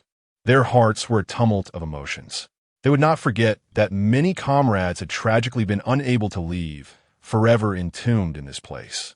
Leading the way, Captain Qin guided the group for approximately 10 minutes until they encountered the anticipated fork. Strangely, it was not a typical T-junction, but rather 2 parallel passages stretching ahead, separated by a rocky barrier. The left passage appeared somewhat dim, while the right side was relatively illuminated. If it were not for the guidance of the esteemed Zhang family, they might have been inclined to take the right passage. However, Under the direction of the great master, the group naturally proceeded into the left passage without objection. The corridor was similar to the previous one, yet significantly narrower, imparting a sensation akin to traversing a tunnel, which was quite oppressive. Nevertheless, the thought of emerging into the open air allowed everyone to muster the fortitude to persevere.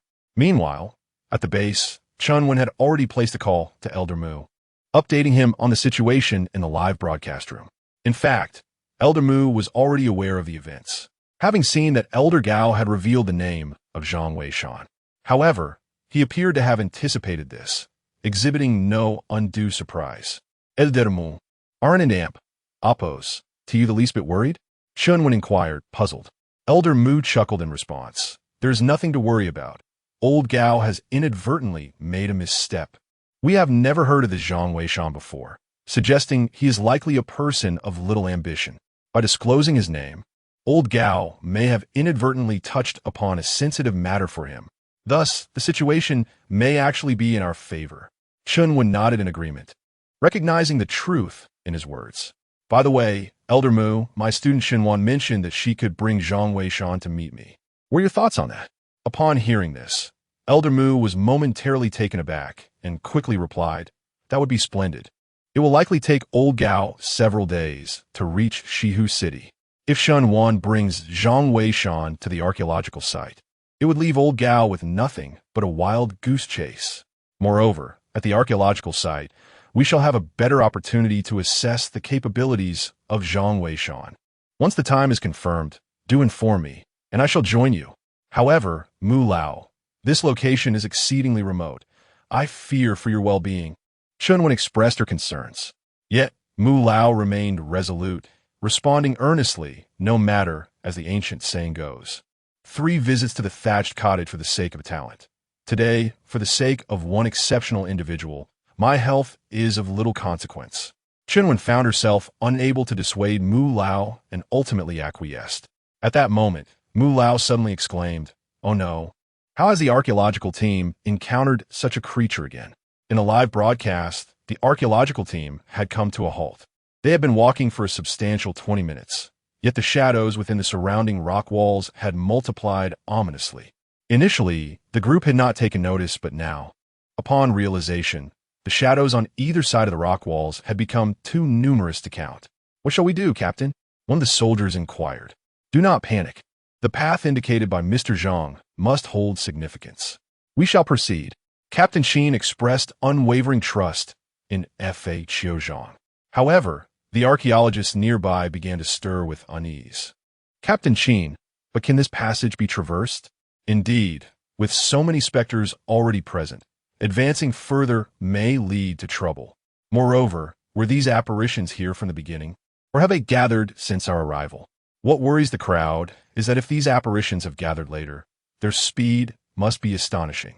The archaeological team might have been surrounded by these phantoms even before they could venture out. Captain Qin, perplexed by the situation, decided to let the archaeologists rest while he returned with his team to investigate. After a brief period, he returned, noting that there were no apparitions on the way back. These entities likely remained in that very spot. Moreover, we have been here for some time, and there are no signs that these specters intend to emerge. The path indicated by the divine guide is undoubtedly reliable. We shall continue our journey. Upon hearing this, the crowd felt considerably reassured. However, the road ahead grew increasingly desolate. In less than 5 minutes, the apparitions within the surrounding rock walls multiplied exponentially. Initially, one could discern the forms of the apparitions, but gradually, the entities crowded so closely that only their heads were visible. The scene resembled a wall crammed with innumerable heads peering out. Countless figures densely packed within the walls gazed at them. Not only the archaeologists present, but even many viewers in the live stream found it unbearable due to their fear of crowded spaces. My goodness, what on earth is this? I simply cannot bear to watch. Please notify me when the archaeological team passes through here. Is there truly no better route? Oh, Divine Guide? The Divine Guide is indeed formidable. I feel immense sympathy for the archaeologists. I worry they may suffer a mental breakdown. Watching the lively discussions in the chat, Xinwan felt a tightening in his heart. She instinctively turned to Zhang Weishan and asked, Zhang Weishan, Is there any danger on this path? I can't shake the feeling that something will happen to the archaeological team. Zhang Weishan replied with a calm demeanor. The guidance from the skilled Tomb Raider should not be mistaken. These phantoms may not pose any real threat. My greater concern lies with the mental state of the archaeological team.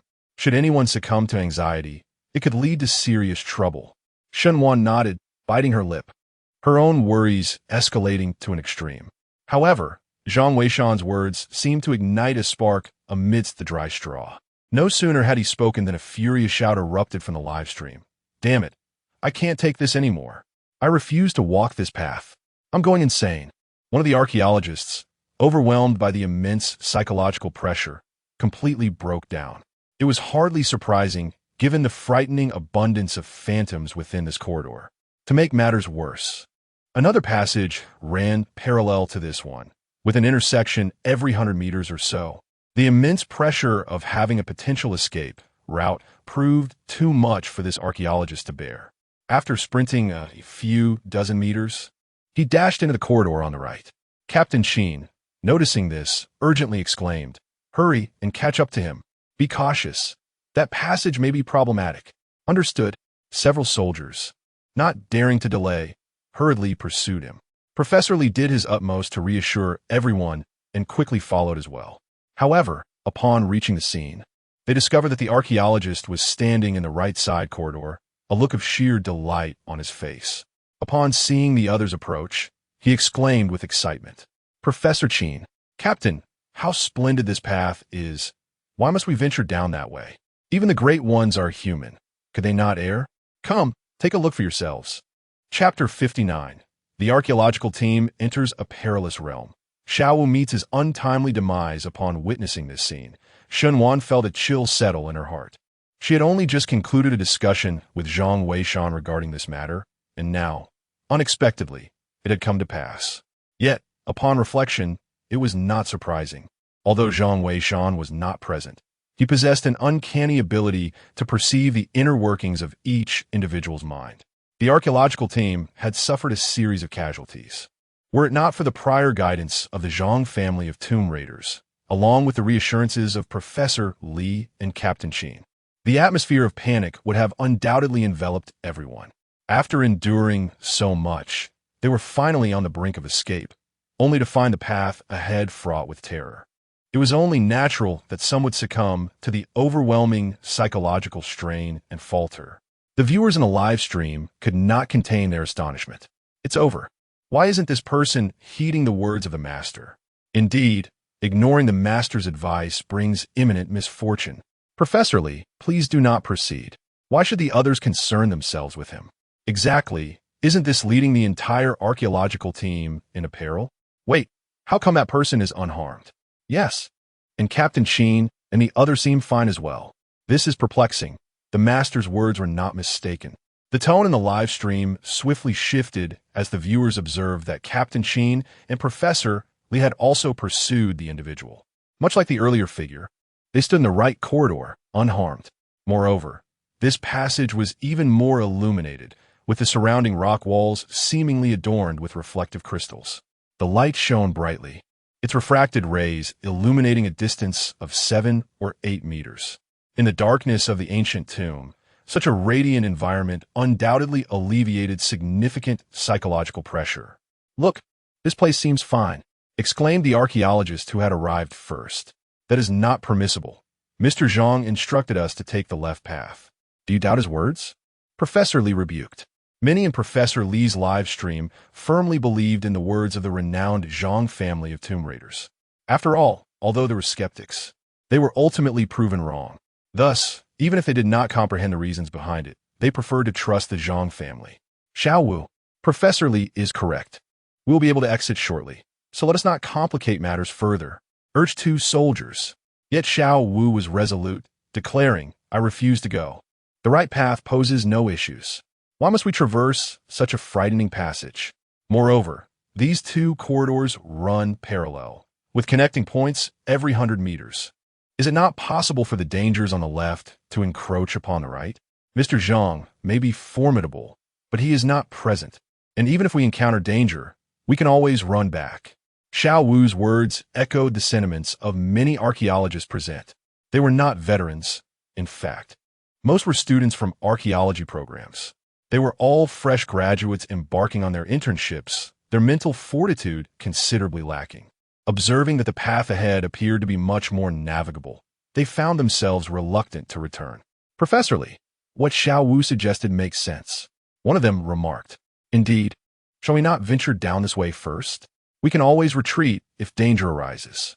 Professor Lee attempted to dissuade them, yet Xiao Wu had already moved forward. If you do not believe me, allow me to scout ahead. I am eager to uncover what peril lurks here. What sort of absurdity is this? With one path fraught with danger and another seemingly safe? Xiao Wu, come back. Professor Lee called out, but Xiao Wu paid no heed. Captain Qin, left with no choice, prepared to retrieve him. However, Xiao Wu, in a fit of fervor, exclaimed, "You are committing an act of murder. If I continue down that road, I shall surely lose my sanity. You may inquire with others if you doubt my words." The expressions of the other archaeology students darkened in response, clearly in tacit agreement with Xiao Wu and Appo's assertion. This predicament left Professor Lee in a difficult position. Meanwhile, Xiao Wu pressed onward. The atmosphere became palpably awkward. Soon, a few students, seeing that Xiao Wu was unharmed, could not restrain themselves. Professor, while we hold Mr. Zhang in high regard, even deities may occasionally doze. This path seems genuinely devoid of peril. Should we not give it a try? With that, he joined Xiao Wu. Once this initial step was taken, any attempts to deter them were rendered futile. As individuals began to proceed one after another, Professor Lee sighed inwardly. Captain Qin, however, gently patted him, indicating that he should not dwell on it too much, as his well-being was of utmost importance. Such is the nature of people. Let's go. We must at least follow along, for in case of an emergency, we may be able to render assistance. Captain Qin remarked. Reluctantly, one could only choose to take the path on the left. Meanwhile, within the live stream, numerous viewers began to voice their opinions. Could the esteemed expert truly be mistaken? Surely not. Previously, those who expressed doubt were ultimately proven wrong.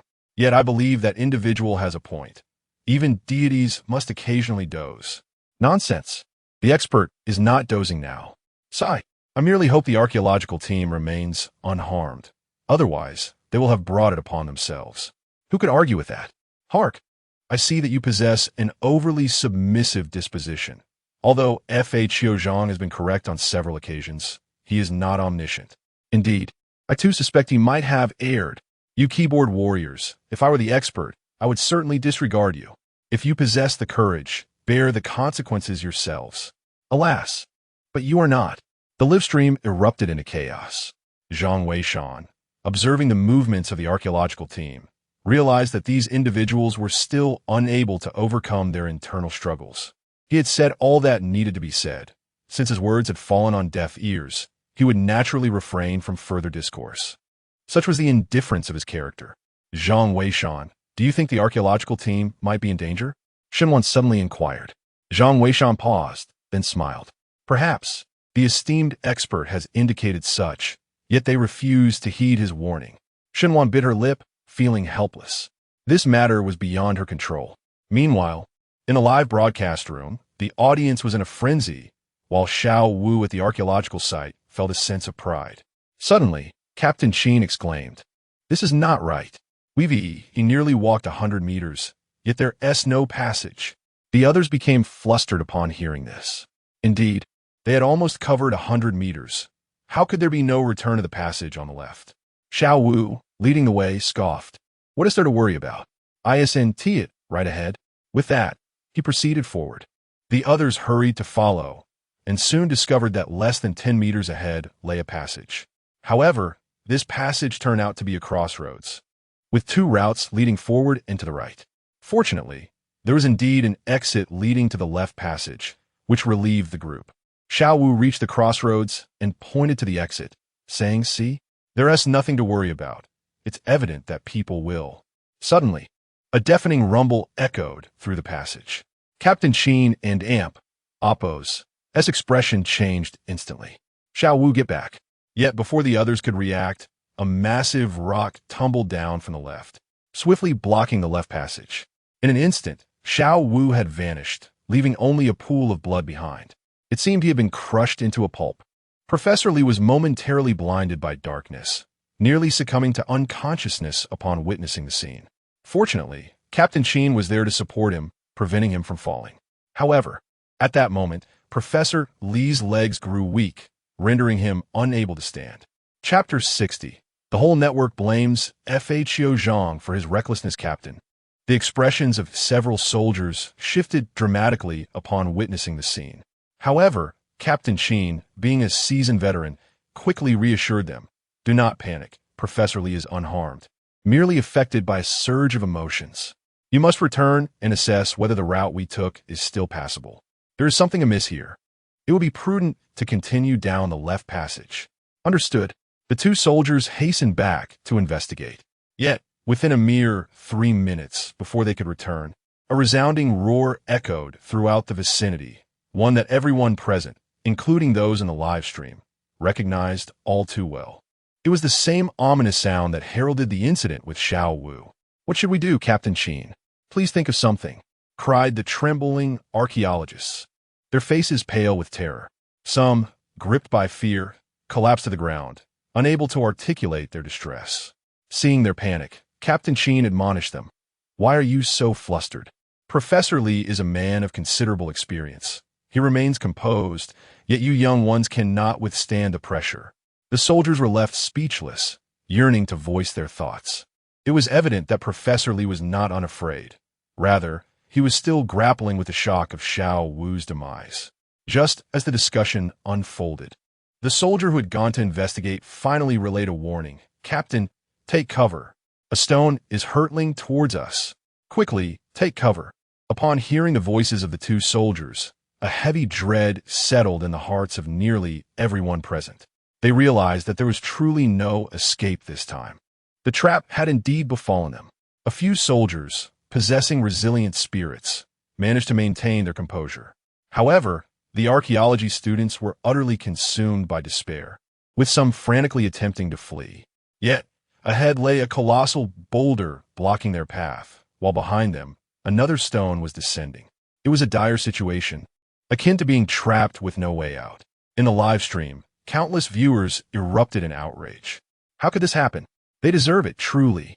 Indeed, but what do Professor Li, Captain Qin, and those soldiers have to do with this? Damn it, I sympathize with Captain Qin. Those foolish experts insisted on going right despite the warnings. This is infuriating. If I were an expert, I certainly wouldn't rescue these fools. Enough said. The expert hasn't even spoken yet. It seems they are also frustrated.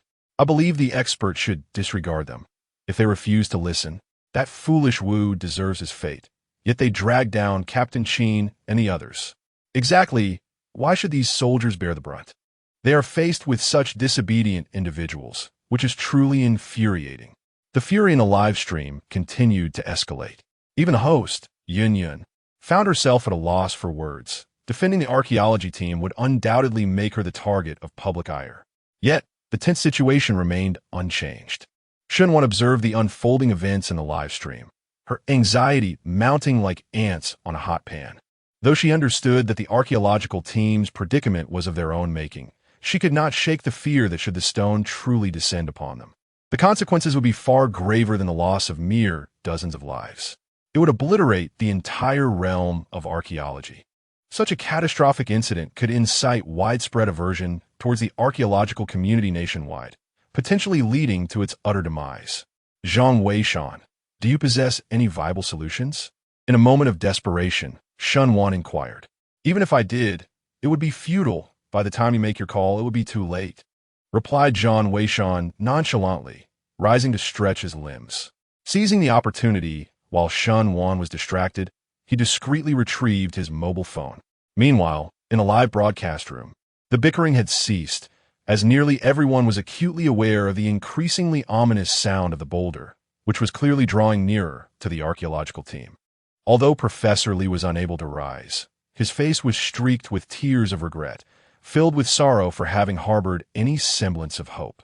How could he have ignored the warnings from the Zhang family of Fho, leading to such a dire situation? Professor, Is Mr. Zhang abandoning us? Indeed. Why hasn't he the master emerged yet? The master is rather petty. Isn't? Surely, he wouldn't forsake us. Several archaeology students exclaimed. The audience in the live stream, upon hearing these remarks, erupted in outrage. Damn it, you never listened when it was calm. And now you expect the master to come to your rescue? Go find your mother. The discussion in the live stream continued unabated. Suddenly, a golden message emerged amidst the barrage of comments, capturing the attention of countless viewers. Blast the lower left corner of the stone. There may still be a glimmer of hope. This golden message was indeed sent by the illustrious Zhang family of the Fake You clan.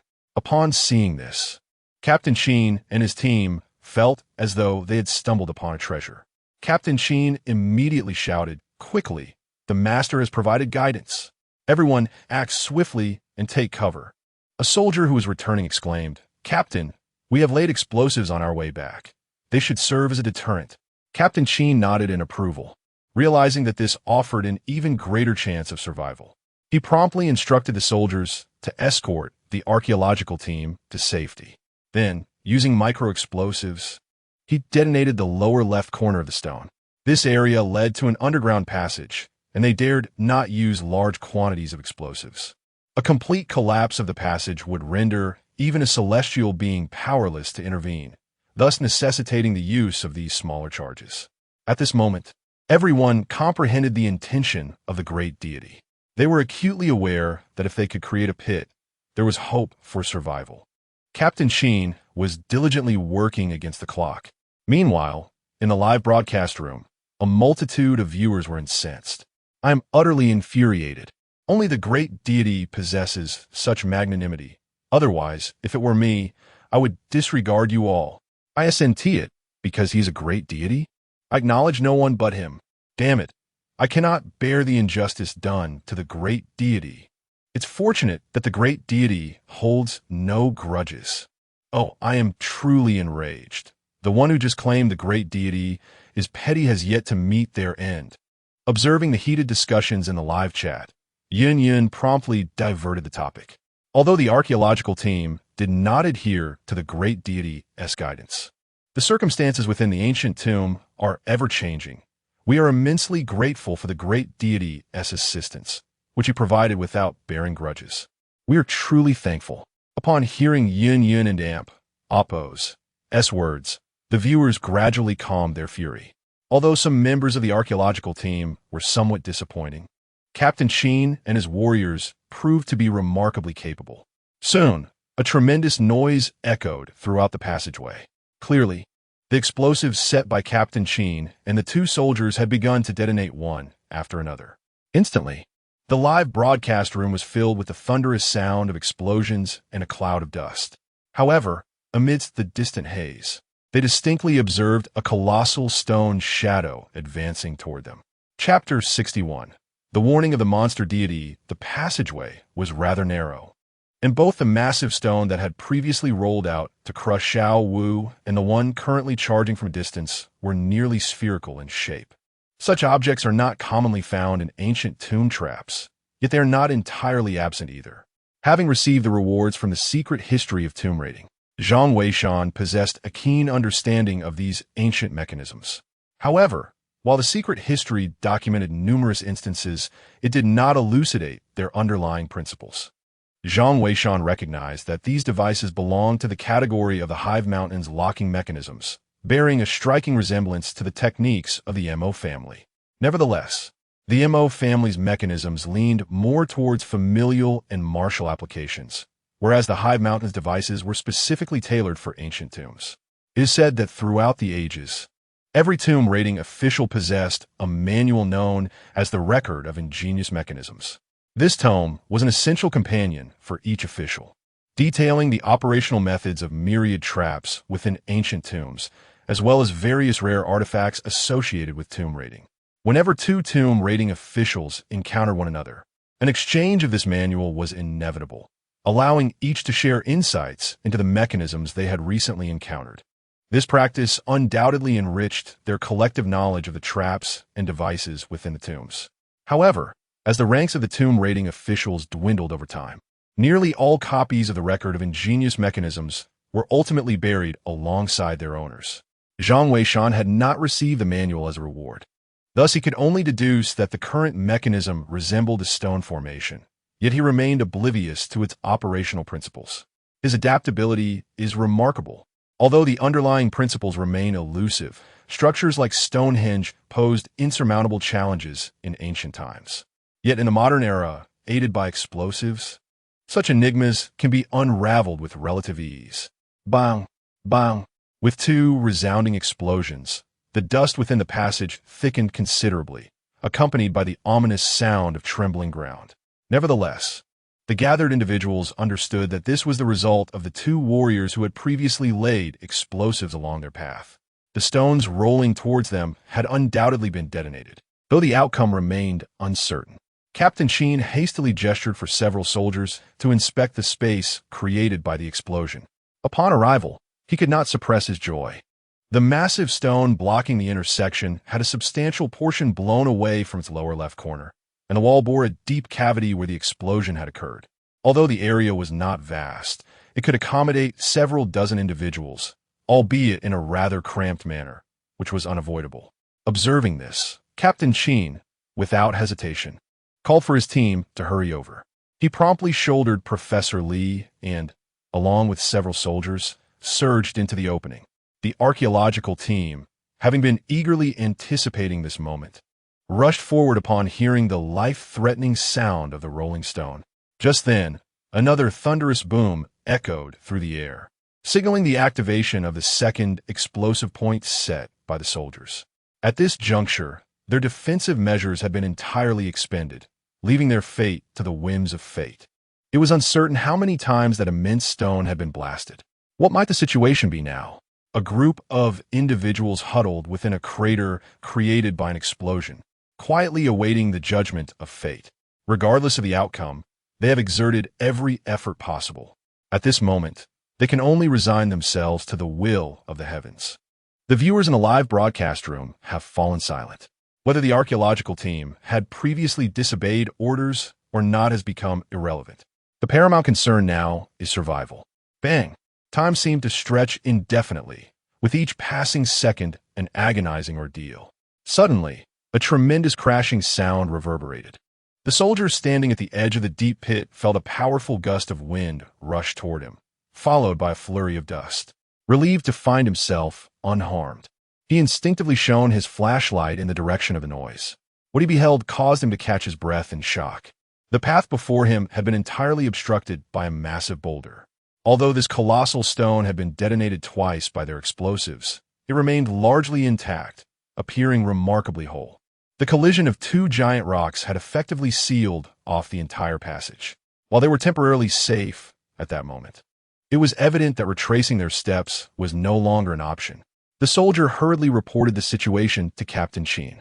Although Captain Sheen felt the weight of the predicament, he breathed a sigh of relief, for at least for now, everyone was safe. A few soldiers examined their flashlights, checking their conditions. Fortunately, there were no casualties this time. Everyone had safely retreated into the cave, yet they found themselves trapped within its confines. How would they find a way out? Professor, perhaps we should consult Mr. Zhang? Captain Sheen ventured to suggest. At this moment, Professor Lee's spirits had lifted somewhat. Though he remained unable to stand, his mind had regained clarity. He glanced at the live stream, noticing that some individuals were vocally supporting the Zhang family, which caused his cheeks to redden with embarrassment. He felt too ashamed to inquire further. Never mind. If Mr. Zhang wishes to offer guidance, he will do so on his own accord. I cannot bear to ask. Let us see if we can excavate a passageway back to the left corridor.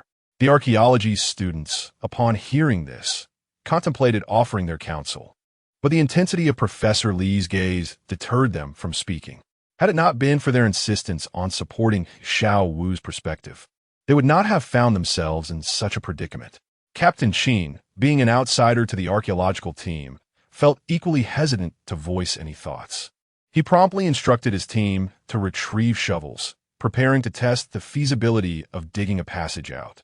The corridors on either side were parallel, with connecting points every 100 meters, and the thickness of the walls was not particularly substantial. Moreover, they had just created a deep pit, suggesting that they were not far from the left corridor.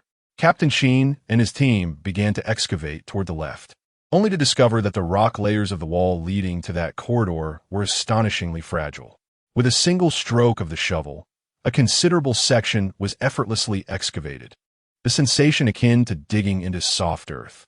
Hope flickered in the eyes of several soldiers, and Captain Sheen was equally exhilarated, urging them onward. "Hurry! Let us break through and advance." The soldiers responded affirmatively, unleashing their full might. Given the current pace and depth of excavation, it seemed they would breach the wall in no more than 3 minutes. However, to their astonishment, the wall exhibited an unexpected phenomenon. The deeper they dug, the softer it became. Initially reminiscent of soft soil, by the end it felt as if they were excavating jelly. There was no need for force.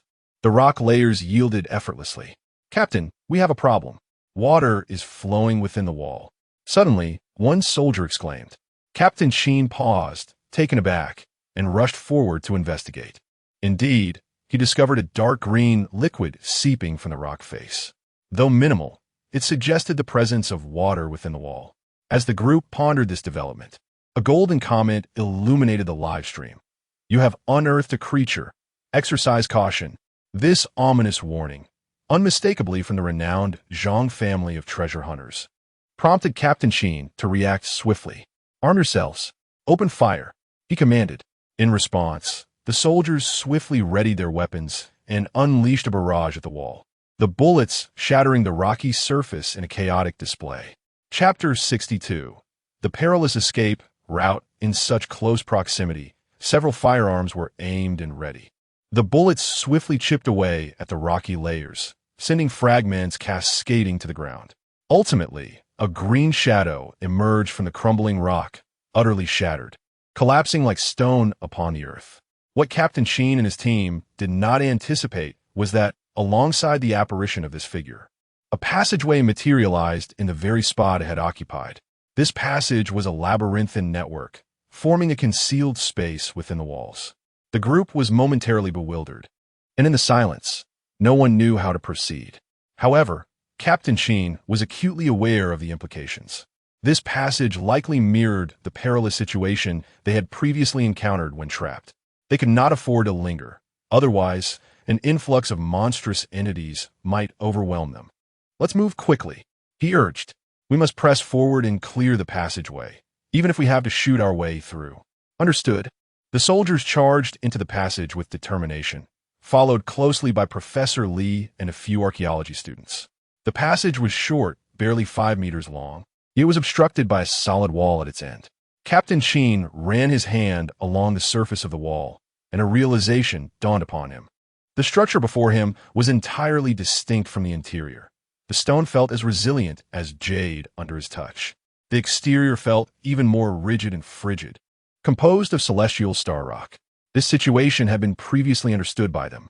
Initially, when the Zhang family of the Fakyu designated their entry point, the archaeological team had utilized detectors to probe the entire mountain. A layer of celestial star rock enveloped the mountain's exterior, seemingly preventing these creatures from departing the mountain. No wonder the deity had instructed them to take the left path. Although that area was rife with spectral beings, the protective celestial star rock rendered those apparitions unable to emerge. Instead, driven by fear, they had inadvertently ventured into the right passage, resulting in their current entrapment. However, upon recognizing this issue, the solution appeared straightforward. Captain Sheen hastily summoned his team, and with vigor, they struck the wall repeatedly. Remarkably, they managed to breach the celestial star rock barrier. Consequently, the previous passageway was revealed. Upon sighting the exit, a wave of exhilaration swept through the group. At last, they had returned to the safe passage indicated by the deity. Many among them silently vowed that, even if it meant facing death, they would never stray from this path again. They had encountered no troubles while on the route advised by the deity. It was their own recklessness that had led to their plight. If such occurrences were to happen even a couple more times, the archaeological team would surely face a complete ruin. This is utterly infuriating. If they continue to disregard the wise words of the master, They truly deserve to be annihilated. Indeed, though the master may not hold grudges. We are all witnessing this. Absolutely. Let us see if they will heed our warnings in the future. The participants in a live stream expressed their sentiments, causing the archaeology students present to hang their heads in embarrassment, reluctant to watch the broadcast. Captain Sheen offered a calm smile and said nothing further. With Professor Leona's back, he was the first to exit, followed by several soldiers and then the students of the archaeological team. Finally, 2 soldiers brought up the rear. The sizable group swiftly made their way through a significant portion of the passage. However, no one anticipated that at that very moment, a sudden cry erupted from within the crowd that had yet to exit the corridor. "Old 8, be careful! Old 7, save me!" Following the exclamations was a barrage of gunfire. The other soldiers attempted to rush in to assist, but the archaeologists were trying to exit, preventing any of the soldiers from entering. Fortunately, most had managed to escape just in time. After a tense 10 seconds, once everyone had emerged, the soldiers hurriedly dashed inside. Yet upon their arrival, their hearts sank. Within the rocky layers, Old 8 had vanished without a trace, while Old 7 was covered in blood, gun in hand. His eyes ablaze with fury. "Old 8, Old 7 bellowed, ready to charge in to rescue his comrade. The other soldiers raised their weapons, prepared to follow suit. After all, he was their fellow warrior. They could not abandon him so easily. However, who could have foreseen that at that very moment, a voice echoed from the passageway, exclaiming, "Run! I'm beyond salvation. Quickly go." Following this, they heard the unmistakable sound of metal sliding, a sound they were all too familiar with. The unmistakable noise of the pin being pulled from a portable explosive device. Lao Ba was prepared to self-detonate. Lao Ba! The eyes of all the soldiers turned crimson. Yet, they dared not linger. One by one, they surged toward the passage. Almost simultaneously, a desperate cry resonated from within the corridor. "Damn it! If you want to take me down, you'll perish alongside me. Captain, go!" As the voice faded, a violent explosion erupted. Several soldiers were swept away by the force of the blast. Captain Sheen's eyes too filled with tears, but as the leader, he could not allow others to take risks. He gathered a few soldiers, but before he could utter a word, the entire passageway's rock formations began to fracture. Lao Ba's explosion was devastating. Perhaps due to its depth, it had shattered the very layers of Tianqing rock. There were too many monsters within. Should they emerge, the soldiers would be engulfed in an instant. "Move!" Captain Sheen shouted, his eyes ablaze. The soldiers could only wipe away their tears and hasten forward. Yet, Lao Ba would remain forever in that place. In later discussions, they would learn that, at that moment, Lao Ba had been ambushed from behind by 2 monsters, leaving a gaping wound in his abdomen. Whenever Old 7 reflects upon this incident, he can only blame himself for his negligence. The warriors escorted the archaeological team forward with great determination. They soon dashed beyond the reach of the fissures. However, the sounds emanating from behind grew increasingly intense. It was evident that the wall could no longer withstand the sheer number of creatures within. A collapse seemed imminent. At that moment, at the forefront, the passageway had reached its terminus, revealing a stone door. Captain Sheen, unwilling to linger, commanded, "Divide into 2 teams. Those with ample ammunition will guard the rear, while the others proceed to blast open the door." Yes, the team promptly split into 2 factions. Captain Sheen personally led his squad to secure the rear, with rows of firearms aimed at the passage behind them. Should those monsters dare to approach, they would certainly face dire consequences. Meanwhile, the other group hastened to set explosives in preparation to breach the door. Just then, Professor Lee interjected, "There is no need to blast the stone door. It can be opened by activating a mechanism over there." This revelation was indeed a stroke of fortune. A soldier quickly activated the mechanism, and the stone door swung open instantly. "Captain Sheen, the door is open. Quickly, let's move," a soldier urged. A throng of individuals hurriedly retreated inside. Almost simultaneously, the rock layers behind them collapsed entirely. The wailing of infants erupted like a chorus of malevolent spirits. Just as Captain Sheen and the others had barely entered the stone door, several creatures emerged from the passageway behind. "Open fire," Captain Sheen commanded. and the bullets surged forth like a torrent of fire. The foremost monsters were instantaneously reduced to mere fragments. However, the sheer number behind them was overwhelming, obscuring any view of the end. One of the warriors shouted, "Captain, it's impossible to defeat them all. We should detonate this place to block their advance." Chapter 63. The Supreme Being has logged off. The most incredible reward, Captain Sheen nodded. He had already discerned that the walls beyond this stone door were composed of celestial star rock. This indicated that as long as those monsters were obstructed, they would be utterly unable to advance. It seemed this place might indeed be the destination indicated by the Supreme Being. Once they entered through the stone door, they could be close to an exit. Captain Sheen hastily summoned his team to prepare for the detonation. The explosives had already been strategically placed, and now it only awaited his command. The group retreated to a safe distance, and Captain Sheen issued the order to blow it up. With a resounding bang, a tremendous noise erupted from behind as debris cascaded down, effectively sealing off the entire passageway. Upon seeing the monsters trapped within, everyone breathed a sigh of relief, grateful for the protection bestowed upon them. They had, at long last, escaped with their lives.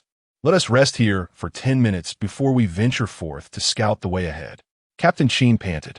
The others nodded in agreement. However, Professor Lee hurried off to check the live stream. At that moment, the discussions in the chat had shifted, rather than lamenting their plight. Viewers were now expressing admiration for the Supreme Being. Had it not been for the Supreme Being's guidance, the archaeological team might have suffered total annihilation at the Stone Circle. Professor Lee felt a profound sense of guilt. Despite having the Supreme Being and Oppo's counsel, how had they still incurred such losses? This left him feeling utterly ashamed. He perceived himself as a failure in his role as a professor. Alas, why is the Supreme Being logged off? I indeed went offline, and my name has turned gray. Could it be that the esteemed expert is still displeased? How could that be? If they were angry, they would not have offered guidance in the first place. Perhaps it is a matter of pride? Now that the archaeological team is temporarily safe, the expert has chosen to go offline. I wonder, what will become of the archaeological team? The final commentator struck a chord. What indeed will happen to them? Professor Lee and his colleagues exchanged glances, each feeling a sense of despair. Could it be that the expert truly no longer cares for their plight? Reflecting on their past actions, it is only reasonable that the expert would choose to distance themselves. Professor, do not overthink it. You must rest when it is most needed. Moreover, I believe that Mr. Zhang is not the sort of person to abandon us. Captain Sheen patted Professor Lee on the shoulder, as he too had nearly finished resting. He then signaled the soldiers to scout ahead. If all is well, they would continue their journey. Meanwhile, at the archaeological team's camp, student Lu hurried over, brimming with excitement. "Teacher, we have just obtained the results from the latest scans." Upon seeing the results chart, Chunwin's spirits lifted immediately. They rushed to disseminate the information, urging the archaeological team to act swiftly. Yes, Lu dashed into the live-streaming tent. In the antique shop, Zhang Weishan rose and approached the entrance. Gazing out at the warm sunlight, he felt a deep sense of melancholy, mixed with a hint of frustration. Despite having made 3 transactions that morning, it was now nearly noon, and he had yet to receive a single reward. This made him inevitably ponder what grand scheme the system was concocting this time. Could it be that he was to receive a reward akin to a glitch in reality? While he was lost in thought, the system's voice suddenly echoed through the air. Ding! The archaeological team has successfully escaped danger. Reward. Evolution of Constitution. Acquired everlasting Constitution, now integrated. As the system's announcement resonated, Zhang Weishan was momentarily taken aback. Everlasting Constitution? Does that not imply he would possess an inexhaustible lifespan? My word, this is undoubtedly the most extraordinary reward imaginable. With this boon, even if he chose to remain at home instead of venturing into tombs, as long as suitable disciples were cultivated, he could gradually nurture a multitude of renowned treasure hunters and tomb raiders. This is truly the finest reward for revitalizing the legacy of the treasure hunters. However, he soon regained his composure. While that path was indeed viable, if he refrained from exploring tombs, would not those he taught merely be engaging in idle speculation? Whenever they inquired, "Master, have you ever entered a tomb?" how would Zhang Weishan respond? I have not, but I have observed. Such a statement would lack any persuasive power. Lost in contemplation, he suddenly felt a surge of vitality coursing through his veins, accompanied by a sharp pain in his back.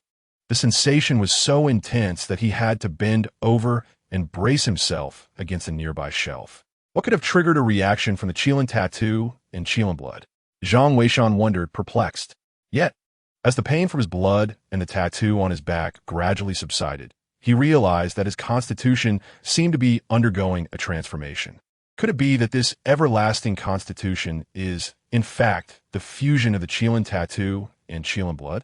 Zhang Weishan was puzzled. It seemed to be undeniably true. These matters were of little consequence, as long as the so-called ageless physique was indeed sufficient. What's the matter with you? Are you feeling unwell? Shenwan inquired, noticing Zhang Weishan's demeanor, prompting her to rise hurriedly. No, it's just that I'm hungry. Zhang Weishan waved his hand dismissively. By the way, haven't you always wanted to visit the museum? The weather is splendid today. Let's go in the afternoon. But the archaeological team has yet to emerge, and online reports indicate that the deity has logged off in anger. What will happen to the archaeological team next? Shenwan expressed her concern. Zhang Weishan smiled and asked, what is your perspective? Shenwan bit her lip in contemplation. I believe the deity is not a petty person, yet I cannot fathom why he would log off now. Zhang Weishan, you are a man. Why not provide some analysis? With a helpless shake of his head, Zhang Weishan replied, although I am indeed a man. The thoughts of each man, apart from topics concerning women, often diverge. I suspect that perhaps there is no longer a necessity for guidance. In simpler terms, the archaeological team is safe. Safe? Shenwan pondered, though her face still bore traces of worry. At that moment, a picture was posted in the live broadcast room, a notably official release of the latest detection map. Upon seeing this map, Shenwan was instantly taken aback. She realized that the map displayed the precise location of the archaeological team. Furthermore, the direction they were advancing toward distinctly led into a ravine beyond the mountain. The archaeological team has truly emerged. Zhang Weishan, you are remarkably impressive, having made yet another accurate analysis. I'm absolutely elated. I shall treat everyone to lunch. And in the afternoon, we will visit the museum. Shenwan exclaimed excitedly. Zhang Weishan smiled, but did not respond. Naturally, he welcomed the invitation to dine. Meanwhile, in the live broadcast room, countless netizens began to express their excitement. I told you the master is not that kind of person. How could he abandon the archaeological team? The master is indeed extraordinary. He must have known the team was safe, which is why he logged off. The master is phenomenal, forever in my heart. I am genuinely in awe. I sincerely hope the authorities can locate the master as soon as possible. Yes, on behalf of countless women, I implore to meet the master. The live broadcast room buzzed with fervor. When Captain Sheen and the others saw these messages, they were overwhelmed with emotion, tears of joy streaming down their faces. After enduring so much, they were finally about to be free. Not a single member of the team complained of fatigue. Each one pressed on tirelessly. After an hour, they caught sight of a glimmer of light. The group rushed towards it in excitement, only to discover they had exited the cave and emerged into a mountain valley. Gazing up at the bright blue sky and the warm sun, many were moved to tears, weeping like children. Even Captain Sheen, a stalwart man of iron will, could not help but have tears welling in his eyes. Silently, he removed his helmet and turned to look back at the cave behind them. The other soldiers mirrored his actions. As Captain Sheen rendered a salute, all the soldiers donned solemn expressions, imbued with profound sorrow. They paid the highest tribute to those who sacrificed their lives in the pursuit of archaeology. The members of the archaeological team also rose, bowing their heads in silence, mourning for their comrades who would forever remain here. Chapter 64. The museum exhibit is all a facade. Thank you all for your support. Our archaeological live broadcast will be on hiatus for a while. However, the channel will continue to replay this thrilling journey. The live program will resume once the archaeological team has organized the artifacts. Here, Yin Yin would like to present a delightful surprise. The archaeological team has invited the nation's foremost ancient artifact appraisal expert, Professor Su Tian. Professor Su will personally lead his team to the excavation site, providing immediate insights in the artifacts unearthed from the ancient tower. Please pay attention to the announcements in the live stream. Thank you for watching and goodbye. Hey, Yin Yin, are you leaving already? Yes, dear, just wait a moment. I haven't had my fill yet. You shameless lot. Yin Yin is my wife. Hold on. I only want Xiao Wan Wan. By the way, where's our Wan Wan? Who knows? Maybe she has been whisked away by a deity. A deity? Does that mean I stand no chance? The live stream concluded amidst laughter and chatter. Only then did Shun Wan turn off the computer, sighing as he prepared to take Zhang Weishan out for dinner and visit the museum in the afternoon. Yet, Zhang Weishan stared at the computer, somewhat lost in thought. The atmosphere of the live stream had shifted too rapidly. After enduring so much, both the archaeological team and the warrior group had suffered significant losses. The archaeological team, in particular, had sustained severe damage. Yet, it seemed as if the joyous ambience of the live stream had, in a mere instant, erased all memory of these hardships. One cannot help but feel a pang of melancholy, although the mention of those who have sacrificed themselves evokes solemnity. The shift in atmosphere inevitably chills the hearts of those very individuals. This sentiment elucidates why Zhang Weishan is reluctant to hastily descend into the grave. Even though his popularity is currently soaring, revealing his identity might attract even greater scrutiny. Yet, what purpose would that serve? Would he rush to his demise, proclaiming before the end, "I am a descendant of the esteemed Feikyu Tianguan. We, the Feikyu Tianguan, hold great prowess, and I aspire to elevate this vocation"? Such a notion is nothing short of absurd. Perhaps some may remember the term Feikyu Tianguan, but it is likely to fade from memory as swiftly as a fleeting meal. Thus, he understands that in order to truly honor the legacy of Feikyu Tianguan, he must ensure his own survival. Once life departs, all opportunities vanish. "What are you thinking?" Shenwan suddenly inquired. Zhang Weishan snapped back to reality, smiling and shaking his head, indicating that he was fine. "Do not dwell on it. Casualties are an inevitable aspect of archaeological expeditions." Shen Wan, discerning Zhang Weishan's thoughts, continued, "I have heard from my teacher that whenever an archaeological team is formed, the members sign a life-and-death agreement. Such matters are commonplace for those in the field. This is precisely why my father has always been opposed to my working on-site in archaeology." Zhang Weishan nodded. Understanding a father's instinct to shield his daughter from peril is entirely justifiable. "Let us not dwell on this any longer. Let us proceed to lunch," Shenwan cheerfully suggested. Zhang Weishan nodded in agreement, and the two promptly departed from the antique shop. They chose a dining establishment located near the museum, both having no particular culinary preferences. Anything palatable would suffice. During their meal, Shen Wan inquired, "By the way, Zhang Weishan, when do you think we should visit the archaeological site? From what I gather, the professors are unlikely to consider excavating anytime soon. The recent setbacks faced by the archaeological team have been significant, and it seems that the decision to explore the ancient tomb within this old building is still up for discussion. The immediate task at hand will likely involve categorizing the artifacts. So, when shall we make our way to the site?" Shenwan had previously mentioned this matter. Zhang Weishan indeed harbored a desire to experience the atmosphere of an archaeological dig. Since the team would not be descending into the tombs for the time being, he would not be receiving any guidance or rewards. Thus, a visit to the site seemed a worthy endeavor. "I still have some free time, but what shall we do about the shop if we both go?" He pondered.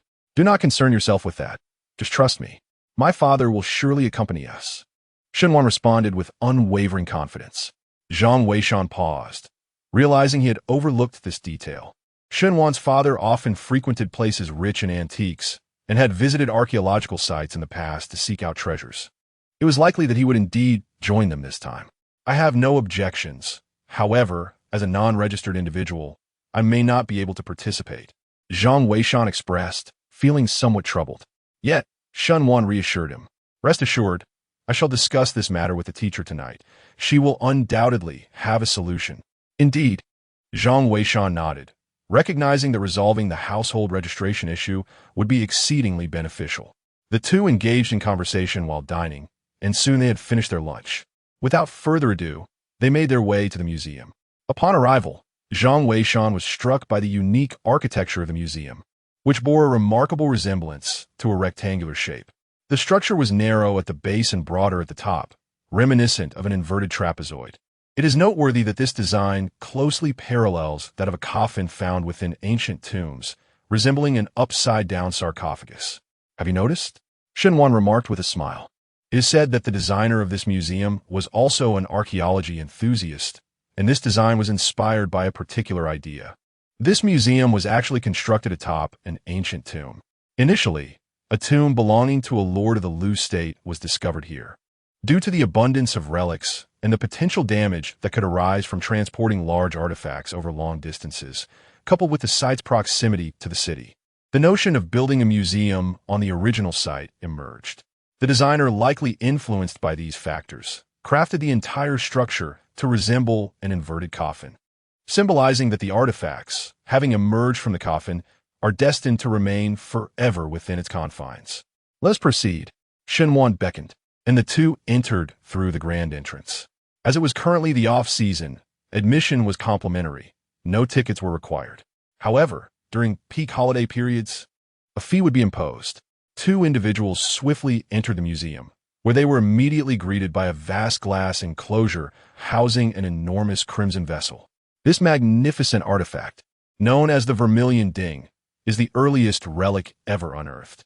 Its fragility is apparent, as it is entirely crafted from cinnabar with a sprinkling of other materials. Quite impressive, isn't it? Zhang Weishan smiled, but remained silent. This so-called Vermilion Ding is, in fact, more accurately referred to as the cinnabar ding mold rather than a genuine ding. With his keen insight, he discerned its true nature at a glance. The so-called Vermilion Ding is, strictly speaking, a set of molds used for crafting large dings. Such items are exceedingly rare throughout history. The more renowned artifacts are typically bronze dings, while those made from other materials are seldom encountered, let alone their molds. Thus, aside from him, an individual possessing a system, few would have knowledge of the cinnabar ding mold. Previously, he had not extensively utilized his discerning eye, but upon entering the museum, he was struck by its remarkable capabilities. Let us continue our exploration. Shun Wan beckoned. The two ventured deeper into the museum, with Shun Wan elaborating on various unearthed artifacts. Many of these treasures bore names that were assigned later, and numerous items lacked any identification altogether. However, upon merely glancing at them, Zhang Weishan could accurately ascertain their respective dynasties and historical contexts. Initially intrigued, he soon found himself growing weary, as he realized that not a single artifact within the museum was authentic. All of it is fabricated. Chapter 65. The young master makes a bold bet. Shun Wan gradually discerned that Zhang Weishan appeared somewhat disinterested, prompting her to inquire about the matter. Zhang Weishan replied nonchalantly, "It is nothing, merely a sense of ennui." Ennui? Why so? These artifacts have all been painstakingly unearthed by archaeological teams. How can you claim they are dull? Shenwan questioned, perplexed. Zhang Weishan, however, could only chuckle in resignation. Because they are all replicas. In his past life, he had harbored a keen interest in antiques, often frequenting museums. One day, his mother revealed to him, Xiaoshan, the items in museums are largely forgeries. Genuine artifacts are rarely displayed. At that time, Zhang Weishan found it hard to believe. After all, was not the purpose of excavating artifacts to preserve and showcase them? How could what was unearthed ultimately be mere imitations? Yet, as time passed, he began to comprehend the truth. The unearthed relics were often fragile and could not withstand the rigors of display, or they were of such immense value that their preservation became paramount. Consequently, museums primarily exhibited high-quality replicas. Zhang Weishan ceased his visits to museums thereafter, particularly since he lacked knowledge about antiques at that time, rendering him indifferent to their authenticity. However, now equipped with the eye of appraisal, observing counterfeit items in a museum struck him as rather amusing. Shenwan contemplated for a moment before stating, "In fact, I once posed this question to my teacher. Why are the artifacts in museums predominantly replicas?" The teacher provided me with this response. The artifacts are irreplaceable. Once lost, they're truly gone. The general public, however, lacks the expertise of artifact professionals, perceiving only the sense of age and wonder that these treasures evoke. Therefore, Many precious relics are seldom displayed, typically substituted with high-quality replicas. These artifacts are national treasures, too fragile to endure excessive handling. Initially, Shenwan did not grasp this concept, but gradually, understanding dawned upon her. Outsiders may not appreciate antiques, and even if the genuine article were presented, it would elude their comprehension. It is far better to utilize replicas for educational purposes, thereby preserving the authentic antiques. This reflects the heartfelt considerations of archaeologists. Zhang Weishan's expression grew somewhat complex upon hearing this. I find myself in disagreement with this perspective. If the situation were truly as you suggest, it would be understandable. However, the reality is that many replicas ultimately fall vastly short of the originals. How can we genuinely restore and disseminate knowledge in such a manner? As he spoke, Zhang Weishan led Shenwan back to the original vermilion cauldron. Pointing at the cauldron, he remarked, for instance, the current description states that this vermilion cauldron is the only one of its rare material in the nation. Yet, this explanation is entirely erroneous. Erroneous? How so? Shenwan inquired, her heart racing. Previously, when Shenwan suggested she take Zhang Weishan on a tour of the museum, she had deemed it unnecessary. Yet now, it appeared that Zhang Weishan's expertise in antique appraisal might surpass her own comprehension. Zhang Weishan smiled. This is not a ding, but rather a mold for making a ding. This is a fundamental error. How laughable it would be to explain it as such. A mold? Shenwan was taken aback, completely unprepared for Zhang Weishan and Appo's assertion. A mold? Who mentioned a mold? How absurd. Shenwan intended to inquire further, but at that moment, a scornful voice interrupted. Shenwan and Zhang Weishan turned to see a young man, his hair slicked back with what appeared to be a copious amount of pomade. His haughty demeanor further irked the two. Our conversation is none of your concern. Shenwan frowned. However, upon seeing Shenwan, the young man's eyes widened in disbelief. You are Shenwan. Little Wan, what brings you to my family's museum? He exclaimed, his excitement palpable. Shenwan glanced at the name badge he wore, which indeed bore a name and title. Young Museum Director, Li Zhu. It was true. This museum belonged to his family. Shenwan was momentarily taken aback. Many museums are state-owned, yet some are privately operated. Naturally, if a private entity finances a museum, it is typically managed by professionals. However, the proceeds from ticket sales might be shared with the investor. Little Wan, who is this? Is he your friend? If not, I shall promptly have security escort him out. I have encountered many who feign knowledge in ignorance. Li Zhu remarked with a smile, his eyes brimming with admiration for Shenwan. Shenwan perceived a hint of malice in his gaze and remarked, he is my friend. Furthermore, as the young master, you must be quite occupied, so we shall not impose upon you any longer. This was her subtle way of issuing an eviction notice. Yet, Li Zhu seemed utterly oblivious to her intent, responding, Oh, Wan, you misunderstand. Although I am a young master, I truly have little to do and merely wander about aimlessly. Today, I am genuinely delighted to see you. By the way, how did you come to know such a pretentious friend? He continued, this cinnabar red ding is indeed authentic. Could I, as the young master, possibly deceive you? Upon hearing this, Shenwan's expression darkened further. The matter was not one of authenticity. She could discern that the cinnabar red ding was a counterfeit. Her current concern was how Zhang Weishan had determined that it was merely a mold. With this thought in mind, Shenwan spoke up, spare me your deceit. I'm also a student of archaeology. Am I unable to discern the authenticity of museum artifacts? I wish to inquire whether you are aware that this cinnabar red ding is a mold. A mold? Little Wan, how can you utter such nonsense? This cinnabar red ding was personally verified by my instructor, who is renowned for his expertise. How could it possibly be a mold? That fellow is just spouting nonsense. My teacher is a well-known authority on antiques. Li Zhu interjected hurriedly. However, Shenwan evidently remained skeptical, replying, then can we visit and see the genuine cinnabar red ding? I recall my teacher mentioning that students from the Archaeological Institute are permitted to request visits to museums to observe genuine artifacts. The archaeological prowess of our nation is formidable, thus granting such privileges to its students. Upon hearing this, Li Zhu quickly interjected, of course, it's possible. However, This cinnabar red ding is indeed an authentic vessel, without a doubt. Moreover, your friend is not a student of the Archaeological Institute. Would it be appropriate for him to attend? Furthermore, if you claim this is a mold, you are casting aspersions on my teacher's expertise. Why should I allow him to go? Upon hearing this, Shun Wan's expression darkened as she was about to introduce Zhang Weishan as someone highly regarded by her teacher. However, Li Zhu spoke first. Rest assured, I, Li Zhu, am not a petty person. I can take you to see the genuine cinnabar red ding. But if you are mistaken, then this ding is indeed a vessel and not merely a mold. You shall owe my teacher an apology. And what if he is correct?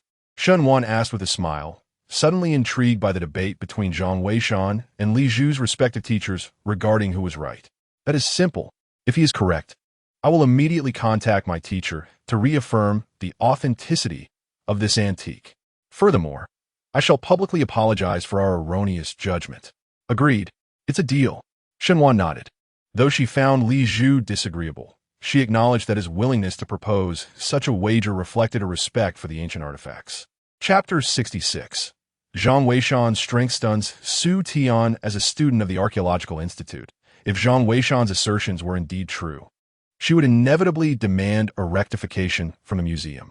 The primary purpose of establishing a museum is to enlighten the public about history. Such fundamental errors cannot be tolerated. Li Zhu led the two of them towards a side passage. Genuine antiques are meticulously stored in the basement, where specialized security personnel ensure their safety. Who is your teacher? Shun Wan inquired, trailing behind. Li Zhu chuckled. Wan, although I am your admirer, my teacher is certainly not someone just anyone can know. If your assertions are correct, I wouldn't mind revealing their identity. However, if you are mistaken, I shall remain silent. Shun Wan nodded, refraining from further commentary.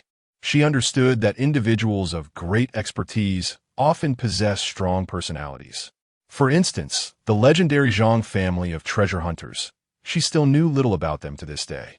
Such elusive figures are not easily accessible. Though the identity of Li Zhu's mentor remained a mystery, the family's investment in a museum indicated a significant background. Shun Wan glanced at Zhang Weishan beside her. Observing his calm demeanor, she felt reassured. Li Zhu guided them swiftly to the basement level of the museum. Here, the security was intricately organized, yet upon seeing Li Zhu's arrival, they posed no further inquiries. After Li Zhu presented the permit, he led the two individuals through one of the doors. Upon opening the door, they were met with a modestly sized, isolated room. Within, there stood an exceptionally large object. Li Zhu switched on the light, only to find that it resembled a shadowless lamp commonly found in hospitals, casting no shadows at all. In the center of the room was a magnificent red cauldron, encased in glass for protection. This was, unmistakably, the vermilion red cauldron. Compared to the one outside, this cauldron exhibited a certain degree of wear. Its surface was marred with numerous pockmarks, embodying the true essence of an antique. Do you see? This is the genuine vermilion red cauldron. What more can you say? Li Zhu exclaimed, pointing at the cauldron, his face radiating triumph. He had been present when his mentor led the team to authenticate this red cauldron. Thus, he was well aware that this was indeed the vermilion red cauldron, an authentic vessel, not merely a mold. Shun Wan glanced at Zhang Weishan, and the implication was clear. It was now his turn. With a smile, Zhang Weishan remarked as he observed the red cauldron. The cauldron features 2 ears. Each ear can open and close. The span is the width of a palm. Li Zhu was momentarily taken aback by this observation, yet he refrained from further discussion and promptly fetched a ladder, ascending to examine the cauldron closely. He then retrieved a magnifying glass to inspect the ears of the vermilion red cauldron. The so-called ears of the cauldron were 2 protrusions resembling handles situated atop it. Their sizes varied, generally determined by the overall dimensions of the cauldron. Li Zhu meticulously scrutinized the area around the ears with his magnifying glass for an extended period.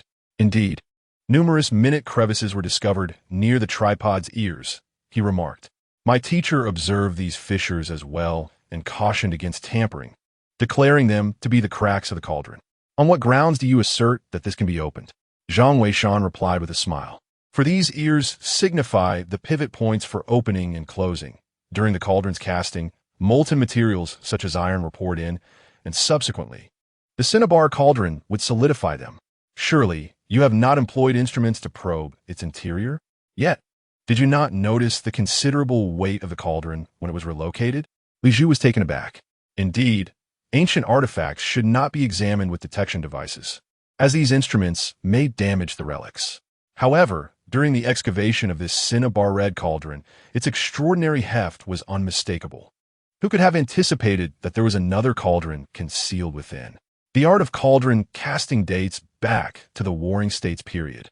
Yet historical gaps render it challenging to ascertain whether ancient cauldrons were crafted in a single process or assembled from components. The discovery of this mold significantly supports this assertion. Your high-fidelity replicas fundamentally lack the mechanism of the cauldron's ears opening and closing, which constitutes a grave error. In truth, the genuine cauldron resides within the cinnabar-red artifact, and after all these years since its excavation, the authentic relic remains undiscovered. Do you find this acceptable? Having uttered these words, Zhang Weishan ceased further discourse and turned to exit. Shen Wan was left utterly bewildered. Within the confines of the Ding, an event of monumental significance has unfolded, poised to shake the very foundations of the archaeological community. Li Zhu's countenance turned ashen, and he found himself at a loss for how to proceed. However, he quickly regained his composure and promptly retrieved his mobile phone to contact his mentor. The call connected swiftly, and a voice emerged from the device. Li Zhu, what is the matter? Professor, it's bad news. Just now, Shenwan arrived at the museum with someone, claiming that your appraisal of the Vermilion Ding was erroneous. Li Zhu hastily recounted the situation. The voice on the other end was taken aback and inquired urgently, "What is the name of that young man?" Li Zhu paused for a moment before responding. "I believe he is called Zhang Weishan. Do you know him, Professor?" "Absurd. You do not know Zhang Weishan? He is the sensation sweeping across the internet." The professor in amp, Appo's tone was grave. "You must take his words seriously. I am about to board a flight. I will arrange for someone to investigate immediately. If this is indeed true, we must rectify it at once. It would be a disgrace for us as antique appraisers." "Understood, Professor," Li Zhu replied hastily, then ended the call. Meanwhile, aboard the aircraft, a young man turned to the elderly scholar beside him. "Professor Su, what has transpired?" Su Tian sighed deeply in response. Age has caught up with me. You have heard of Zhang Weishan, I presume? He has made his way to the museum. Our previous firm belief regarding that Vermilion Ding may very well be misguided." The young man, serving as Su Tian's assistant, responded with urgency. "Surely not, Professor Su. You are one of the foremost experts in authentication in the country. Could that fellow Zhang Weishan truly be so remarkable?" Su Tian, upon hearing this, responded earnestly. "Recently, Zhang Weishan has garnered significant attention. I have even heard that Shunwan intends to pay him a visit. He must indeed possess considerable skill. Moreover, the authentication of the Vermilion Red Ding was conducted rather hastily. It is quite possible that he was correct. Just wait. The results will be forthcoming soon." Merely 2 hours elapsed. As Su Tian and his assistant arrived at their destination by plane, a call from Li Zhu came through. "Professor, we have just completed the authentication. Indeed, there's a bronze ding within that Vermilion Red Ding. Zhang Weishan was right. However, should we really make this information public? Might it tarnish your reputation?" Li Zhu expressed his dilemma. Su Tian, however, replied coldly, "What does my reputation matter? The field of archaeology has already reached this state. What use is my reputation? If it is discovered by others later, it will be even more embarrassing. We must promptly announce the findings and express our gratitude to Mr. Zhang Weishan."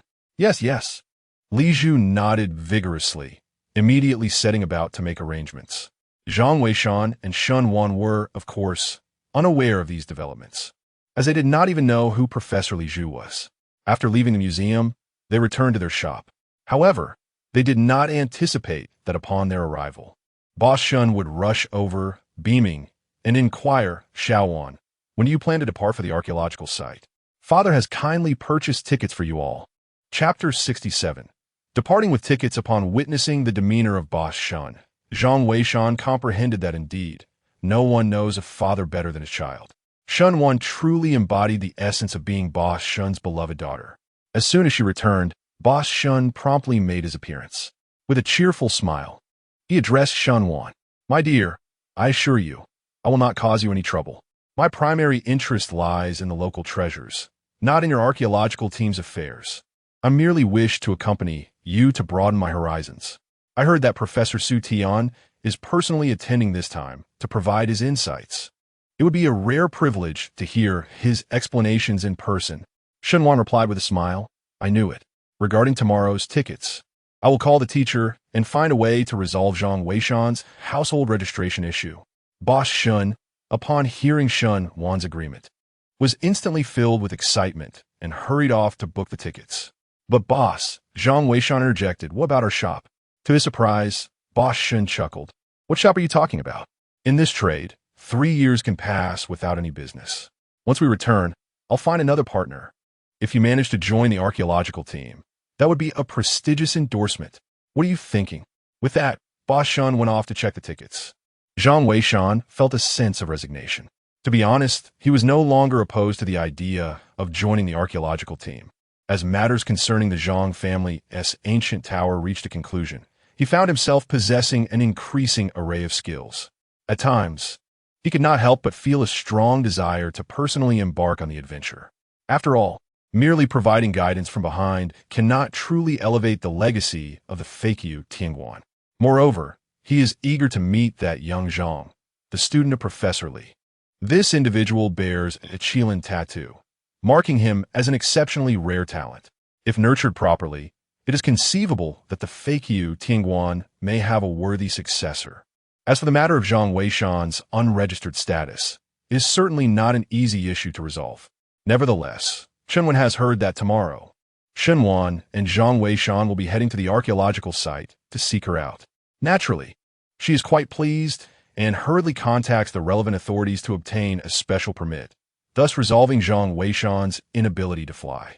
Little does Zhang Weishan know, on this very night, the news of their impending journey to find Shun when swiftly reaches Elder Mu and Appo's ears. What did you say, Shaowen? Zhang Weishan is coming to find you? Elder Mu is taken aback upon receiving this information. He is acutely aware of the significance represented by Zhang Weishan. Though he may not compare to the Fakyu Zhang clan, he is undoubtedly a rare gem in the current archaeological field. Yes, Elder Mu. Shaowen is coming to submit his graduation thesis and has invited him to join. Thus, I hasten to inform you. Very well. I shall find a way to reach there by tomorrow. Elder Mu replies with urgency. Elder Mu, your health. Shunwan expresses her concern. The archaeological site they are heading to is situated in the mountains. It is not simply a matter of coming and going. It is manageable for the young, but such exertion can be perilous for someone of advanced age. However, Master Mu had resolutely decided, I must personally make this trip. Furthermore, your teacher misses you. Hence, tomorrow, I shall accompany Elder Chun. It is imperative that we enlist Zhang Weishan into our archaeological team. Additionally, keep this matter confidential. The esteemed Gao from the biological realm has likely already set off. Let's allow him to return empty-handed this time. Shunwan nodded, surprised at how recently this Zhang Weishan had gained such prominence. If we were to locate the actual Zhang of the Qiuzhang clan, his fame would be unimaginable. Contemplating this, Shunwan could not help but feel a sense of anticipation for the meeting tomorrow evening. She wondered what kind of person this Zhang Weishan truly was. That evening, with the tireless efforts of Shunwan and Boss Shun, 3 tickets for the following morning and Appo's flight were finally secured.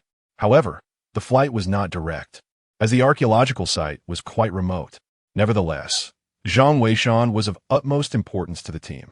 Under Master Mu's coordination, the complexities of the archaeological site security were managed by Captain Qin, who temporarily arranged for several helicopters to facilitate transportation. Consequently, once they landed at the airport, they could directly board the helicopters bound for the archaeological site.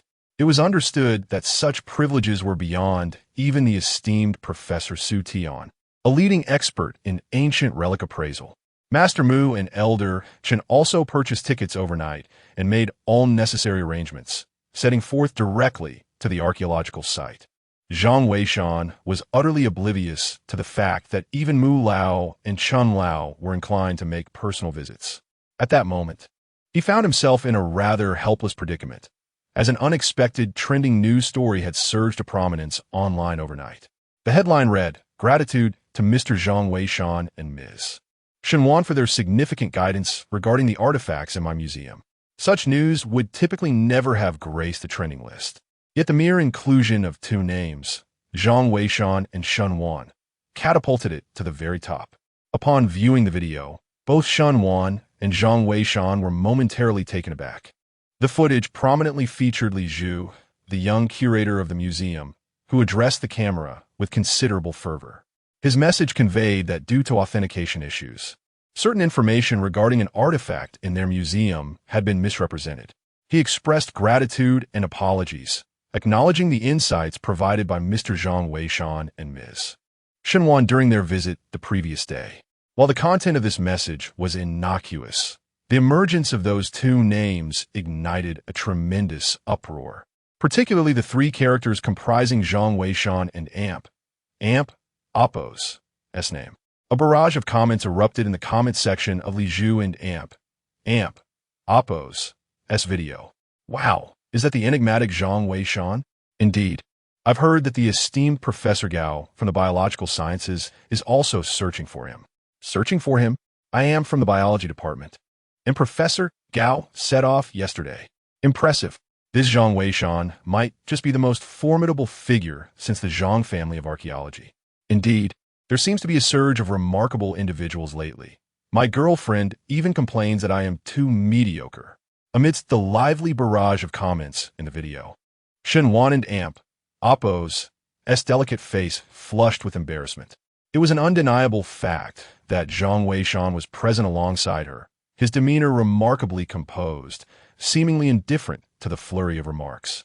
Suddenly, a frown creased Zhang Weishan's brow at the mention of Li Zhu. Shenwan, taken aback, quickly interjected, "Oh, he will undoubtedly attend.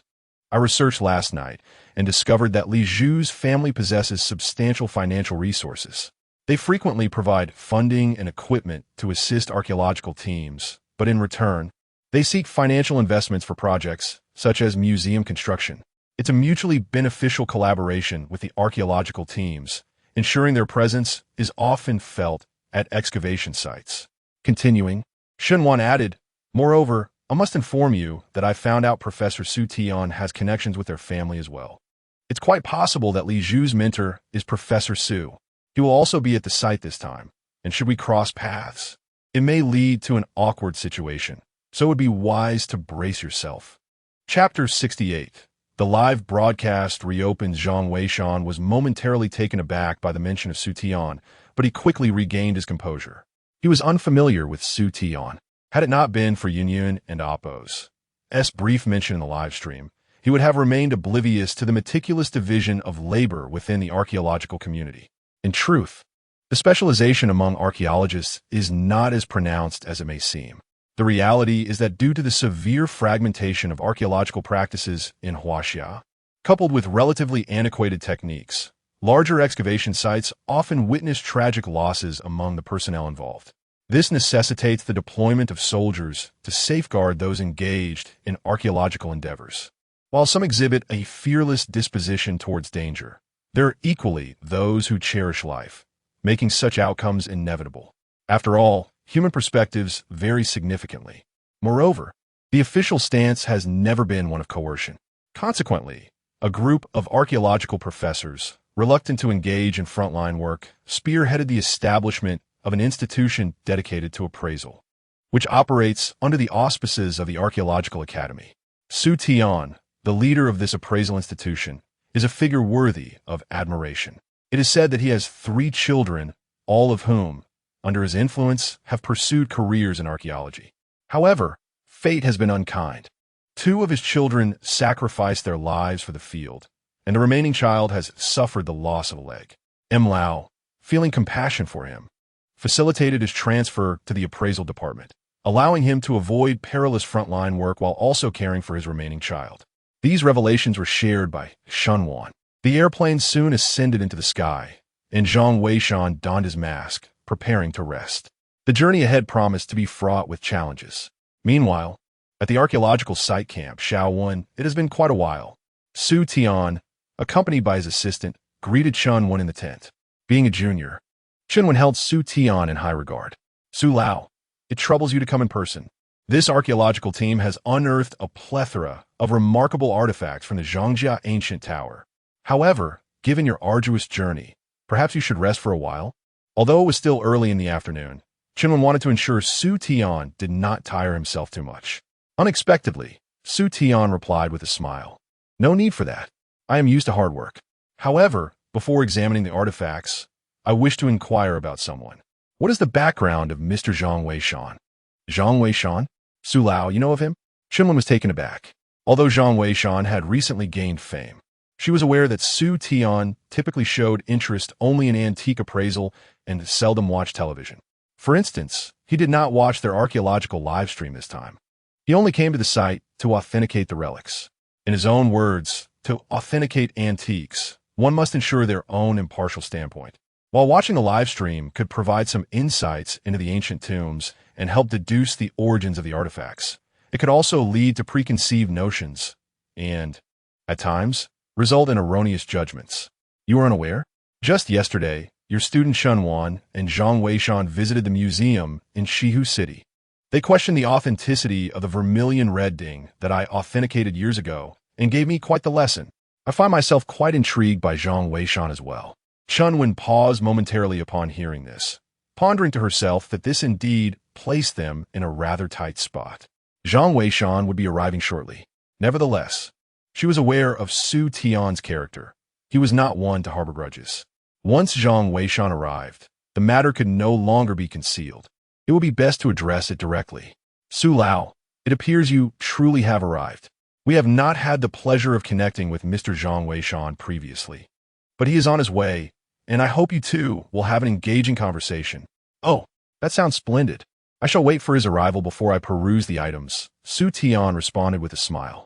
Chun-Wen, understanding the situation, did not press further. She arranged for someone to attend to Su Tian and the others before hastily stepping out of the tent. Once outside, she promptly called Old Mu to explain the situation. Old Mu arrived shortly after, chuckling at the unfolding events. It seemed the archaeological site would be quite lively. Old Mu, we had initially planned to live-stream Professor Su Tian's appraisal, but if Zhang Weishan arrives, would it be inappropriate to expose him? Chun-Wen inquired anxiously. Old Mu, however, responded with a laugh. Not at all. Letting him be exposed might help those like Gao Lao who have taken an interest in him understand that he is someone we in the archaeology community hold in high regard. Additionally, I am curious to see how his appraisal skills compare to those of Su Tian. Chun-Wen nodded, admitting that she too was quite interested. With Old Mu's approval, the matter was thereby simplified. Immediately, Chun-Wen notified Yun that they would commence the live broadcast as soon as Zhang Weishan arrived. Around noon, Zhang Weishan and his companions disembarked from the helicopter arranged by Captain Qin. Almost simultaneously, the archaeological live stream was initiated. Why did it suddenly start? It's quite alarming. I just joined, and this person's luck is simply astonishing.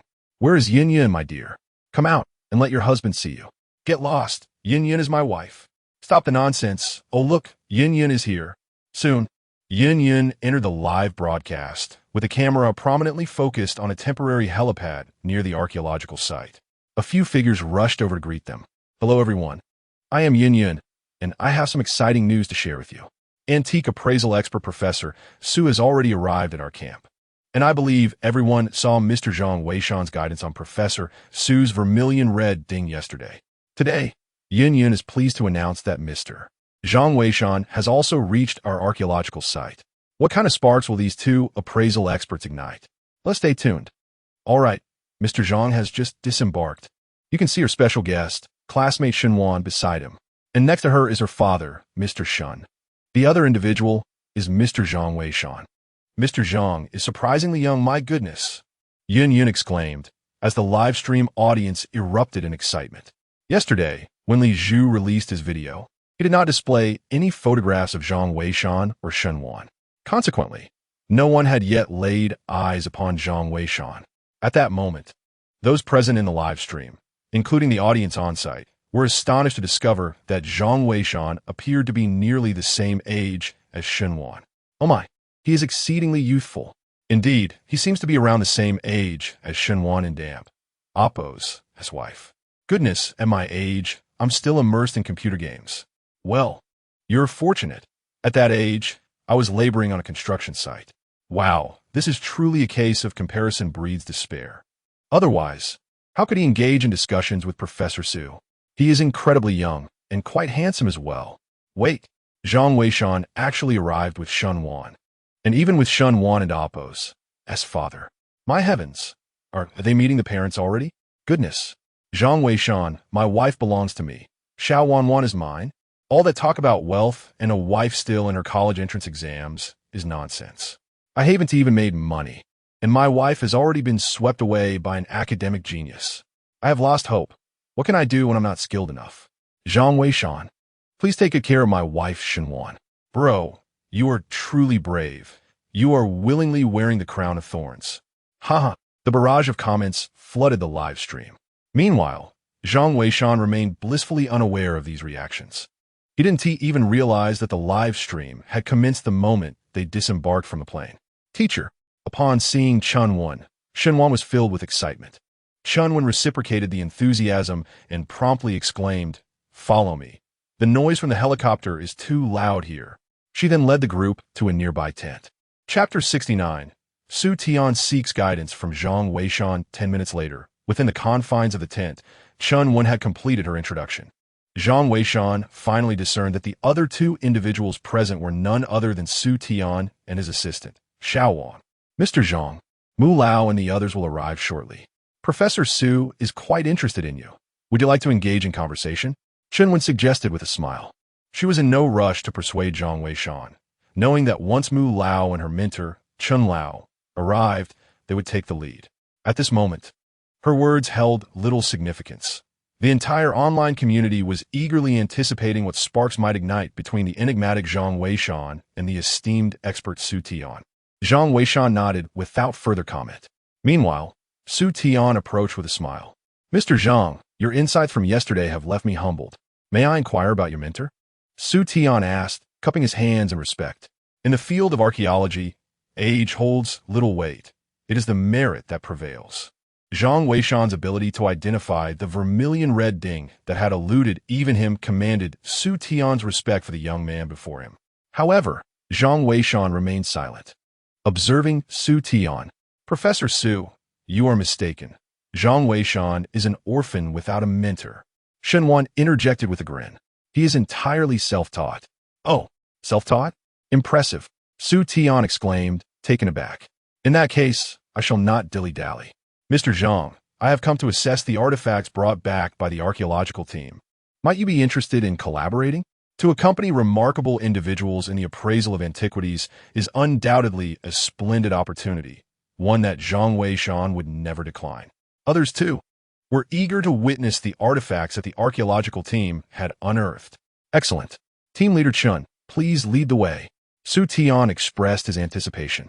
Observing his enthusiasm, Chunwan felt it inappropriate to refuse and thus guided the group to a tent designated for the storage of relics. Inside, there lay two substantial boxes, presumably containing the artifacts retrieved. Chunwan signaled to the staff to open them, and indeed, the sight that met their eyes was a collection of artifacts still cloaked in dust, with no time yet afforded for cleaning. Su Tian's gaze widened with astonishment upon seeing the items, as he recognized many of them to be exceedingly rare. Meanwhile, Zhang Weishan furrowed his brow. For although the artifacts were undeniably invaluable, they lacked the crucial pieces he had anticipated. In his recollection, the Zhang family's ancient tower harbored a ghost seal and even a black gold ancient dagger. Yet, the dagger was missing, and the ghost seal had not been retrieved either. Was it possible that the ghost seal was lost as well? Zhang Weishan, having never ventured inside, remained unaware of the actual circumstances regarding the artifacts within. Nevertheless, the items that had been brought forth were indeed of significant worth. Professor, your item. At that moment, Xiao Wang approached discreetly from the side, handing Su Tian something surreptitiously. Su Tian nodded and then rose, smiling as he made his way toward Zhang Weishan. Mr. Zhang, I am unable to discern the significance of this item. May I seek your guidance? Upon hearing this, Zhang Weishan's lips curled into a subtle smile. While others may have been oblivious to Xiao Wang's earlier actions, he was certainly not. After enhancing his physical constitution, such whispered conversations were impossible to evade. Zhang Weishan beheld the object Su Tian had produced, a string of brownish-yellow beads. They bore a striking resemblance to the amber revered in ancient Tibetan Buddhist traditions. However, a mere glance was sufficient for him to recognize its dubious nature. Here it comes. That seems to be amber, right? What do you mean in Oppos? Seems in Oppos. It undoubtedly is. I am in the jewelry business, after all. How could I not know? Amber comes in various types. Does it not? This piece in Professor Su's possession appears quite precious. Indeed, let us hear what Zhang Weishan has to say. At that moment, the audience and Oppos' attention shifted toward the unfolding discourse. Yet, to their astonishment, Zhang Weishan made a startling remark. Professor Su, are you attempting to test me? What do you mean by that? Su Tian inquired, feigning ignorance.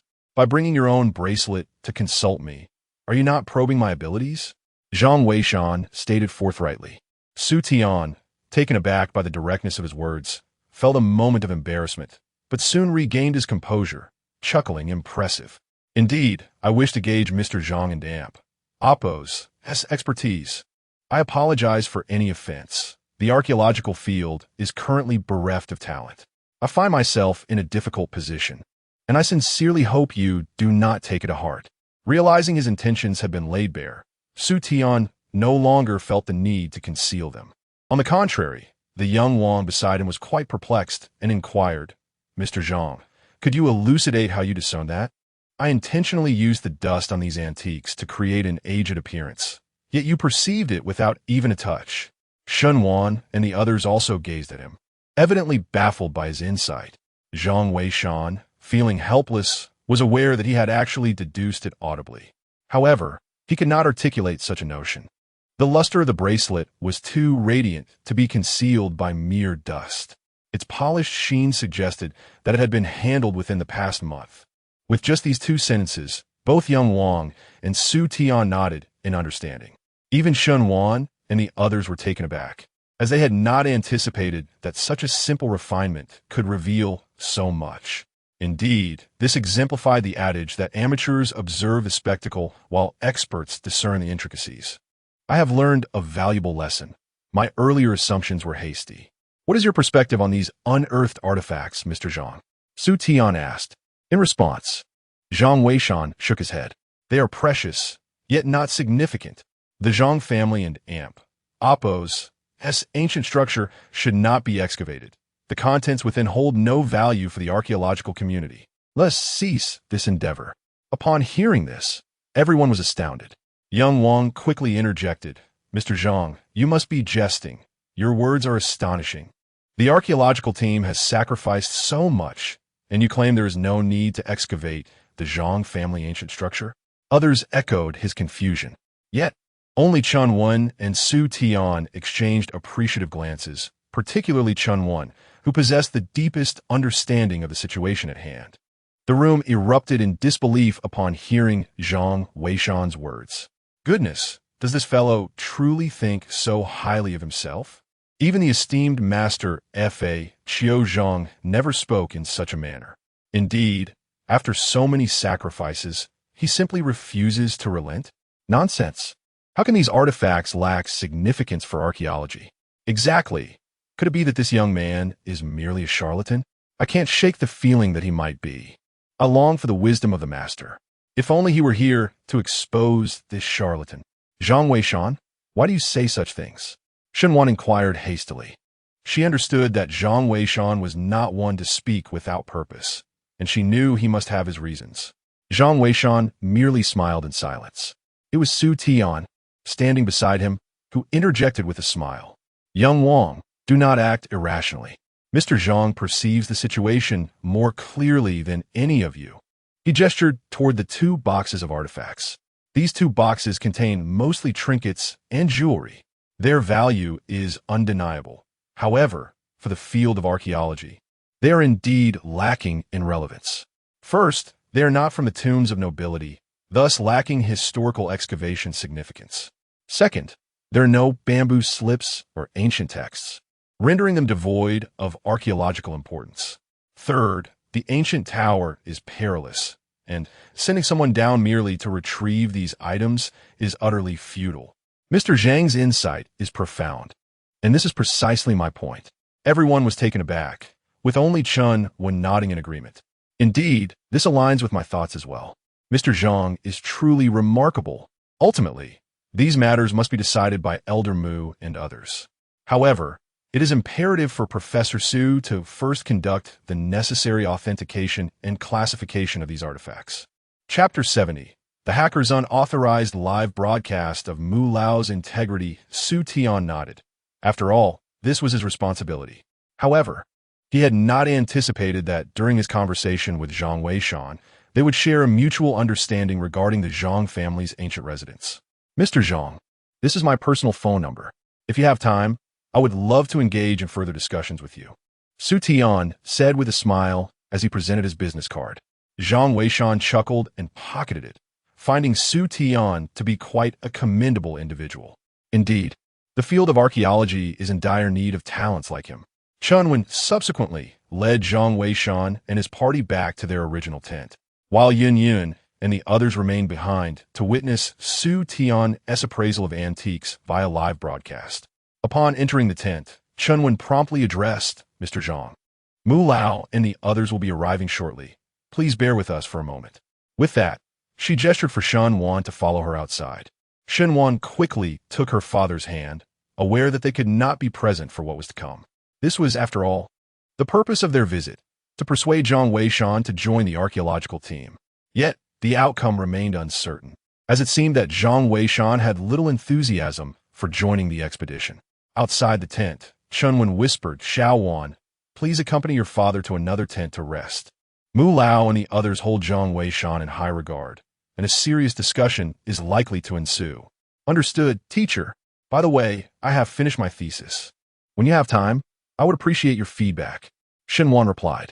Chun Wen nodded and then proceeded to settle the two. Within the confines of the tent, Zhang Weishan surveyed his surroundings. He noted the multitude of surveillance cameras integrated into the base's Eye of Heaven system, even within the tent itself, likely installed to deter any potential theft of artifacts.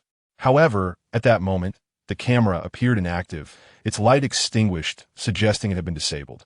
After a brief interval, the sound of hurried footsteps and anxious voices echoed from outside. How could we keep Mr. Zhang waiting? My sincerest apologies. Suddenly, 3 figures entered. Leading the group was the distinguished Mu Lao, accompanied by an elder who was presumably Chun Lao. Chun Wen brought up the rear, and upon entering, she gestured for the guards at the entrance to prevent any interruptions. Mr. Zhang, these 2 gentlemen are Mu Lao and Chun Lao. Mu Lao, rest assured that the cameras are not activated here, allowing you to converse freely. I shall remain at the entrance and will be alerted should any matter arise. With that, Chun Wen stepped outside, leaving only the 3 of them within the tent. Zhang Weishan regarded the 2 elderly gentlemen before him, feeling somewhat at a loss for words. Nevertheless, he remained silent. Mu Lao, visibly excited, stumbled over his words. Mr. Zhang, I am Mu Tianming, a scholar of archaeology. We have crossed paths before, albeit briefly. I have come here with the intention of inviting you to join our archaeology academy.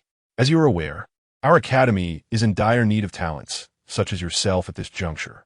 Please, feel free to express any conditions you may have. I assure you that I will fulfill your desires. Mr. Mu is truly sincere. However, Zhang Weishan harbors little interest in joining the Archaeological Institute. Mr. Mu, please refrain from further discussion. My enthusiasm for joining the Institute is non-existent. Zhang Weishan was forthright in his response.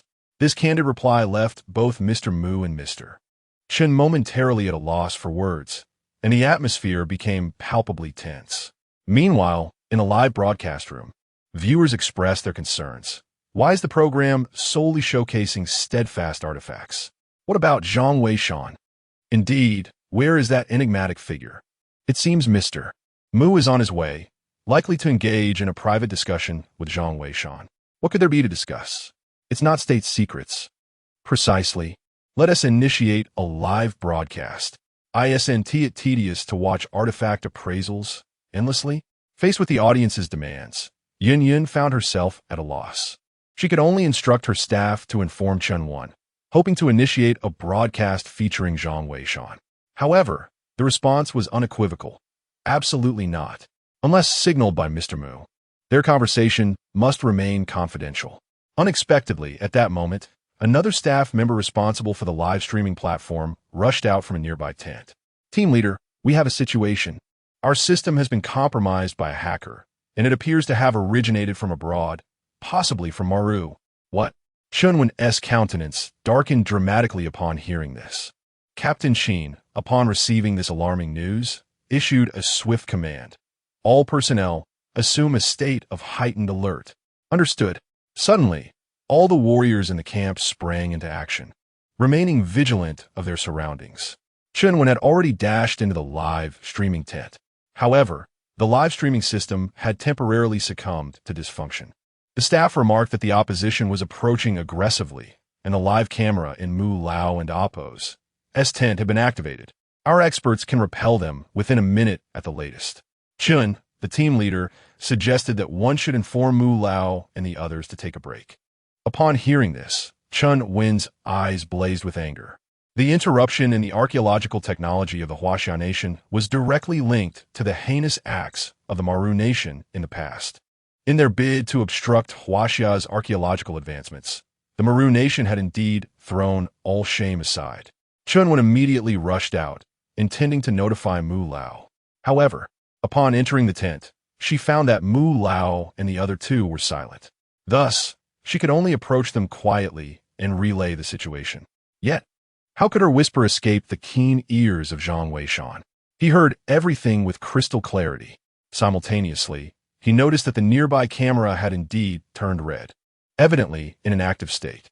Meanwhile, in a live streaming room, countless netizens were utterly bewildered. My goodness, the heavens have manifested. Why did the live stream suddenly activate? It seems the production team is always responsive. Oh, why is Team Leader Chen here too? What are they whispering about? I don't know, but why is there no sound? Just wait and see. The netizens in the live stream remained oblivious to the unfolding events. Meanwhile, Zhang Weishan's brow gradually furrowed in concern. He was also aware of the long-standing grievances between the Huaxia nation and the Maru country. However, he never anticipated that Maru would be so devious, even seeking to eavesdrop on the conversation he had with Elder Mu. This only fueled Zhang Weishan's indignation. Yet, how would Elder Mu choose to respond in that moment? Zhang Weishan was eager to witness the outcome.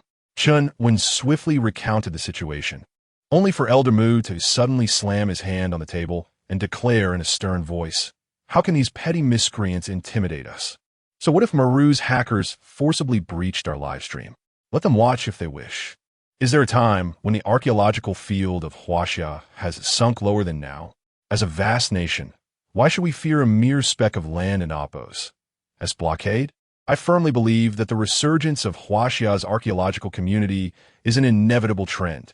Only a nation devoid of ancient civilization would resort to such underhanded tactics. Let them watch the live stream.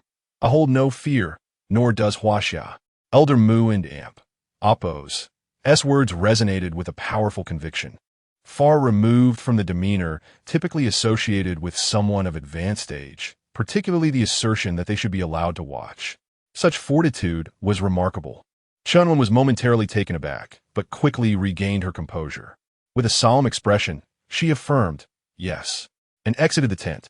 No sooner had she stepped outside than a staff member approached, reporting that the system had been restored. The hacker's location had been traced, and a counterattack was underway. Should the live stream be terminated? Chunwen resolutely replied, "No need. Master Mu is indeed correct. If they wish to see, let them behold." The rise of archaeology in the land of Huaxia cannot be hindered by mere prying eyes. Chapter 71, Identity Exposed. Zhang Weishan emerges from the Zhang clan of Feiqiu. In the live broadcast room, after a brief silence, an overwhelming torrent of comments erupted like a geyser. What on earth is happening? A hacker attack? Wow, what level of hacker could pull this off? That is not the point. What matters is that it seems old Mu suggests it was hackers from Wanghua. These rogues truly are despicable. Isn't this just typical of their character? Old Moo is impressive. His integrity is commendable. No wonder Old Moo is a towering figure in the archaeological community. He is the backbone of our field.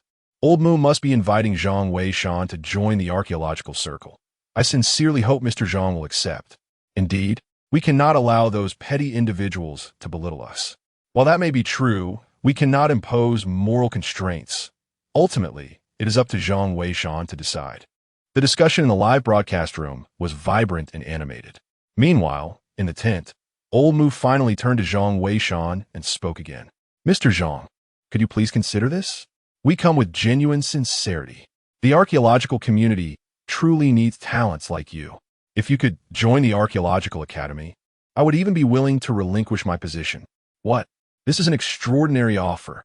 With such treatment, he must agree. If Zhang Weishan receives such a privilege, then the entire archaeological community of Huaxia would surely heed his command. Incredible. In a moment, the entire live stream erupted with a cacophony of voices. Some hailed Zhang Weishan's prowess, while others questioned whether Old Moo was overreacting. After all, is it truly necessary to extend such lavish benefits to just one individual?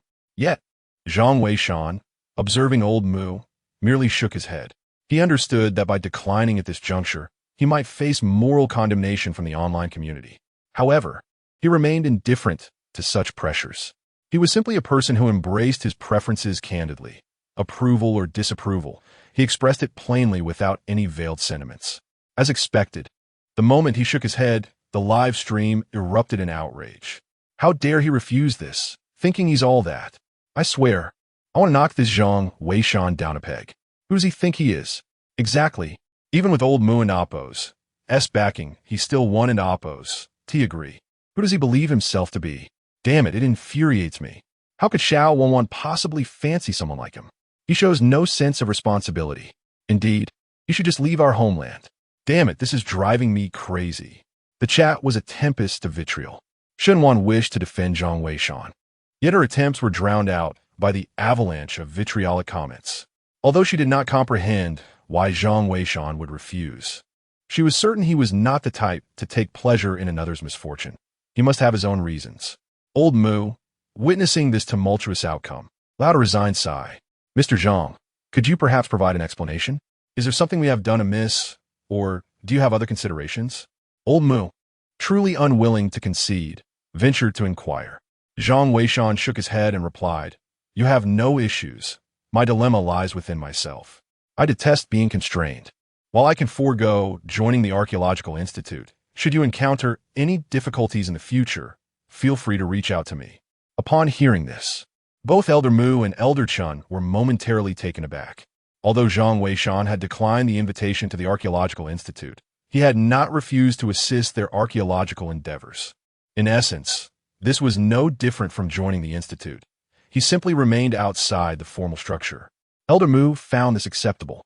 Elder Chun, filled with excitement, exclaimed, This is wonderful. Elder Moo, equally thrilled, nodded vigorously, Excellent. We shall heed your words, sir.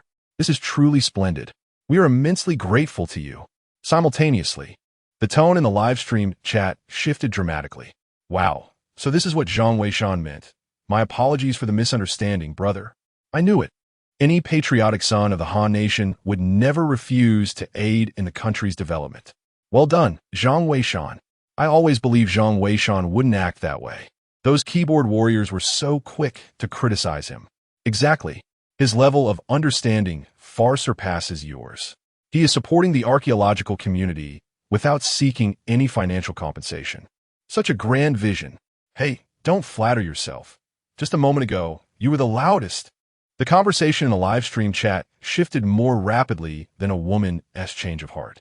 Elder Moo and Elder Chun were both profoundly moved, even though they had not invited Zhang Weishan to join the Archaeological Institute. At the very least, a response had been received from the other party, expressing a willingness to assist the Archaeological Institute, which was sufficient. Mr. Moo rose to convey his gratitude. However, at that moment, a cacophony erupted outside the tent. Observing this, Mr. Chin quickly stood to investigate.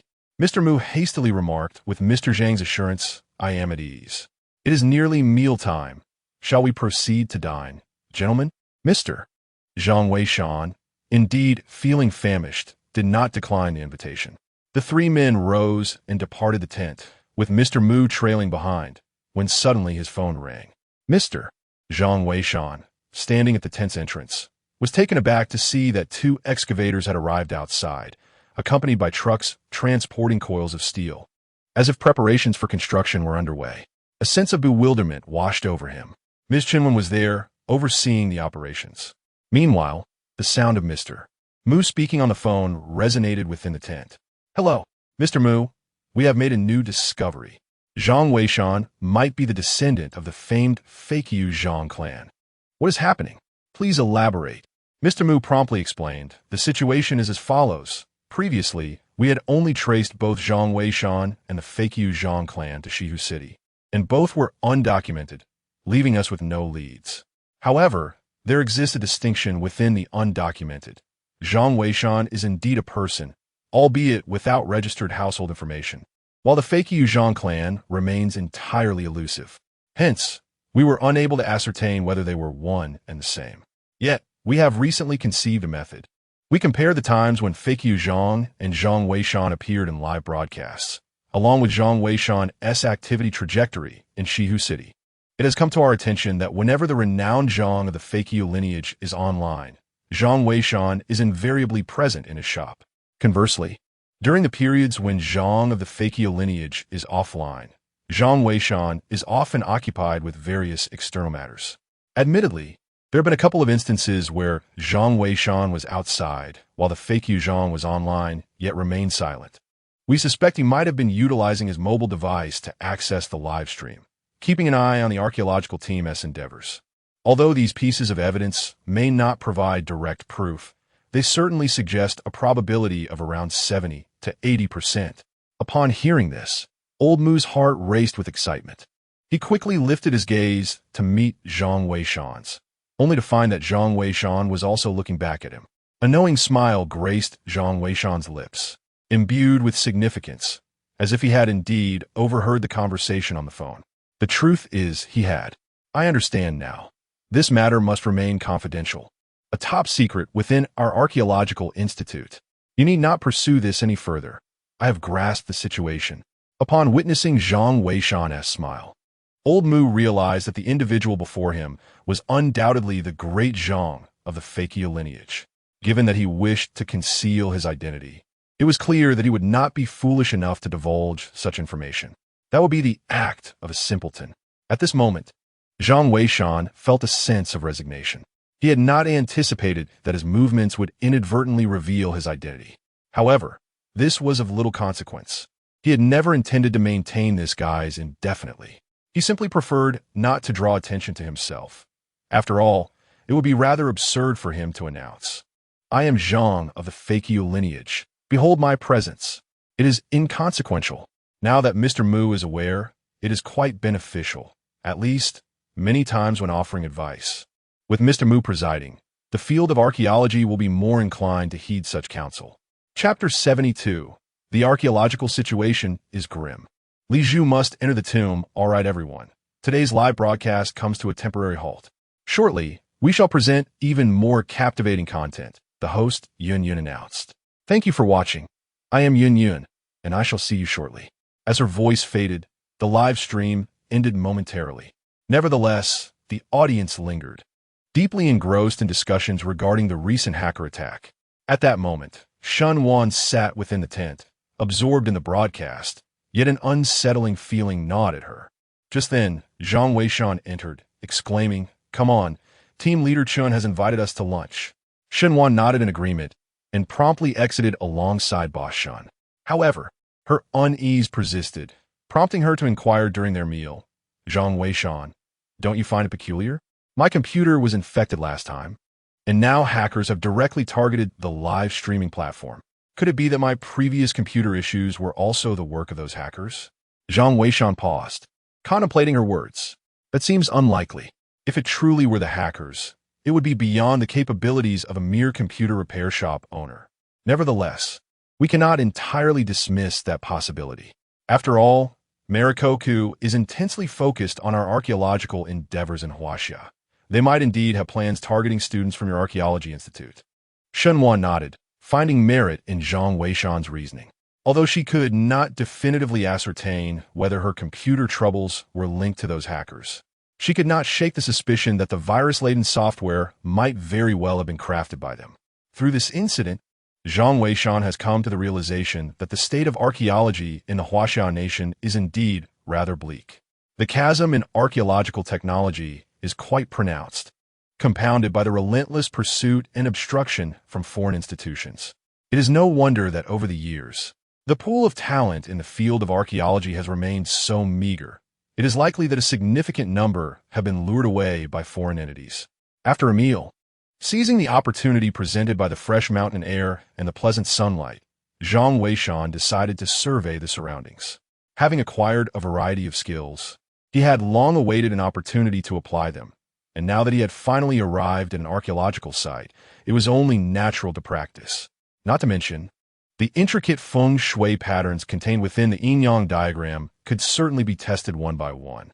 It is said that ancient grand tombs were typically constructed in locations with exceptional water-dividing configurations. The yin-yang diagram not only encompasses the principles of feng shui, but also includes the secrets of dragon searching. Thus, it would be advantageous to employ the dragon searching technique to examine the topography of the mountains and rivers here, allowing him to become more familiar with these abilities. Shenhua has also gathered information regarding the archaeological teams. The recent expedition to the Zhang family ancient tower resulted in significant losses for the team, and there are currently no plans to continue exploring. This aligns closely with what Zhang Weishan had previously mentioned. Although the Zhang family ancient tower is stunning and perilous, its significance in terms of archaeology is rather limited. Rather than risking further peril, it would be wiser to conserve their strength in order to unearth tombs of substantial historical value, such as those belonging to nobles or remnants of ancient states. The excavation of these ancient tombs often brings forth significant historical and archaeological value. Mr. Shun expressed a desire to venture up the mountain, for it is known that most of the items in the village were collected from the earth or the mountains. Given the confirmed presence of ancient tombs in this area, the prospect of uncovering more on the mountain would render their journey worthwhile. As the three emerged from their tent, they observed a gathering of people encircling the edge of the campsite. To their astonishment, 2 large trucks appeared to be preparing for departure. Mr. Shen hastily detained a staff member to inquire about the situation. The individual informed him that Li Zhu had arrived, accompanied by an exploration team seemingly intent on descending to locate the tombs.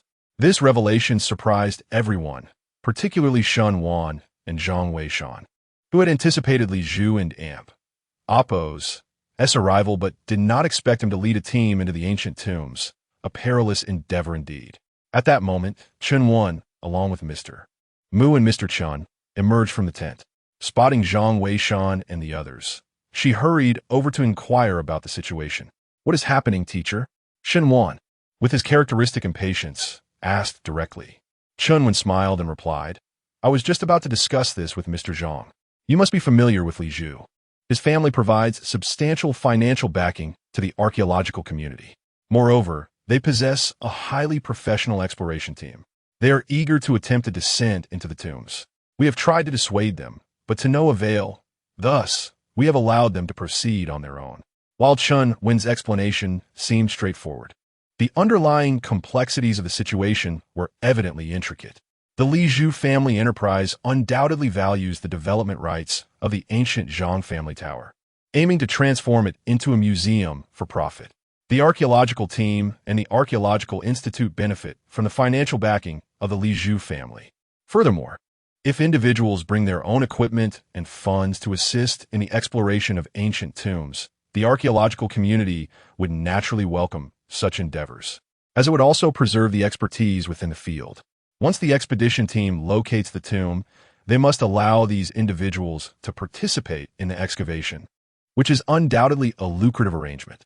It can be said that both parties have mutual needs, essentially fulfilling each other's requirements.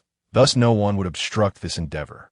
Of course, should any mishaps occur, responsibility would rest solely on the individuals involved. The archaeological team would not bear any accountability for such incidents. Shenwan nodded, though he felt a twinge of discomfort.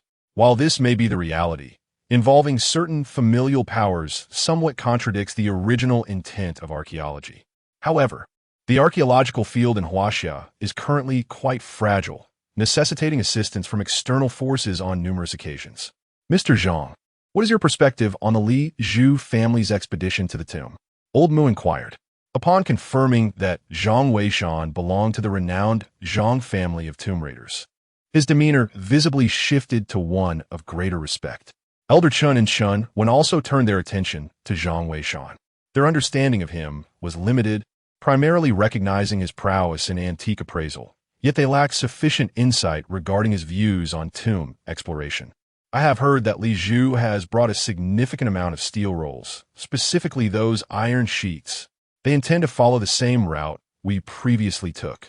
Cover the tunnel with steel coils, extending all the way to the ancient building. The large truck that just passed carried the steel coils, Chun Wen hurriedly explained. Zhang Weishan found this amusing.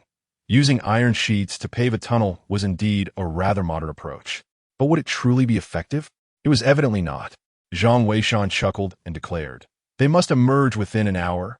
Otherwise, there will be no need for coffins." With that, he turned and headed towards the camp's outskirts, intended to take a look around. "Teacher, let's first explore the surroundings," Shenwan said with a smile, and promptly followed along with Boss Shun. "Old Chun, what are your thoughts?" Old Mu inquired, glancing at the Elder Chun beside him. After a moment of contemplation, Elder Chun replied, "Could it be that Mr. Zhang has overstated the situation? With iron sheets and coils, what danger could possibly remain insurmountable?" Old Mu, upon hearing this, chuckled while stroking his beard and looked towards Chunwen. "According to Mr. Zhang's suggestion, inform Li Zhu and the others. Whether they heed it will be their own decision. Old Chen, let us go. I wish to share a matter over a drink." "Oh, it seems to be something good. Old Mu, it has been ages since you last indulged." Elder Chen responded with a grin. Old Mu was also in high spirits and replied, "Indeed. Today, we must celebrate with a drink." As they spoke, the two men made their way towards the tent. Chen Wen, feeling helpless, could only proceed to inform Li Zhu. Chapter 73. Mr. Mu's decision on the Warring States tomb plan. I never anticipated the intricate relationship between the archaeological community and these prominent families. I must have been too naive. Along the way, Shun Wan expressed her sentiments. Boss Shun chuckled. "Little Wan, you are still quite young. It is understandable that you are unaware. The revival of the archaeological field in Huaxiao relies not solely on manpower. Financial support is indispensable as well. However, you need not worry. Both Team Leader Chun and Mr. Mu hold the reins of power. The matter of Li Zhu descending into the tomb remains within manageable limits, and it is not without merit to allow the archaeological team to take risks. It is all quite acceptable." Shenwan nodded, aware that the intertwining of money with archaeology seemed to alter its essence. "Let's proceed to that hilltop and take a look," Zhang Weishan suggested, pointing to a nearby hillside. Although the elevation was modest, the open terrain provided an excellent vantage point for observing the surroundings. Moreover, it was conveniently close, allowing for a swift return should any complications arise. Meanwhile, within the camp, Chun Wen had also found Li Zhu. The latter was engrossed in his work, fervently directing the workers who were commencing the laying of steel coils. The members of the expedition team were busy preparing to set off at a moment's notice. "Team Leader Chun, what brings you here? You and the archaeological team should rest. We can handle these matters," Li Zhu replied with a smile. However, Chun Wan and Appo's brow furrowed with concern as she said, "Mr. Mu has sent me to inform you that Mr. Zhang insists you must emerge within an hour. Otherwise, there will be no hope. Decide for yourselves." "Huh?"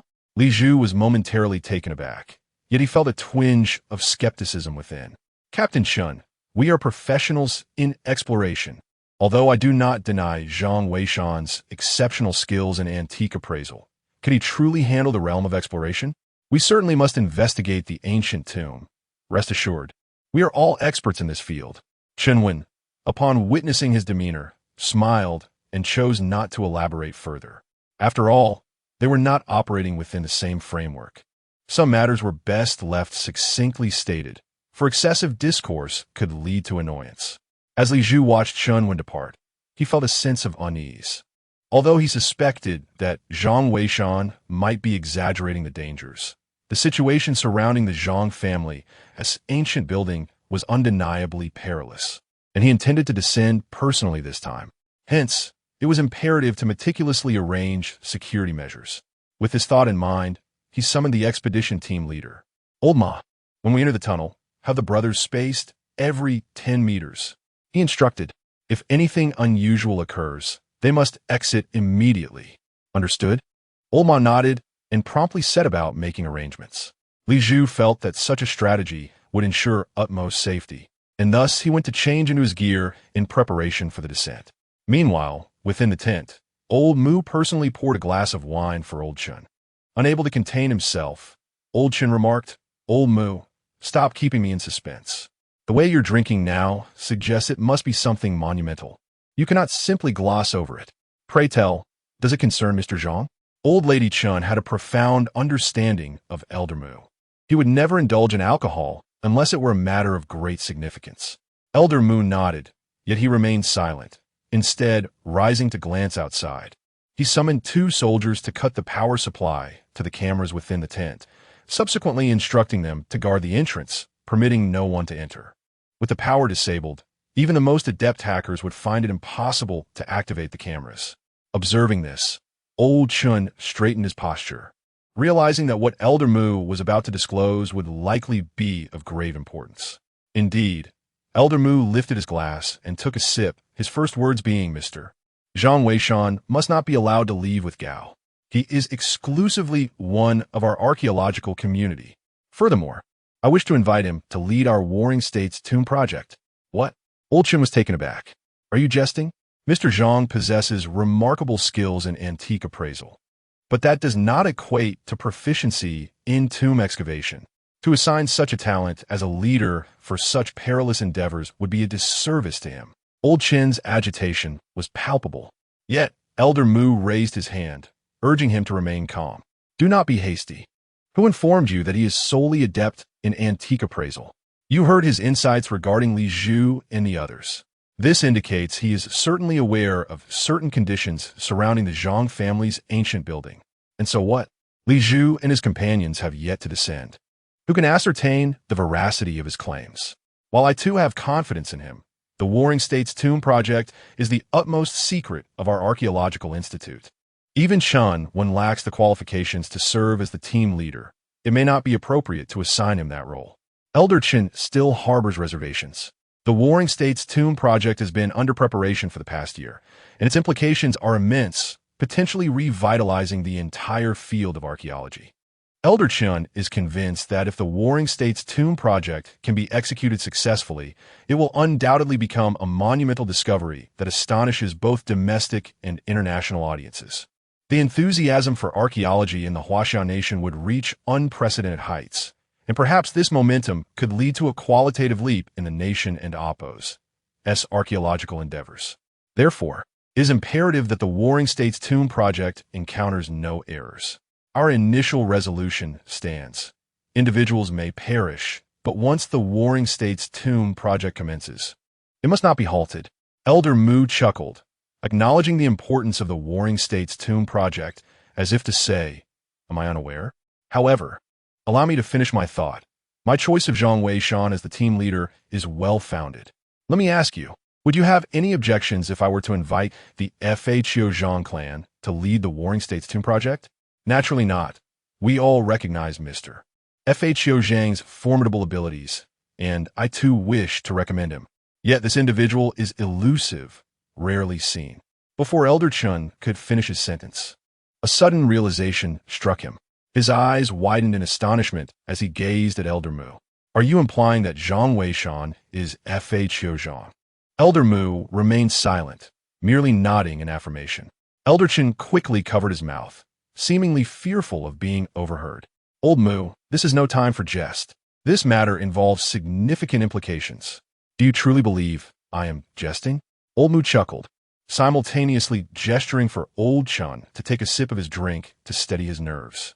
Both men savored their beverages, And only then did old Mu divulge the contents of the earlier phone call to old Shun. Although certainty eludes us at this moment, based on the gathered information and Mr. Zhang's previous gaze, I can assert with conviction that he is indeed a descendant of the famed Fakyu Zhang clan. Moreover, we now possess an opportunity to validate this assertion. As he spoke, old Mu retrieved his mobile phone and sent a message to Chun Wan. I have already informed Chun Wan to initiate a live broadcast, showcasing the situation of Li Zhu and his companions as they delve below.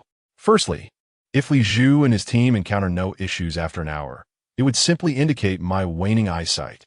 However, should a predicament arise within that hour, the prowess of Mr. Zhang requires no further elaboration. Furthermore, we shall observe, for Mr. Zhang is currently absent from a base. He has the chance to log in and post comments. Should he log in and post, the nearby devices will capture the signal's origin. We can then confirm his identity as a member of the Fakyu Zhang clan. Once this is established, do you believe there will be any objection to my invitation for him to lead the Warring States Tomb project? Old Chun, taken aback by the revelation, quickly inquired. Old Mu, do you not think this course of action may be ill-advised? If Mr. Zhang were to discover this, he might become incensed. Chapter 74. Ambitious aspirations before the tomb. Upon hearing this, old Mu chuckled. That will not be the case. Mr. Zhang is aware of our investigation, yet he has never concealed anything. Therefore, I surmise that Mr. Zhang simply prefers to remain low-key, and our intentions are not to delve deeply into his past.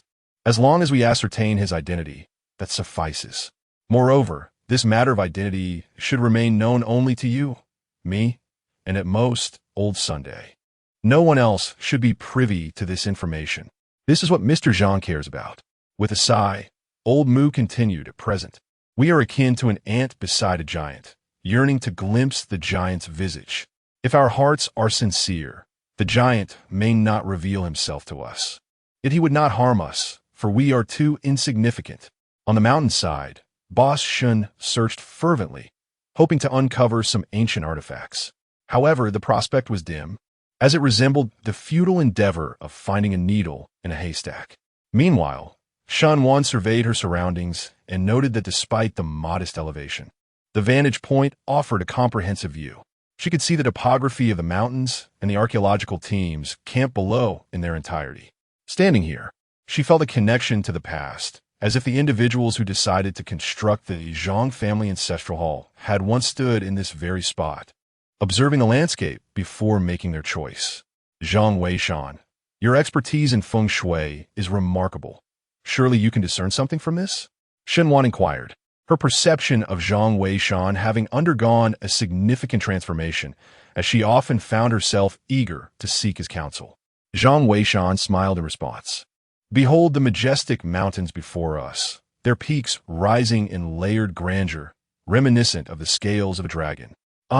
Shen Wan paused, gazing into the distance, and indeed discovered that the terrain here bears a striking resemblance to fish scales. Why refer to dragon scales, one might ask? Cannot they be likened to fish scales instead? Shen Wan inquired, her ignorance of feng shui prompting her to voice her thoughts. Fish scales are round and thick, while dragon scales are sharp and slender. Yet here, the mountainous terrain eludes our complete perception. Were there an aerial view, you would discern that the undulations of the landscape indeed resemble a dragon, not a fish. This ancient tower is situated in a dragon's eye position, a feng shui configuration known as the dragon's eye. It is most suitable for the placement of collective burial sites. The surrounding dragon scales stack upon one another, resembling a thousand-layered wave, symbolizing the unity of brothers, a rare and precious location. Shen Wan was taken aback by this revelation. She had not anticipated such an interpretation of feng shui, which, although enigmatic, felt entirely reasonable. There was a profound accuracy to it all. Zhang Weishan surveyed the towering mountains and felt a stirring of longing within his heart. Suddenly, he seemed to grasp why, in ancient times, the tomb raiders and those who sought treasures would descend into perilous ancient tombs, fully aware of the dangers that awaited them. Perhaps the pursuit of wealth was merely a secondary motive. The true driving force was a spirit of adventure and passion. Beneath such splendid rivers and mountains, lie countless secrets waiting to be uncovered. In this one life, in this fleeting world, if one does not seek to explore, how dreadfully mundane life would be. Do the tomb raiders and treasure seekers truly lack for money? Evidently, there was no shortage of opportunities, and at that moment, Zhang Weishan was filled with a fervent desire to personally descend into the tomb and experience its wonders. It seemed that the moment had arrived. It was time to embark on this journey. The lineage of the FHO should also see the light of day once more. Observing the splendid scenery before him, he felt a surge of ambition. It is no wonder that ancient people cherish the moments of reunion, relishing the beauty of nature while enjoying fine wine. Indeed, it is one of life's greatest pleasures. Before long, more than half an hour had swiftly passed. Zhang Weishan took out his phone to check the time and realized that only 3 minutes remained until the hour was complete. Shun Wan and Ba Shun had grown bored and wandered off to play on their phones, engrossed in a live broadcast. The stream showcased Li Zhu and his team as they delved into the ancient tomb. These individuals were remarkably swift, having already laid out over 30 meters of iron sheet and steel coil. With a 50-meter distance to breach in the Dragon Scale Theft Tunnel, they had surpassed the halfway point. Many viewers in the live chat expressed curiosity about how the situation had suddenly transformed into an exploration team entering the tomb. Who wouldn't be delighted by a captivating program? Everyone was thoroughly engrossed in the unfolding drama. Suddenly, someone in the chat exclaimed, "Wow, the master has logged on." Indeed, the master is here. Is the master about to offer guidance again? But Li Zhu and his team seem fine, right? With this iron sheet and steel coil. Surely no monster can breach this. Li Zhu is quite the genius. He seems intent on cutting off the master's opportunity for advice. "Master, Li Zhu, are you being polite? Not giving me a chance?" Zhang Weishan, the master has logged on. "Quick, take a look." Uncertain whether the deity would allow their escape, Shun Wan called out. "You previously mentioned that danger would arise in an hour. Time is nearly up." Zhang Weishan paid little heed to these messages. With merely 2 minutes remaining, he resolved to issue a warning, for the lives of so many were at stake. If these individuals chose to disregard the ID of F.A. Xiao Zhangshi, then he would truly feel it unnecessary to continue speaking. Meanwhile, within the tunnel, Master Ma halted his steps and remarked, "Young Master Li, we are short on manpower. Shall we summon the brothers at the back? Is it not overly cautious to have one stationed every 5 meters?" Li Zhu nodded in agreement. Feeling that the prolonged duration posed no real threat, Zhang Weishan was likely attempting to instill fear. With 6 brothers on guard over a 30-meter span, it seemed an extravagant use of resources. As Master Ma went to call for reinforcements, Li Zhu glanced at the time, realizing that only 2 minutes remained until the hour Zhang Weishan had mentioned. It appeared that there truly was no impending danger. However, at that moment, a brother suddenly shouted, "Young Master, there's trouble. FHO Zhangshi has spoken in the live stream." What did the deities say? Li Zhu knew FHO Zhangshi was also one of his admirers. To his astonishment, the deity had offered guidance. "Young Master, you ought to see for yourself." The brother's face turned pale as he handed over his phone.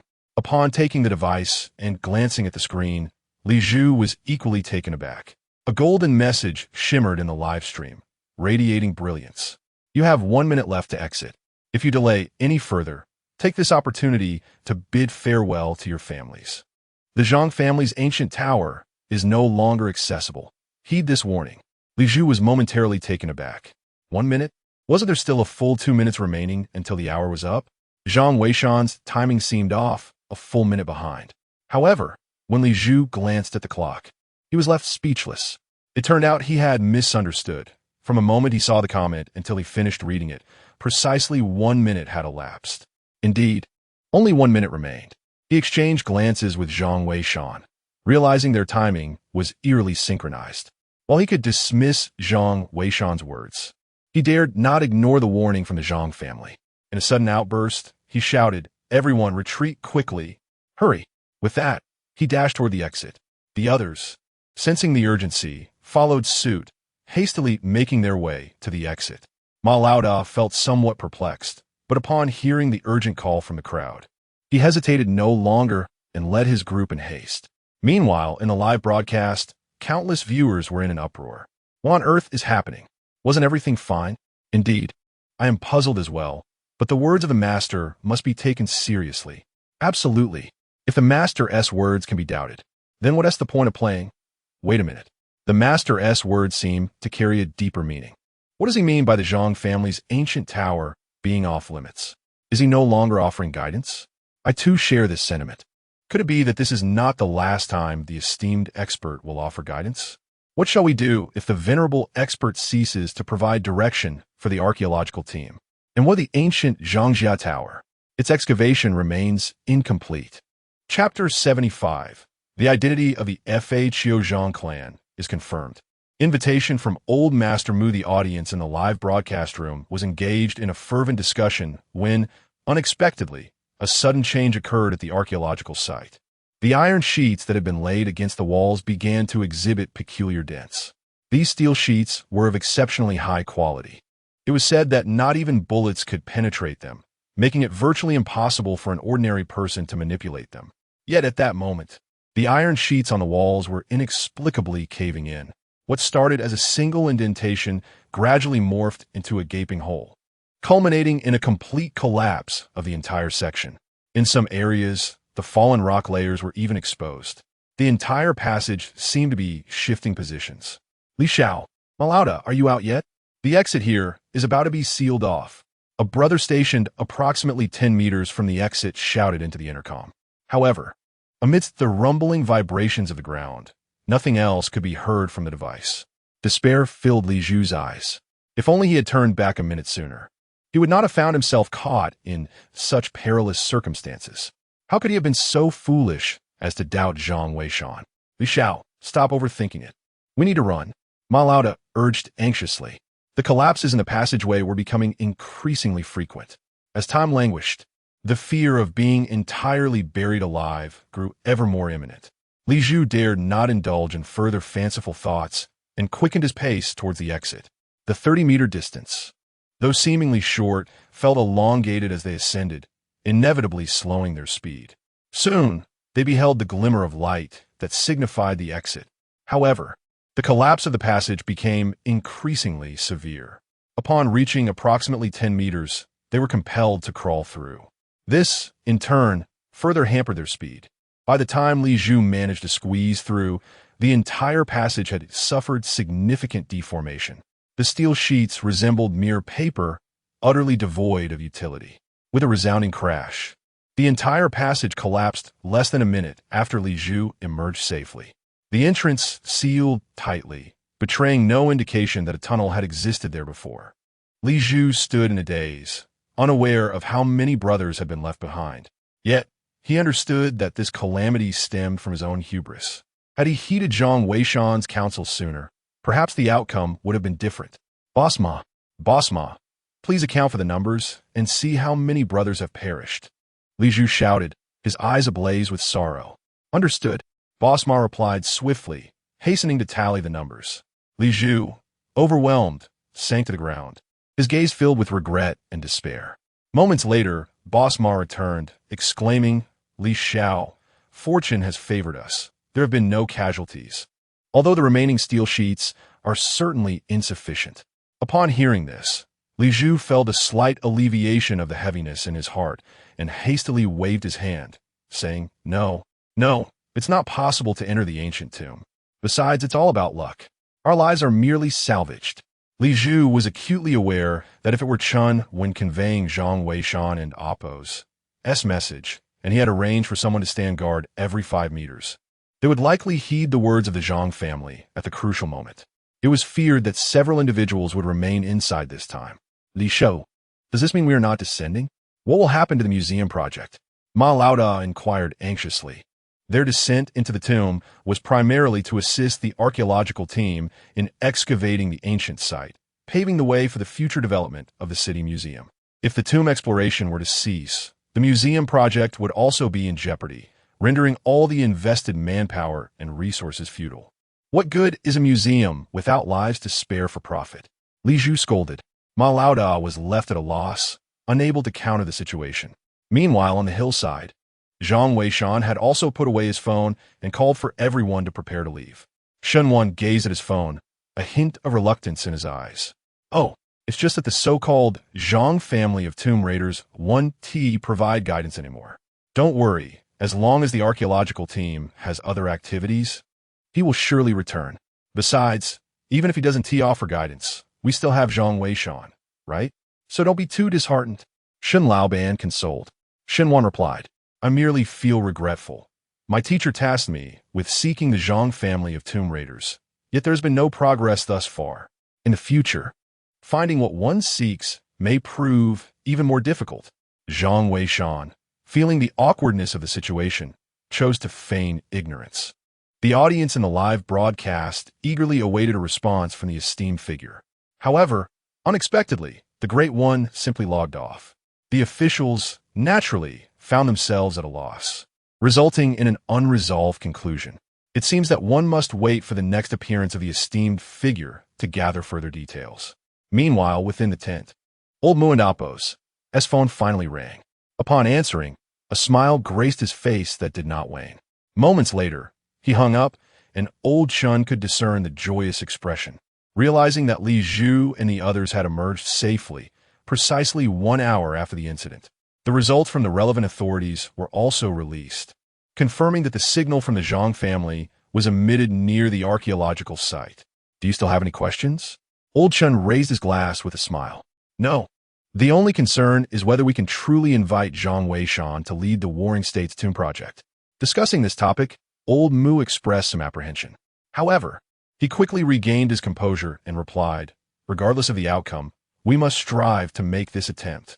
Even if it does not succeed, the presence of Zhang Weishan in our archaeological community heralds an inevitable rise. This is indeed a cause for celebration. As for the Warring States Tomb Project, I have already devised a comprehensive plan. The outcome will depend on the esteemed figure and Apos' inclination. Old Chun nodded. Since we intend to extend an invitation, we must certainly articulate the details of the Warring States Tomb Project. Even if Zhang Weishan were to decline, it would serve as a foundation for future guidance of the archaeological team. Without hesitation, Mr. Mu immediately rose and, accompanied by Mr. Chun, set out to discuss the matter with Zhang Weishan. Upon exiting the tent, they encountered Zhang Weishan and his 2 companions descending from the mountain, along with Chun Wen, who had hurried over from the side. Mr. Zhang, we wish to speak with you. May we have a moment of your time? Certainly. Zhang Weishan nodded, seemingly unperturbed. Meanwhile, Chun Wen and Shun Wan had intended to withdraw, but Mr. Mu deemed it unnecessary. The plan for the Warring States tomb would inevitably be made public, and since Shun Wan was already aware of it, Shun Wan knowing would not pose an issue either. Thus, he invited them to join the discussion. As for Shun, he exhibited a complete lack of interest, conjuring an excuse to visit Professor Su Tian for an appraisal of antiques instead. Once inside the tent, and after everyone settled, Mr. Mu promptly addressed the matter at hand. Mr. Zhang, on behalf of the archaeological community, I would like to extend an invitation for you to participate in our Warring States Tomb Project to serve as the team leader. Would you be inclined to accept this role? The team leader of the Warring States Tomb Project? Chun Wen was taken aback, while Shun Wan, equally bewildered, inquired, What is this Warring States Tomb Project? Do you know about it, teacher? Chun Wen nodded and quickly responded, Isn't this rather hasty, Mr. Mu? While Mr. Zhang possesses formidable expertise, I have heard that the Warring States tomb is said to be quite perilous. Chun Wen was not well versed in the details. Mr. Mu waved his hand dismissively. It is not hasty. This decision was reached after consultation with Mr. Chun.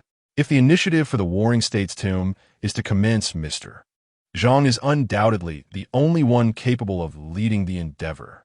I wonder, Mr. Zhang, would you be interested? Naturally. Old Mu could not disclose that Zhang Weishan belongs to the renowned Zhang family of tomb raiders, as the latter clearly preferred to keep his identity concealed.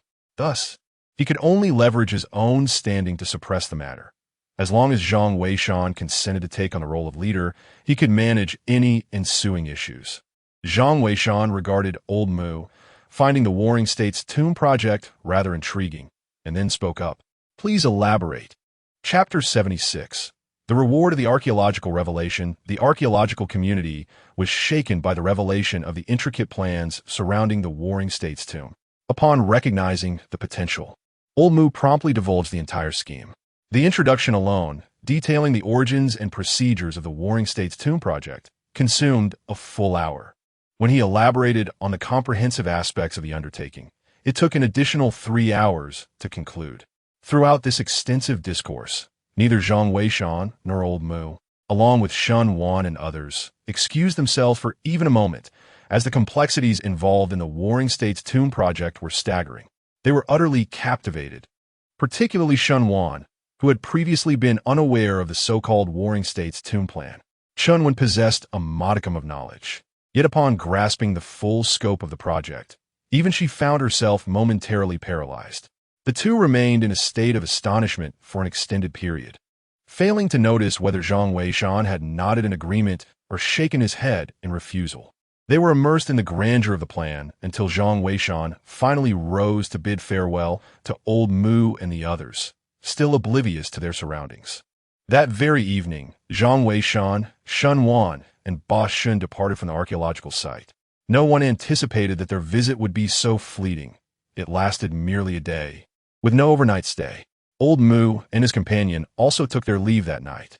After disembarking from the plane back in Shihu City, Shun Wan finally posed a question. Zhang Weishan, did you accept Old Mu and Appo's invitation? Zhang Weishan smiled and countered. Were you not present at the site as well? I was so engrossed in the discussions about the Warring States Tomb project that I failed to pay attention. Shun Wan admitted, a hint of embarrassment in her voice. Zhang Weishan smiled slightly, choosing to remain silent. Noticing his demeanor, Shun Wan refrained from probing further, sensing that Zhang Weishan had tacitly agreed. The Mu elders departed in haste, likely to prepare for something. She had an inkling that a significant shift was imminent in the realm of archaeology, and it would not be long, perhaps just within the next couple of days. In truth, events unfolded even more swiftly than she had anticipated. The group returned home by 10 o'clock the following morning. At noon, the official examination committee's live stream released an announcement. Tonight at 8 o'clock, a major revelation in the archaeological community will be unveiled. Please stay tuned. A simple headline that captivated countless individuals, eagerly awaiting the news. As 7:00 and Appo's clock approached, with merely an hour remaining until the announcement, the live stream's viewership began to surge. A flurry of comments flooded the screen as numerous netizens began to speculate. Hey, does anyone know what the archaeology officials are up to? This seems quite grand. I have no idea. They haven't broadcasted since yesterday. This must be something significant. Could it be that they are about to unravel the mysteries of the Zhang family's ancient tower? No way. Didn't the experts say they wouldn't descend unless absolutely necessary? The consequences would be theirs to bear. What if the archaeological team has discovered the experts? Could the experts be joining the archaeological team? I perceive the possibility that if the esteemed expert were to join the archaeological team, there would indeed be no need for him to provide guidance in the live broadcast. The thought of what the expert might look like truly intrigues me. Indeed, Zhang Weishan appears remarkably youthful. I have a strong feeling that the expert must be even more handsome. However, what does looks matter? I wonder if the expert has a girlfriend unbeknownst to Zhang Weishan. He is currently nestled in his room, astonished as he gazes at a booklet in his hands. This booklet has come as quite a surprise to him, for it is a reward he received after his journey at the archaeological site. The records of the subtle mechanisms is presumably a reward bestowed upon him by the system after he provided guidance to Li Zhu and others in the live broadcast. Nonetheless, Zhang Weishan finds it peculiar that during the latter stages of the archaeological team and Appo's endeavors, rewards were typically granted after 1 or 2 instances of guidance. He did not anticipate receiving the records of the subtle mechanisms after just 1 instance this time. He suspects it may be due to the guidance he offered on site. If that is the case, he would indeed feel quite at ease, as it signifies that even in the absence of a live broadcast, by personally leading the team into the tomb, he could still receive rewards. As long as he provides guidance to the archaeological team, rewards would be forthcoming, regardless of whether it occurs in the live broadcast. Contemplating this, Zhang Weishan feels as though even the system is aiding him in his endeavors within the tomb. Upon receiving the records of the subtle mechanisms, he has come to understand its purpose, which predominantly documents extraordinary tales and mysterious matters, serving as a tome of enlightenment. The tomb excavation manual and the record of various insects respectively document the tools for deciphering ancient tomb mechanisms and a myriad of venomous creatures found in the world. In contrast, the craft of the tomb raiders serves as a compendium of magical artifacts. If the tools listed in the tomb excavation manual, such as the Pro claw and the flying tiger claw, are considered weapons, then the contents of the craft of the tomb raiders pertain to mystical treasures and secret techniques. The breadth of knowledge contained within the craft of the tomb raiders is both diverse and profound. For instance, the 100-flower bee can trace a person's whereabouts, while the blood of the old fox can reveal the entrance to ancient tombs. When dropped upon the earth, it congeals without being absorbed, marking a site of dense energy. Moreover, applying the blood of a weasel to one's forehead can ward off illusions. The 8 treasure rotating mechanism and the 27 decisive mechanisms are also among the myriad techniques covered, spanning from the principles of creation and destruction to the intricacies of mechanical devices. It is akin to a comprehensive notebook of the tomb raiding celestial. Legends even suggest that the techniques of Honeycomb Mountain and the art of moving mountains and filling seas, practiced by later generations, originated from the craft of the tomb raiders, gradually evolving into their own elaborate systems. Zhang Weishan possessed some knowledge of the craft of the tomb raiders. His ancestor, Zhang Sanlian, had once owned a copy, a legacy passed down through generations. It is said that the tomb raiding celestial possessed a copy for personal reference, exchanging insights upon meeting to fill in gaps in their knowledge. The volume in Zhang Sanlian's possession was the last of its kind. Even upon his passing, he could not gather the golden talisman to locate the tomb raiding seal. Consequently, he took the sole remaining craft of the tomb raiders with him to the grave, leaving behind a testament of ancestral wisdom. If in the future someone were to discover the Fakyu seal, they could open the ancient tomb and retrieve the Fakyu craftsmanship record, thereby reviving the illustrious reputation of the Fakyu celestial officials. However, until the era of Zhang Weishan, no one had successfully located the Fakyu seal. Even if it were found, it would merely be regarded as an antiquity, likely subject to confiscation. To his astonishment, after traversing to this new realm, the system rewarded him with a volume of his own. The revival of the Fakyu lineage was now within reach. Hope glimmered in Zhang Weishan's eyes. He quickly stepped outside, eager to witness the impending show. Shenwan's voice resonated from beyond. Zhang Weishan replied affirmatively, suppressing his excitement as he made his way out. Observing his heightened emotions, Boss Shun assumed something was amiss and hurried to offer comfort. "Come now, why are you looking so teary-eyed, big man? Did the old Moo and his crew cast you aside? Rest assured, if they fail to recognize your worth, you can stay here with me. With your skills, fortune will undoubtedly follow. Once you amass wealth, I shall help you find a bride. Life will be delightful." "What are you talking about, Dad?" "The archaeology team is quite fond of Zhang Weishan," Shenwan interjected hurriedly. "Moreover, Old Moo has even invited him to lead the Warring States tomb project. I just hope he accepts. Regardless, he has caught the attention of the archaeology team, so you should refrain from hindering his progress. Perhaps it's time to recruit another assistant." Upon hearing this, Boss Shun was elated and exclaimed, "Seriously? Zhang Weishan, you are destined to soar like a phoenix. Just remember not to forget my kindness when you rise to greatness. Without further ado, it will be delightful to promote my business as well. This establishment has been dormant for nearly a decade." Zhang Weishan chuckled softly, choosing not to respond, as Boss Shun still relished in jest. Nevertheless, he harbored genuine gratitude for this father-daughter duo. However, once tonight and Oppos, as program commences, it is likely that the entire archaeological community will be stirred. Consequently, he may have to depart from this place, which has provided him with warmth akin to that of home. Chapter 77.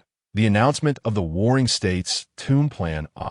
It has begun, Shenwan exclaimed with palpable excitement. The live broadcast had commenced, and the momentous occasion for the archaeological community to unveil significant news had finally arrived. Ladies and gentlemen, thank you for your patience. Without further ado, let us delve straight into the matter at hand. This evening, we have 2 important announcements to make. The first pertains to the upcoming arrangements for the excavation at the Zhangjiao Ancient Tower. The second announcement is the unveiling of the Warring States Tomb Plan. The first announcement will be presented by Yun Yun, while the second will be entrusted to team leader Chen. Before Yun could finish her statement, the live chat erupted in a frenzy. Countless comments flowed in rapidly, creating a dazzling spectacle. The majority of the comments, it seemed, were centered around the second announcement. In contrast to the Zhongjia ancient tower, it was clear that more individuals were eager to learn about this so-called Warring States tomb plan. What is this Warring States tomb plan? Come on, dear, stop keeping us in suspense. Indeed, last night in bed, you didn't mention it like this. A bunch of keyboard warriors. Have you ever seen the real Yin? I have. Seriously, dreaming of my wife while staring at her? Such a fascination with mature women. Can you believe it? Even now, with such pressing matters, there are those who still wish to claim my wife. I just want to know what the Warring States tomb plan entails. Could it be that the archaeological team has discovered a Warring States tomb? Surely, such a serious announcement is not warranted without substantial evidence. Indeed, the gravity of this official announcement suggests that this Warring States tomb is of great significance. Dear wife, do enlighten us about the situation regarding the Warring States tomb. As Yun observed the live broadcast room ablaze with excitement, she could only respond with a smile. Ladies and gentlemen, please remain patient. Team Leader Chen will provide an introduction to the Warring States tomb project shortly. For now, I will announce the excavation arrangements for the Zhang family ancient tower. According to the research conducted by the Archaeological Institute and discussions with relevant authorities, the following decisions have been made.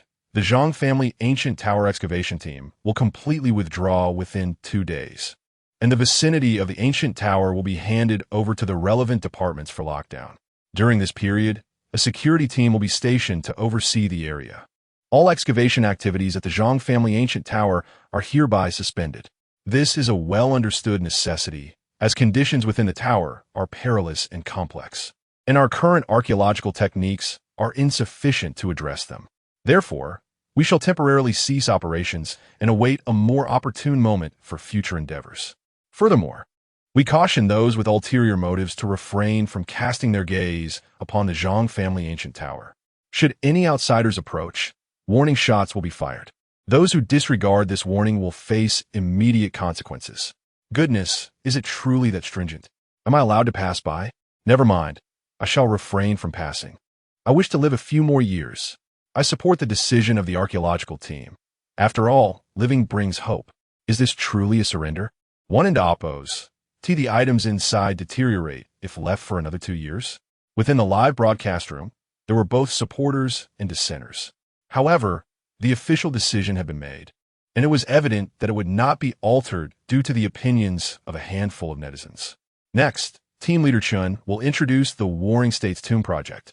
Yun said with a smile as she handed the live broadcast to Chunwen. Chunwen appeared to have made ample preparations, looking into the camera as she began. First and foremost, I must apologize. The Warring States tomb project has been in existence for quite some time, but it is only today that we make it public. As many of you are aware, certain foreign entities have shown excessive interest in our archaeological endeavors in China, which is why this information was kept under strict confidentiality until now. However, we are now ready to unveil the project, as we have adequately prepared to initiate the Warring States tomb project. Allow me to elaborate on the entirety of this project, Chun Wen continued. Almost simultaneously, the entire live stream fell into a hushed silence, as countless viewers listened intently to Chun Wen's explanation. Even Shun Wan and Zhang Weishan, who had previously heard the details, found themselves compelled to listen again. The Warring States tomb project comprises 2 components, the impetus and the plan. According to Chun Wan, the impetus stemmed from an archaeological team's discovery of an ancient tomb. 2 years ago, the archaeological field in China was not as fervent as it is today. Numerous ancient tombs across the country had fallen victim to illicit excavations by foreign agents.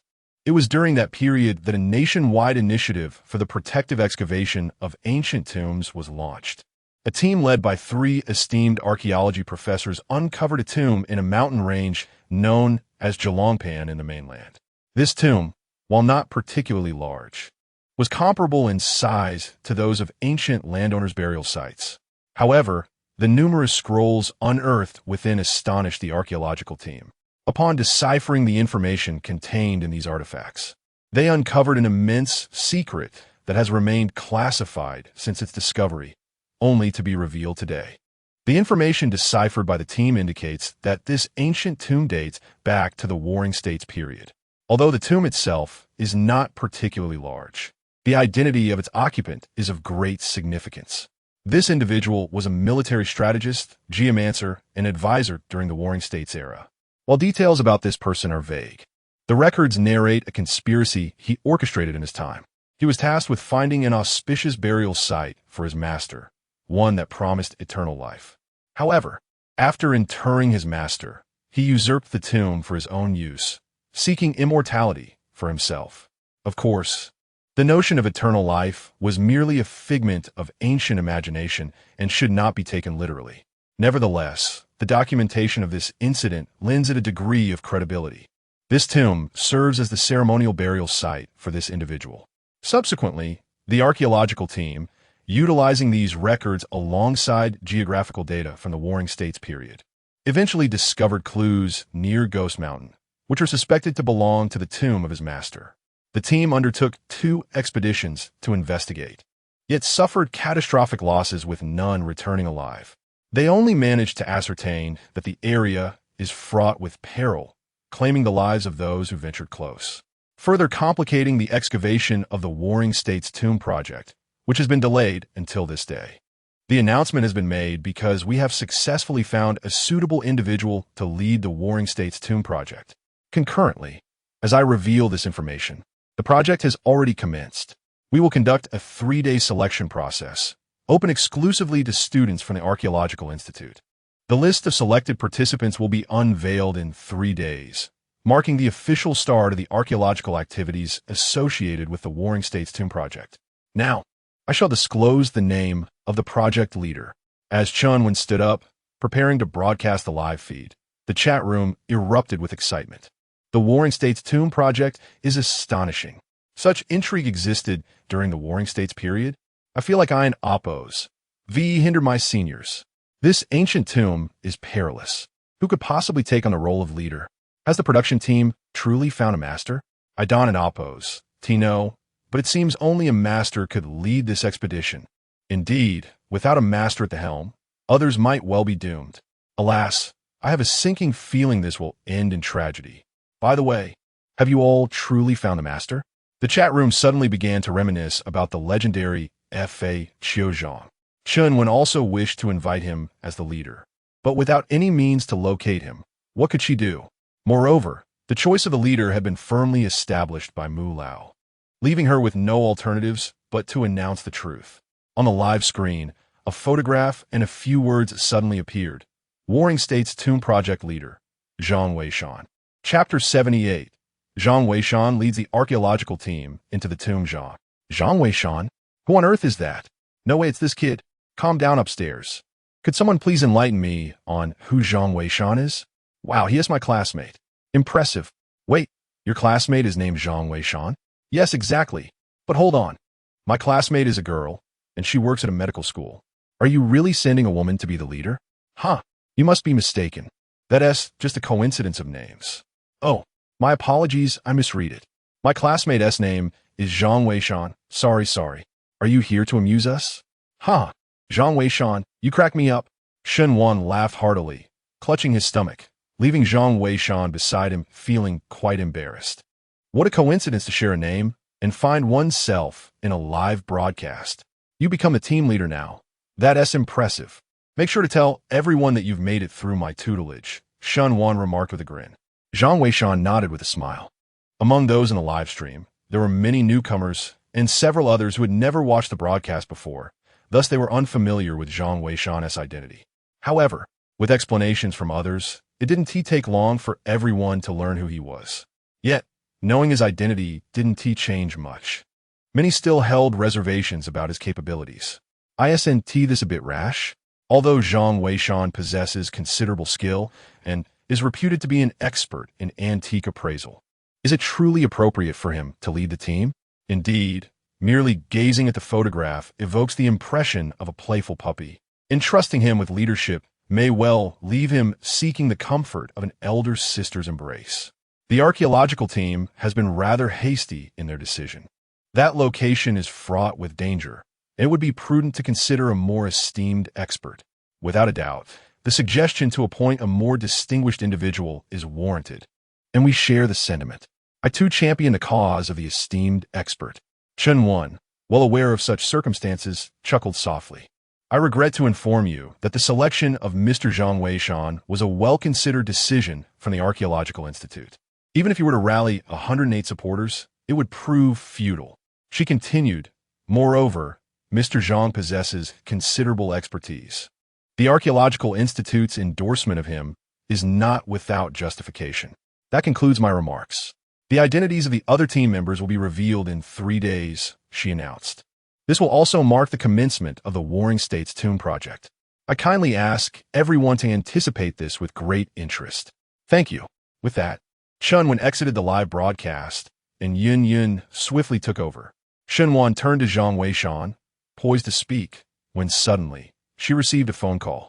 After hanging up, she sighed in resignation. Sister Yun Yun has requested me to join the live stream as a guest. When my father returns, we shall prepare a sumptuous feast for Mr. Zhang as a farewell gesture. Indeed, Shun's father nodded, taken aback by the evident care his daughter was showing. Observing their interactions over the past few days, it was clear that their relationship had blossomed. Reflecting on Zhang Weishan's impending departure, Shun and Apos, as father felt a wave of sentiment wash over him. Although your return has been brief, you are quite endearing. I have never had a son in my life, and I truly regard you as one. Well then, I shall go purchase some snacks to accompany our drinks. Let's enjoy a couple of glasses together. With that, Boshin rose and stepped outside. Zhang Weishan smiled as he surveyed the shelves in the shop, filled with items that had languished unsold for months. He felt a pang of reluctance. There's a saying, alone in a foreign land, I feel the ache of homesickness even more during festive times. The past is irretrievable. Yet the present boss Shun and Shun want to become akin to family for him. Suddenly, the ringtone of Zhang Weishan's mobile phone echoed, and upon checking, he saw it was a call from old Mu. Mr. Zhang, we shall commence the selection of archaeological team members tomorrow. Do you have any specific requirements? None, Zhang Weishan replied, but after a moment in Apos, as thought, he added, it would be best to select some clever and obedient individuals. Additionally, how is Professor Li faring? Professor Li? He is recuperating in hospital. The expedition to the Zhang family ancient tower has been quite a blow to him. His student, Xiao Zhang, has been attending to him. Will that Xiao Zhang be participating? Zhang Weishan inquired. Mr. Zhang, are you? Old Mu hesitated, uncertain whether Zhang Weishan wished for him to attend. He is quite capable, and I hope he will join us. Zhang Weishan stated plainly. Xiao Zhang bears a Qilin tattoo. He is inherently suited for the role of a tomb raider. It would be a great pity to miss this opportunity. Understood. I shall make the arrangements at once. Old Mu hurriedly hung up the phone. Zhang Weishan, keen on nurturing young Zhang, naturally wished to keep him close for observation. Meanwhile, old Mu, with his meticulous nature, had already grasped much of the situation. He felt a surge of excitement and promptly arranged for someone to replace young Zhang's position. Old Mu, what good fortune do you have this time? Old Chun inquired with a smile. Old Mu stroked his beard and replied, You remember young Zhang, don't you? Mr. Zhang has taken a liking to him. Indeed, it is splendid news. With Mr. Zhang's capabilities and resources, if he decides to mentor young Zhang, our Archaeological Institute might just gain a future luminary. Furthermore, should they flourish in their careers, Mr. Zhang would be intrinsically linked to our archaeological community. That old fellow Gao is bound to miss out this time. Haha. Old Chun, upon hearing this, was equally exhilarated. However, little did they know that at that moment, old Gao was nearly beside himself with rage. He had first rushed to Shihu City, only to find nothing. Upon hearing that Zhang Weishan had gone to the archaeological site, he hurried there overnight. Yet, just as he arrived, he learned that Zhang Weishan had already returned. At that very moment, he had just disembarked from the plane, making his way toward Zhang Weishan.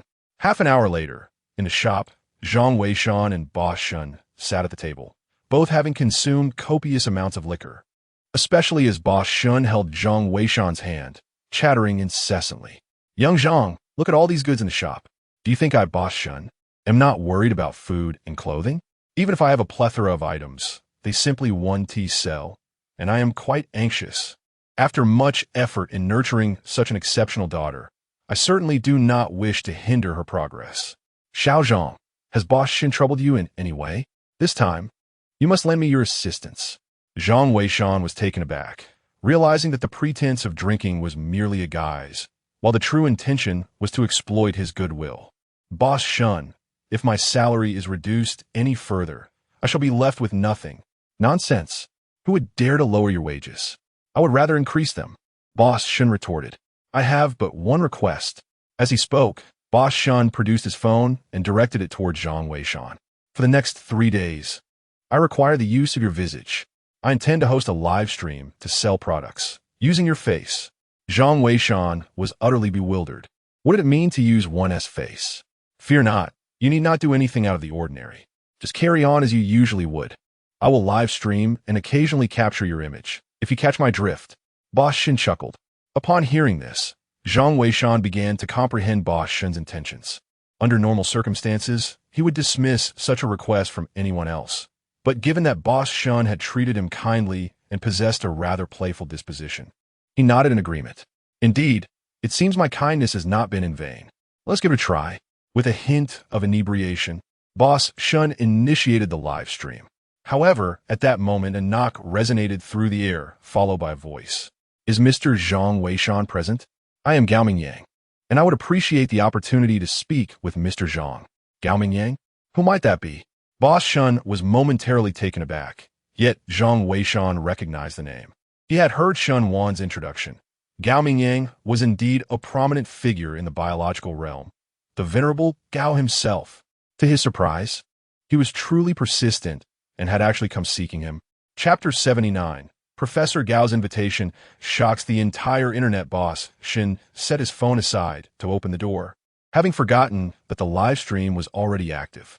Although this was his inaugural broadcast and the audience was sparse, the platform provides special support for novice streamers. For instance, a minimal level of promotion is granted, allowing a select number of viewers to tune in. If the streamer can captivate these viewers, the platform will subsequently increase traffic support. Otherwise, the momentum will dwindle. Thus, as soon as Boss Shun commences live stream, nearly 100 viewers gradually entered the room. Who are you?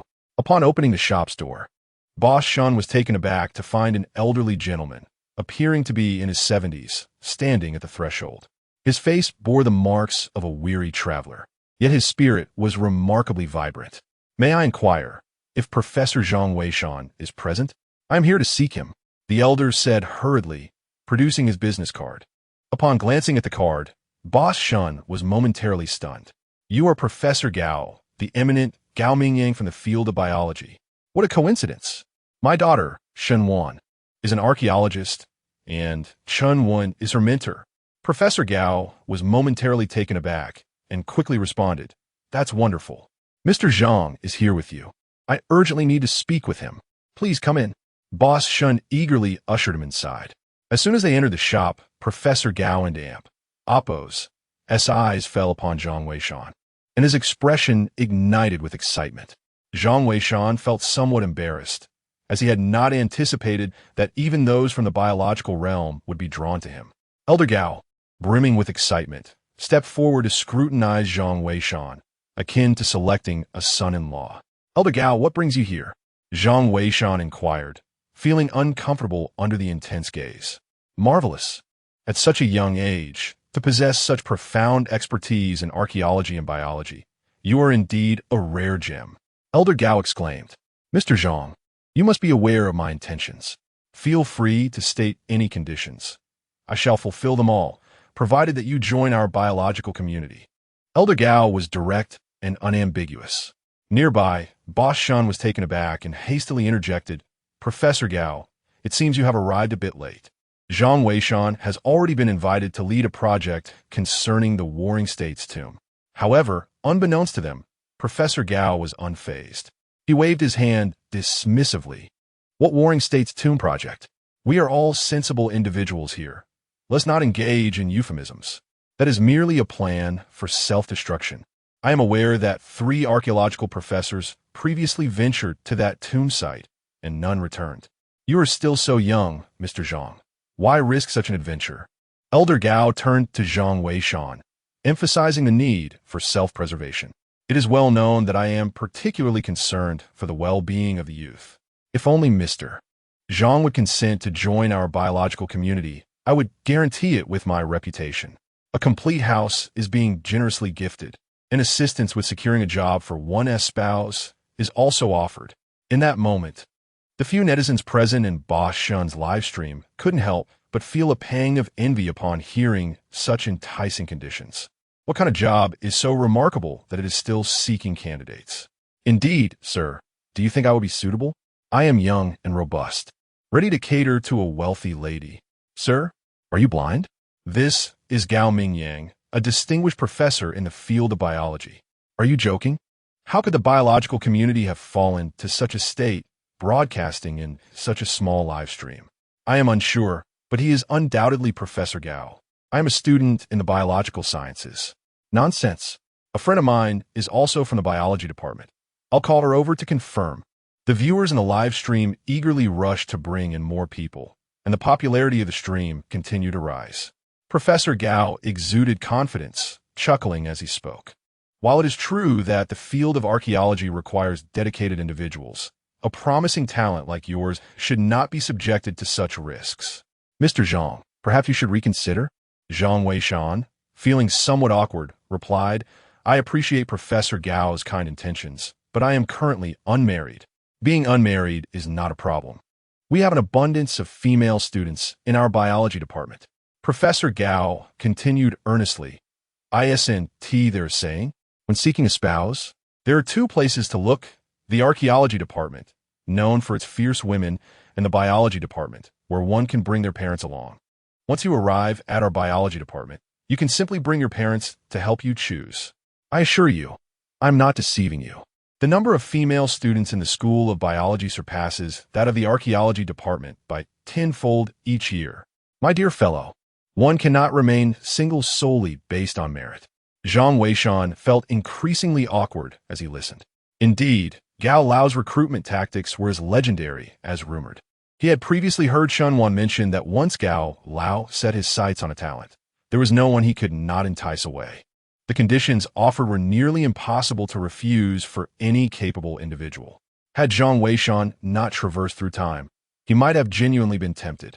However, he was acutely aware of the weighty responsibility resting upon his shoulders as the appointed guardian of the tomb, making it inconceivable for him to settle into the School of Biology. Gao Lao, I truly cannot accept your offer. Please do take your leave. At this moment, the viewership of the live broadcast surged dramatically. Many viewers who had initially been in the official archaeology live stream to watch Shunwan were drawn over. What on earth? It's Zhang Weishan again. Even Gao Lao is trying to recruit him. What on earth is so special about this individual? I have no idea. I don't even know him. Wasn't he the one who identified that red venomous snake earlier? How come I don't enjoy such treatment? Both the archaeology and biology fields are after him. That's impressive. Zhang Weishan is incredibly arrogant, outright rejecting the offer. What kind of family background does he have? The discussion in the live chat was fervent. Even Shunwan, who was a guest in the official archaeology livestream, was taken aback. Gao Lao, however, remained oblivious to all this. He clearly had no intention of giving up, smiling as he continued. You are truly resolute, Zhang Weishan remarked with a smile. Speak your desires. I reiterate, I shall not be stingy with what I can provide. I lack nothing. I merely wish to behold the tomb of the warring states. Gao Lao replied, his tone apologetic yet firm. Forgive me, but I cannot sway your decision. Gao Mingyang, witnessing Zhang Weishan's unwavering refusal, resorted to obstinacy. I am indifferent. Someone of your caliber ought to join our biological society. If you do not acquiesce today, I shall remain here indefinitely. With that, Gao Lao seated himself, determined to persist. Zhang Weishan, observing this, chuckled. Suit yourself, Mr. Shun. I shall take my leave for a moment. With that, he turned to ascend the stairs. This scene ignited a flurry of reactions in the live stream. Wow, Zhang Weishan is incredibly arrogant, treating Gao Lao this way. I see nothing wrong. If he has no interest in the biological society, why must he join? Indeed, he has already agreed to partake in the Warring States Tomb project. By the way, is this how Gao Lao recruits people? This is hilarious. Gao Lao is notoriously shameless in his recruitment. Did you not know? Haha, this is quite the show. The live stream erupted in laughter. Meanwhile, Gao Lao, realizing that Zhang Weishan was impervious to both coaxing and coercion, felt a pang of despair. He quickly rose and obstructed Zhang Weishan's path. All right, you truly are a stubborn mule. Let me be candid. I never expected to entice you into the biological academy. However, you must assist me, at the very least, serve as a consultant. In the future, whenever I encounter confusion, I shall seek your guidance. Zhang Weishan was taken aback, but smiled and nodded. This is quite agreeable. Learning and exchanging ideas is perfectly natural. That is more like it. Very well then, I shall take my leave. Do perform admirably. It will be best if you do not meet your end in the Warring States tomb, for otherwise, I shall have to confront old Mu with great fervor. With that, Professor Gao unexpectedly turned to depart. Truly, he was a person of character, never one to procrastinate in his endeavors. Chapter 80. Mr. Shun and Oppos. Sales personnel establish rules amidst doubts as Zhang Weishan watched the elderly Gao depart. He returned to his own quarters. Mr. Shun gazed at Zhang Weishan's retreating figure, his heart filled with a sense of reflection. The first time he laid eyes on the young man, he sensed an inexplicable gravitas emanating from him. It was as if, despite his youth, he had traversed countless experiences, imbued with an aura of historical depth. This impression resonated profoundly with the nature of the business he was engaged in, prompting him to kindly bring the youth into his fold. To his astonishment, the young man proved to be extraordinary, now becoming a sought-after figure in both the biological and archaeological realms. It appeared that the success of his enterprise would heavily rely on him. Suddenly, Mr.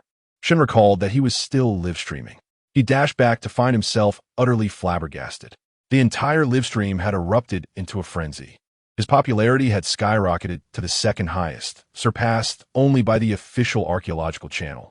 Countless netizens flooded the chat with inquiries. Mr. Shun, was that just now Zhang Weishan? Indeed, it certainly looked like him. What do you mean looked like? That was Zhang Weishan. Clearly, you haven't been keeping up with the recent news, Mr. Shun is the father of Shun Wan. No way is that true. Dad, I am your long-lost son-in-law. Dad, I'm your son-in-law. Dad, don't listen to them. I have already pledged my life to Xiao Wan. Mr. Shun felt quite embarrassed, but soon noticed that someone in the live chat was inquiring about the nature of his establishment. At present, I find myself running an antique shop, with Zhang Weishan as my partner. I have proclaimed myself a conscientious businessman, and to my surprise, we have indeed managed to sell a considerable number of items in a remarkably short span of time. During this period, Shun Wan concluded his guest appearance in the official archaeological livestream. Upon descending, he was astonished to discover his father selling goods on live broadcast. However, seeing the considerable number of viewers in the livestream, he promptly made his exit. This occasional appearance inadvertently heightened the popularity of Shun's livestream. The night unfolded, and it remains uncertain until what hour they were engaged. In any case, Zhang Weishan could not help but chuckle upon hearing Shun and Oppos as father slumbering. In the subsequent 2 days, Shun's father sporadically hosted live streams, with sales steadily increasing to the extent that the delivery personnel had to remain in the shop throughout the entire day. Shun's father refrained from overly indulging his daughter and Zhang Weishan, allowing them only brief appearances. However, they underestimated the influence of online viewers. On the 3rd day, a viewer managed to locate their shop, leaving Shun Wan reluctant to leave his room for the entire day. Zhang Weishan, on the other hand, displayed no airs. He tirelessly engaged in selling and presenting the merchandise. As the 4th day arrived, finally, Mr. Mu's call came through, informing Zhang Weishan that the selection of archaeological team members had been finalized. He would soon dispatch a helicopter to collect him. Thus, that evening, Zhang Weishan bid farewell to Shun Wan and Shun's father, embarking on the helicopter destined for the campsite. As he was about to leave, he noticed an unmistakable reluctance in the eyes of Shun Wan and the other individual. Having spent such a considerable amount of time together, it was only natural that he felt a profound attachment to them. Yet, each person is destined to follow their own path. After all, All gatherings in this world must eventually come to an end. Moreover, Shan Wan is a student at the Archaeological Institute, and there may yet be opportunities for them to reunite in the future. The aircraft that arrived was a military helicopter dispatched by Captain Qin. The archaeological work at Zhang's ancient tower had reached a temporary conclusion, and Captain Qin had been reassigned as the head of the security team for the Warring States Tomb project. Given his extensive experience, which made him uniquely qualified to address the safety concerns associated with this undertaking. On board the helicopter, a staff member presented Zhang Weishan with detailed documentation. Although Elder Mu had previously provided considerable insight into the specifics of the Warring States Tomb project, he had not disclosed the exact location of the tomb discovered by the archaeological team. The materials Zhang Weishan received contained precise geographical coordinates marking the site, known as Ghost Mountain. He observed that the area was indeed desolate, nestled deep within a mountain range. However, it was situated within the borders of Huaxia, surrounded by numerous large cities, which would facilitate logistical support. The base camp was established at the foot of the nearest mountain, allowing for a swift arrival within half an hour at most. In addition to this information, there was a list of personnel presumably determined by the archaeological team for the Warring States Tomb project. To Zhang Weishan's surprise, he noted that he remained the team leader, while the blank spaces below had been filled in with names. Astonishingly, the lead professor was none other than Chen Wen. This revelation took him by surprise. Typically, the conclusion of an archaeological site would afford the team leader and professors a moment of respite to organize the information gathered from the excavation of the ancient tombs. Unexpectedly, Chen Wen was also present this time. Following this was a list of several team members, prominently featuring Xiao Zhang. However, Zhang Weishan found it peculiar, as Xiao Zhang and Appo's name appeared as such, rather than his given name. This intrigued him. He wondered why this individual did not use his own name. Surely, the archaeological team should be aware of his true identity. With no answers to his queries, Zhang Weishan resolved to seek clarification once they arrived at the camp. This young talent was indeed worth his attention. Aside from the few familiar names, the others were all noted as graduates from the Archaeological Institute, each boasting a minimum of 2 excavations of ancient tombs. Clearly, the archaeology field had invested significantly in this endeavor. The helicopter swiftly transported Zhang Weishan to the camp, and upon disembarking, it was already past 9 in the evening. Yet, the camp was ablaze with lights, with many individuals gathered in the square, seemingly there to welcome him. This made Zhang Weishan feel somewhat bashful. "Welcome, Team Leader Zhang," Chen Wen exclaimed as he stepped off the helicopter. Immediate applause erupted. Feeling slightly embarrassed, Zhang Weishan gestured for them to refrain.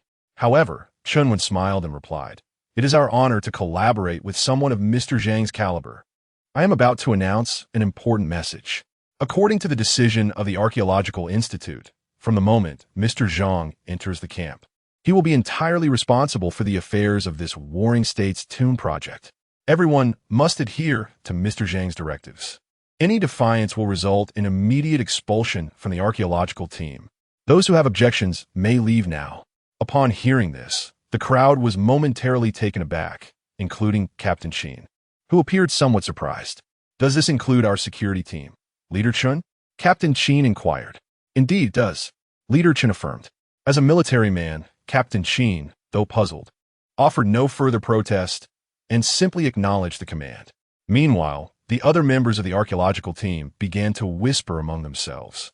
Although Zhang Weishan had recently gained considerable notoriety, delegating full responsibility to him, with an expectation of unquestioning obedience, seemed excessively stringent. It was well known that during Leader Chen Wen's tenure, while she held authority, certain matters could still be discussed. Why, then, under Zhang Weishan's leadership, was there no room for negotiation? Was it to be that should he command them to peril, they would be obliged to comply? Before long, a voice of dissent arose. A particularly promising member of the archaeological team questioned, "Professor Chen, isn't this somewhat hasty? While Mr. Zhang is undoubtedly formidable, we are uncertain of his experience in archaeological sites. Must we follow his every command blindly?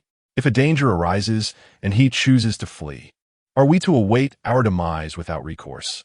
Chapter 81: The Secret Behind Xiao Zhang's Fox Mask. Indeed, Professor Chen, Could this not be deemed somewhat hasty? We harbor no dissent.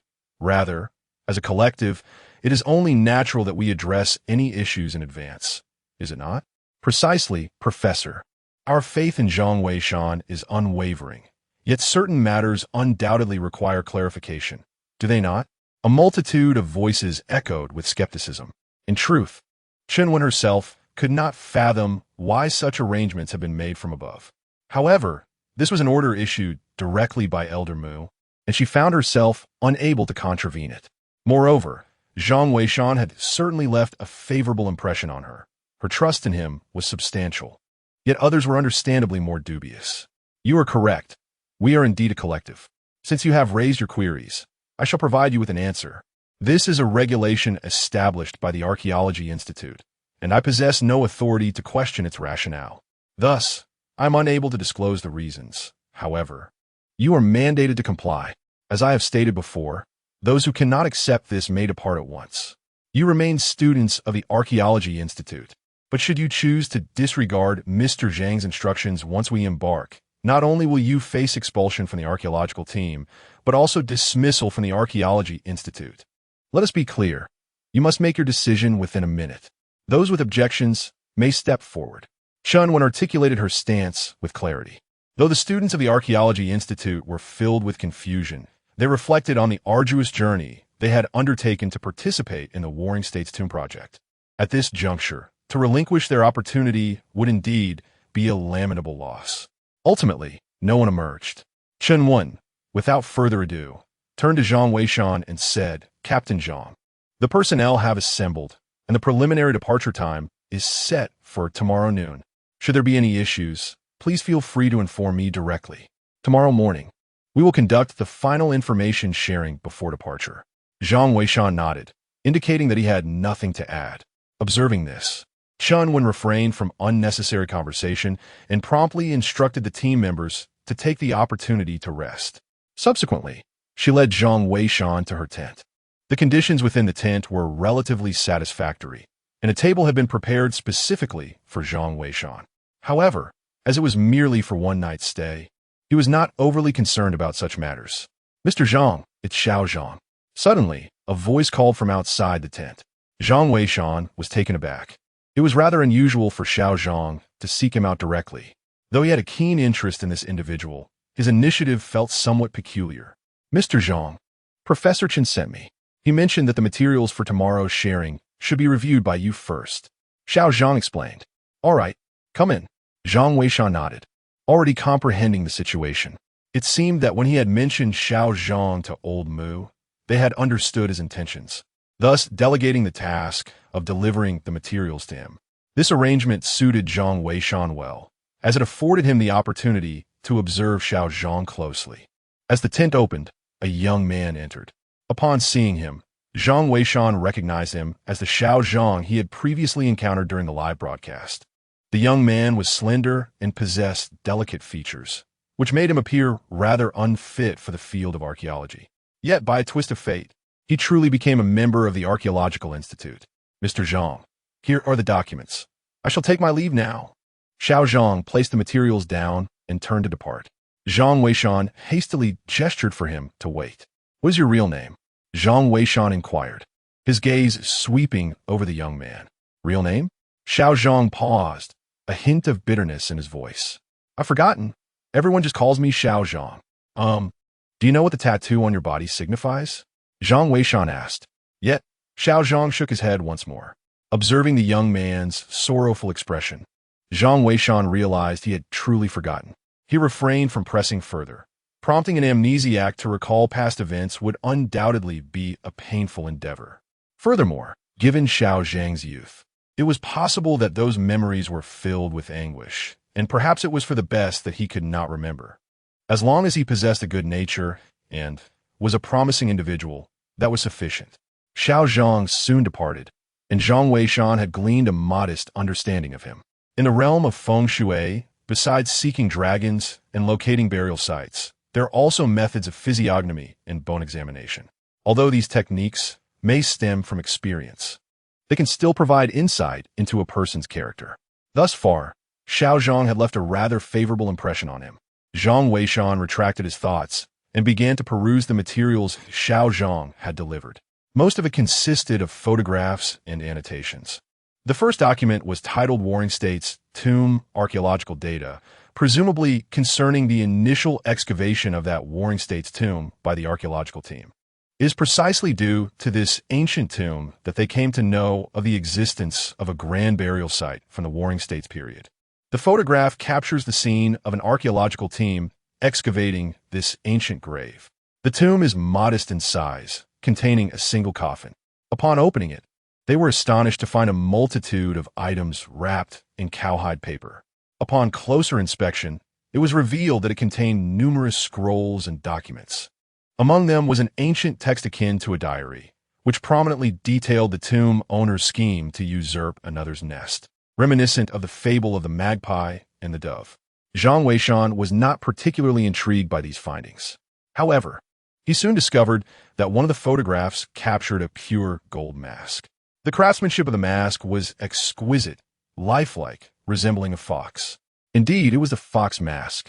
Upon seeing this mask, Zhang Weishan felt an inkling of understanding. Yet, he was perplexed, for the fox mask depicted in the photograph was found within the coffin.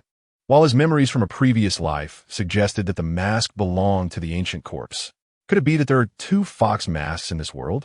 And might there be a connection between the two? Pondering this, Zhang Weishan leaned closer to examine the photograph. Upon closer scrutiny, he was jolted, for he discerned that the patterns on the fox mask resembled a map. However, this map was incomplete, indicating a particular location. At the terminus of the route, there was a faint symbol resembling a key. It seemed that the fox mask concealed a significant secret. On the other fox mask, could there not also be a hidden secret? Zhang Weishan was astonished. This was indeed a remarkable discovery. Unfortunately, the mask was merely a photograph, and many areas were obscured by lighting issues, rendering it difficult to ascertain the location of the treasure. Zhang Weishan set the photograph aside, his mind already formulating plans. The night passed in silence.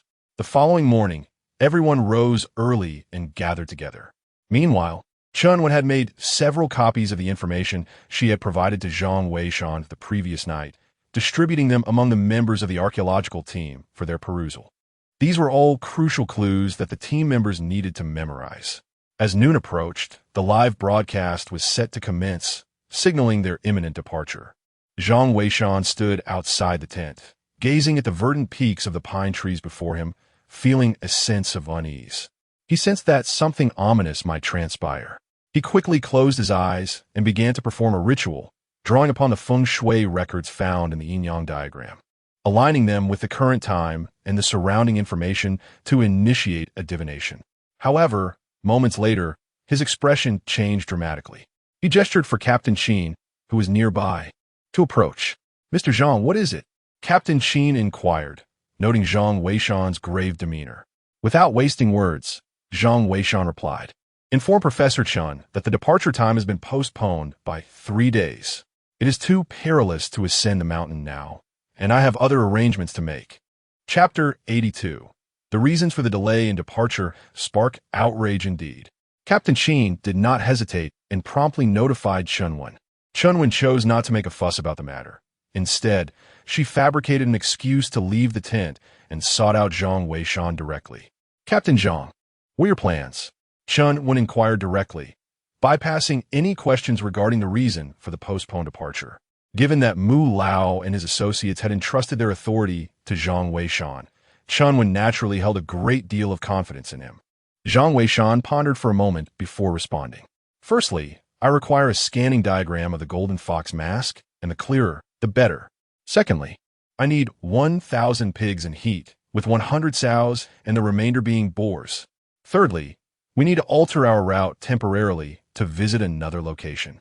Lastly, we must prepare black donkey hooves. I will provide you with the materials and methods to follow." Chunwen was taken aback upon hearing this. The first and third points were somewhat acceptable. Perhaps Zhang Weishan had a plan. However, what was the purpose of the second and fourth points? Why so many pigs? Furthermore, what relevance did black donkey hooves have to archaeology? Were they to be used for some sort of culinary endeavor? "Mr. Zhang, I am rather perplexed." Chunwen expressed her confusion. Zhang Weishan gazed at the distant peaks and stated, "We shall depart in 3 days. During these 3 days, there is much to accomplish. All the pigs must be transported to the mountain by noon tomorrow. They should be taken to the location where the 3 professors disappeared, with soldiers stationed outside to ensure the pigs do not escape. Meanwhile, we must venture to another location within these 3 days to find something crucial. Otherwise, even if we locate the tomb of the warring states, it would be utterly meaningless. As for the black donkey hooves, they are intended to restrain the zombies. We must act swiftly. I need to obtain the scanning diagram of the golden mask as soon as possible." Chenwen was taken aback. Upon hearing Zhang Weishan's remark that the black donkey hooves could restrain zombies, she felt a sudden jolt of surprise. The archaeological community has uncovered numerous ancient tombs, and encounters with corpses that have transformed into zombies are not uncommon. Most can be dealt with using bullets. However, some zombies are impervious to blades of firearms.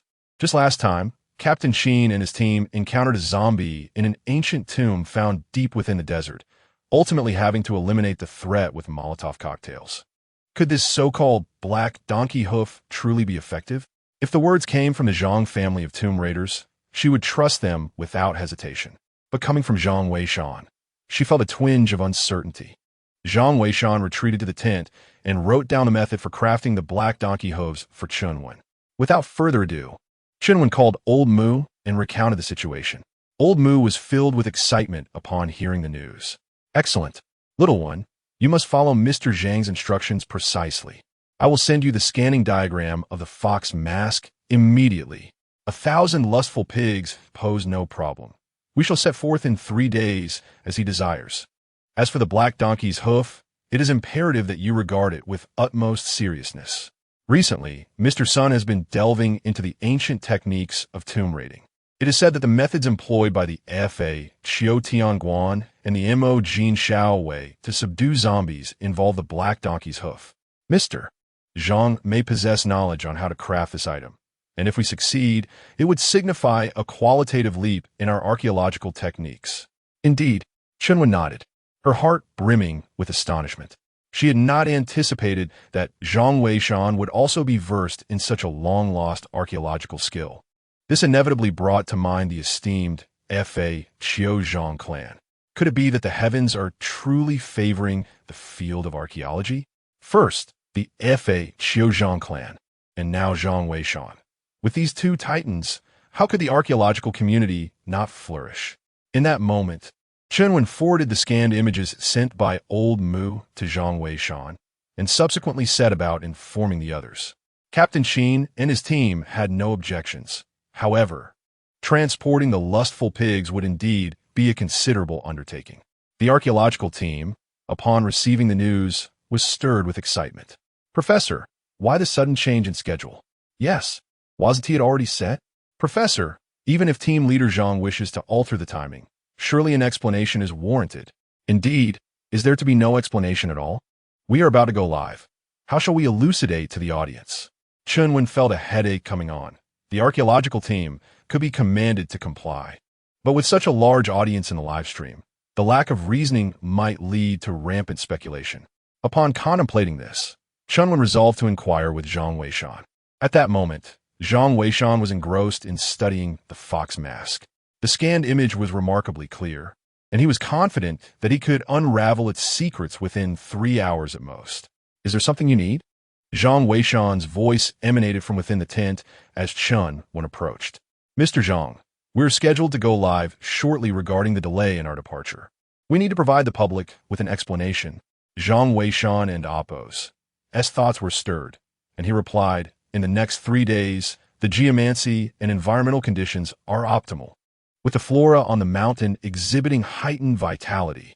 Ascending now would be perilous. The conditions will begin to diminish after 3 days, making that the ideal time to venture upward." "Understood." Chenwen nodded.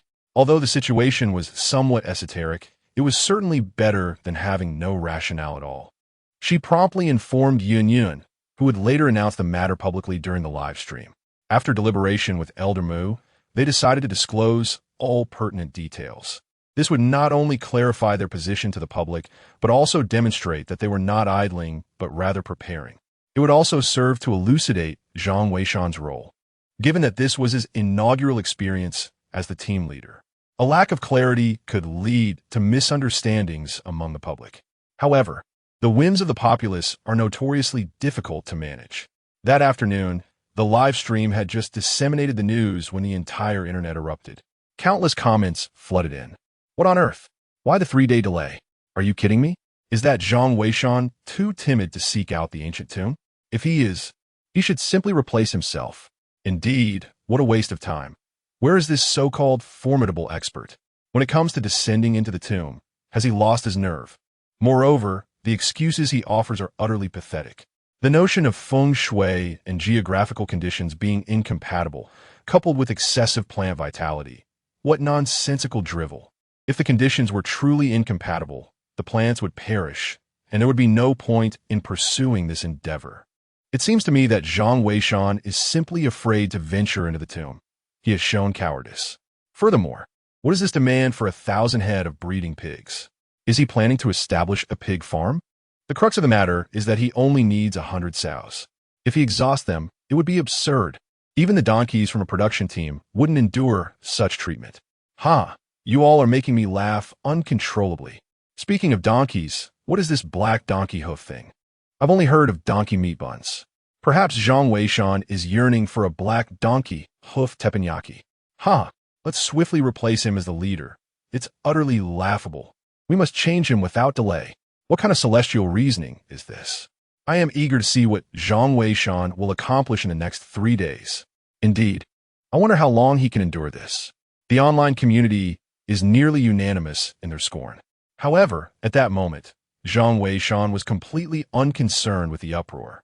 Utilizing the information from the golden fox mask, he quickly pinpointed the precise location, just at the foot of a mountain not far from their camp. Once he finds that place and secures the so-called key, the secrets of the Warring States tomb shall surely be unveiled. Chapter 83. Gao Lao's support for the warriors meets adversity. While the atmosphere among the archaeological team grows gloomy, many felt a sense of indignation, yet remained silent, as they grappled with the discomfort of online vitriol and slander. However, under the leadership of Zhang Weishan, they hesitated to voice their grievances. As Zhang Weishan delved into the study of the golden fox mask, other matters progressed concurrently. In a bid to expedite the arrival of the breeding boars, Captain Qin took personal command, orchestrating the deployment of transport helicopters. Nearly 100 soldiers assembled, successfully transporting batches of breeding boars to the mountains. The site of the previous disappearance of 3 professors from the archaeological team lay on the hillside of the rear mountains. Consequently, the soldiers dispersed, positioning themselves a kilometer away from the disappearance site, herding the newly arrived boars into the area. The breeding sows exhibited heightened mating instincts, with the boars displaying an aggressive desire for copulation. The startled sows fled into the forest, prompting many boars to pursue them. The soldiers stationed outside exerted little effort, accomplishing their task with ease. Naturally, the live broadcast showcased their mission, and the viewers in the chat could not help but engage in mockery and derision at the unfolding spectacle. Truly remarkable. Allowing these beloved souls to perish while Zhang Weishan oversees the breeding of piglets. You are indeed playing with fire. Indeed, Zhang Weishan is speaking utter nonsense. Had I known earlier, I would not have supported him. I fail to comprehend the significance of this. Sending a batch of pigs up the mountain. Are they preparing to breed piglets to supply the archaeological team with provisions? Is the archaeological team planning to reside on the mountain for eternity? This is utterly absurd. I cannot fathom how the authorities continue to act recklessly. However, just as the grievances filled the live stream, a figure suddenly appeared in the chat. It was none other than Gao Lao. Sure. You keyboard warriors, quiet down. What do you know? Stop your incessant complaints. Do you understand what plant vitality is? Do you know when plants enter dormancy? You know nothing yet still criticize. Do not presume to interpret Zhang Weishan and Oppo's intentions through your ignorance. I have witnessed carnivorous plants in my time. Those creatures consume living beings when they are active. Moreover, They predominantly thrive near ancient tombs. You merely speak without understanding the situation. If the archaeological team perishes, will you be responsible for their demise? This is quite outrageous. I am Gao Mingyang. Come challenge me if you have the audacity. Insolent fools. Gao Mingyang's remarks rendered the entire live stream speechless. Countless netizens were left bewildered. Goodness, even a titan of the biological realm can no longer tolerate this. Yet, there remain some bold souls unafraid of death who dare to chuckle. I remarked to Gao Lao that even Zhang Weishan has joined the archaeological community, and yet there has been no official commentary from the field regarding this matter. Why are you so anxious? What does it matter to you? It is precisely your ilk of keyboard warriors that drives away talented individuals. When I see exceptional talent, I must protect it. As for whether the archaeological community takes action, that is of no concern to me. I shall defend those I deem worthy. Gao Lao did not engage in further discourse with them and abruptly ended the live stream. The archaeological community was not indifferent. Rather, the method of creating the black donkey hoof had stirred great excitement among Mu Lao and his colleagues. Upon learning of Gao Lao and Appo's ruckus in the live stream, they hastily issued a statement. We solemnly declare that anyone who insults Mr. Zhang will face a complete ban on their account. Mr. Zhang has his own plans, and the black donkey hoof he proposed is a relic from ancient times, used by treasure hunters and tomb raiders to counteract zombies. We are diligently working on its production, and Mr. Zhang's selfless disclosure of the crafting method is already a significant contribution. I urge you to grant him some time, for as the team leader, he must consider not only how to navigate the tomb, but also the safety of the entire archaeological team. Should you continue in this manner, we will disable the comment functionality of the live stream. After Mu Lao voiced his concerns, the barrage of insults in the live stream subsided.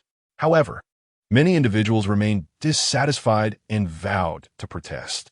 Let us wait and see what the mysterious gourd of Weishan truly conceals. Indeed, once the 3-day period concludes, I am eager to witness what excuses he will conjure to evade responsibility. We shall proceed with patience and observe the unfolding events. The entire internet is abuzz with speculation, and Gao Lao's unexpected support has taken many by surprise. Hours have elapsed, a full 7 or 8, and that evening, Zhang Weishan finally unraveled the enigma of the golden fox mask, pinpointing the precise route and the location of the treasure. However, no one anticipated that on this very night, the team transporting the agitated pigs up the mountain would encounter peril. Captain Sheen remained at the camp, overseeing operations. The mission concerning the agitated pigs had nearly reached completion. Yet as he coordinated the personnel for withdrawal, a voice crackled through the radio, belonging to a helicopter pilot. Captain Sheen, something seems to have happened in the mountains. The air is filled with the anguished cries of pigs. Captain, we can hear it too. The sounds are horrifying, and they're echoing toward us, exclaimed several other soldiers in alarm. Quickly retreat. Ensure the safety of all personnel, commanded Captain Sheen. Understood. Countless helicopters commenced their rescue operations, with live footage streaming in real time. The rescue mission proceeded with methodical precision, and soon a helicopter pilot reassured everyone, do not panic. The area of concern is confined to the mountain. You are all in a safe location.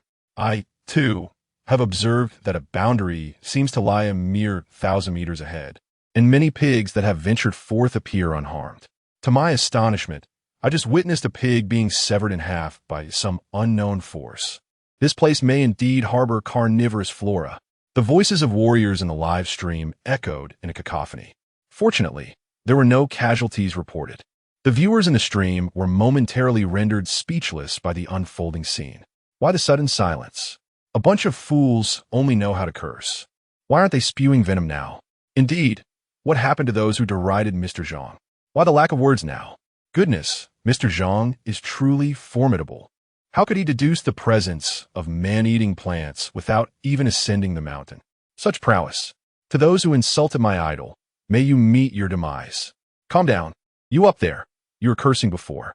I have screenshots, so don't think I wouldn't recognize you just because you changed your name. I'm out of here. Mr. Zhang is incredible. The distance he set is perfectly within the safety range. His capabilities rival those of deities. Indeed, but I miss the deities. I wonder where they have gone. Mr. Zhang is quite impressive. Those of you who once idolized the deities should refrain from disparaging Mr. Zhang. The viewers in the live stream exhibited a rapid shift in sentiment. Those who previously questioned Zhang Weishan now began to rally in his support. Meanwhile, the members of the archaeological team, upon hearing this news, appeared as pale as parchment. Thankfully, they had sent some frisky pigs ahead. Otherwise, had they recklessly advanced, it might have been their fate that was sealed. At this moment, Zhang Weishan sat within the confines of the tent, observing the live broadcast. Everything unfolding precisely as he had anticipated. This was merely the initial step in the quest to explore the tomb of the Warring States. There remained a multitude of tasks ahead of them. Chapter 84. Doubts arise regarding the entrance, yet we submit in the midst of a hasty retreat. The warrior group suffered no casualties. Captain Qin could not help but feel a flicker of respect for Zhang Weishan. Although he could not comprehend the extent of Zhang Weishan's influence, it was evident from this arrangement that had Zhang Weishan not established the necessary distance, they might have lost several comrades. These individuals were his allies, and the fact that they could all return unscathed filled him with profound gratitude. After all, every life is precious, regardless of status. Following the incident involving the warrior group, public opinion across the internet had softened considerably. Nonetheless, many remained skeptical and watchful. Given the earlier mishap involving 3 professors, it was reasonable for most to suspect that danger lurked within the mountains. Thus, this did not seem particularly impressive. The forthcoming actions of Zhang Weishan would be the true test. The following morning, the archaeological team was assembled at dawn. Confusion swept through the crowd. Was their departure not scheduled for 3 days later? Why the sudden gathering on just the second day? Silence. Let us heed Captain Zhang's directives. Chenwen called out. The atmosphere immediately quieted. Zhang Weishan surveyed the group and proclaimed, "We need to locate a specific site. One that is of paramount importance to our entire endeavor concerning the tomb of the Warring States. Our time is limited, so we shall depart immediately." Without further ado, Zhang Weishan's command propelled both the archaeological team and the warrior group into action, setting forth on their mission. Fortunately, the distance was not great. A mere 20-minute drive brought them to their destination. Yun Yun and the members of the live-streaming crew accompanied them throughout the journey. Although it was still morning, the popularity of the live stream had already surged, with many eagerly awaiting Zhang Weishan and Appo's next move. They had arrived near a wild lake, its expansive surface contrasting sharply with the steep, rugged cliffs on the opposite side, which were draped in various creeping plants, some even cascading down to the water's edge. Zhang Weishan pointed towards the cliffs and remarked, 100 meters to the left of the cliff's face, there lies an entrance. We must venture in to retrieve something. However, we do not require a large group for this task. Professor Chen, please make the necessary arrangements. Professor Chen promptly began to allocate personnel. Yet he, along with the other members of the archaeological team, were puzzled by the notion of an entrance in such a sheer cliff face. Nevertheless, Zhang Weishan seemed disinclined to elaborate, leaving them no choice but to comply. Team leader Qin led a pair of soldiers ahead to clear the path, while another group of archaeologists followed closely behind. 2 boats set off directly towards the opposite shore of the lake. In the interest of the live broadcast, the crew had mounted their equipment on the boats, allowing them to capture the unfolding events. Meanwhile, viewers in the live chat began to speculate fervently. Why is Zhang Weishan searching for a cave instead of an ancient tomb? Indeed, it seems rather nonsensical.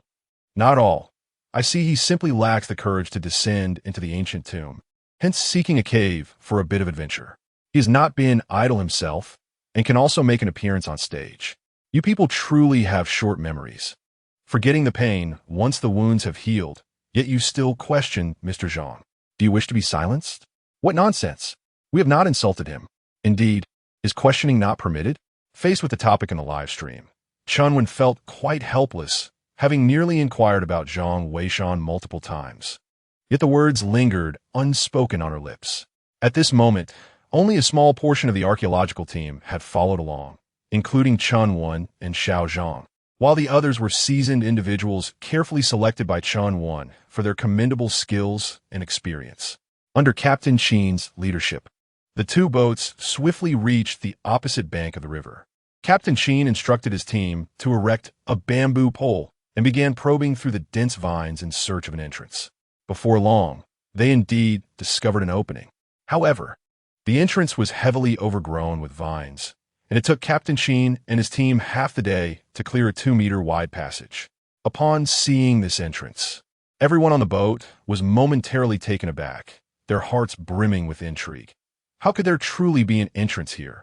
Moreover, it appeared that this entrance had not been visited in a long time. How did Zhang Weishan come to know of it? Goodness, how did Zhang Weishan know? Impressive. Although I'm uncertain if he aimed to divert attention, discovering an entrance unknown to others is indeed remarkable. What could be lurking within this cave? It appears quite eerie. I too am quite curious. Uncertain, Chun Wan exclaimed upon seeing the entrance, her curiosity becoming increasingly insatiable. Mr. Zhang, how did you come to know of this entrance? Moreover, what connection does it hold with our plans for the Warring States tomb? I simply cannot fathom it. Please enlighten us, Mr. Zhang. Indeed, team leader, we are equally perplexed. Others chimed in, their curiosity piqued. Zhang Weishan glanced at the entrance and replied, "The Golden Fox mask conceals a treasure site, located right here. I surmise that beneath this ground lies a key linked to the Warring States tomb. Without discovering it here, even if we locate the tomb, it would be futile." A mask? A secret? The group was momentarily taken aback. They had indeed seen the Golden Fox mask, yet had failed to uncover any secrets. How had Zhang Weishan discerned it? Mr. Zhang, I too have seen the fox mask, and even Mu Lao and the others are aware of it. The notion that it conceals a secret is unknown to them. Chun was astounded. Zhang Weishan chuckled. It is normal not to know. The secret is described through metaphor. I discovered it through the arrangement of the patterns on the mask. Those unaware of this would be utterly incapable of discerning it. Be cautious, as we are unsure of the dangers that lie ahead. We shall venture in shortly. Chun Wan nodded eagerly, and the other archaeologists were equally taken aback, yet filled with admiration. It was no wonder that Zhang Weishan was appointed as the team leader. Only he had discerned the secrets concealed within the fox mask. If he were not to lead, who else could possibly take on that role? The audience in the live broadcast was rendered speechless. What is